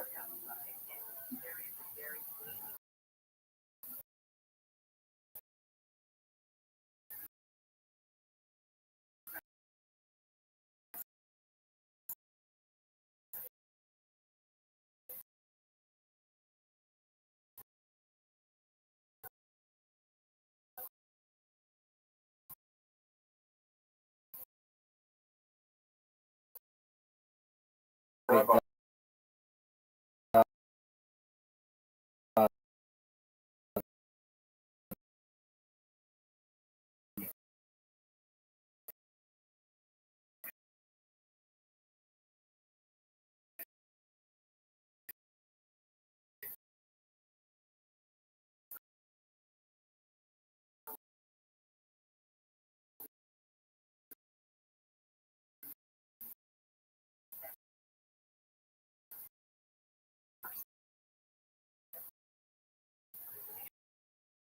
Here we go, Zoot. this fake.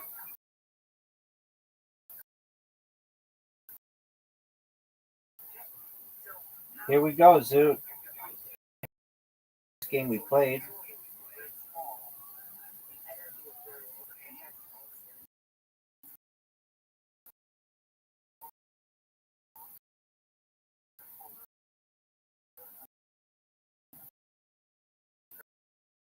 You're the average. That's really cool.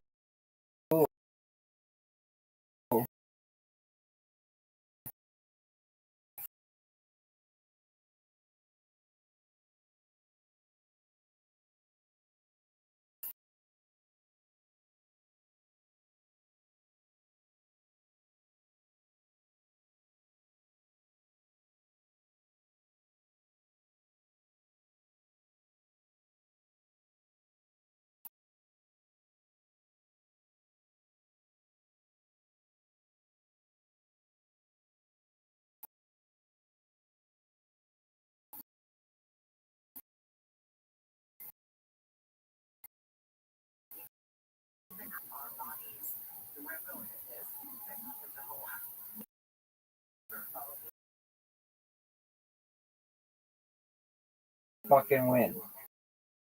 That's 14-4. Now dominoes, I don't even know how to play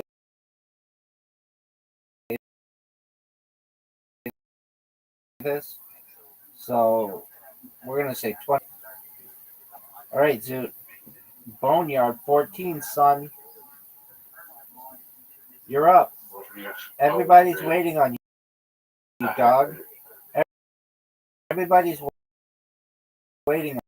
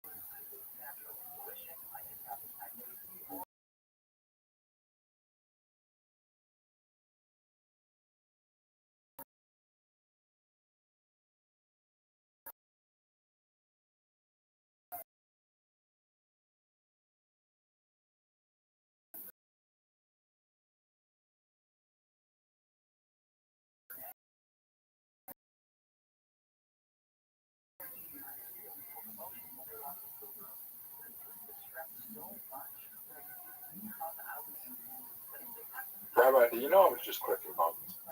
Yeah, don't you know that's what we always do?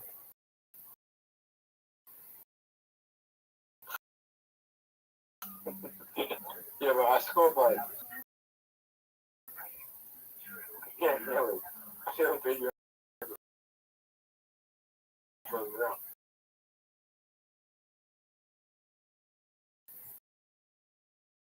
All right, go. It's over for you. Oh, fuck. Really? No.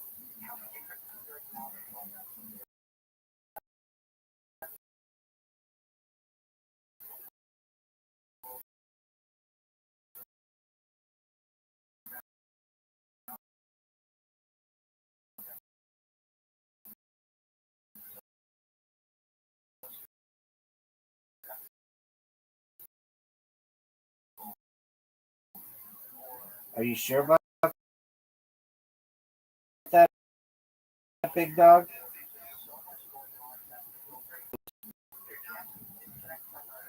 Plus 12. You're in trouble. Dog, you don't know what the fuck you're doing. Probably gonna lose one next time. It's over for you, Zoot.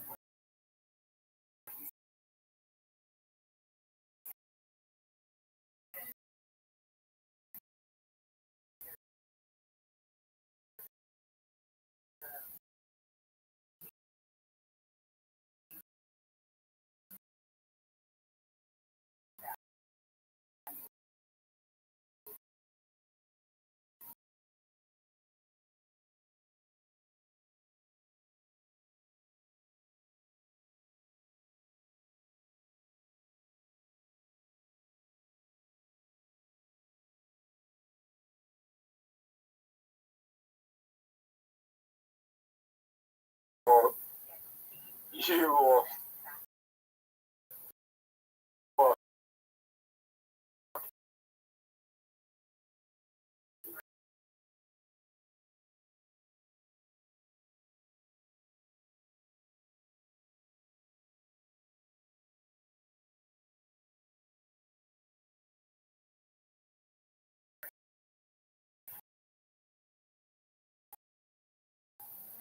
And you're sorry I could come back. No way. Not even And close. I can win back again.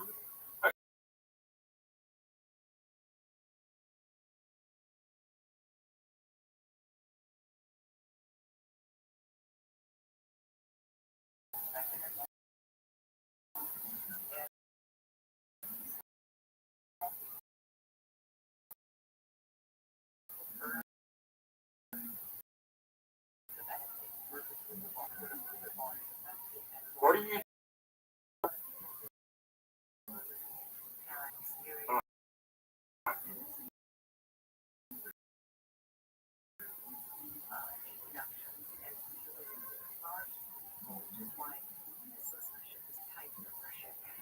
How do you keep getting double?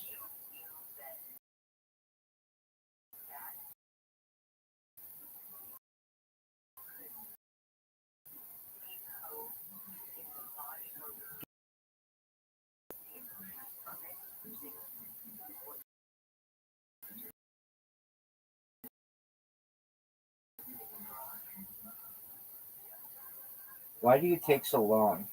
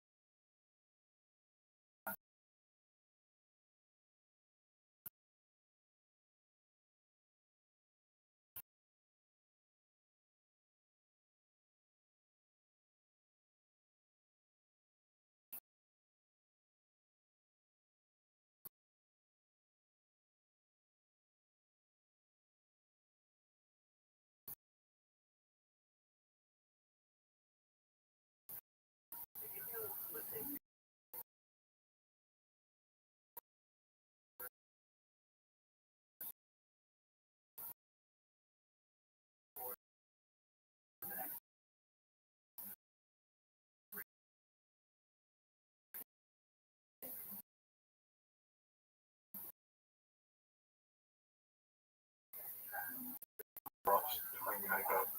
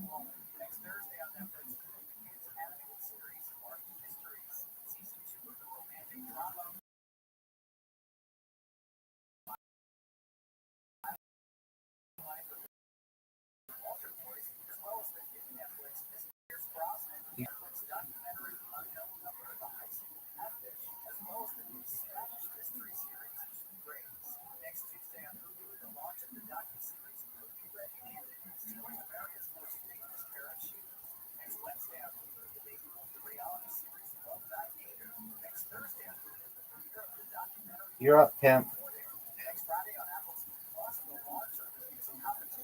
Dude, fuck you, man.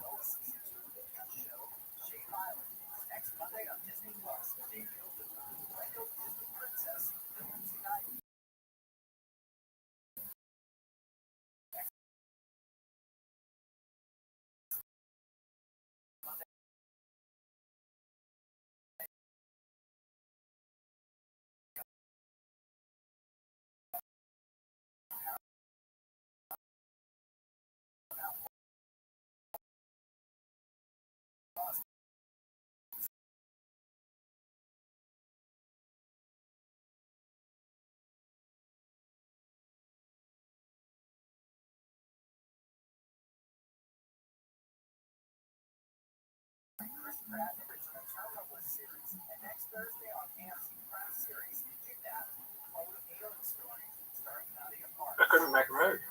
Yep. That's what happens when you suck dick. No way are you in front of me. Oh, you just fucked me, though.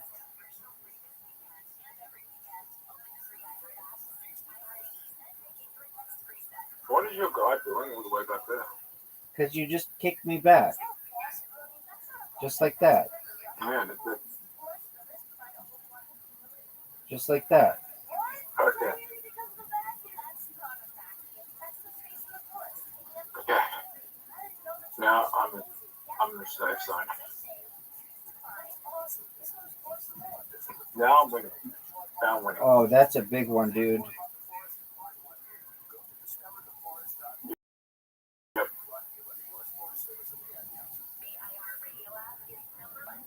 Oh, I thought I was in trouble. 100. Alright, now you can't get me.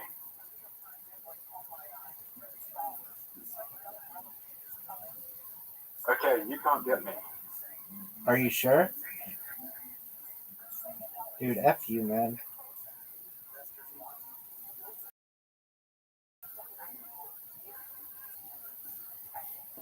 God's You click yourself, son.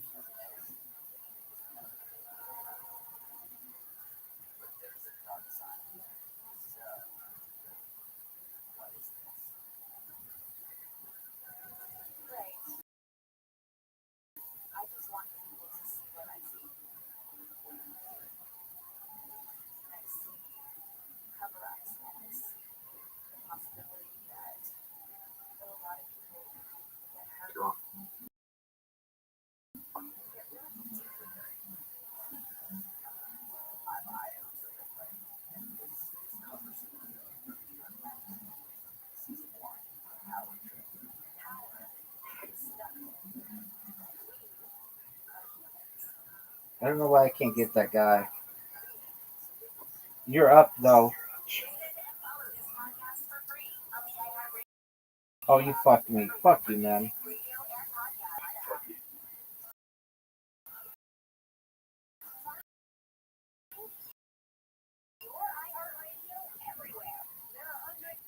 Yep.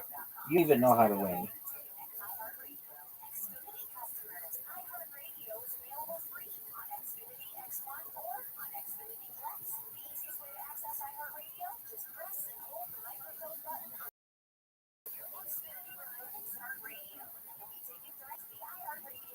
Rabbi. Yo, pimp.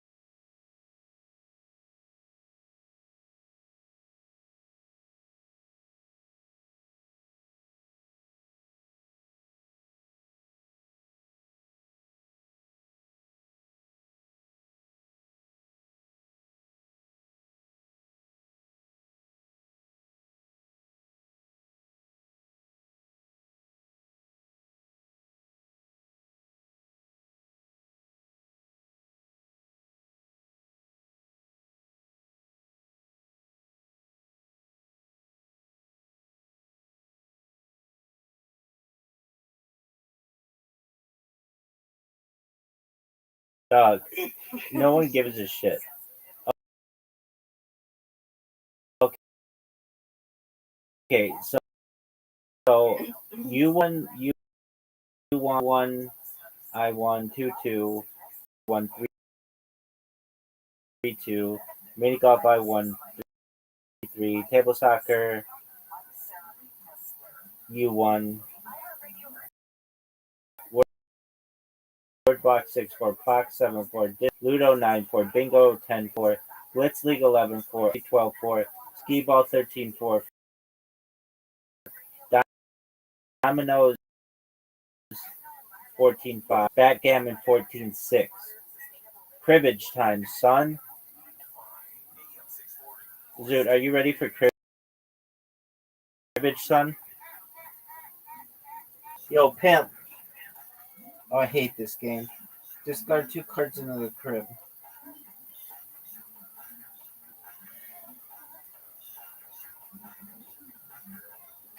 Never of us know how to play this game. Not even close. But do you even know how to play? No. Are you ready to go? Yeah. All right, well then go. My turn. Sure thing.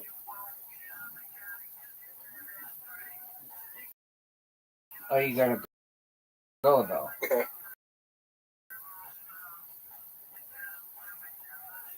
I played a bad card. Oh, wait. Rabbi?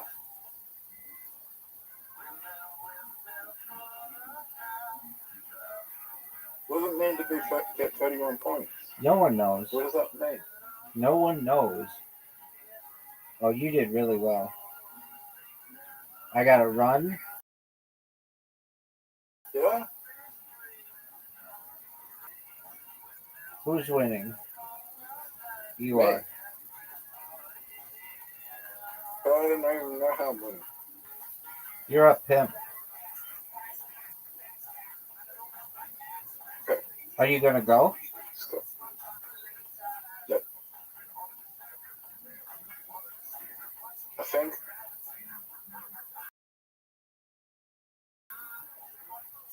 No one knows.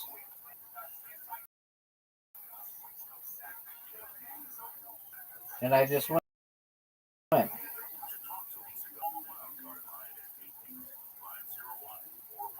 Oh, you're in trouble.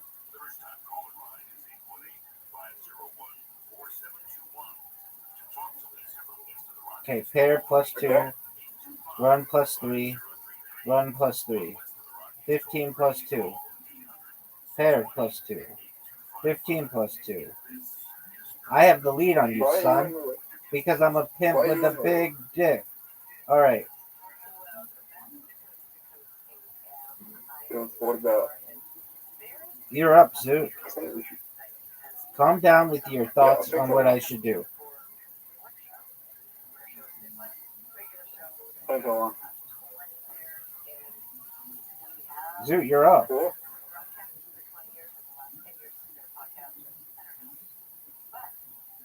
Sorry. You talked us. We both fucked up. Yes, we did.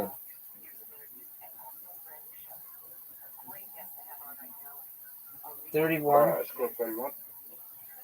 You don't know what that means.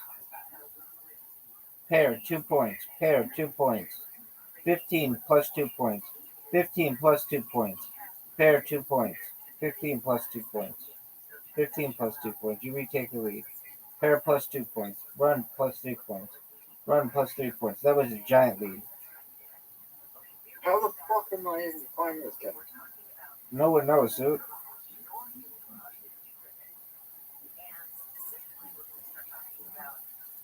All right, brother. I got a really bad hand.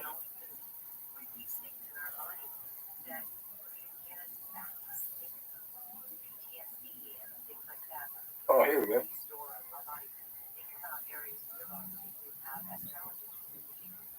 Oh, fuck.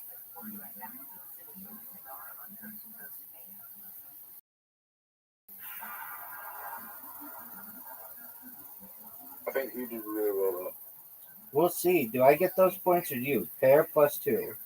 15 + 2. Run +3. Pair +2. Pair +2. 15 + 2. 15 + 2. Knob +1. Pair +2. 15 + 2. 15 + 2. Who got the 3? You're in front of me. Yes, I am.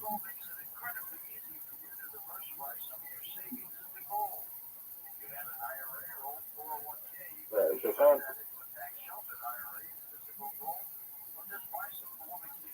Oh my god. Rabbi, you might have just won. You don't even know.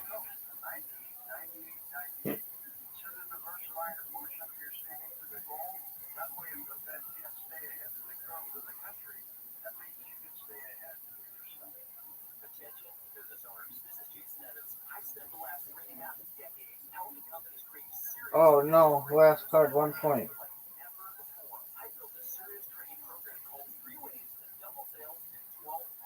Okay, pair +2. Oh no, you took the lead.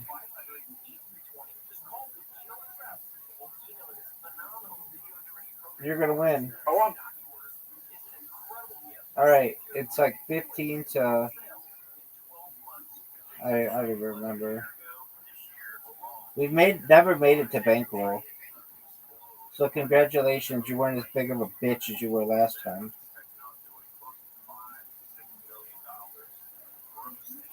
Are you ready to lose? Yeah.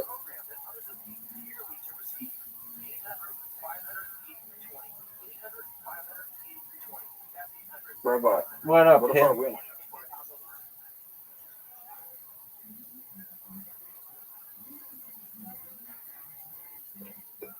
Rabbi, next I'm going to take Jakarta. Dude, you got a huge lead.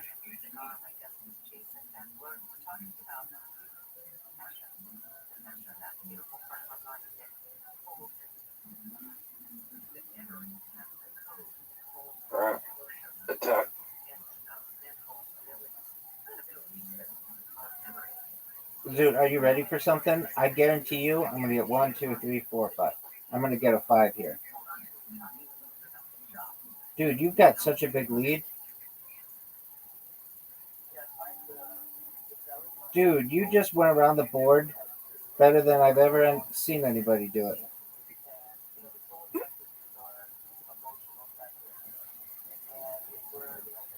Dude, I have every. you got everything, dog. Dude, I told you.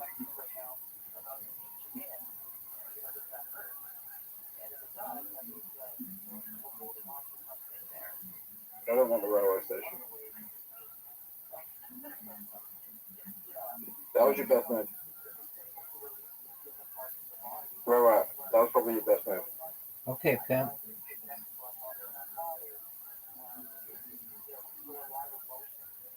Do you know why it was your best move? Why was it my best move? Because the only two things I don't have is brown. It's brown over. property. It's fucking over. Oh, you can't buy that? You can't buy that? If you could have bought that, if you could have bought that, it's over. Oh, baby. Oh, fuck. Oh, baby. Oh, fuck.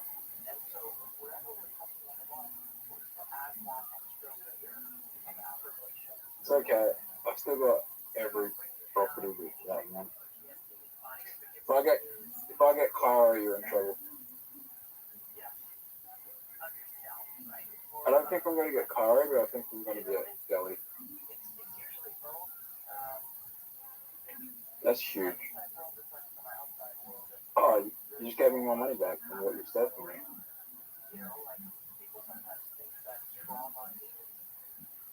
Rabbi. Yo, pimp.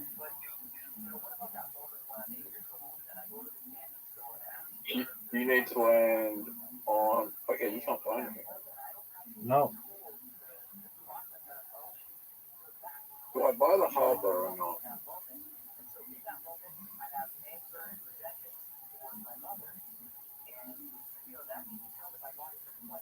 I'm going to buy the harbor.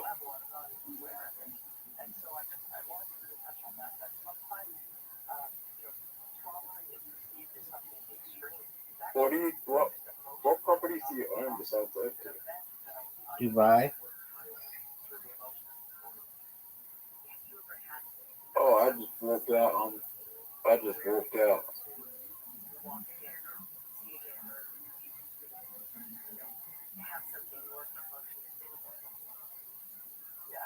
Rabbi, please land on New York. Please land on New York.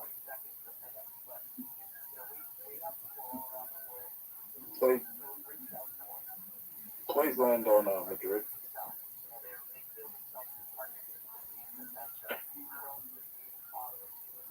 I was hoping you would land.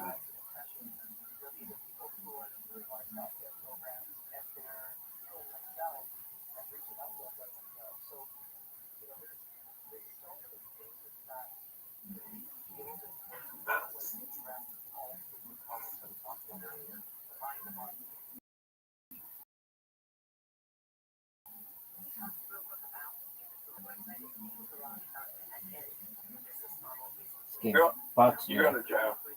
This game fucks me. This is a fun game, though.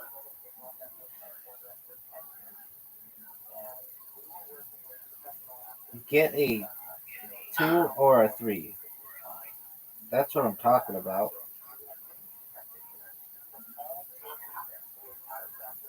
And I need a 2.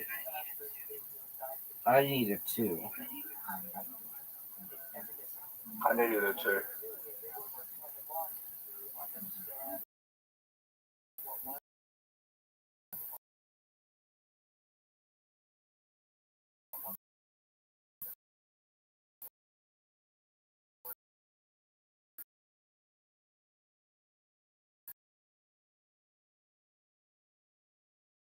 You have 2.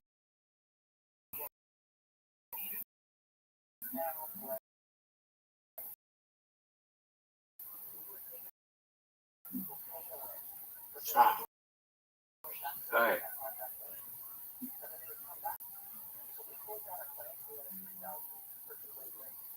No, I feel like I was in a good mood by you. I need a 5. Give me a 2. Alright, I need to land on belly. I need I a need 2.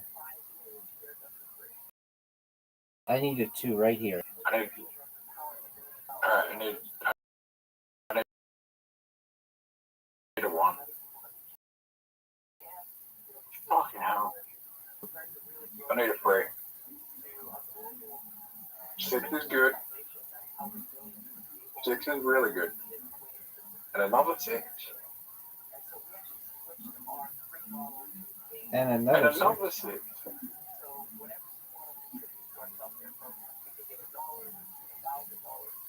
Make a decision.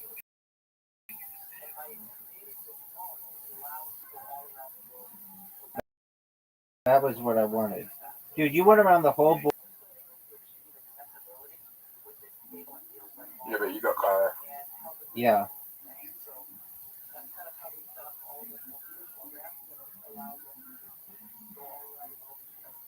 You got car and you got that. Oh.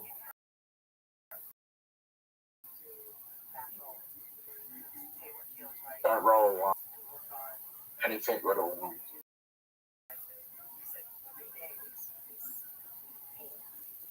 Fuck. No, I haven't been to jail this whole game. Yeah.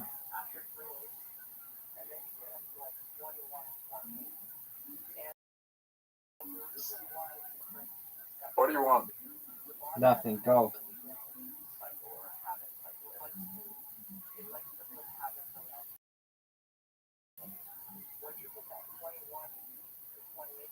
Neither of us has got purple.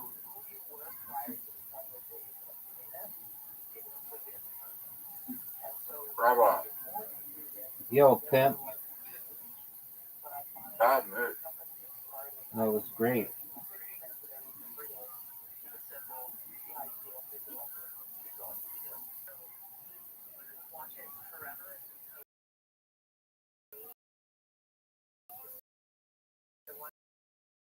Thank you. Bad move.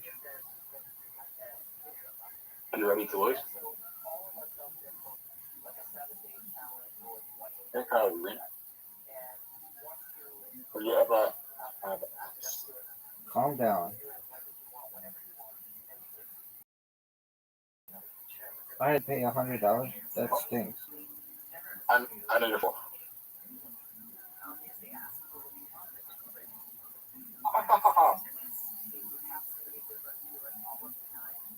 You're not right. Yo, pimp. You need a 2. Suck.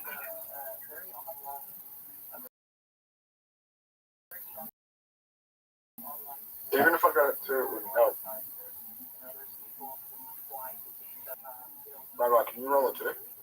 I need to roll a 3. I'll take that. So you're gonna buy Beijing.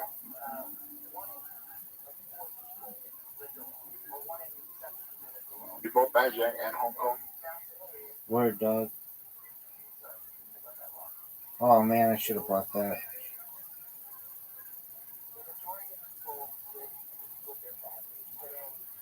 If you get Sydney, I am fucked.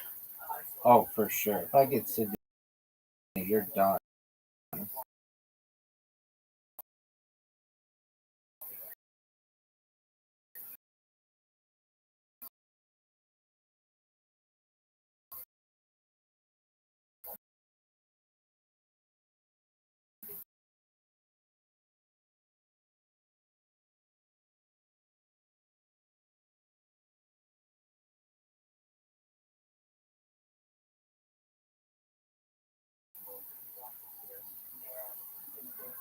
You need a 3 or 4.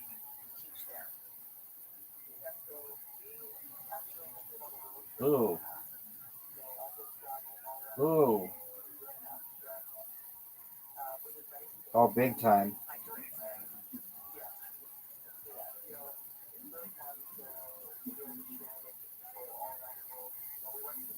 Dude, this always happens.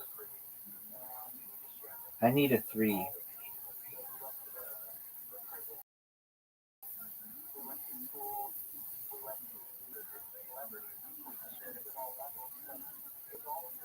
I need a 3. If I get a 3, you're done.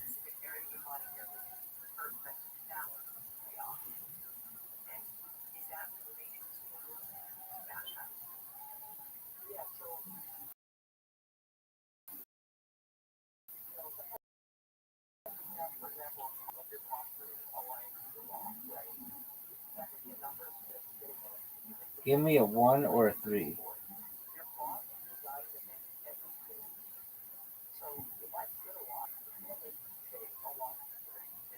If you get a 1 or a 2, you're fucked.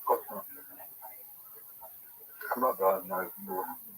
Calm down, Zoo. 1 or a 2, Zoo. You need a 1 or a 2, Zoo.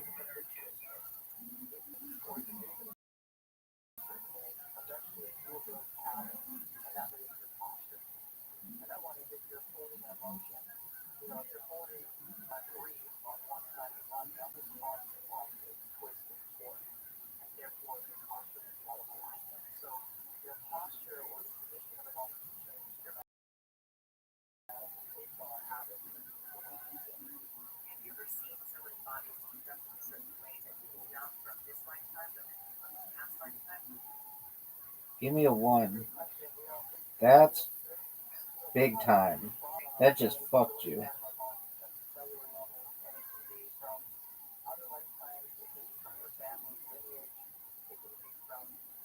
Oh, something. This is not good. If you land on Sydney, I'm in trouble. Wait. If I could get Sydney.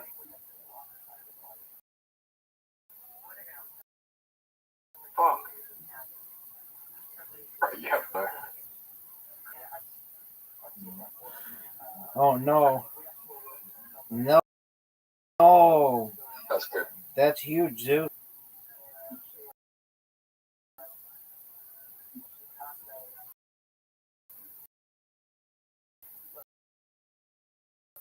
Okay.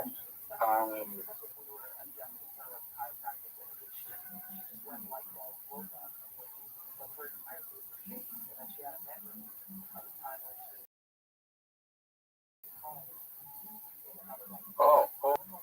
You need a 3 or a 4.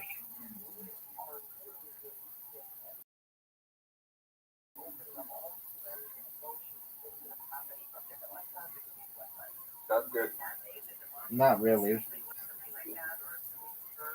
That's really good. If I can Get a 2 or a 3. 4 or 5 or 2 or a 3. Big time, Zoo. No.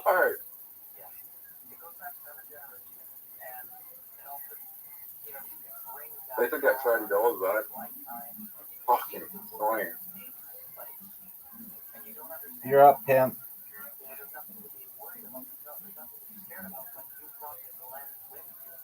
Okay. That's good.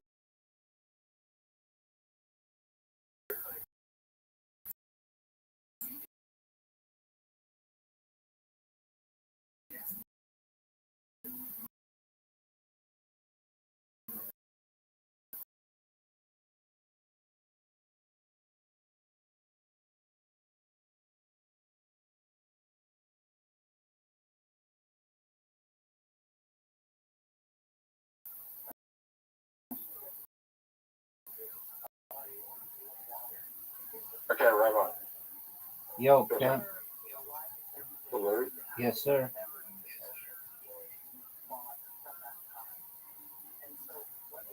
Big time, Zoo. Rabbi. Big time, Zoo.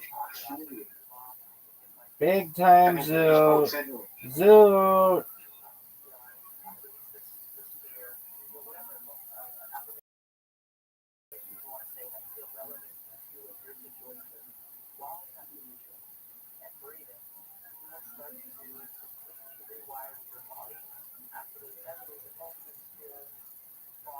1, 2,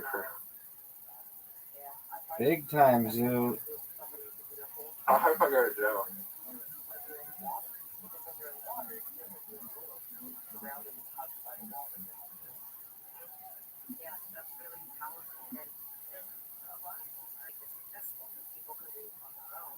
Grab it. Yo, pimp. Grab it. Yo, pimp.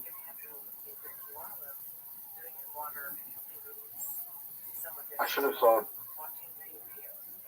This is going to be dangerous for you.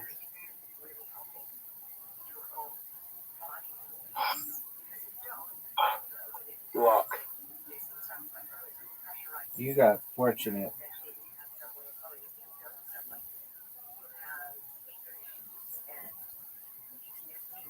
Okay. Grab it. Yo, pimp. Oh. No, I'm not going to sell. I'm not going to sell.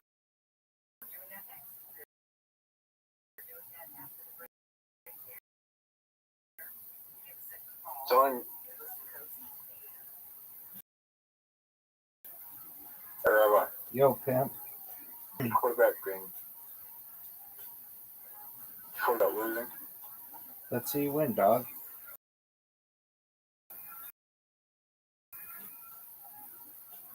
Go? Yep. Hold. Yeah, bankrupt, yeah.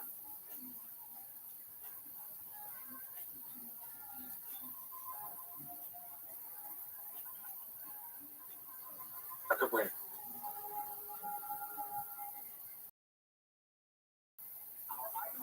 That's not bad. That was big. Rabbi. You're in trouble now, Zoo. Oh, it's over.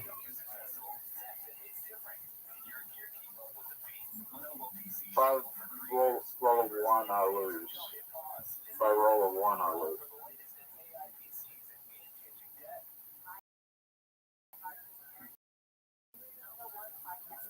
Rabbi. You better start selling your shit. So, Zoo, what do you want?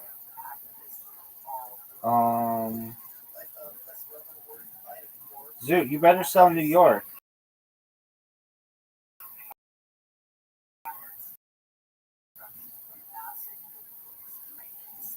$60?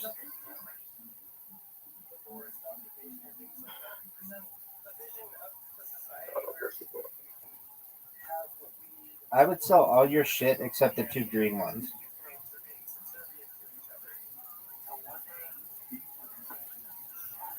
No, because if you get Toronto, no, I need to get Toronto.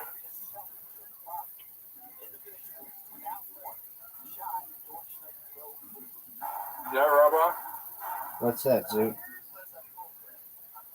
I think I'm better off just staying in jail.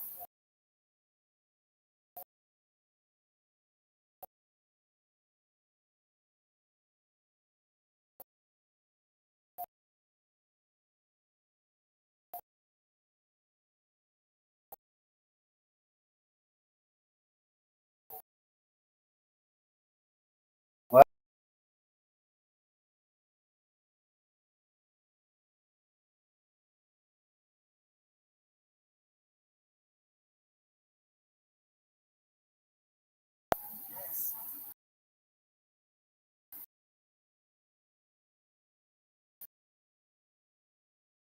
Word, dog.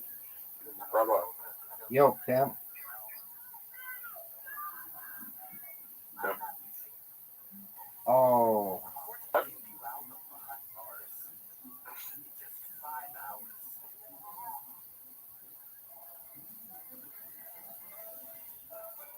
What are you going to do, Zoo? Here we go. This is big. You need a 6, and you rolled it. Zoo, you got so fortunate. Zoo might have the greatest comeback in the history of this game. No! It's not like you can't afford it.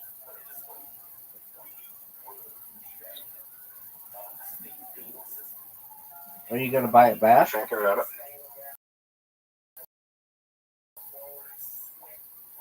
Are you gonna buy it back? Yep. Look at you. If I land on Dubai, I lose. So sell something. Fuck! No, even if I sell everything and land on Dubai, I lose.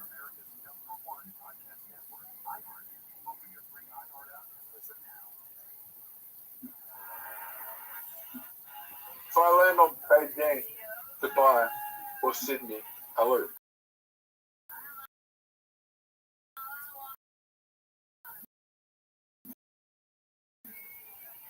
And I just did.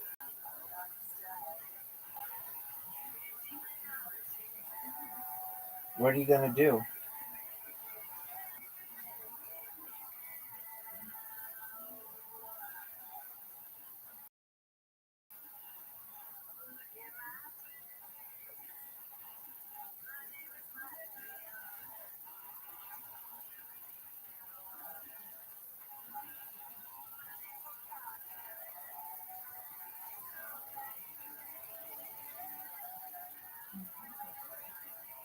And he buys Paris.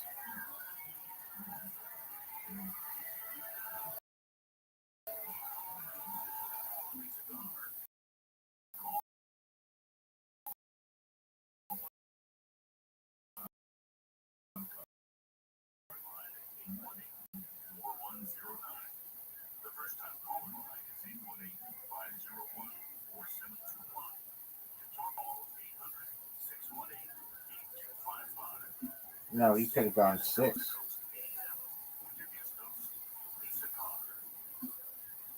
You bought it again? Yep.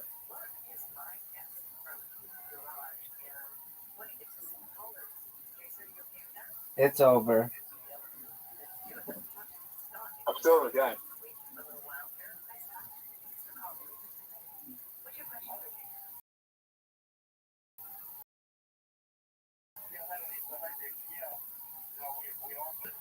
Yeah, why didn't you sell Delhi? What?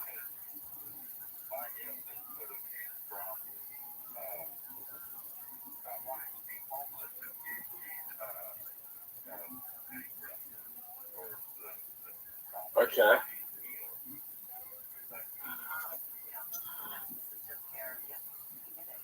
Are you gonna go?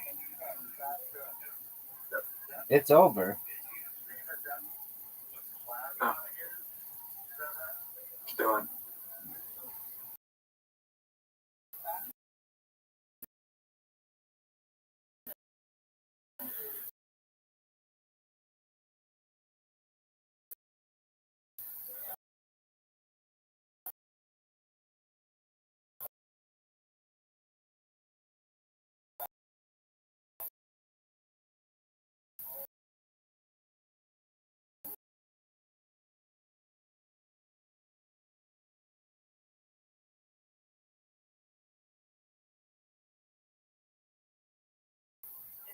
I don't know how you survive this next roll.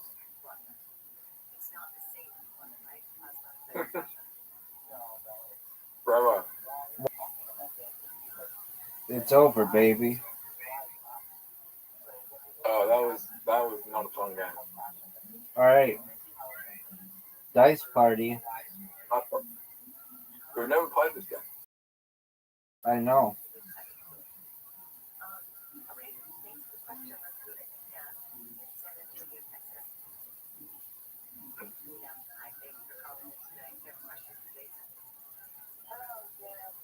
What is I it? know how to play. You don't know how to play. Shut the fuck up. Ready.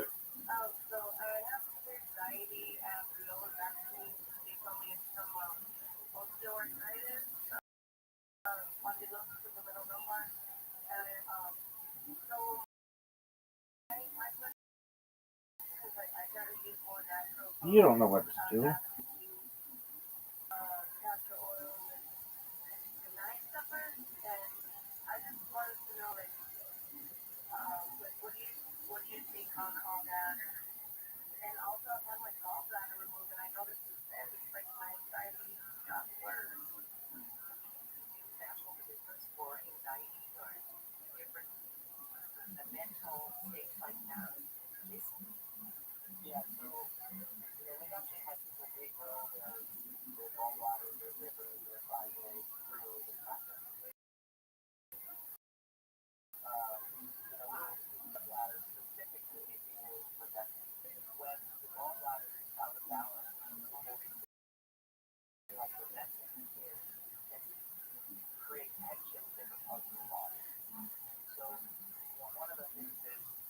No way.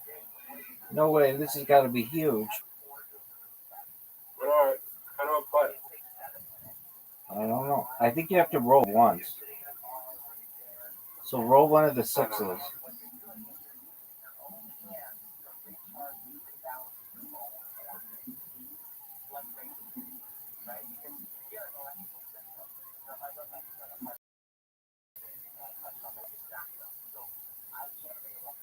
Wait, you didn't let me lock it in? I'm gonna go game info, just don't even know.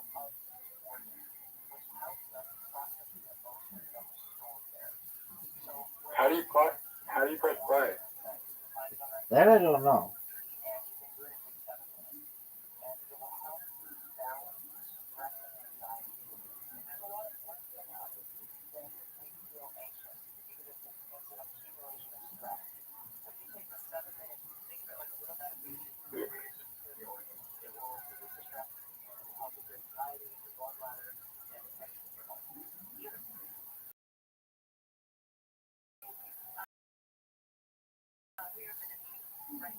How do you press play?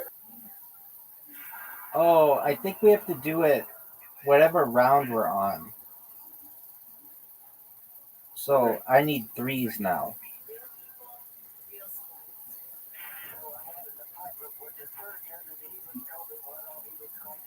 What do you mean? I don't know.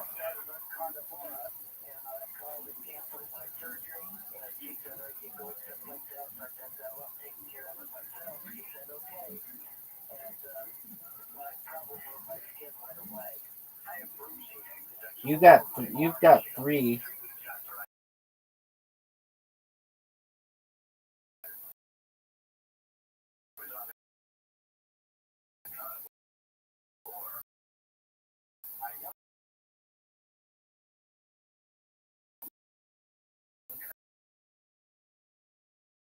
And I got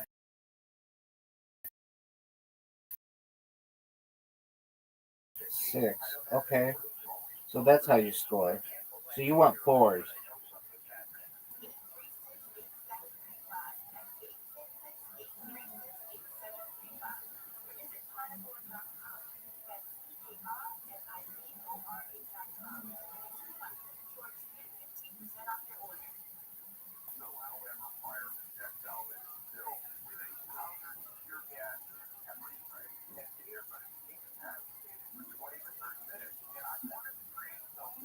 Oh, you get two fours?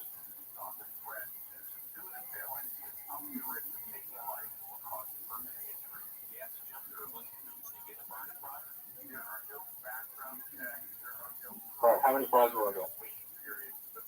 You got 1-5, son.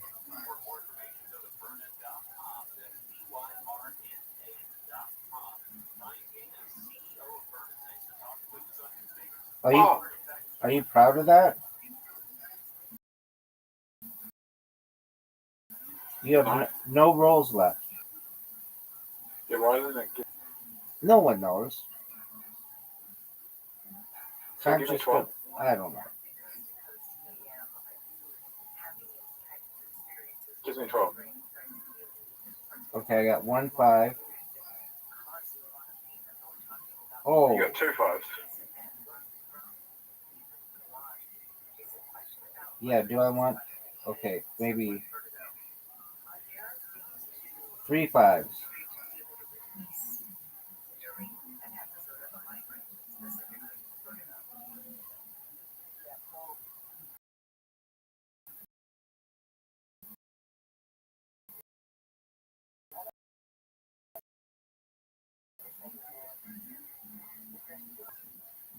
Oh, fuck.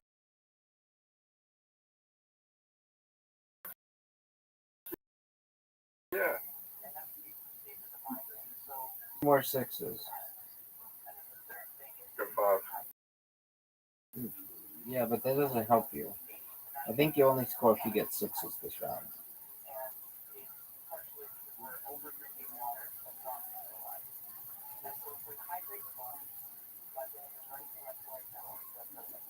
It's over. Oh! If you get anything. Oh, now I get it. What is it? If you get anything higher than the number count. Whoa.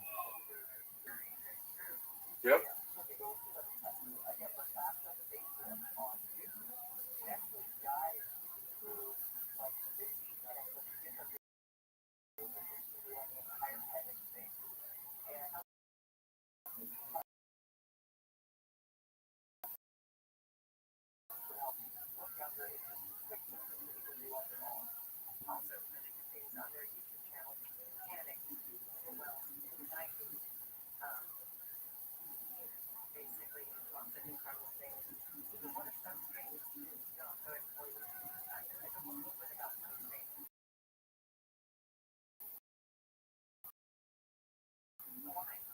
So now I think you want three of a kind.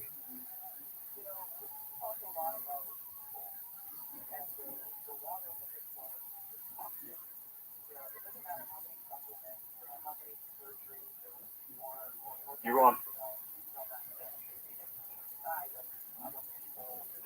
He gets it now.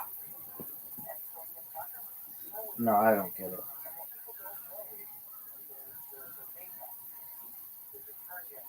You're close to figuring it out, but you haven't figured it out. Neither of you. But I got 12 points there.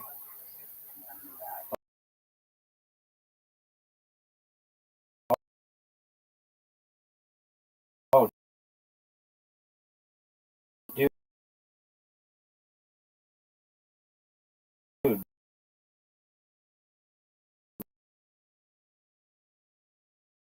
Look.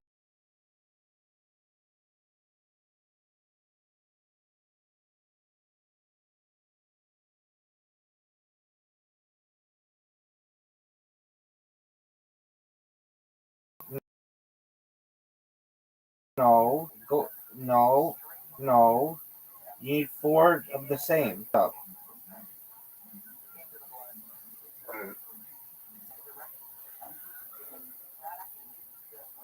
I don't get why there's a play button, though I've never been able to play it. Oh! Oh!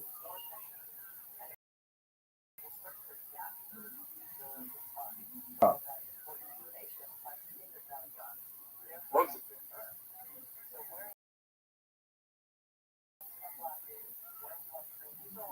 Full house. Now, Zoot, click the FH, and then hit play.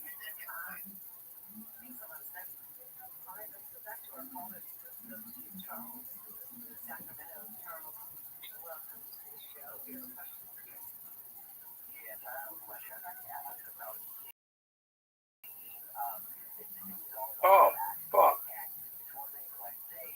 No, you need a small straight this time. Oh, straight.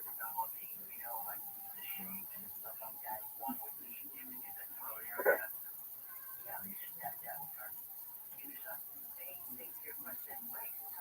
So This could be big.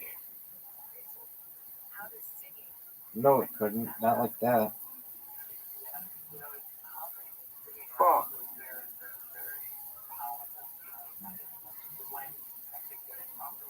Two free.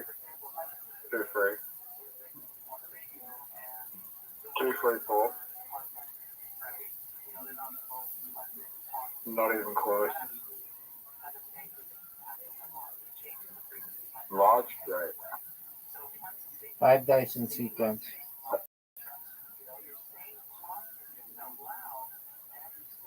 So I need 3, 2. Yeah.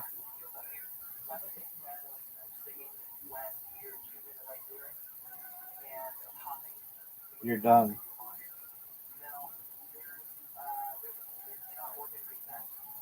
Can we play this again if we didn't know how to play it? Yep.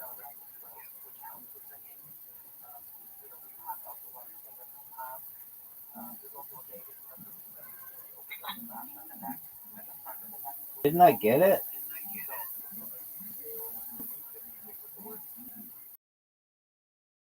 Five. Needs to be long. But then if you don't. Okay, 5 in a row now. Or no, yeah, you need 5 of the same.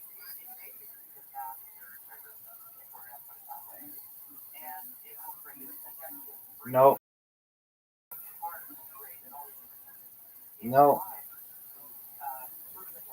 No. No. No.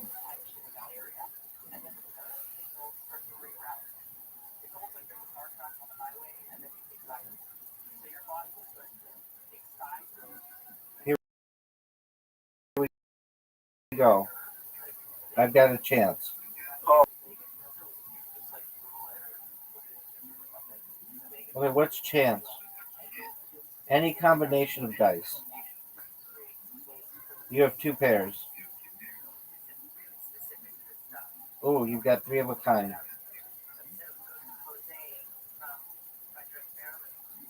You've got 4 of a kind. That's huge. Why don't you play? Click the thing. All right, here we go. 2 of a kind.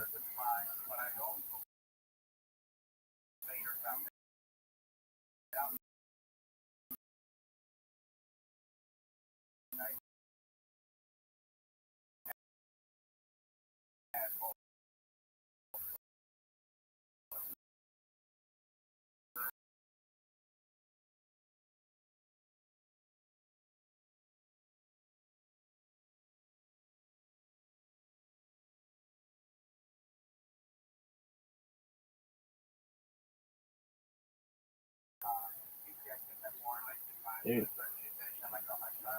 All right, here we go, big dog. So we want to get any number of 1. So you have 1.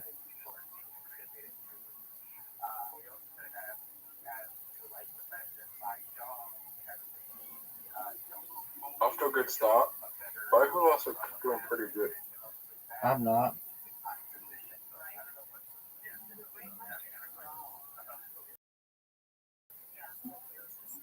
You got 2 2s. Are you gonna go? Yeah. All right, well then roll.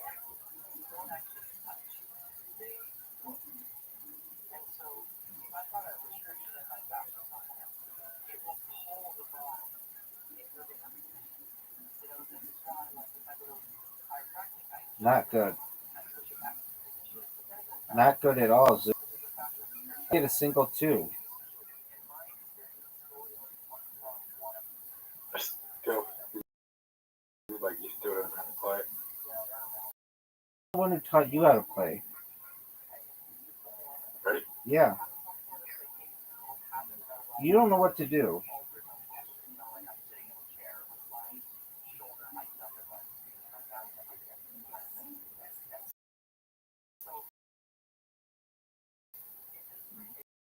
I don't know. Oh, no way, you do know what to do. Fuck you are.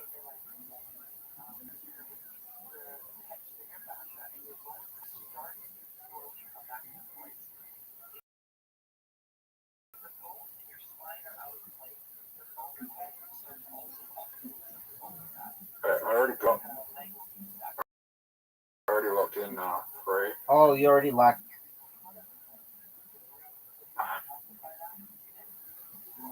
Oh,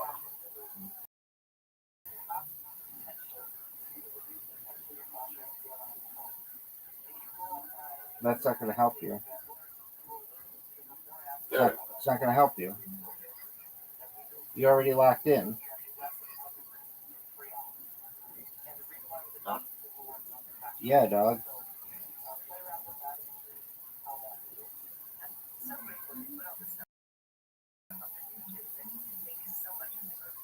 That's good for you. Word, dog.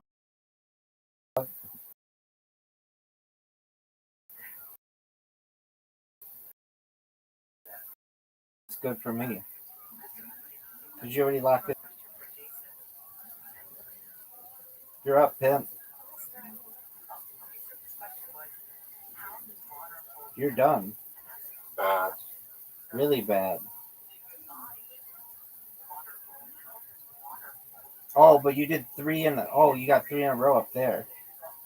Oh, that's cool.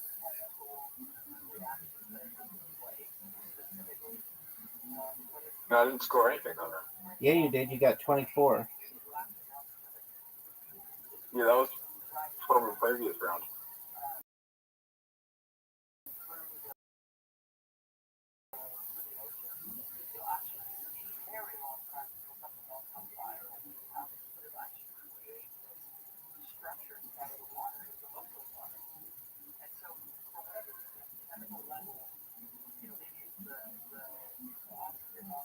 What?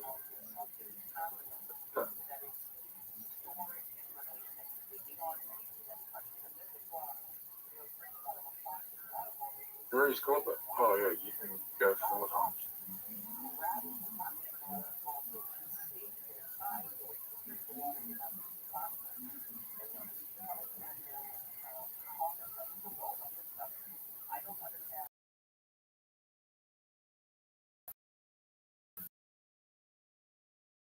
You have a full house.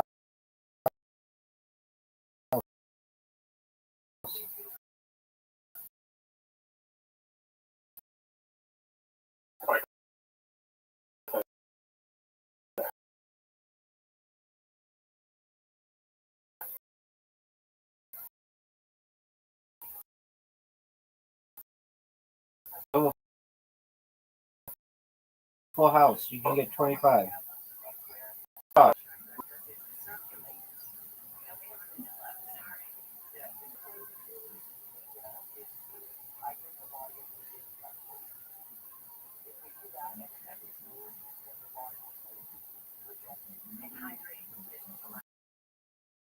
Possible.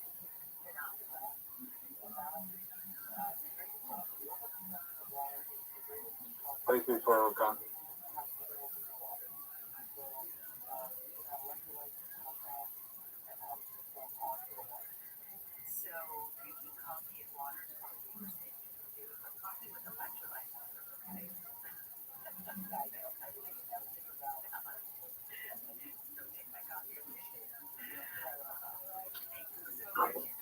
I made some really dumb moves.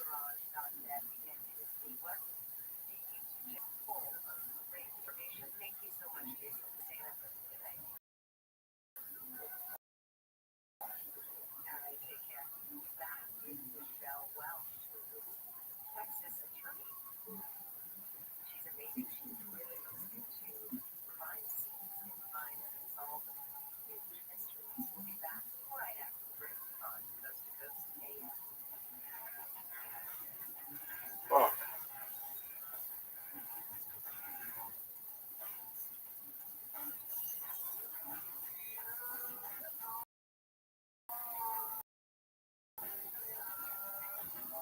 Rabbi, I'm in trouble. Oh, you still got 4 house.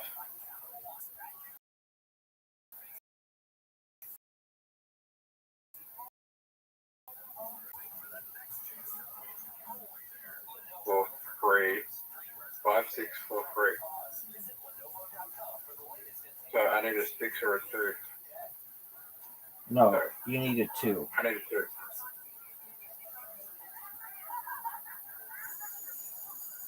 Are you kidding me? You can get the small one.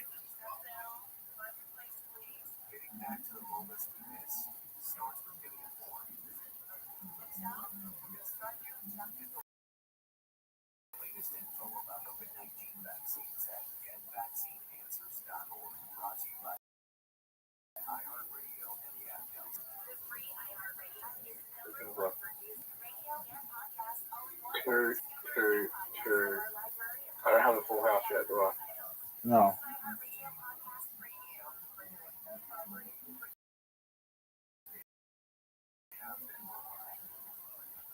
Oh, fine. That's 50.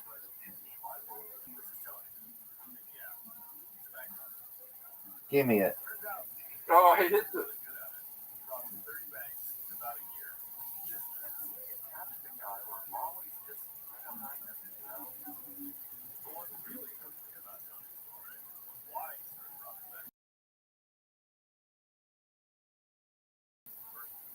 Full house. I can't play full house. Okay, play the chance one. Already played it. Oh, well then you're fucked. Remove one of them and try to get like 5 in a row or something. I don't know. Okay, small. What can I play? 1. I got a full house.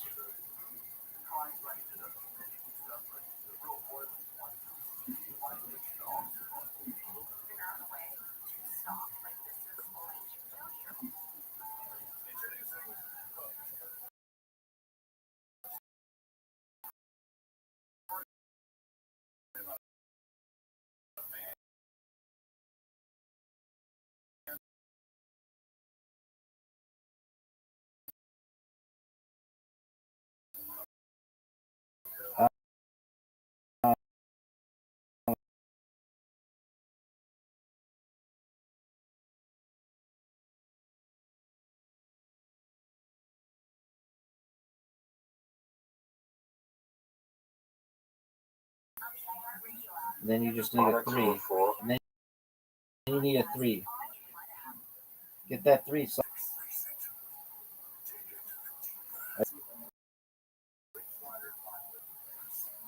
You want?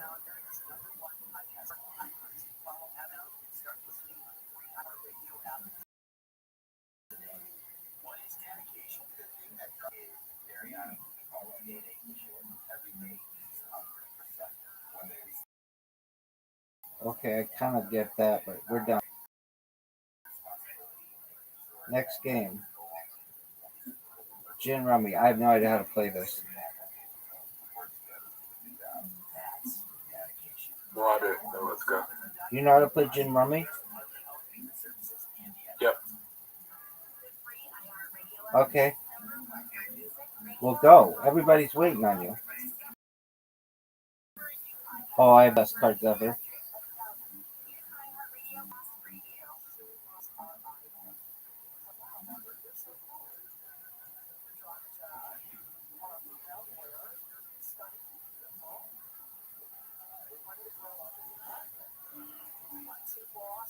What?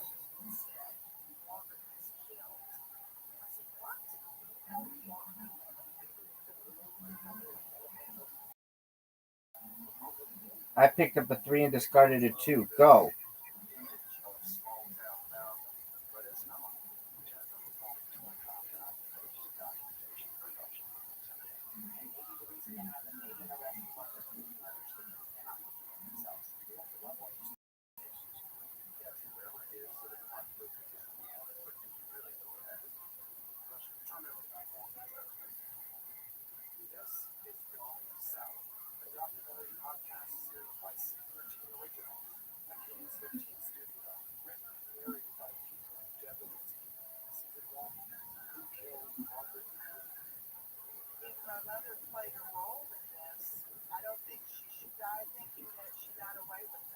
Still.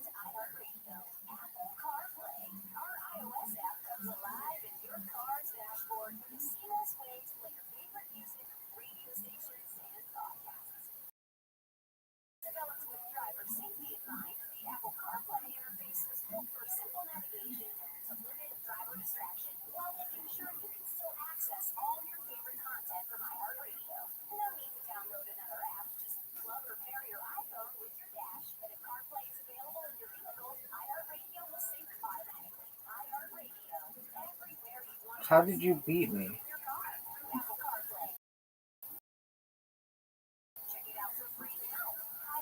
I'm just.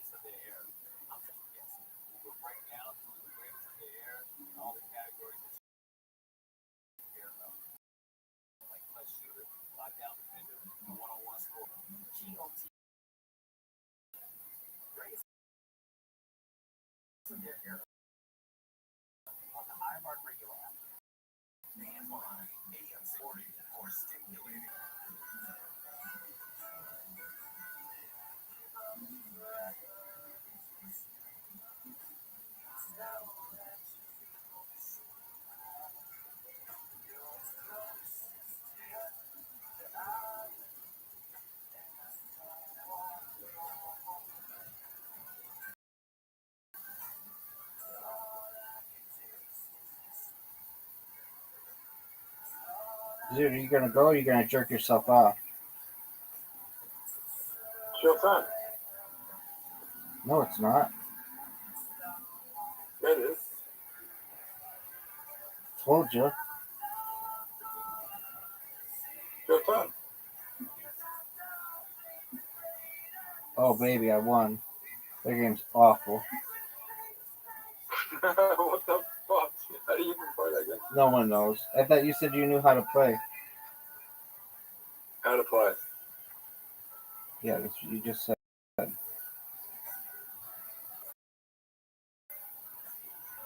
Did you know that you had an invitation? To play, it doesn't even explain it. It just says there's 52 cards in the deck. Yeah, it sucks. Everybody knows that.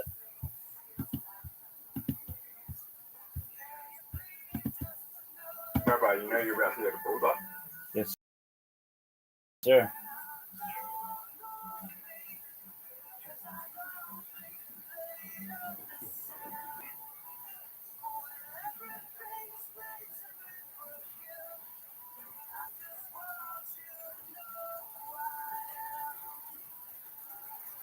Yes.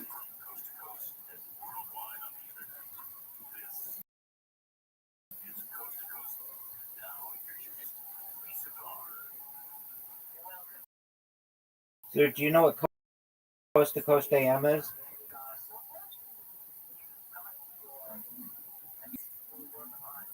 Zoot. No.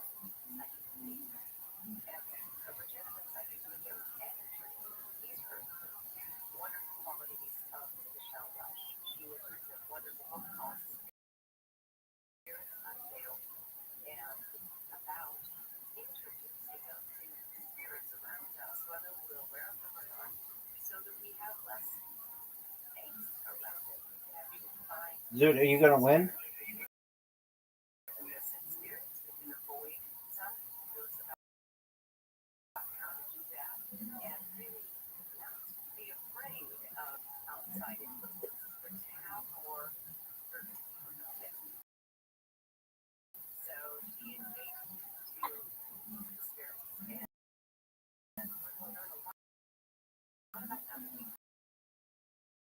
Get 100, Zoot.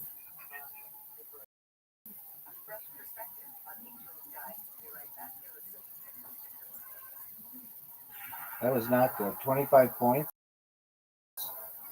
That was terrible. Zoot, get me. 17, 3, 1.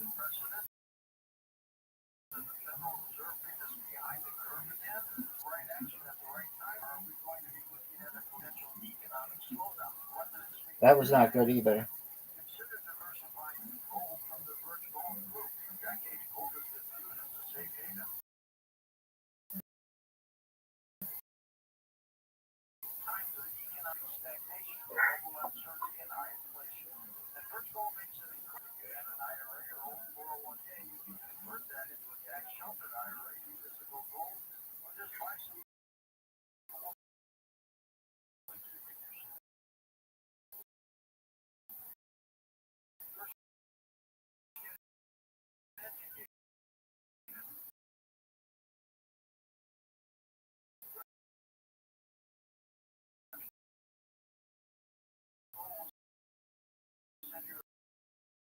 It's over, Zoot.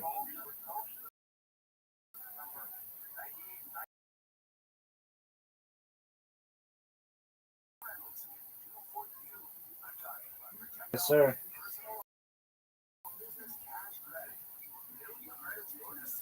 Are you gonna go?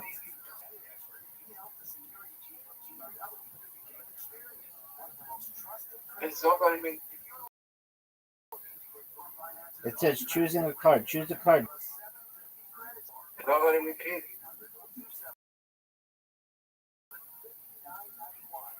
Queen. It's your turn again.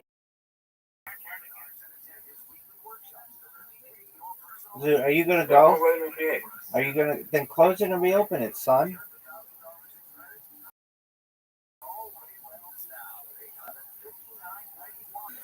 But here we go. Now I see it. Go fish, bitch.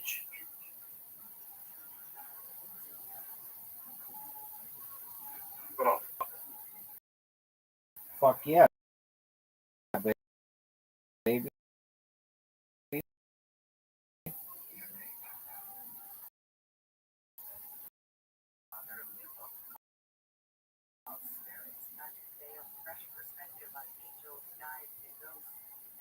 Rabbi. Yo, pimp. Yeah, good. Yeah, too. Yo, pimp. I don't have it on.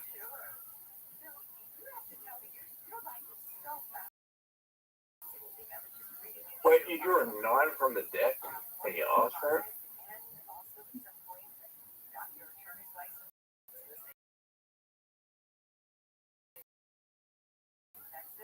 Do you have a 10?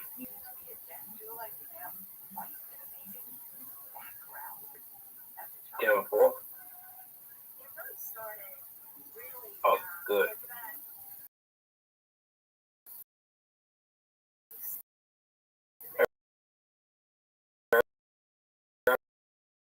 About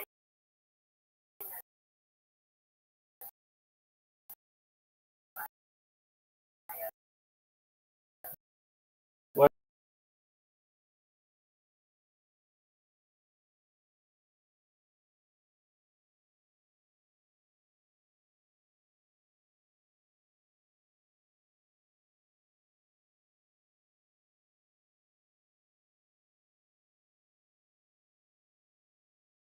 Yep.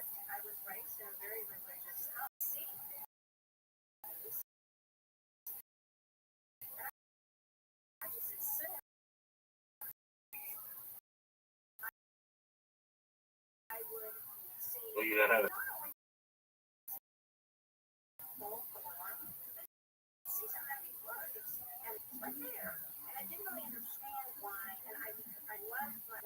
What about a flagging?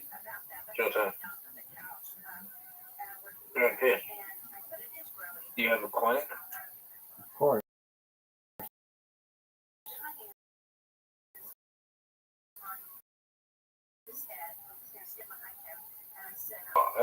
I'm gonna win. pimp. Good time. Good fish. What? You're up, pimp. Well, do you have a plane?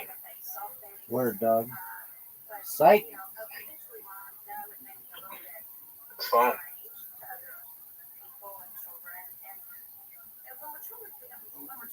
Do you have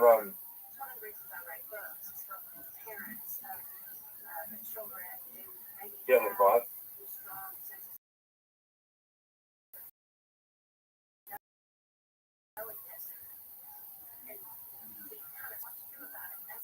Oh, I know you have this. I know you have a lot of these.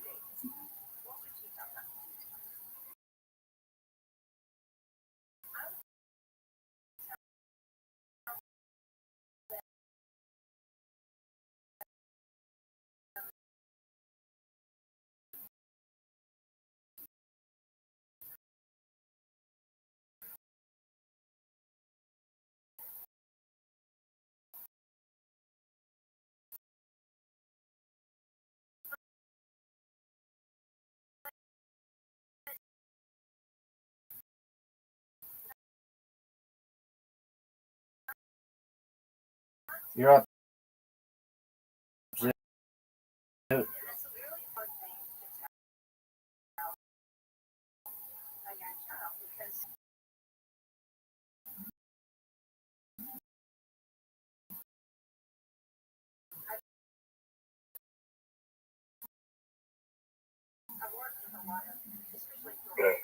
Oh.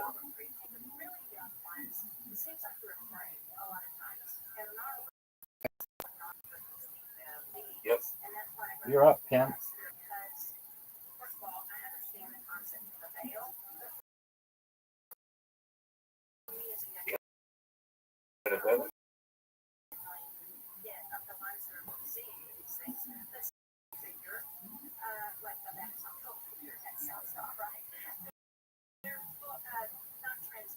Do you have a jet?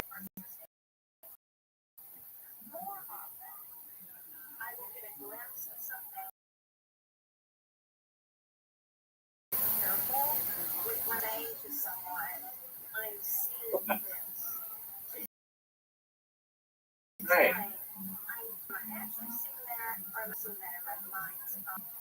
How you doing today?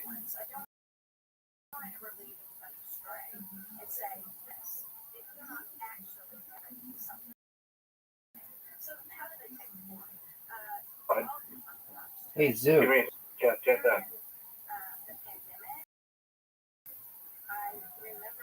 You remember you took my aces?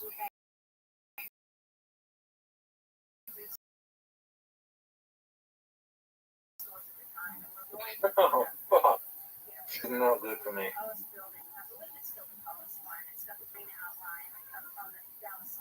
Okay. Thank God.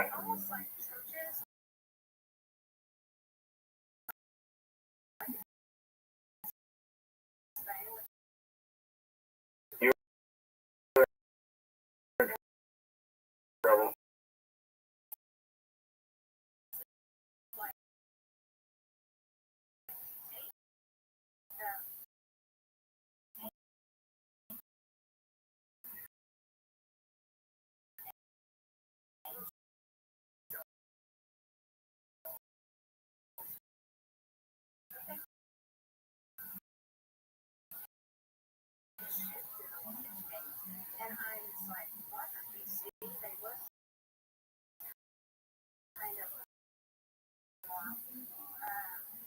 Okay.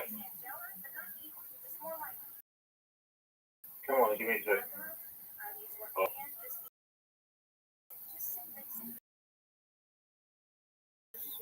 Hey, Rabbi, you remember when you took my 5? No.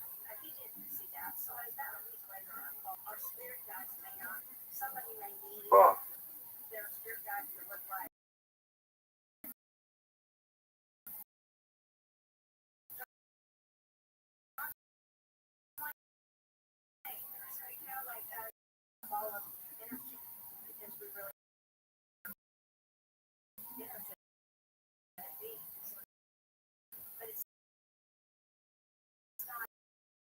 The done.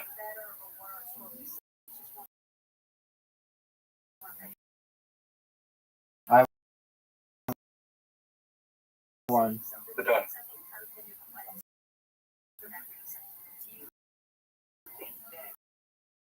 Did we both win? We did. Okay, so we have to play that one again. Come on. Bob. You have the room? Well, because we don't do.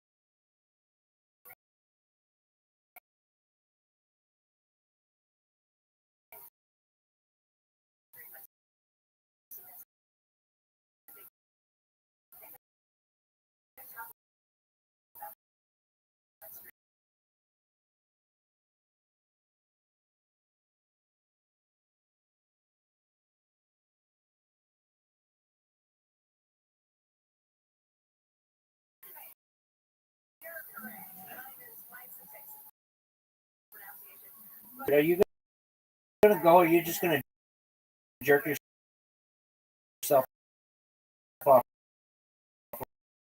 Raw?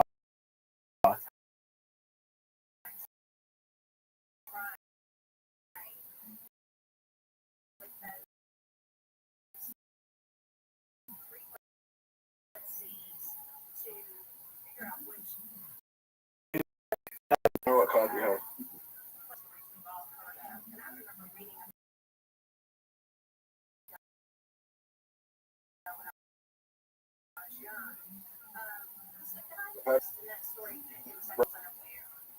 Yo, pimp.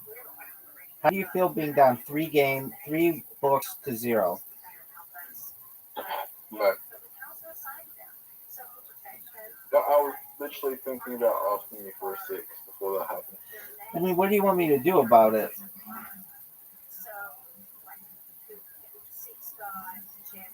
You're in trouble.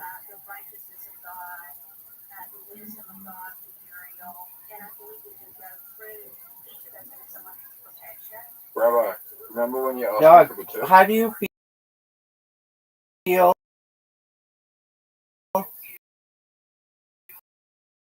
about being down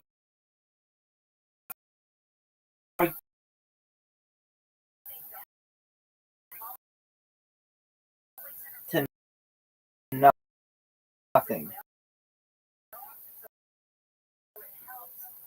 Remember when you asked me for the tip?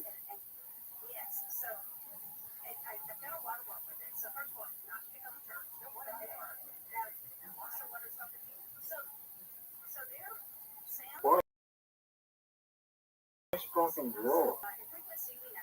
You're down 4 Hey, to nothing. oh,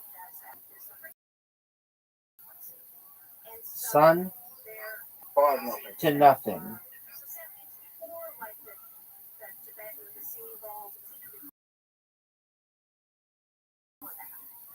I'm gonna get booked. Yeah.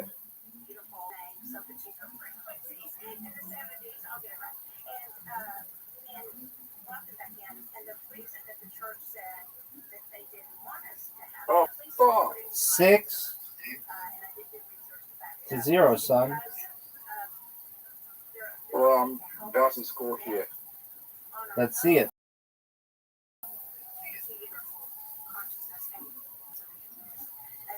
7-0, son. How do you know how? How do you know how to say?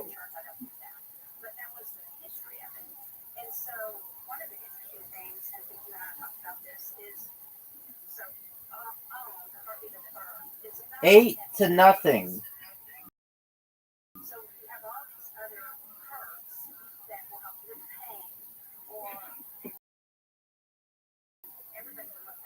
That's some bullshit. It is. 8-0 chess.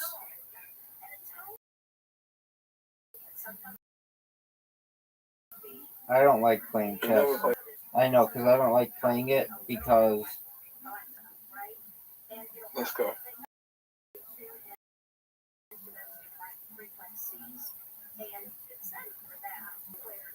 you have the advantage.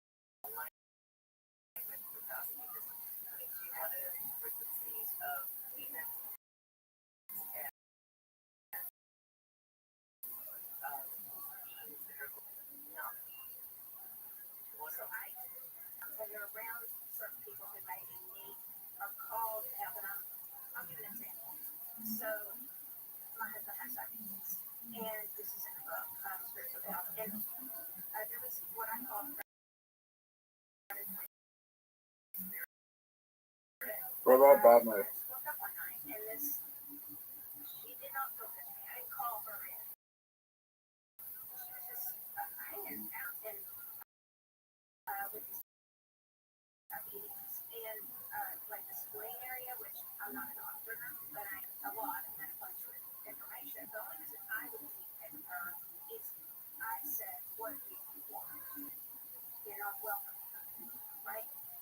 I had to check my.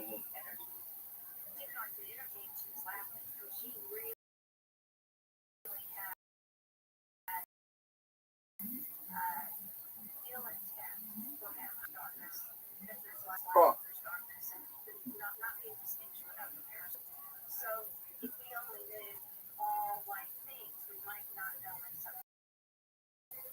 What was that about money?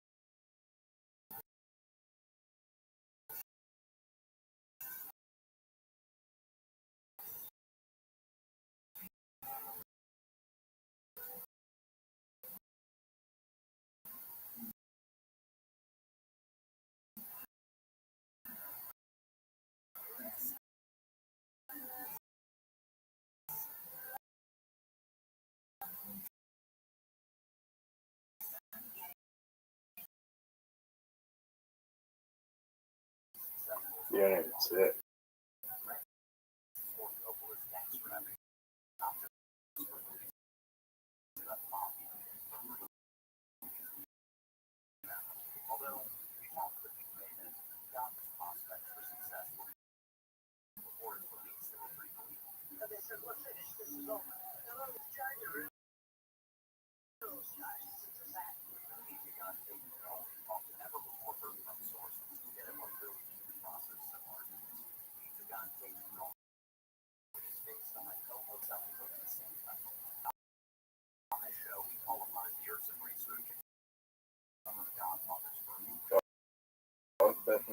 Thanks, baby.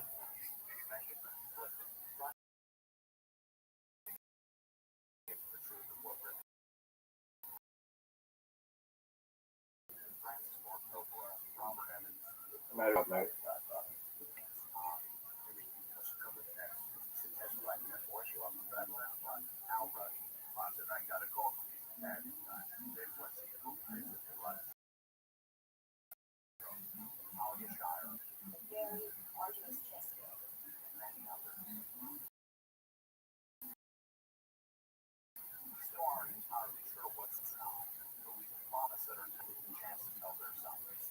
That's a really good movie.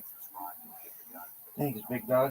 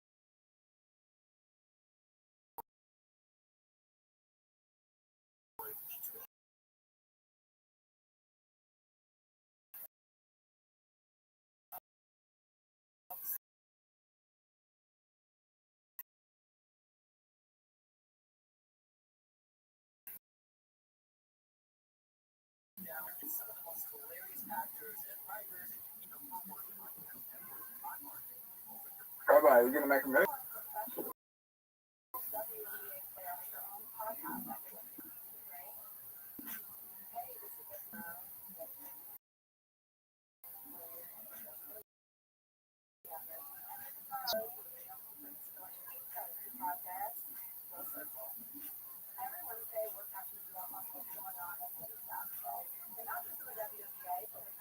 I knew you would do that.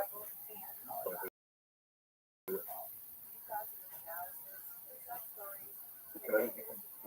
Fucking 20 minutes for you to make a movie. Baby, what do you want me to do about it?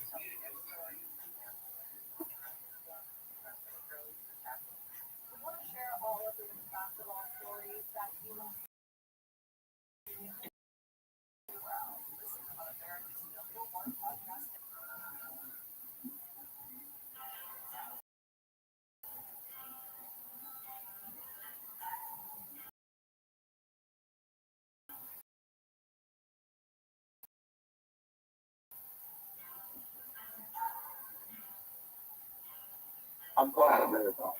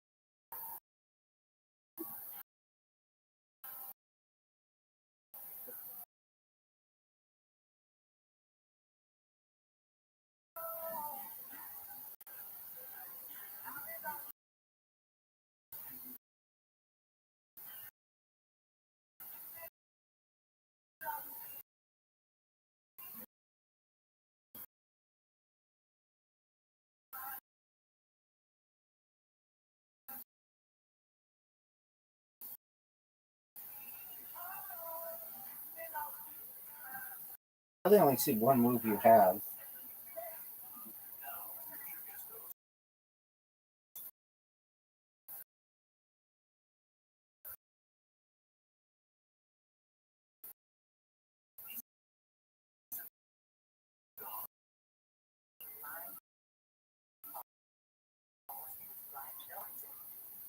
I'm props.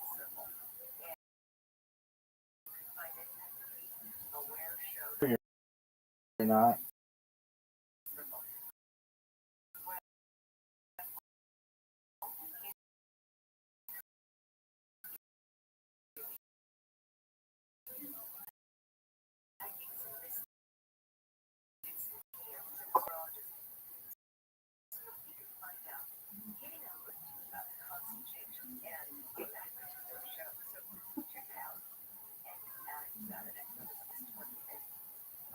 You have a queen off the one page. Yeah, but you already took away. You already took away one of my.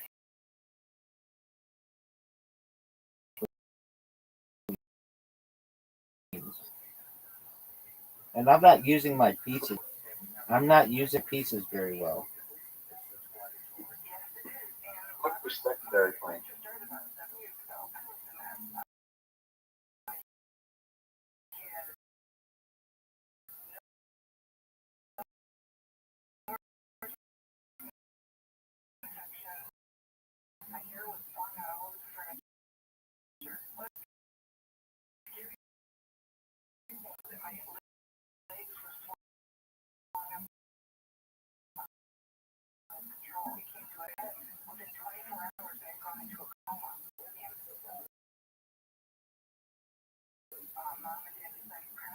You got good defense. You got defense. You don't have to get that.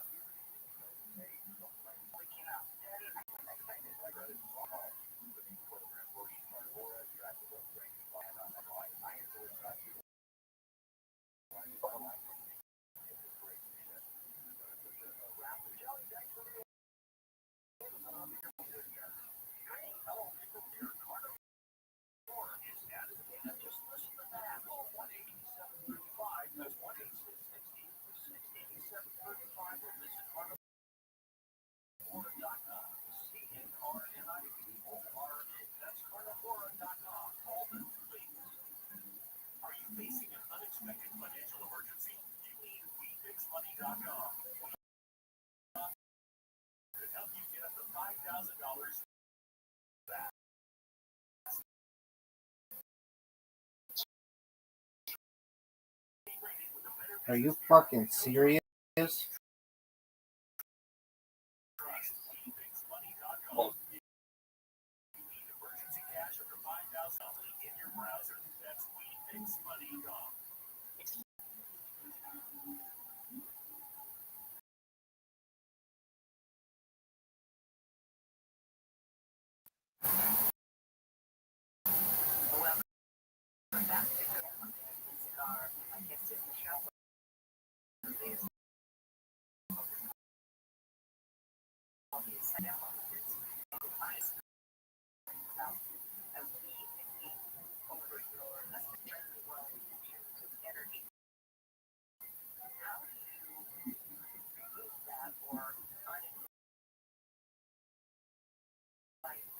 What a good move I just had, though.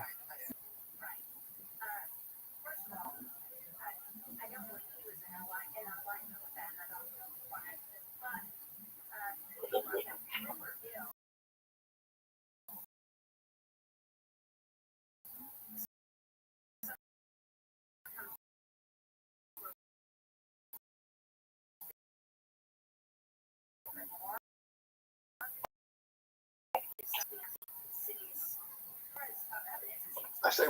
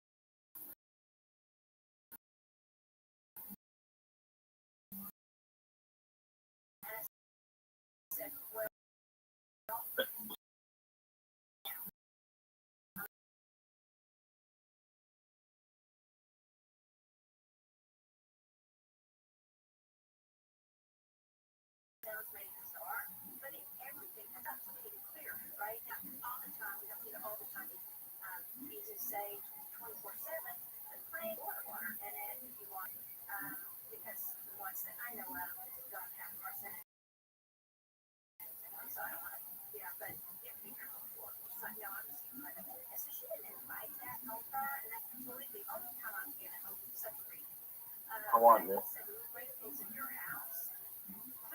Yeah.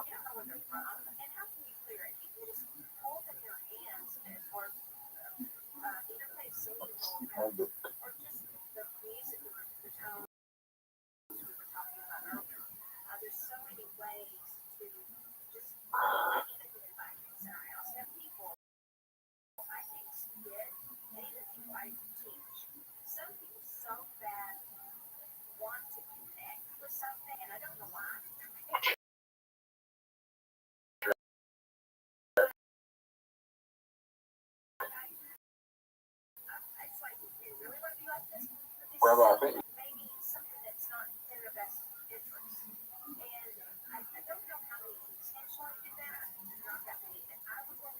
Rabbi, What up, Pimp? Welcome. How are you? I'm down. How'd you find out about me? Through the socialites, actually. Tight, dude. How's your day going? Good. I was like wondering, like, you really want records to the first one.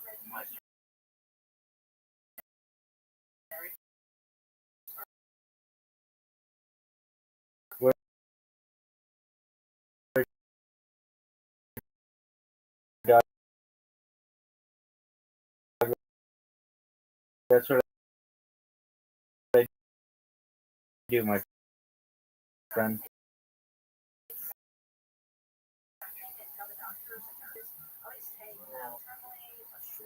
What's new with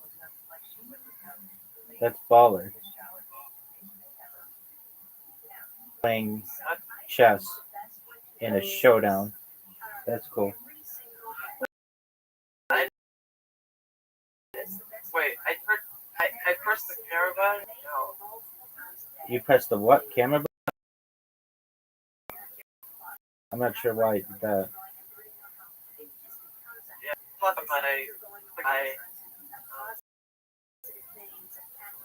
Rabbi, you want? my capture card working so that I could stream switches.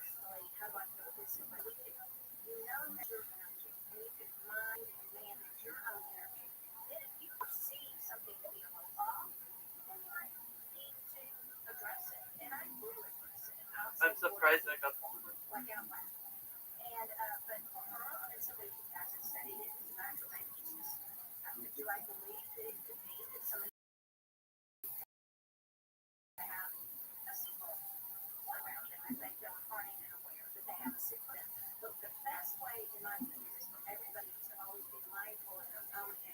Did you just give up or did I checkmate you? Check my other. There you go. Yeah. All right, so next game is Battleship.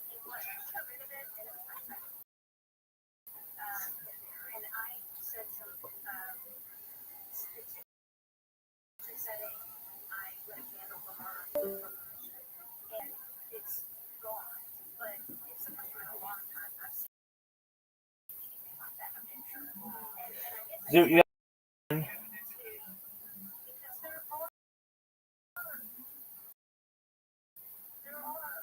Zoot, are you going to accept my invitation? Zoot. Zoot.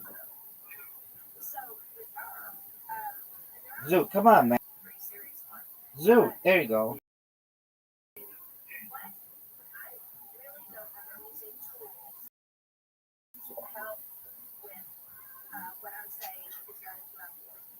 You're up, pimp.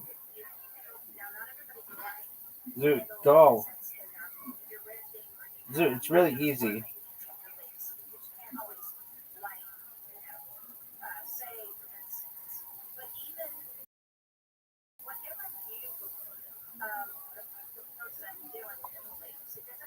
You missed.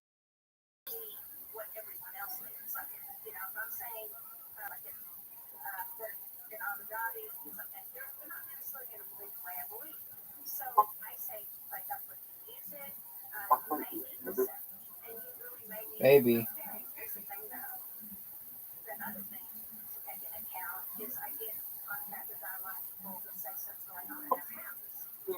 Stop.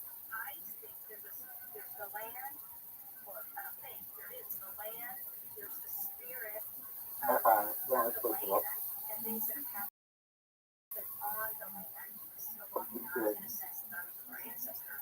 But they're required.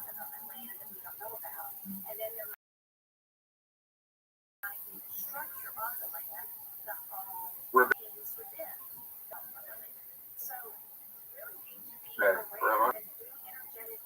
I'll do about 2 5.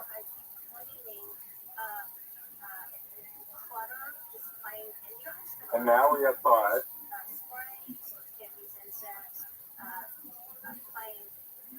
I agree.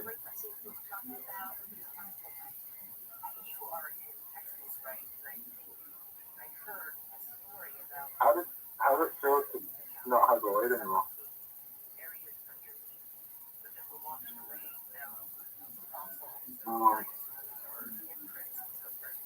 Bye-bye.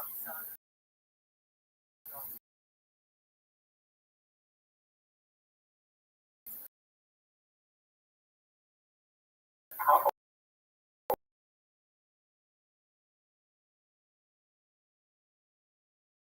old?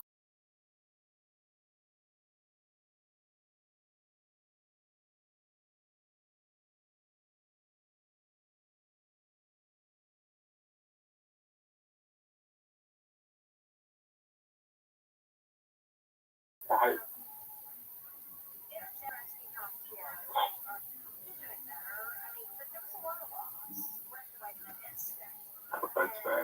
I think so. No, you don't. Wait, hold on a second. I think you can only play with 4 So I people. told you. I think you can only play with 4 people. Oh, fuck that then.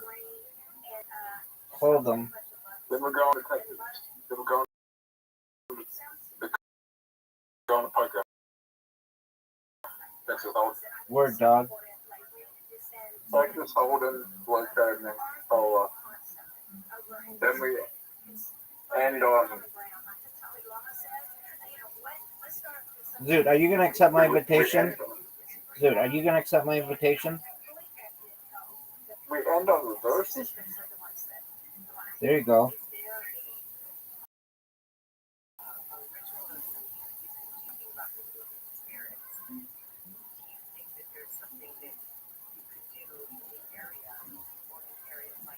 Rabbi, Yo, pimp. I had the worst thing you can imagine.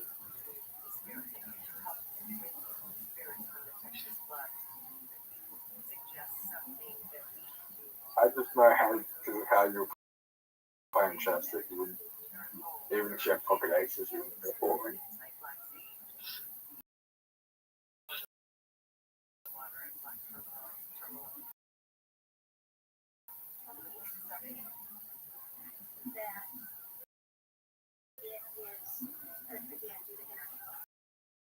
I just hope. Cards ever. When I had good cards, I pulled.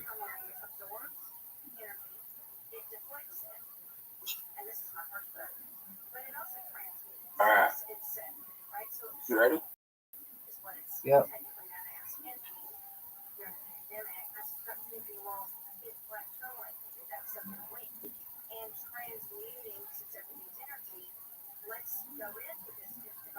Give me 4.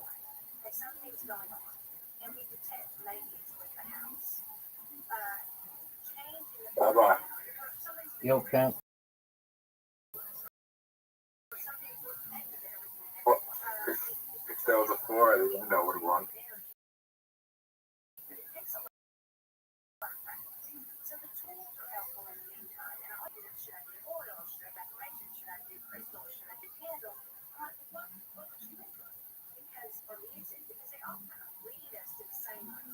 Yeah, it's very hard to play poker when you have Tourette's. Oh, I'm sure it is. I bet that one's like the toughest one.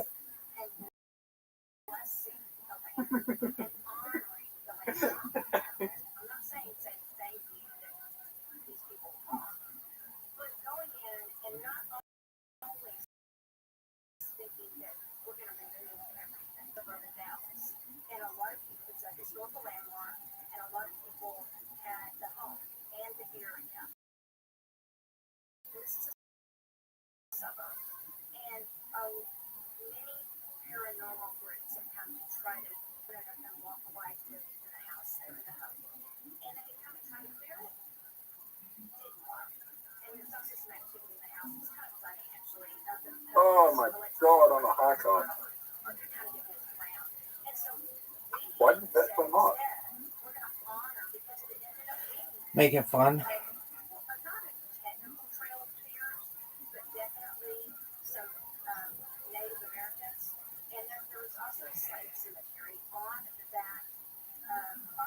Come on.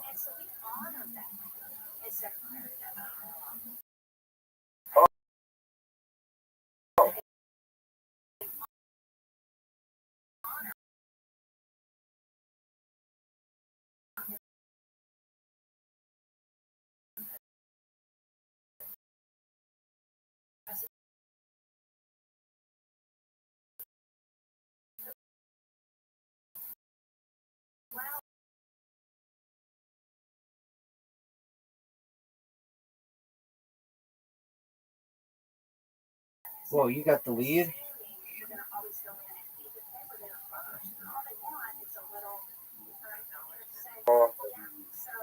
Robot.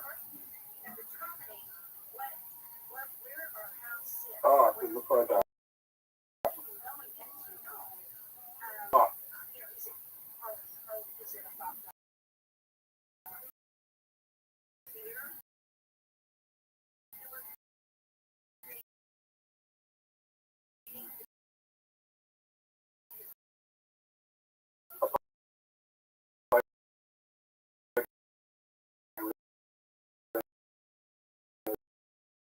That.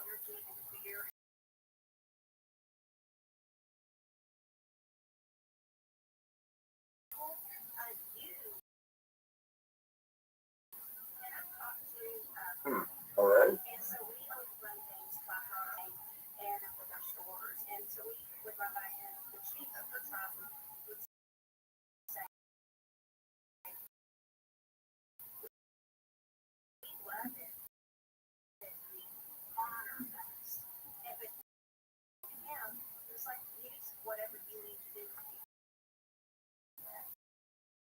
And so,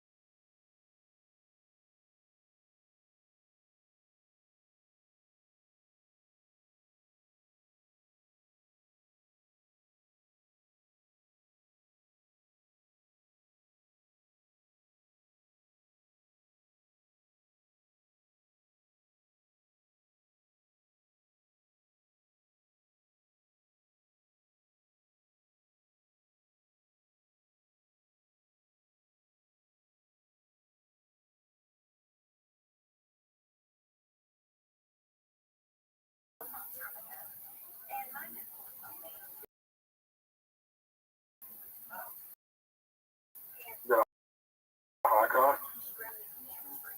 because I was so angry, I bought something that What the God?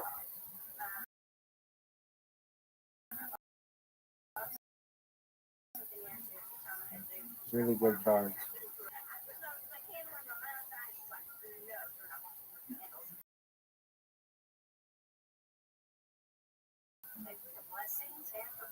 and it's not good.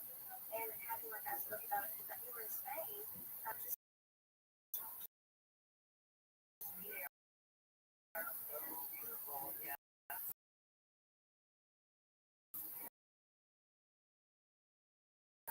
so gorgeous. And yeah, I go to the maker. And in different countries, when I was in the Czech Republic, I don't know what those they were. I can't remember. I think there's a lot.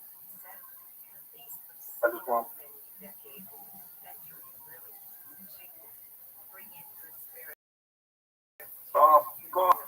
You did. Oh, holy fuck. Holy fuck.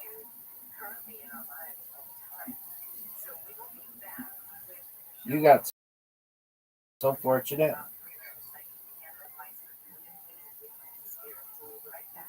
What's the next guy? Flacco.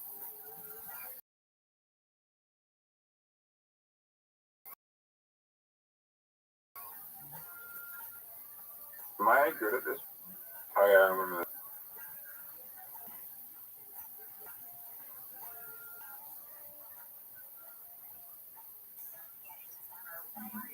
You're up, pimp.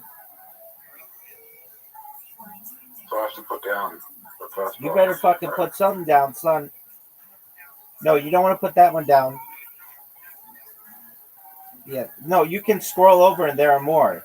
Scroll over, there are more. There you go. Put that down. You're fucked. What? You can scroll and there are different shapes, dude.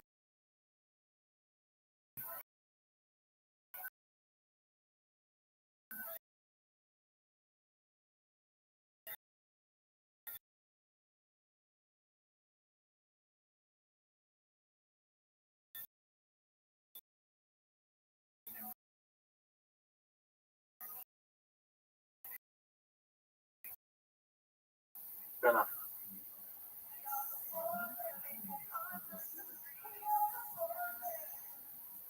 I'm in trouble.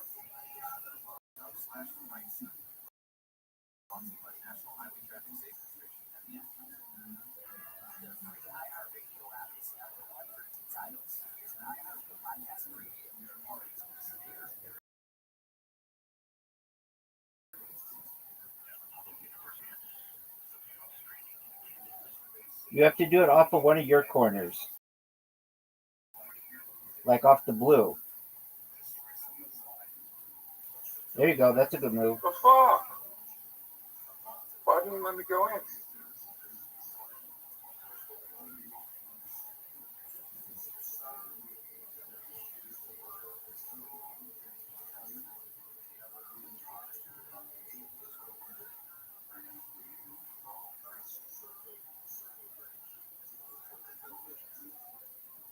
Come on. Yo, pimp.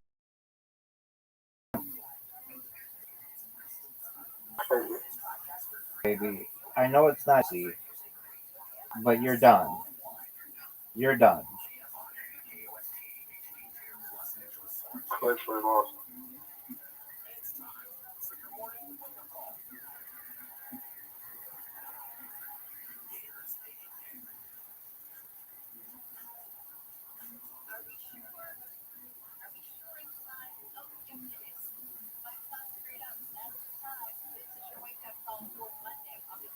Zoo, use your single piece in that little spot, and then you'll be able to move over. Oh, you can't do that. Yeah, no, that wasn't good advice. I just lost this game.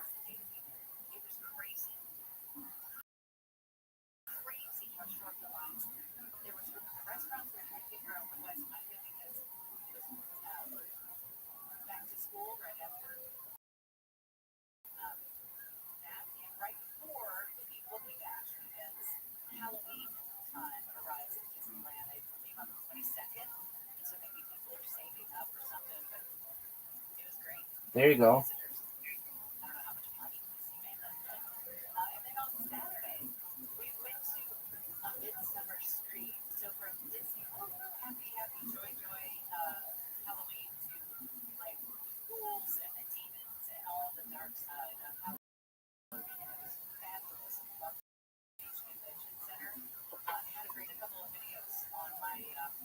An L.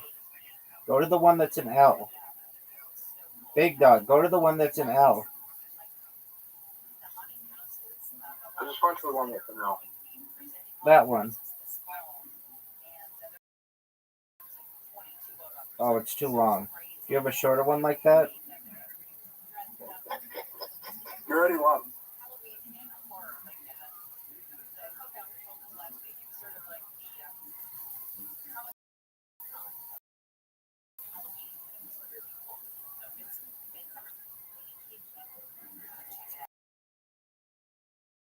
I know, Zoo. I'm bored. All right.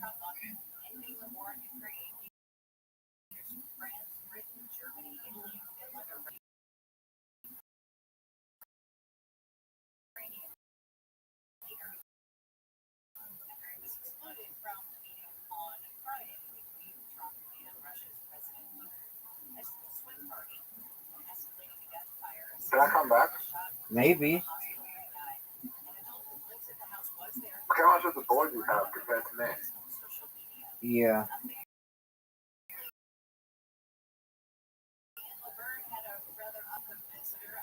Do anything else? Yeah. There's a thing. Rabbi, you ready? There's a thing.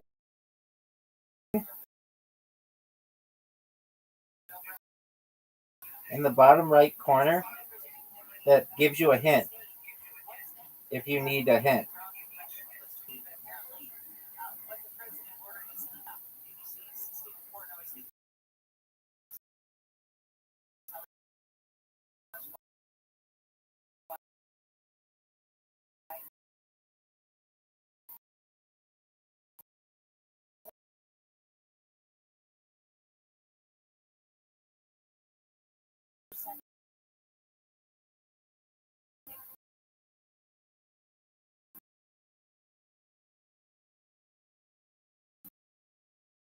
Oh,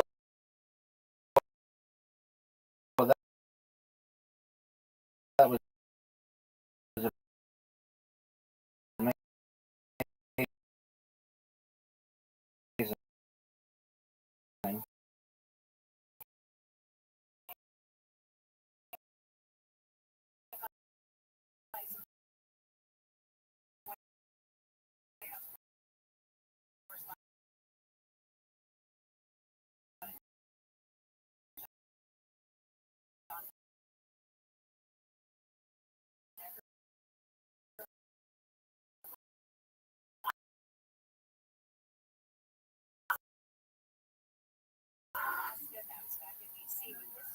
One that's 3. No. You have a long one though. There you go. Okay. If you came back and won, this would be the greatest comeback in the history.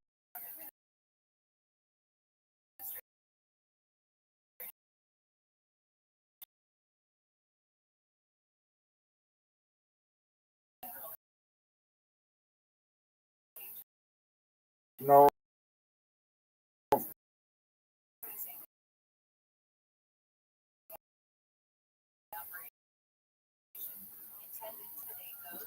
What's the you're the same thing again? Mini golf being down. Oh, and sport. I don't know. Mini golf being down 2 holes and straight up winning 3 straight.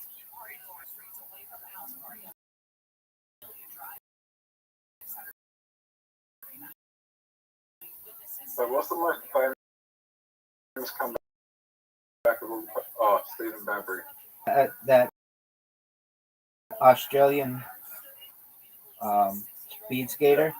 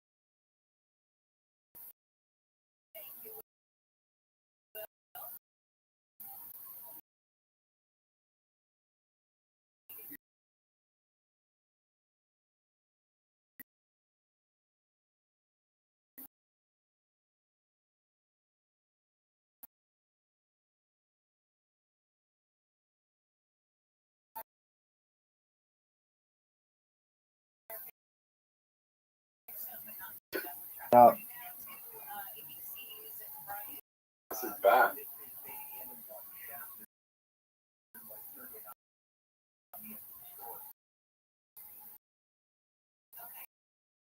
I think you're gonna be okay.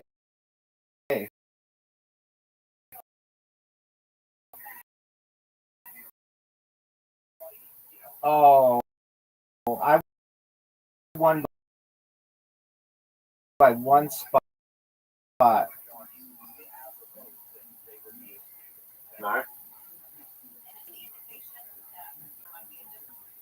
You didn't win. Are you sure?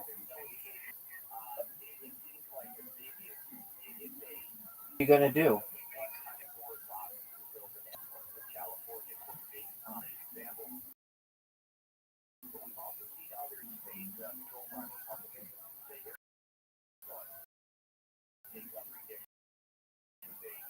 You're up, pimp. Big dog.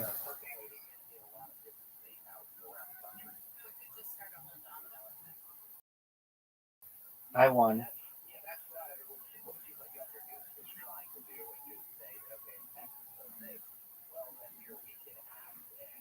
That's right. You did well, pimp. Okay, what the fuck is werewolf?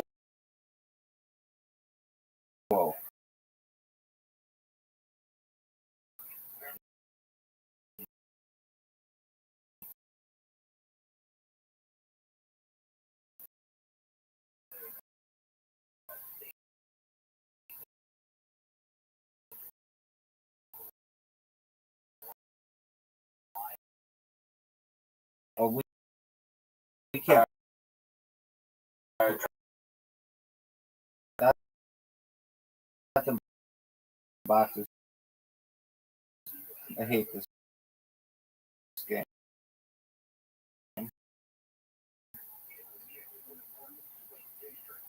Better at it than me.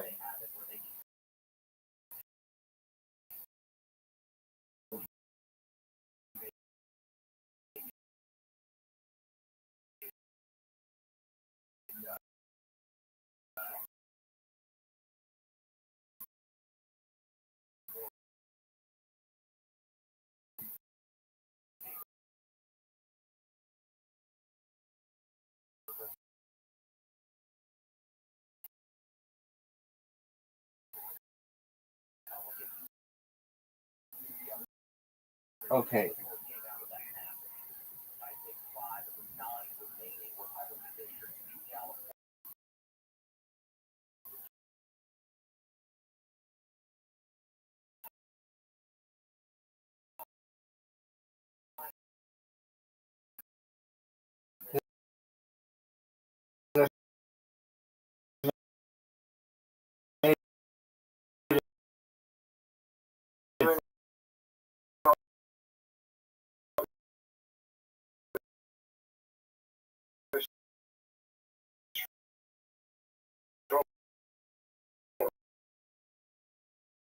I made it small.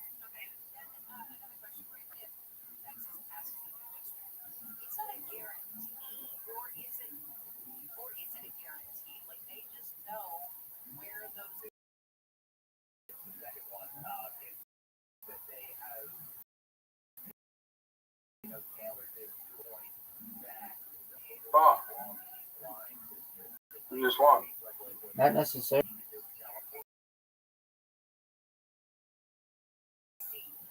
That's one switch. Make, switch. Yeah, but you're going to get 12. But you're going to get. If you're going to get 12, you get 11.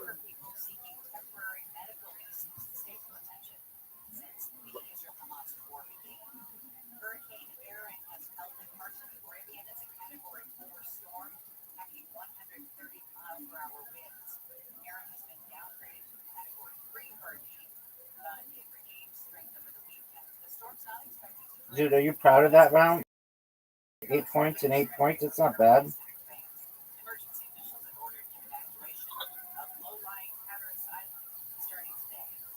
Hey, Rabbi, are you annoyed that no one's caught on to your stream yet? No, not at all. Why not? I knew it would take a long time.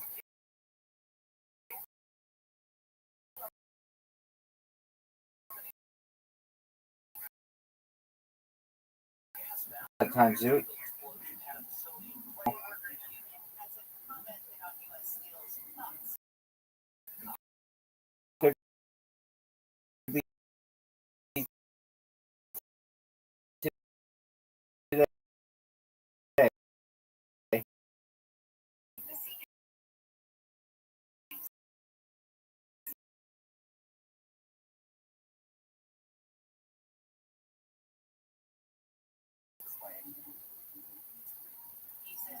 When was the last time you spoke to anyone else? Oh, I don't know.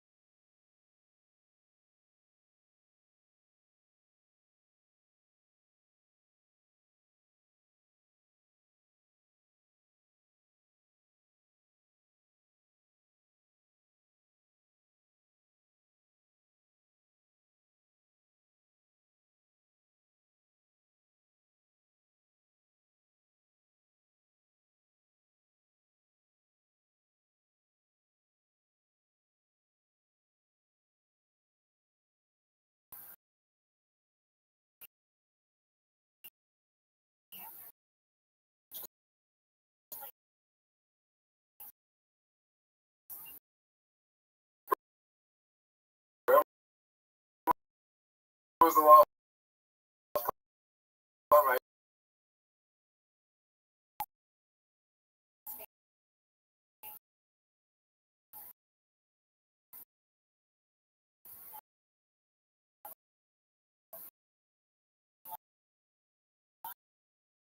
Are you ready for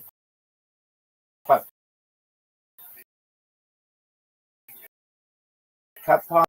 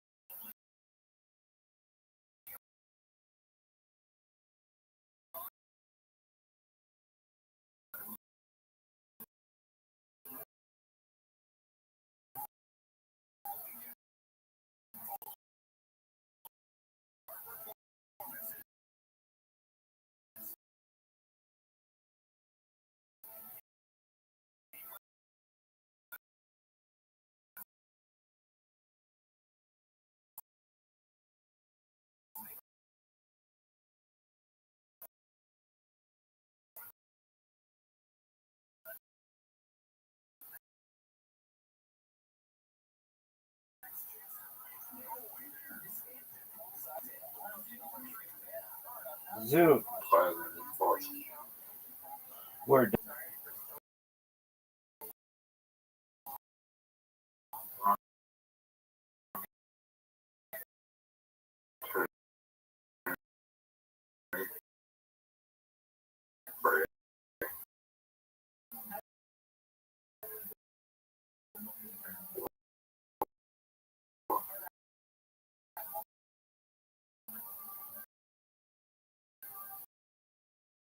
Here we go. Zoo.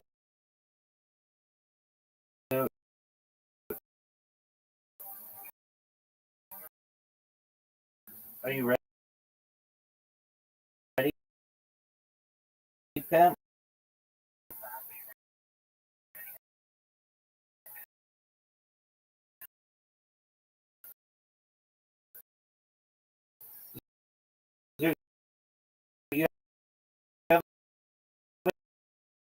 invitation, are you going to accept it? You're going to jerk yourself off raw.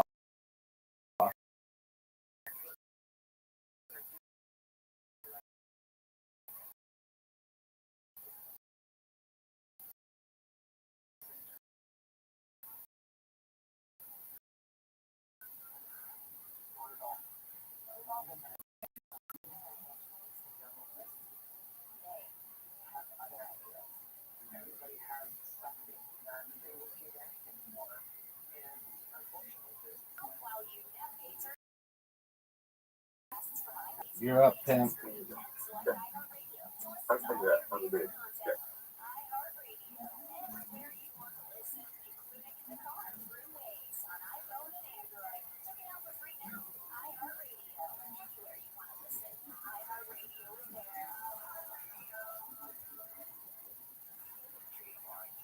You're up, pimp.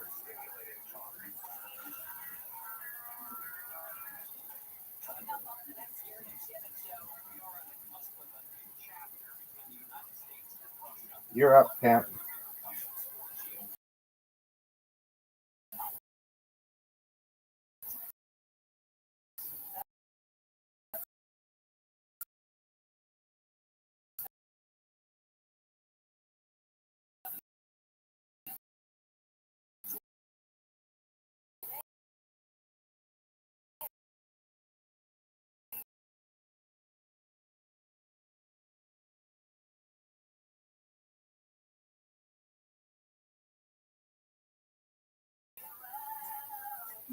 You're up, pimp.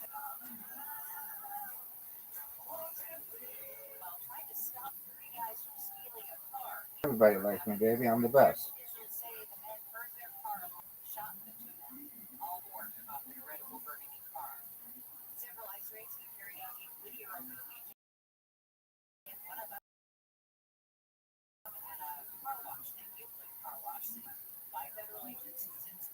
You're up, pimp.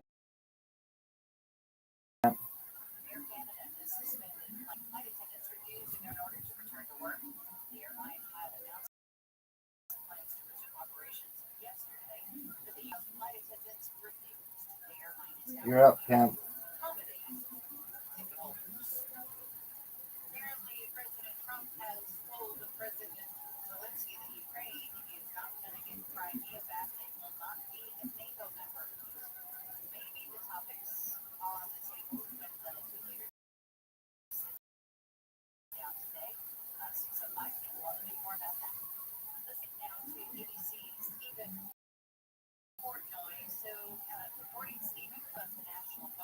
You're up, pimp.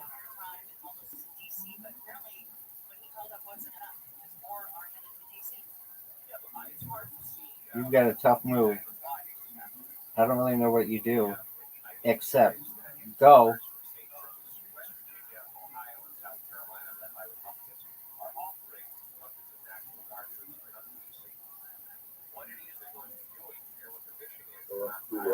Zuda.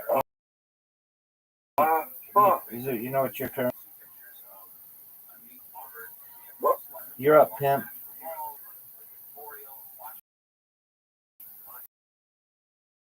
I just lost.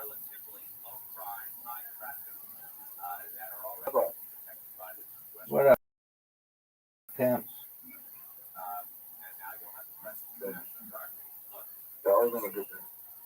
What do you want? No matter how shit it may be, mate. So it's very hard for you to do. Oh, for sure.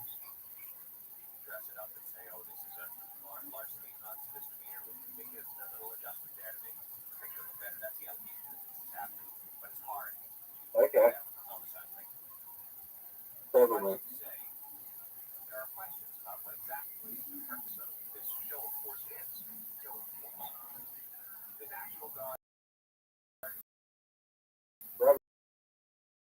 That's a good one.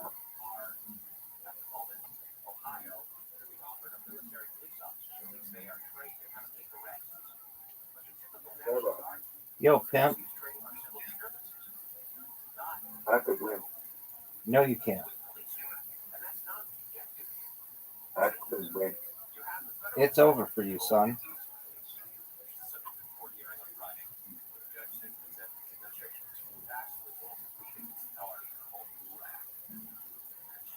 Okay. Come on. I'm just glad you win. No, you didn't. Okay, Truco, what the fuck is this?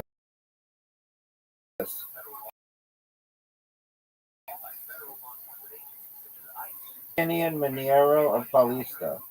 No one knows what this shit means. Let's just press buttons.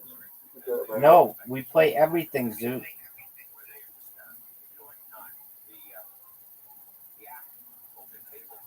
We play everything until Big Two.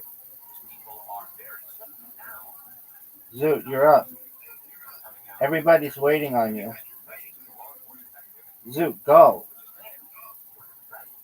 We played this before. I've never played this game.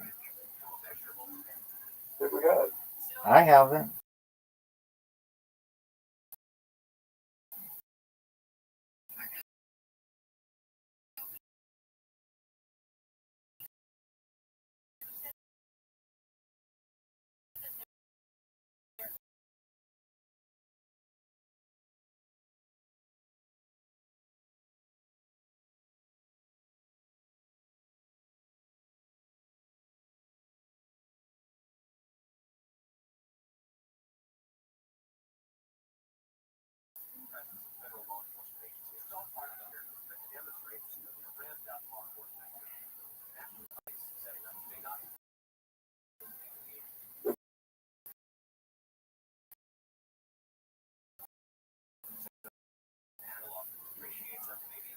How about you just walk?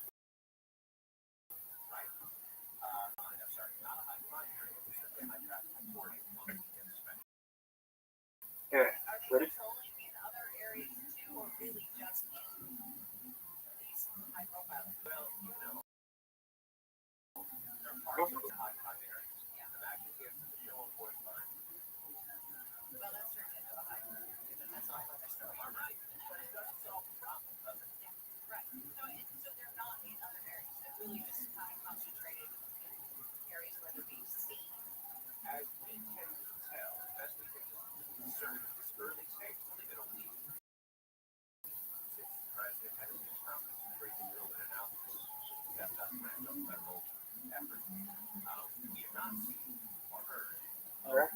Okay. Rabbi, I just walked. You know,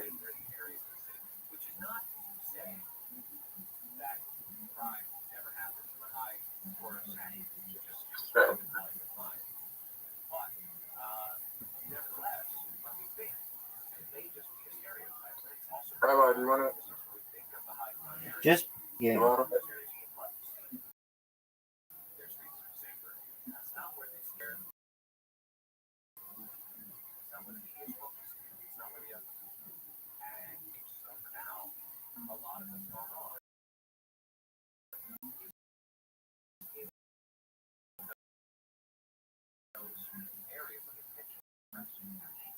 There we go. Game sucks. We can't do draw together. We can't. We can. Hey, bud. Are you sure? Yeah. Okay.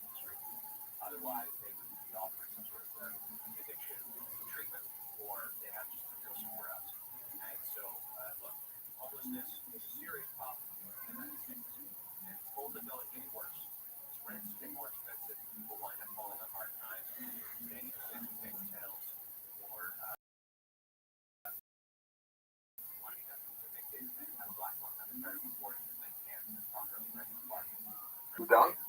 Yeah. You got it. So say it again. You have to spell it. Okay, we'll spell it again. I spelled it wrong. How did you spell it wrong? It's on there. Cerry. Guess it, Zoo.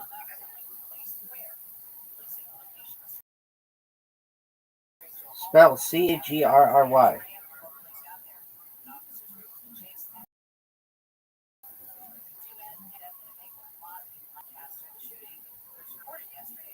Fuck.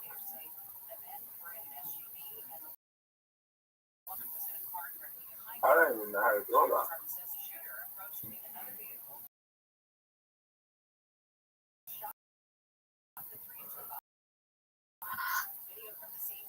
Then wait, choose it. What? Why did you choose it?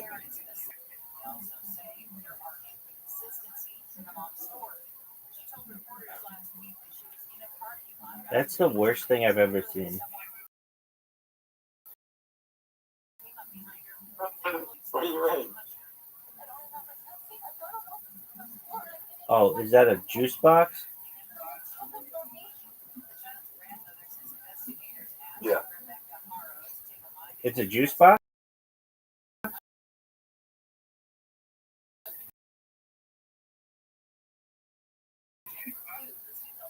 Yeah. Grab a box. Dude, how the fuck did I get that?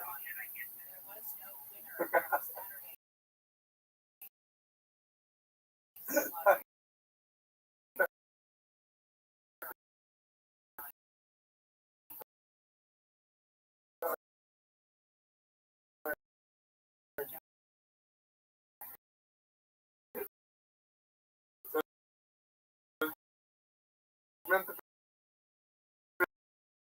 be.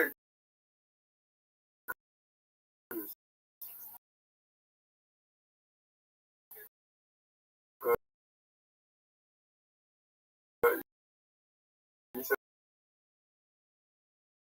juice box, so like.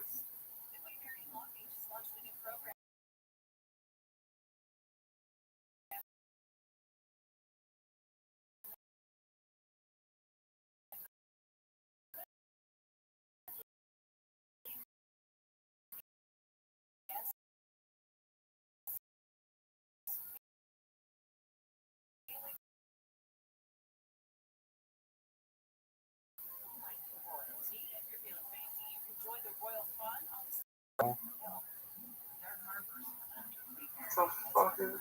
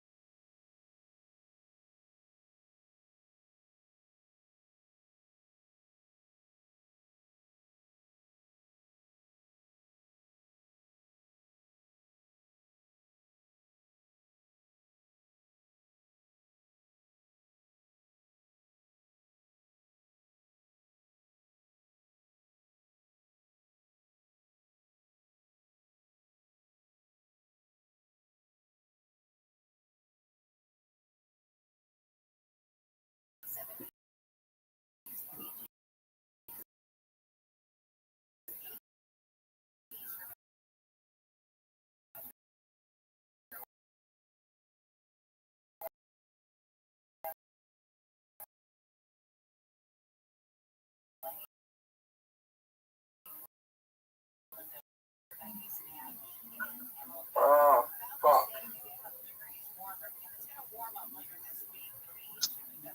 You're gonna hate me.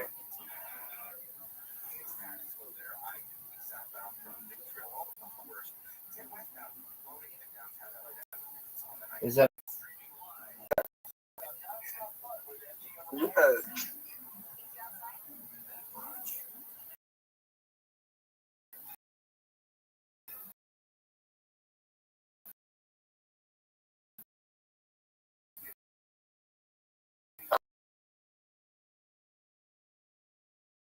don't know.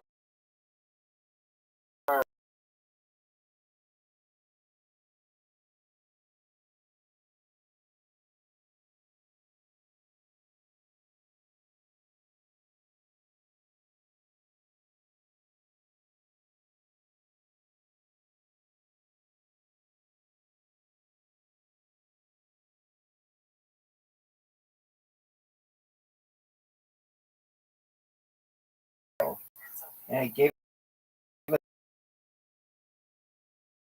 us 0 points.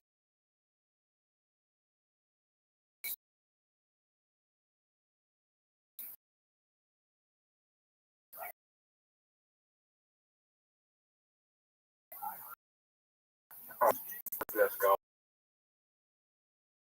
Well, yeah, I haven't hit a bomb yet, and then I get.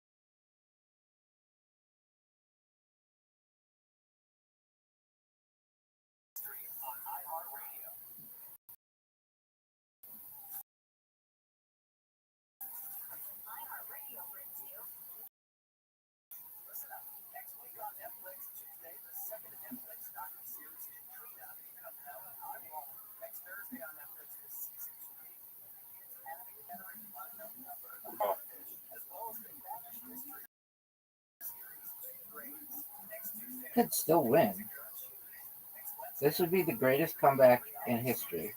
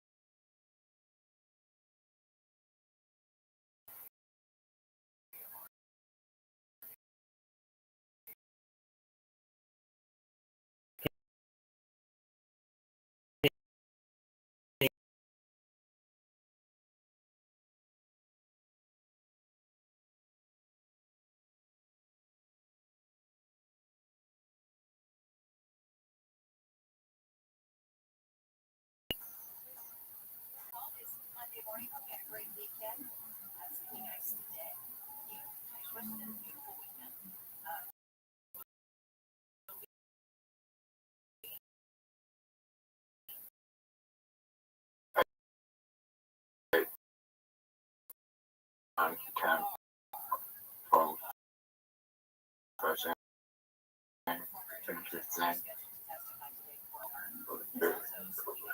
5, 6, 7.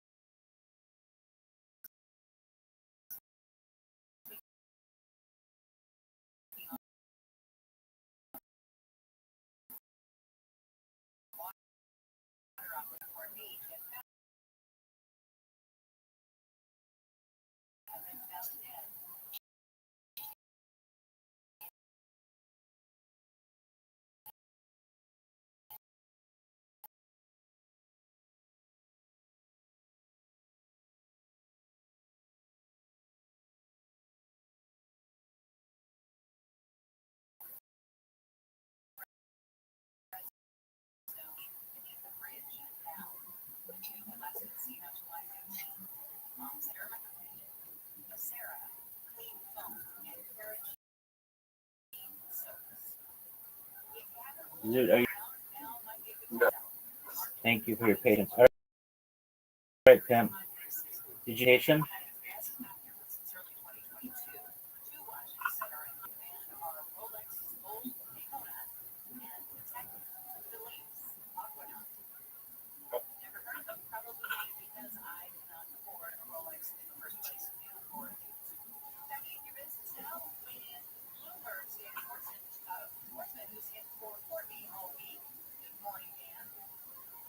You're up, Pimp. What you gonna do, son?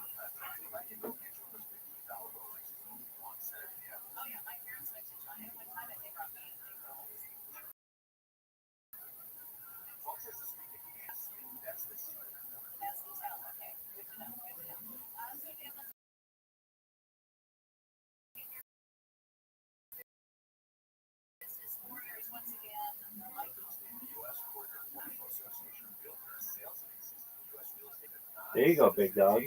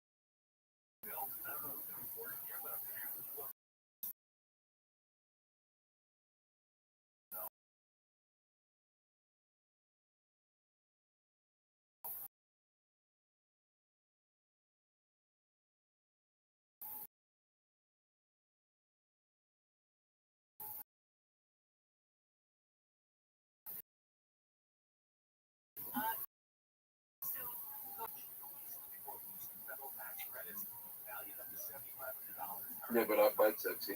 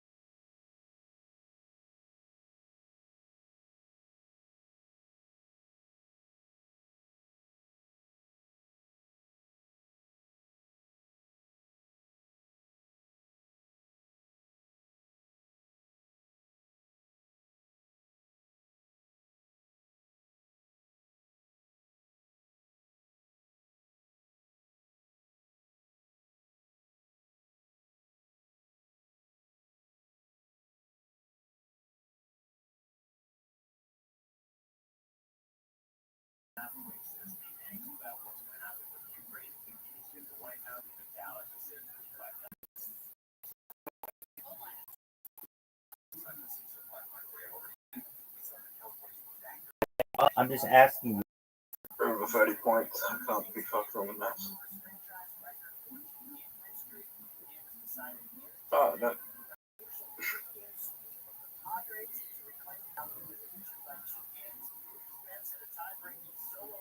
You're up, baby.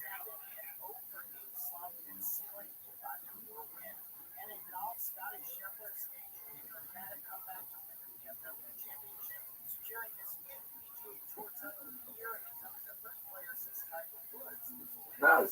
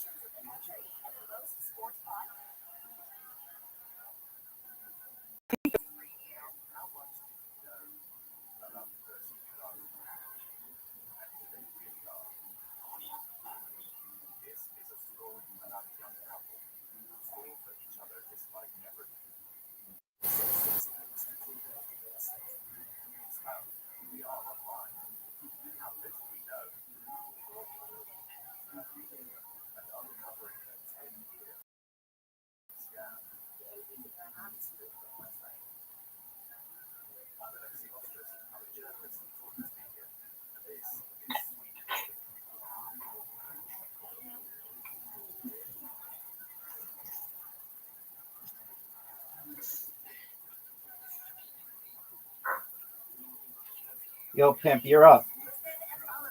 And you've got a chance to win. Normally, you're never this close.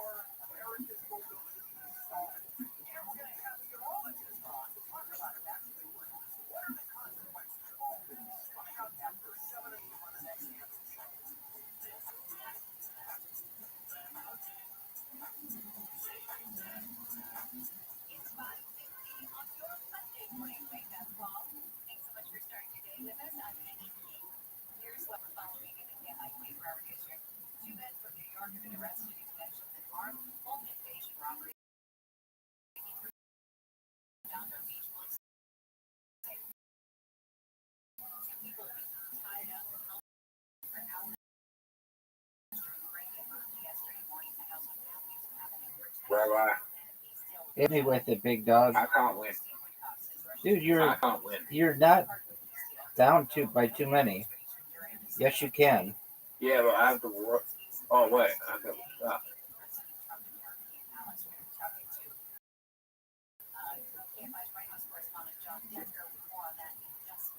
I'm kind of bored of this game.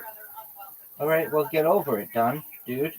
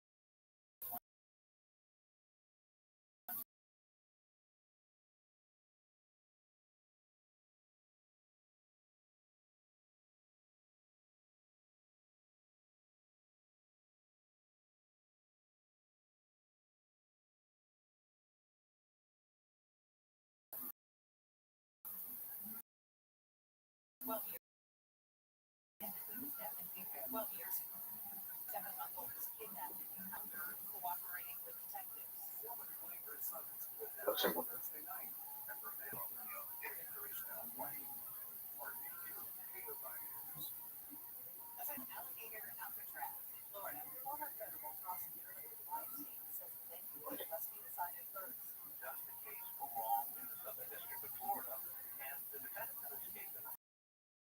Argued that it doesn't, that the facility itself is primarily located on land. What's that decided is that the ruling on this running the migrant detention center attorneys for the ACLU have filed suit saying at least 100 detainees have been deported without due process. Abby Trujillo came out by news. 2 police officers have been killed in a shooting during a domestic violence call in Utah.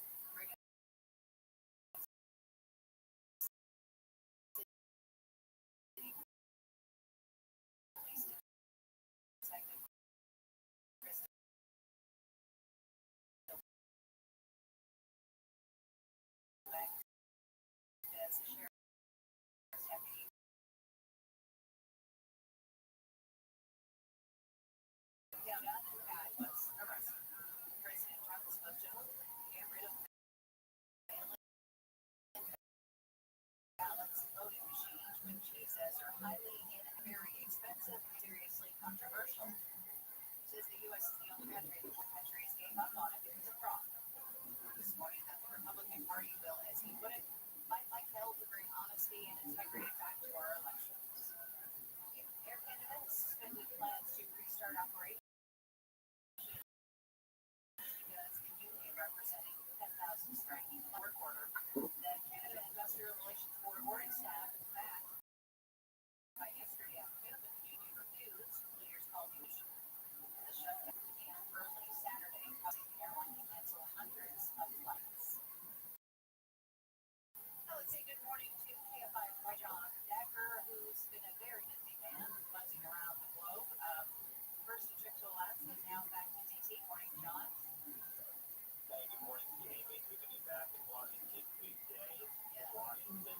Just a few days after the president's meeting with President Putin, as you point out, I was in Alaska for that. And now, today, I'll be in the Oval Office when the president meets with President Zelensky. There's Germany, France, the UK, NATO, and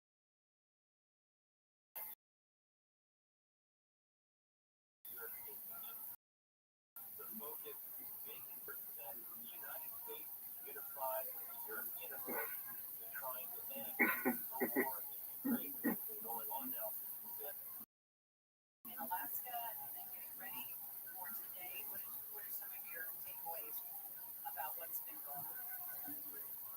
My main takeaway is that, Amy, I believe the dynamic has changed since the president met with President Putin on Friday in Alaska.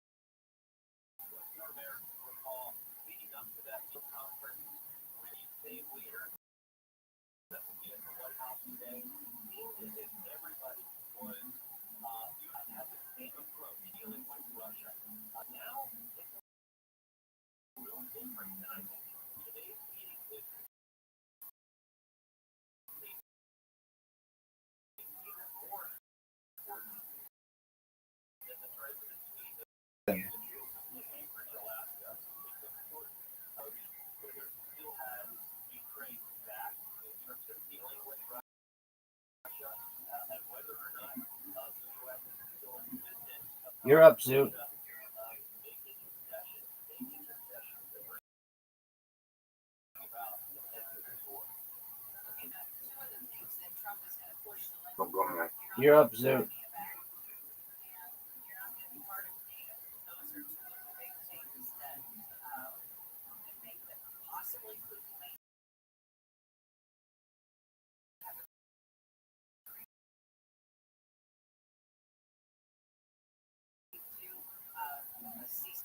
Okay,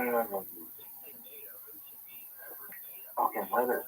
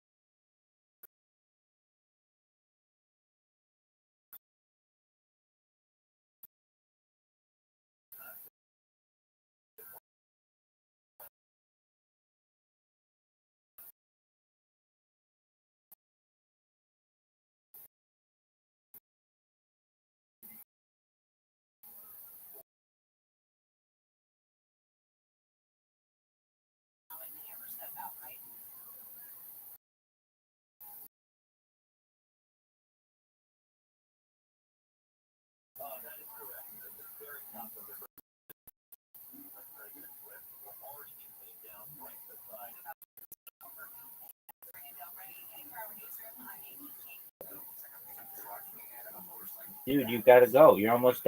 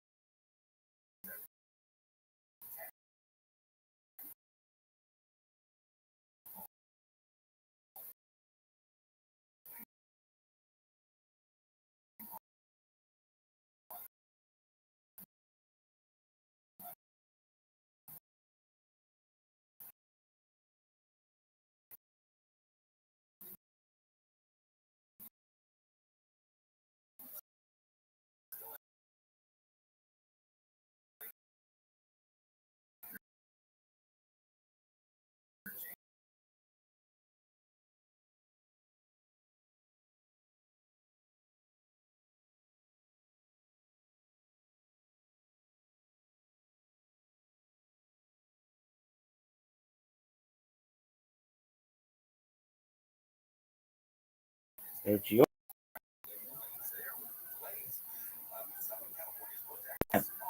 Okay, Old Zombie. Can we play it? Not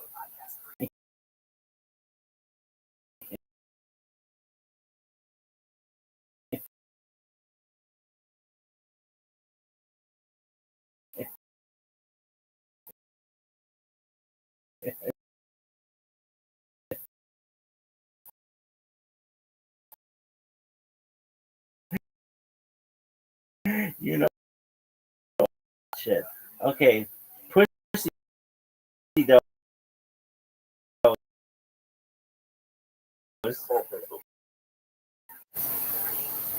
Pussy Dose. Good morning.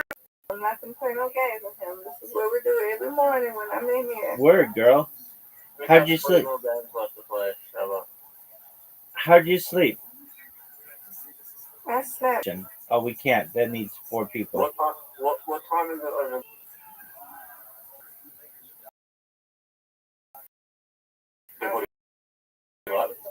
6:05 for me. And 9, 6 for me. Atlanta, Georgia. That's Atlanta, right? Yeah. Do you?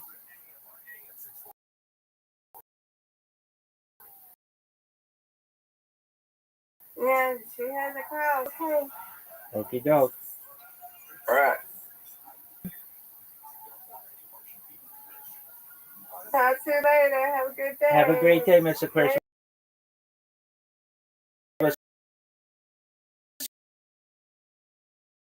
See you tonight.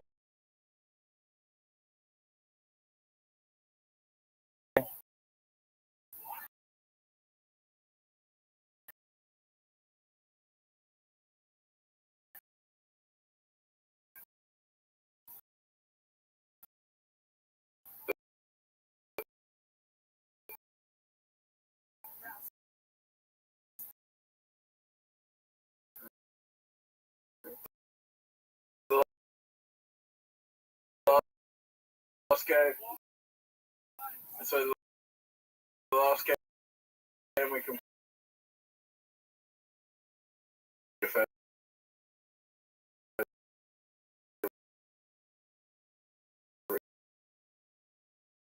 Game It's risk.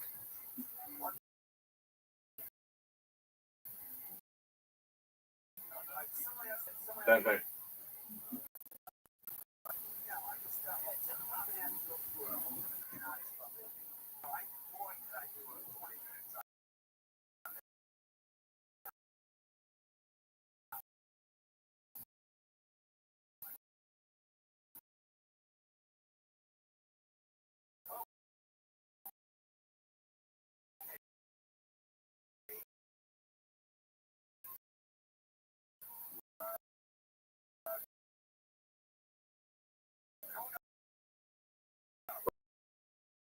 Okay.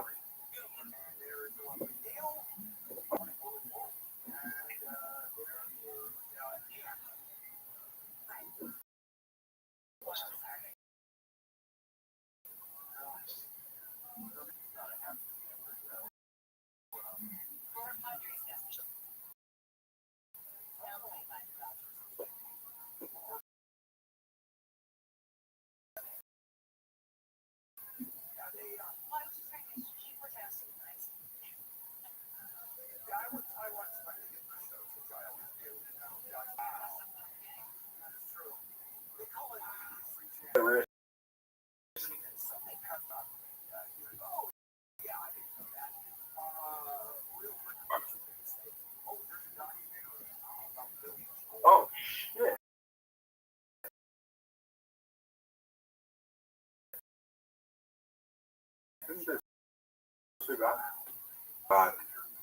We can play hearts. Send an invite.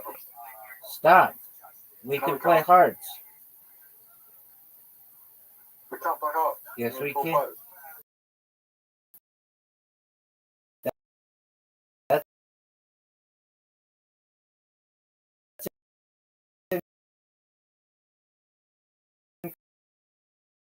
correct?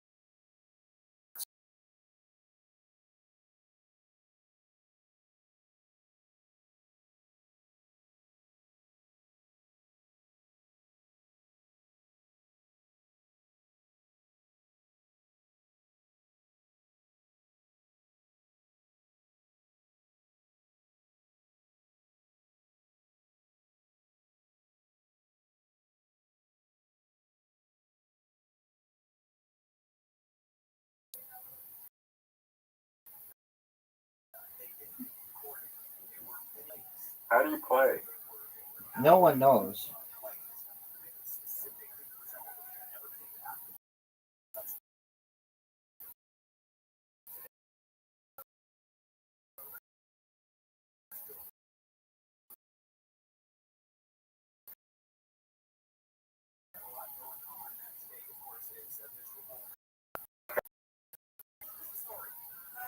Good.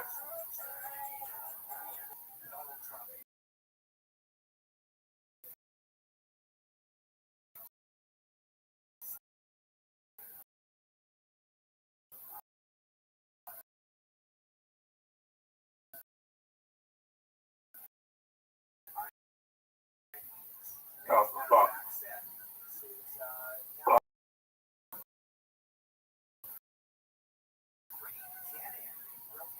What? How did I win? I have more heart than you. I'm not a dog.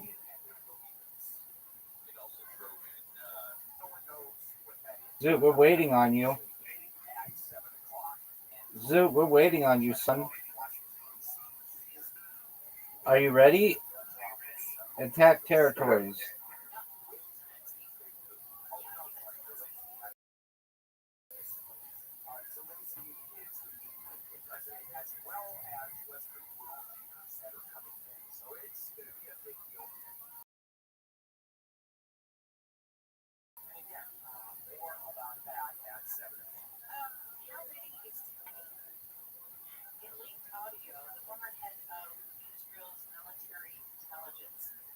This is taking too long.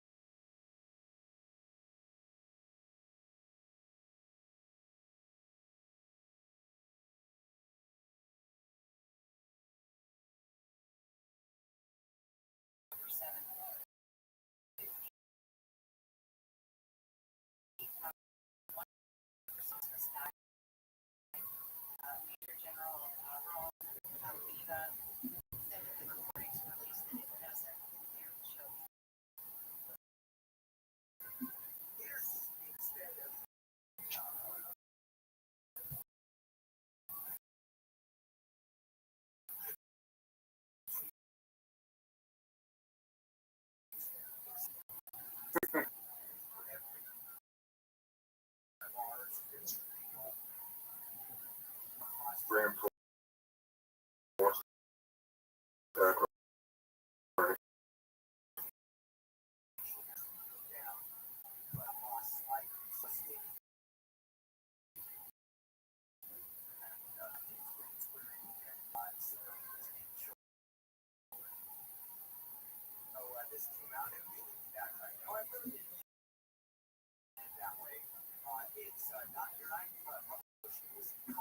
All right,